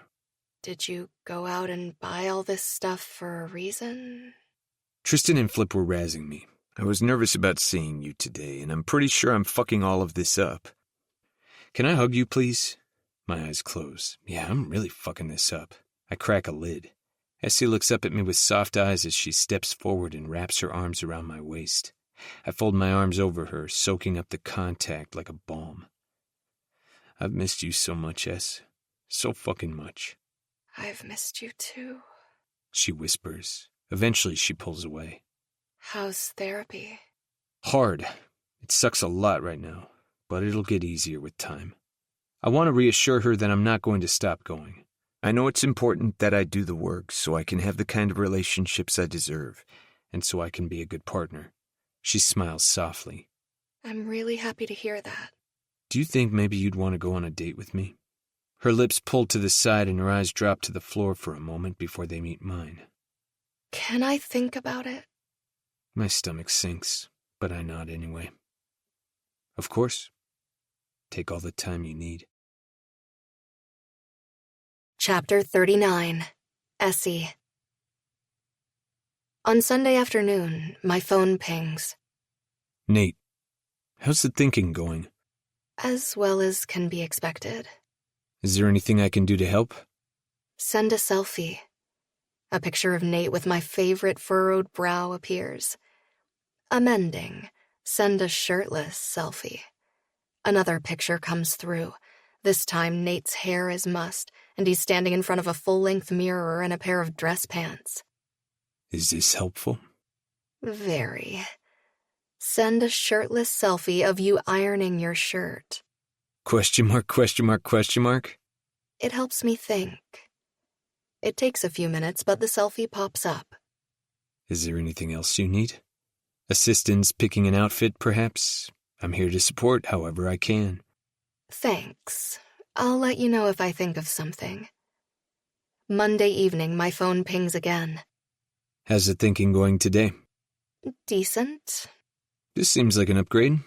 How are the roses holding up? Quite well. I snap a photo of the overflowing vase and send it to him. Is that your bedroom? Ooh, underscore, ooh. Where did you put the pillow? I snap a close-up of the pillow and send it along. Catalina, tell her I miss her. I miss you. My phone rings, and I don't hesitate to answer. Hi. Hi, it's good to hear your voice. It's good to hear yours, too. I flop down on my bed and hug Catalina to my chest. How's work? Good. It's good. It's been keeping me busy, which I need right now. Flip and Tristan are testing out the prototype with me tomorrow, so that's exciting. That's great. This could be your engineering skate design breakout, and right at the beginning of your career. You should be so proud of yourself, Nate. I know I am. Thanks, Essie. Really, the prototype is just step one, and it'll take a while to get it where it needs to be, but it's affirming to have a team that supports me.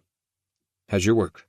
I'm on a fantasy set right now, and one of the senior artists has taken me under her wing. It's been a challenge, and I love it. That's great, Es. I saw one of your posts, but I didn't comment because I wanted to respect your space. I didn't want to be a creeper. I want to crawl through the phone and hug him. You're not a creeper unless you start liking my stuff from 5 years ago and commenting on all of it. I was only planning to go back 3 years. Totally reasonable and safely outside of creeper territory. I trade Catalina for the heart pillow he bought me and hug it to my chest. It's soft and fuzzy and my new favorite. How's therapy? He exhales a long breath. That good, eh? I laugh, but I'm nervous. Half the time it's as if she can read my mind. Like, how dare she know me so well already, you know? What is she, a witch? Mostly it's good, though, even though it's hard. What do you talk about? This is what I want most from him, for him to open up to me, too, to share the parts of himself he's afraid to share with anyone else. The obvious stuff. My mom, what it was like growing up before she left, what it was like after, what my relationships have been like. His voice drops to a whisper. I talk about you a lot, too. Oh? My heart stutters. I told her all the reasons I'm in love with you. Do you want to tell me about those? My heart beats faster. He's showing me he's trying in all the ways that count, that he thinks I'm worth the effort. You have the most amazing open heart. Sometimes it gets me into trouble. I think that's probably true for all of us. You're truly sunshine and rainbows. You make people happy just by being you. Talking to you right now is the highlight of my day. My heart squeezes. I've missed him so much. The banter, planning things with him, spending time with him. So many times he's affirmed me without even knowing. And maybe this time it's intentional, but it's softening my already marshmallow soft heart. It's the highlight of mine, too. You're smart and fun to be around. You're a caretaker, and you always show up for people when it matters the most. He clears his throat. You have such beautiful faith in the power of love. I was so jaded that I couldn't understand why you'd welcome the potential for pain. It scared the hell out of me. Does it still scare you? My heart hammers in my chest. He's trying so hard, sharing his vulnerability with me. Absolutely. But it's worth it if it means I get to have a life that's full, and it includes people like you. I'm done thinking, I blurt. I'll go on a date with you. Chapter 40. Nate. Looking good, my man. Flip stops eating his giant bowl of KD long enough to give me an approving thumbs up and a nod. Where are you taking Essie for dinner? We're going to Scaramouche, and then I'm taking her to see Wicked the musical. Tonight is our first official date. The past few weeks have been hard, but I'm making strides in therapy and learning how to let my walls down so I can love the people in my life the way they deserve. Nice. She'll love that. Flip nods his approval. I think so, too. I check for my phone, wallet, and keys before I grab the bouquet of hot pink flowers and the box of chocolates from the counter. You have plans tonight? Flip glances at his phone.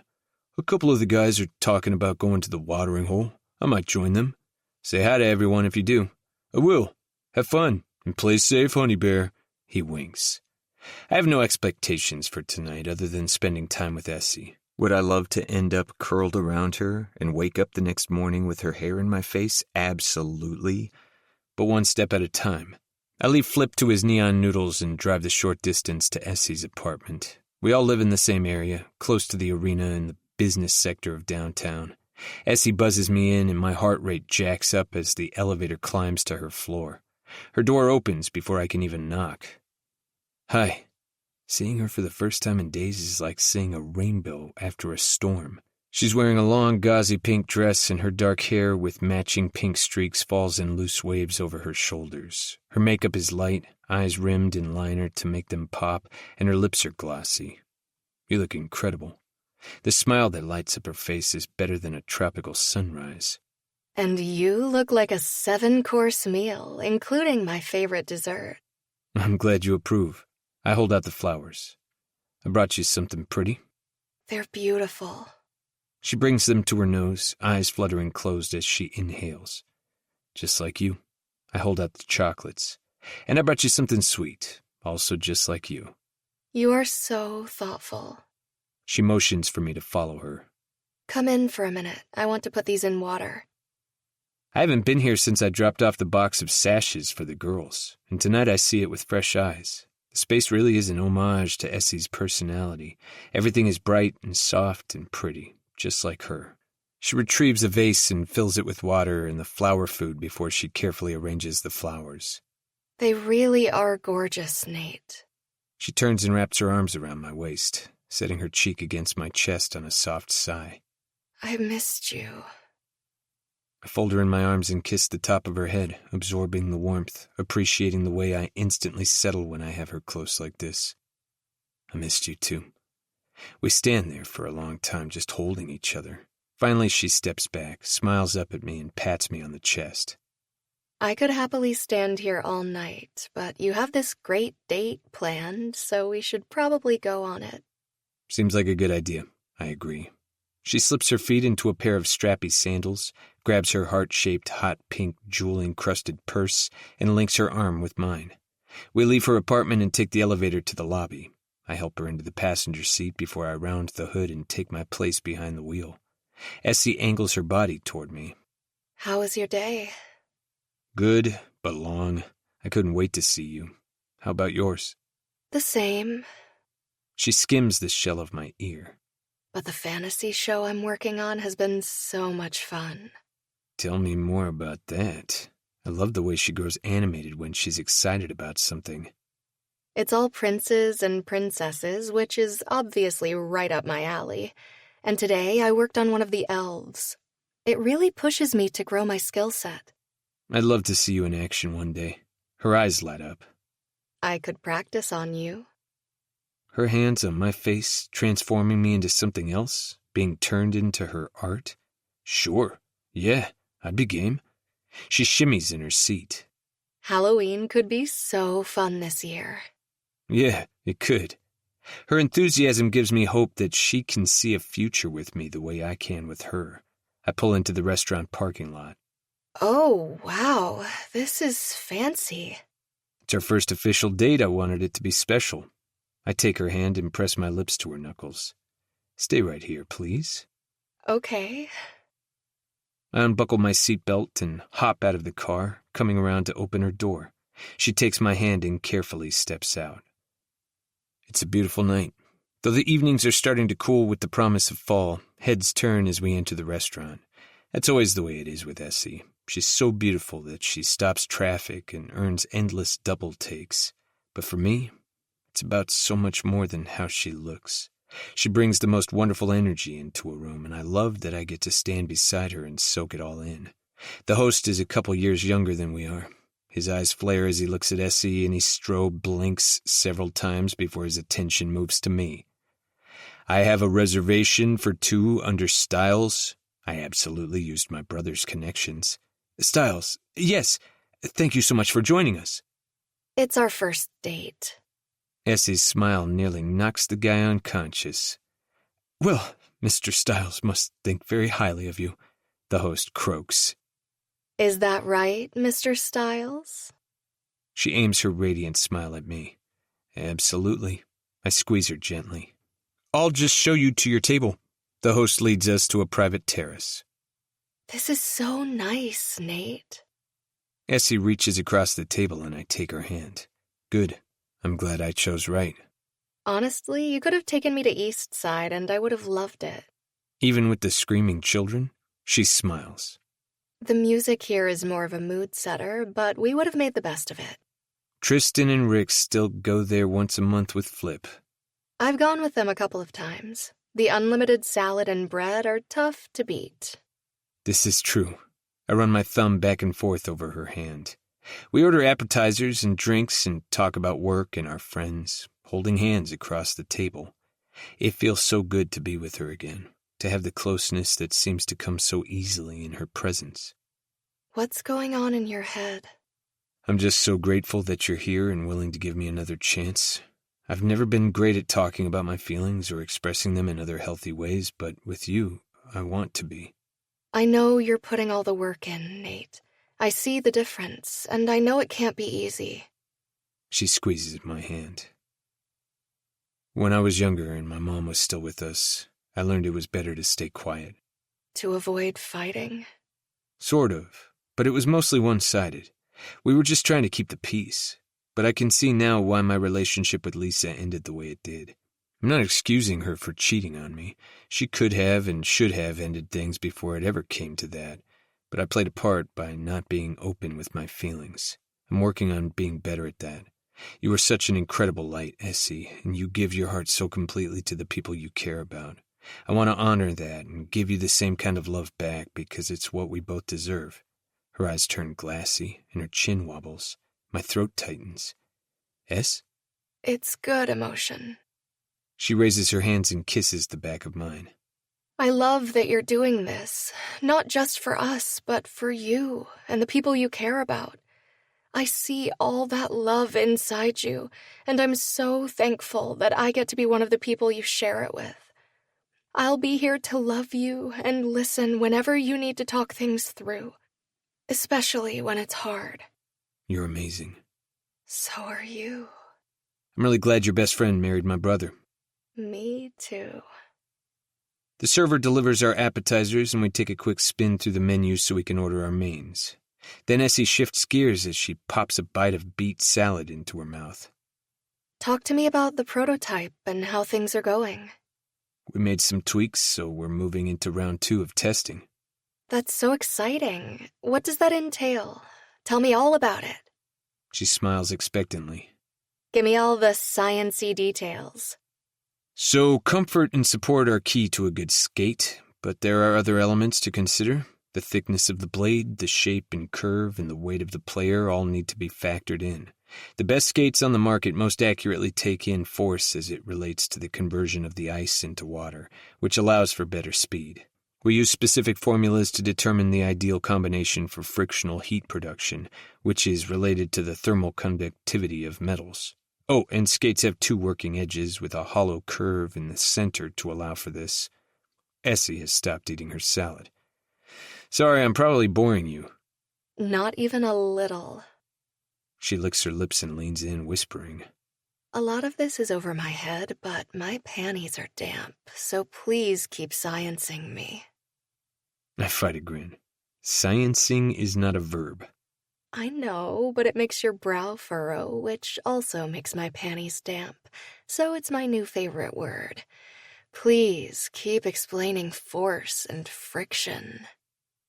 So I do, and Essie asks all kinds of questions, hanging on my every word, making me feel like everything I say matters, like I'm the center of her universe. This is what love is supposed to be like. This feeling is the reason I'm willing to do the work and talk through all the hard things. After dinner, we cross the street and walk down the block. Oh my gosh. She grabs my arm as I guide her to the box office. You're taking me to the theater? I am. She gazes up at me, eyes soft and warm. Best first date ever, Nathan. We have great seats, and Essie hugs my arm through the entire performance. I've never been one for live theater, but Essie is almost as entertaining as the musical numbers. She smiles and laughs, eyes lit up with delight, and I spend half of it watching her instead of the people on the stage. I couldn't tell you what the musical was about, but I definitely enjoyed the experience. Afterward, I guide her back to the car and head for her place. Thank you for such a wonderful first date. She links her pinky with mine. I'm sorry it took 6 years for it to happen. Totally worth the wait. She tips her head. I don't really want it to end yet, though. I glance at her. Do you want to go to the pancake house or something? You could come up to my place. Yeah? Yeah. I park in a visitor's spot and we hold hands while we wait for the elevator. It's empty apart from us, so when the doors close, she links her fingers behind my neck, her body flush against mine. Will you stay the night? Do you want me to? I've missed waking up with you wrapped around me. Me too. I traced the edge of her jaw with my finger. I'm a huge fan of all-night snuggles. Same. The elevator dings, signaling our arrival at her floor. Essie exits and I follow her down the hall. The tension between us has been growing all evening. I don't want to make assumptions about where this will go, apart from all-night snuggles, but I get my answer as soon as we're inside her apartment. Thank you for taking care of your heart so we can be good at taking care of each other's. Essie drags my mouth to hers. We both groan as our tongues brush. Wait, I pull back, and Essie frowns. I cup her face in my hands. I have to ask you something before this goes any further. Okay. Essie gazes up at me with uncertain but hopeful eyes. I know we just had our first date, but will you be my girlfriend, officially? Yes, absolutely. Nothing would make me happier. She tips her head. Well, that and getting you into my bedroom. I can make that happen. I lift her off the floor and carry her down the hall. When we cross the threshold, I set her down and break the kiss. Wow, Essie looks nervous. I warned you. It's very princessy. The walls aren't quite white, but tinged with a hint of pink. A 4-poster bed takes up one wall.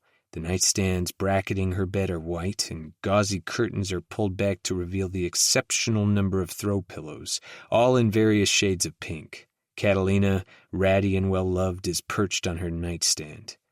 It's perfectly you. You don't hate it? She wrings her hands. I take them in mine. No, not at all. Would this be a choice I would make for myself? No, but it's a reflection of the woman I'm in love with, and therefore I also love this room. I feel like the forbidden prince who's come to steal you away.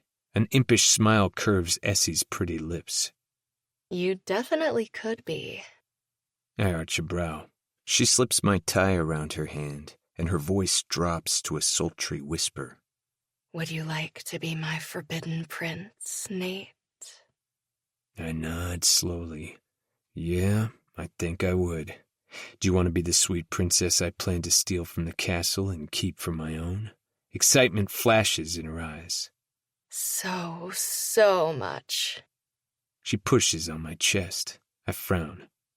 Give me a minute. I need to get ready for my prince. I still don't move. Unless you're opposed to naughty princess lingerie. It takes a moment for that to click. Not even remotely opposed. I step out and head for the living room. I'll be out here, waiting. Essie closes the door. I've never engaged in role play before, but based on what's happening in my pants, I'm here for it. I loosen my tie and open the first few buttons on my shirt. I also run to the bathroom to swish with mouthwash and mess up my hair, going for the roguish, rumpled, forbidden prince look before I return to my place outside her door. Oh, my prince, where are you? I take it as a sign that she's ready and crack the bedroom door. The only illumination comes from the lamp beside her bed. Takes a moment for my eyes to adjust. Movement comes from behind the gauzy curtain. Oh, my prince, my forbidden love, when will you save me from this wretched existence? I smile and close the door with a quiet snick. I cross to the bed, carefully pulling the curtain back and hooking it on the post. My breath leaves me on a whoosh. The pillows have been swept to the floor, the covers pulled back. Essie lies on the pale pink sheets, hair fanned across the pillow, eyes closed. One hand lies palm up on the mattress, the other rests low on her stomach. Her sheer pink negligee, trimmed in lace, dips low in the front and barely skims the top of her thighs. The heart shields decorating her nipples glint enticingly. She is the most stunning woman in the world, and she's agreed to be mine. I reach out and skim her cheek, channeling my inner forbidden prince. But I don't have much experience there. I do have experience lusting after this woman and wanting to find a way to hold her perfect soft heart. She sighs and chases the touch, my fingers dancing over her cheek. My sweet princess. I capture her hand in mine and bring it to my lips. I've come to steal you away. Her eyes flutter open on a gasp. Is it really you? She sits up in a rush, eyes wide.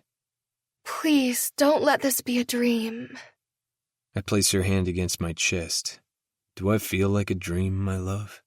You're truly here. She giggles, cups my face in her hands and kisses me, but she pulls back a moment later, eyes wide with pretend panic. However did you get past the guards? I searched for a plausible way to have tricked the fictional guards. I pretended I was but a mere servant and doused their mead with fairy dust. They will slumber for hours. I may or may not have spent a lot of time watching princess movies over the past few weeks just to feel close to Essie. She runs her hands down my chest, bottom lip sliding through her teeth. We have hours? That's right, my love. I brush over her nipple with my thumb. Hours for me to kiss every inch of you. I skim her hip and dip between her thighs. To bring you limitless pleasure. I kiss the edge of her jaw. To worship you. I take her face in my hands. To make you mine. That's all I want. She whispers against my lips. We kiss while she undresses me and pulls me onto the bed. I stretch out over her, settling in the cradle of her hips. I would slay 1,000 dragons to be with you. She runs her fingers through my hair. Claim me, Nathan. Take me. Make me yours. Always mine. I kiss my way down her body, obsessed with the soft sounds she makes, and the way her nails press into my shoulders as I make her come with my mouth, and then again with my fingers. I pepper every inch of her with kisses as I work my way back to her lips. Can this stay on? She grins. You like my princess lingerie? I love your princess lingerie. I suck a nipple through the sheer fabric. You are unbearably sexy. So are you. She hooks her leg over my hip. Please make love to me. I settle between her thighs and my erection slides over slick, hot skin. I hold her gaze as I sink into her, joining us. I love you, I whisper against her lips. Her expression softens, eyes glassy with desire. I love you too. With my whole heart, I promise. We move together, limbs entwined, eyes fixed on each other. My heart is safe with her, protected, cared for. I feel it in the gentle way she invites me inside her, mind, body, and soul. She's everything I've ever wanted, and I'll spend the rest of my life making sure her heart is cared for in the same tender way she cares for mine. My sunshine and rainbow's other half, the love of my life, the woman of my dreams. Chapter 41. Essie. Where the heck is it? I plant my hands on my hips, close my eyes, inhale through my nose, and exhale through my mouth. Please be there when I open my eyes. I crack a lid, but my most favorite dress of all is still not where I expect it to be. To be fair, nothing I own is where I expect it to be anymore. Do not murder your very smart, very thoughtful, exceptionally organized, well-endowed, hot-as-hell boyfriend who embraces you and your slightly manic love of all things pink and romance because you cannot find your dress, or literally anything you own, I mutter. Who are you talking to, sweetness? Nate appears out of nowhere. I shriek and slap a hand to my heart. He hugs me and kisses the top of my head, and I melt a little at the feel of his arms around me and the smell of his cologne. I didn't mean to scare you. He pulls back, and that delightful furrow in his brow makes traitorous parts of my body excited. I try to remember that I'm slightly annoyed with him for not being able to telepathically communicate where he's moved all my things. Do you know where my pink, cap-sleeved A-line, knee-length dress with the heart-patterned hot pink belt is? He blinks at me. I don't know what half of those descriptors mean. My favorite pink dress, the one that really highlights my cleavage. It might be modest, but I know how to work it. Also, Nate is highly obsessed with my piercings and never passes up a chance to play with them. Do you have any idea where it might be? Oh, yes. He steps inside the tiny walk-in closet with me. I move to the doorway so he can turn around because the closet only qualifies as a walk-in when you're under 5'7" and not as broad as the doorway. It's right here. He magically produces it. I reorganized the closet, and since it's technically autumn as of yesterday, I rotated these dresses to the back and brought your fall clothes to the front. I don't know what your fall favorites are yet, but when I do, I'll cycle them to the front so they're easy for you to find. He smiles down at me, proud as punch, and completely oblivious to the upheaval his organizational skills are creating in my life. But he's so handsome when he smiles like that, and he's just trying to be helpful. Can you also help me find the shoes that go with the dress? I ask as sweetly as I can. Absolutely. Again, I cycled your summer shoes to the back of the closet because of seasonal changes. Your sandals are all here, arranged according to style, height of heel, and color. If you'd prefer closed toes because it gets cooler at night, and I know you're not a fan of cold toes, your hot pink kitten heels are right here. He helpfully pulls down both pairs. I bat my lashes. Can you also help me find my matching bra and panty set? Of course. He leads the way out of the closet, carefully setting the shoeboxes and my dress on the bed before he crosses to the dresser. Since I've become Nate's girlfriend officially, he's started spending more nights here, which I love a lot. But it means making room for his things in my tiny apartment, like his suits and changes of clothes. I've freed up a couple of drawers in my dresser for boxers, socks, t-shirts, and loungewear. Nate took it upon himself to reorganize the kitchen cupboards to make room for his snacks and his collection of Star Wars glassware. I should not be surprised that C-3PO is his favorite. I love Nate. I love his big brain and his thoughtfulness and snuggling with him when he sleeps over. I love the days that start and end with his beautiful face the most. But it has become woefully apparent that my apartment will not be big enough for the two of us long term, even with Nate's remarkable ability to make space where there is none. He tugs on the knob, revealing brand new dividers, so every single pair of underpants I own now lives in its own little square of space. All your everyday bras and underwear are in the top drawer. He closes it and opens the next one down. This is where you'll find your pajamas and sleep sets. I can move these down if you'd prefer, but they're more frequent use items, so I figured it made the most sense. He moves on to the next drawer. All your athletic wear is in here. He crouches to get to the bottom. And this is where your special lingerie is. He pulls out my pale pink lace and satin set. Is this the one you were looking for? That's the one. He passes me the bra and panties. I shrug out of my robe. I'm naked underneath. His nostrils flare. He glances at the clock on the nightstand, then back at me. Can I make you come before we go? Despite the orgasm turning into two and me climbing into his lap to ride his big, beautiful cock, we still managed to make it to the restaurant with 2 minutes to spare. Double dating with Tristan and Rix is another new favorite thing. When we arrive, Rix hops up and hugs me, and I squeeze her back. We settle in the seats across from them, and Nate stretches his arm across the back of my chair at the same time Tristan does this with Rix. Like mirrors of each other, Rix and I lean into our men, both smiling and happy to have the connection. Not long now before the official start of the season, I note. How are you feeling with it being Riker's time to step up?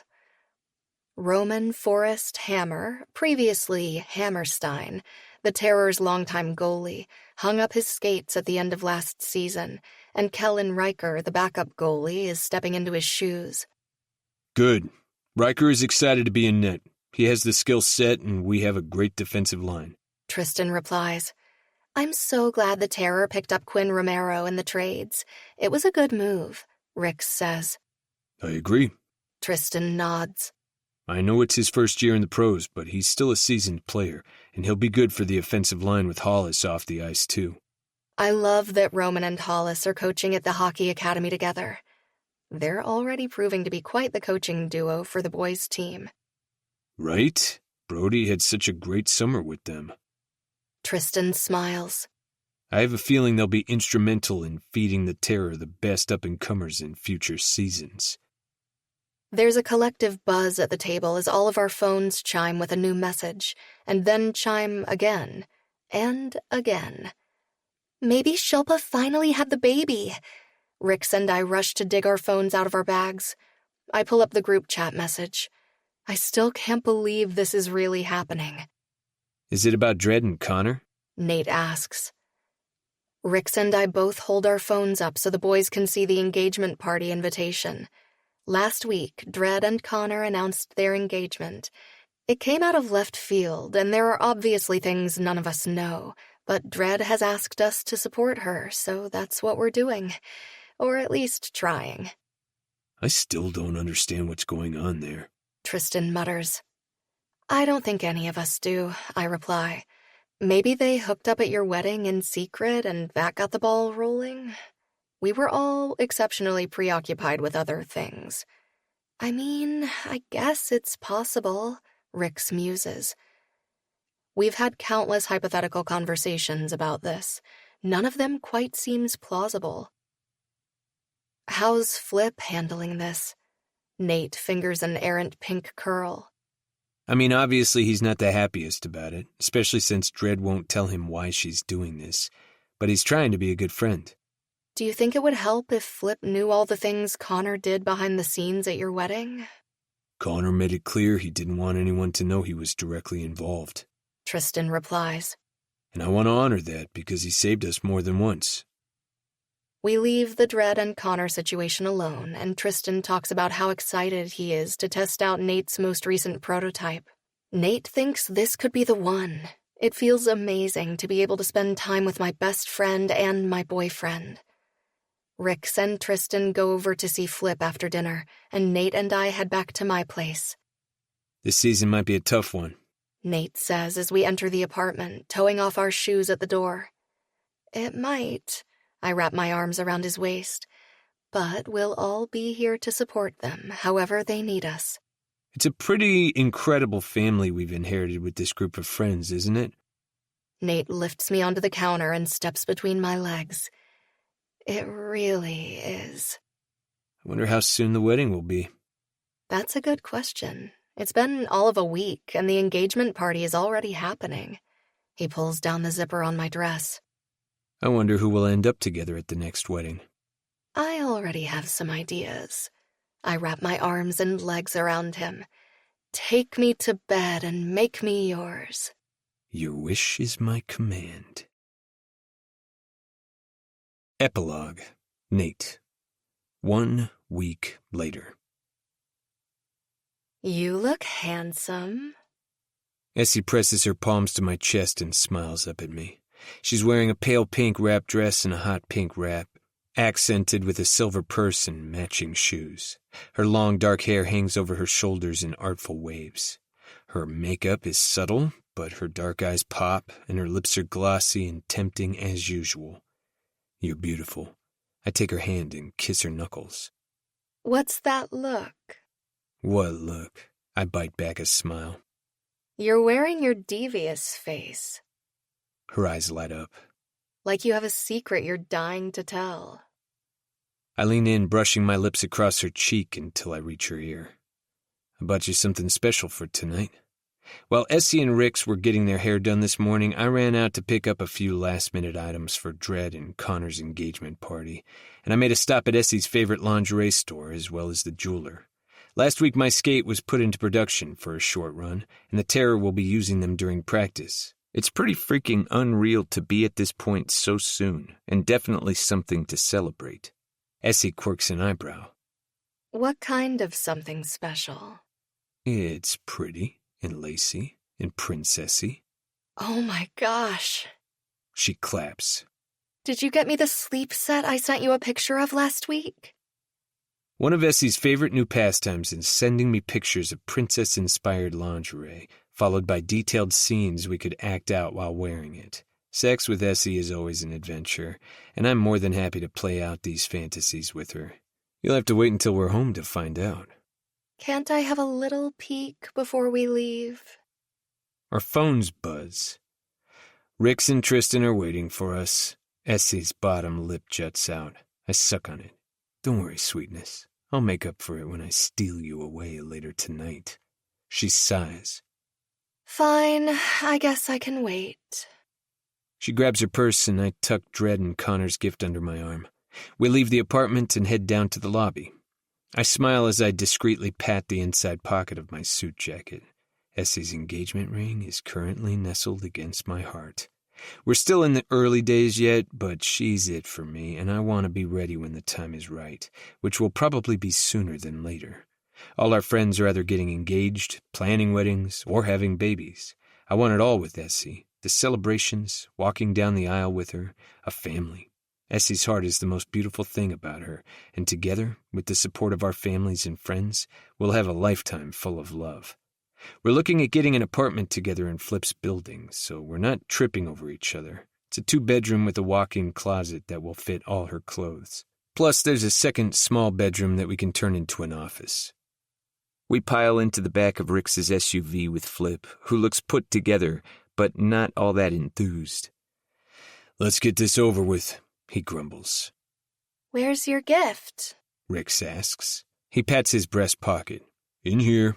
Rix narrows her eyes at him. What is it? "A gift certificate for an excellent divorce attorney." Tristan frowns. "Please tell me you're not serious. He specializes in getting around prenups." Flip looks terribly serious. Rix shoots him a look. Don't be a dick. "I'm kidding. Mostly." Flip rolls his eyes. "I got them a one-night stay at a winery in Niagara. Dredd is obsessed with the place, and they have this suite with a library." Oh. Rix's eyebrows rise. That was nice of you. "I might not like Grace, and I might not like that he's engaged to one of my best friends, but I care about Dredd, and I want her to be happy. If this dickbag makes her happy, I'll support her." Can you avoid referring to him as a dickbag for the rest of the day? Essie asks. "I guess, yeah," I'm kind of excited to see his parents' house. Rix says. They have a home in one of the most affluent neighborhoods in Toronto. Apparently, they also have homes in several states, as well as a summer home in Bala. It's no secret Connor comes from a very wealthy family. It's also no secret that he's not the biggest fan of his family, and that his family aren't the biggest fans of him, other than his grandmother. I'm fascinated to meet his family. The guy comes from old money, yet he's covered in tattoos and plays professional hockey. He's such a contradiction. "He better not fuck Dredd over," Flip mutters. Essie and I have done our fair share of brainstorming about the whole thing. We know Connor isn't all bad, but Flip hasn't seen that side of him. And I'm not about to spill his secrets, considering the way he saved me and my brothers from what would have been a nightmare situation at Tristan's wedding. We arrived at the house at the same time as some of Tristan and Flip's teammates. Lavender and Kodiak flew in from New York to be here, and Quinn Romero, the newest addition to the Terror and their longtime family friend, is with them. Essie's sister Cammie and her boyfriend Chase, as well as her best friends Fee and Tally, approach us. Flip does a double take as Tally rushes up and gives him a quick hug before moving on to Rix. Her long blonde hair is pinned at the sides, revealing a ladder of hoops in her right ear.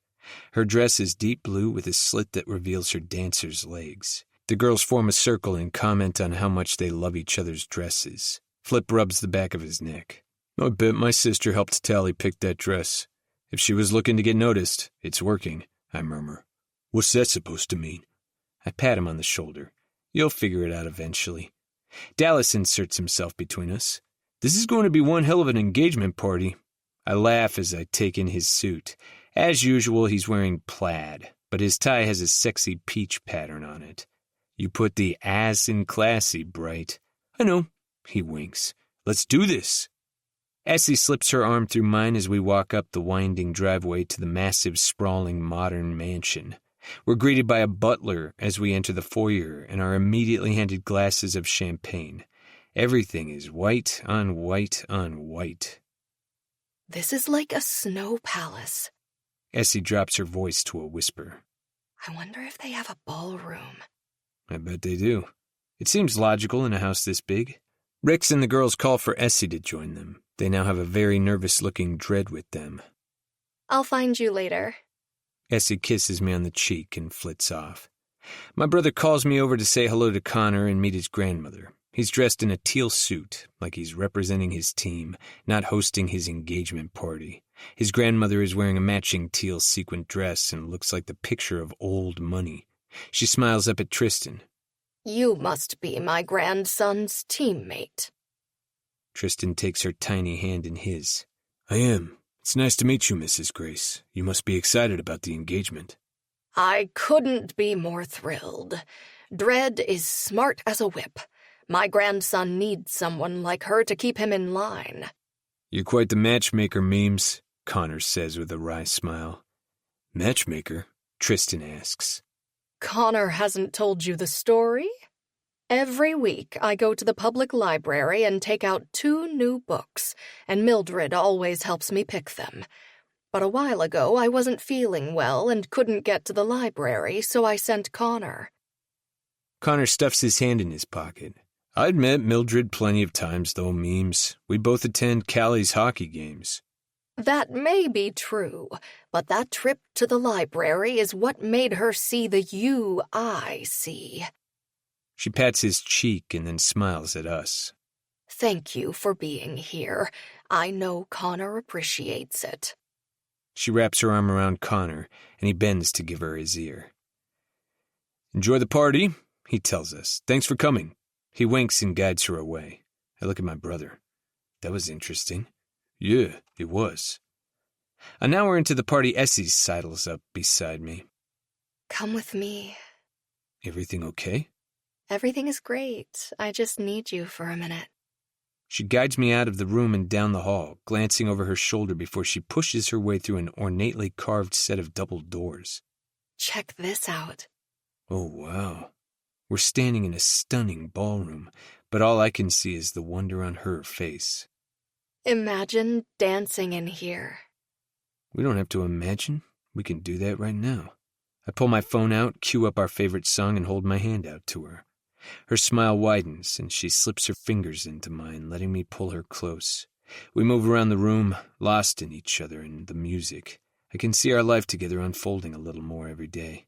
And here, in this room that speaks of fairy tales and romance, I can envision her dressed in a wedding gown. Not white, but the palish blush pink, satin and lace, her dark hair coiled on top of her head, smiling at me exactly the way she is now. And I want that future. The one full of possibilities and the kind of love that erases all my fears and replaces them with hope. I stroke her cheek and brush my lips over hers. Thank you for sharing your light with me. She presses her hand to my cheek, her smile soft and warm like sunshine. Thank you for trusting me with your heart. I promise I'll always keep it safe. One day, in the not-too-distant future, I'll ask her to be my wife, and we can start our own forever. To connect with Helena and get all the updates first, join her Facebook reader group, Helena Hunting's Beaver Den. If this is your first audiobook from Helena Hunting, be sure to also check out her Toronto Terror series, starting with Book 1, If You Hate Me, narrated by C.J. Bloom and Connor Crace. This has been I Could Be Yours, written by Helena Hunting, performed in duet by Savannah Peachwood and Teddy Hamilton. Copyright 2025 by Helena Hunting. Production copyright 2025 by Helena Hunting. Production coordination by Lyric Audiobooks. Executive producer Katie Robinson. No part of this audiobook may be reproduced or sold in any form or by any electronic or mechanical means, including information storage and retrieval systems, without written permission from the author, except for the use of brief quotations in a book review. No AI has been used in the creation of this audiobook, nor may it be used to train AI.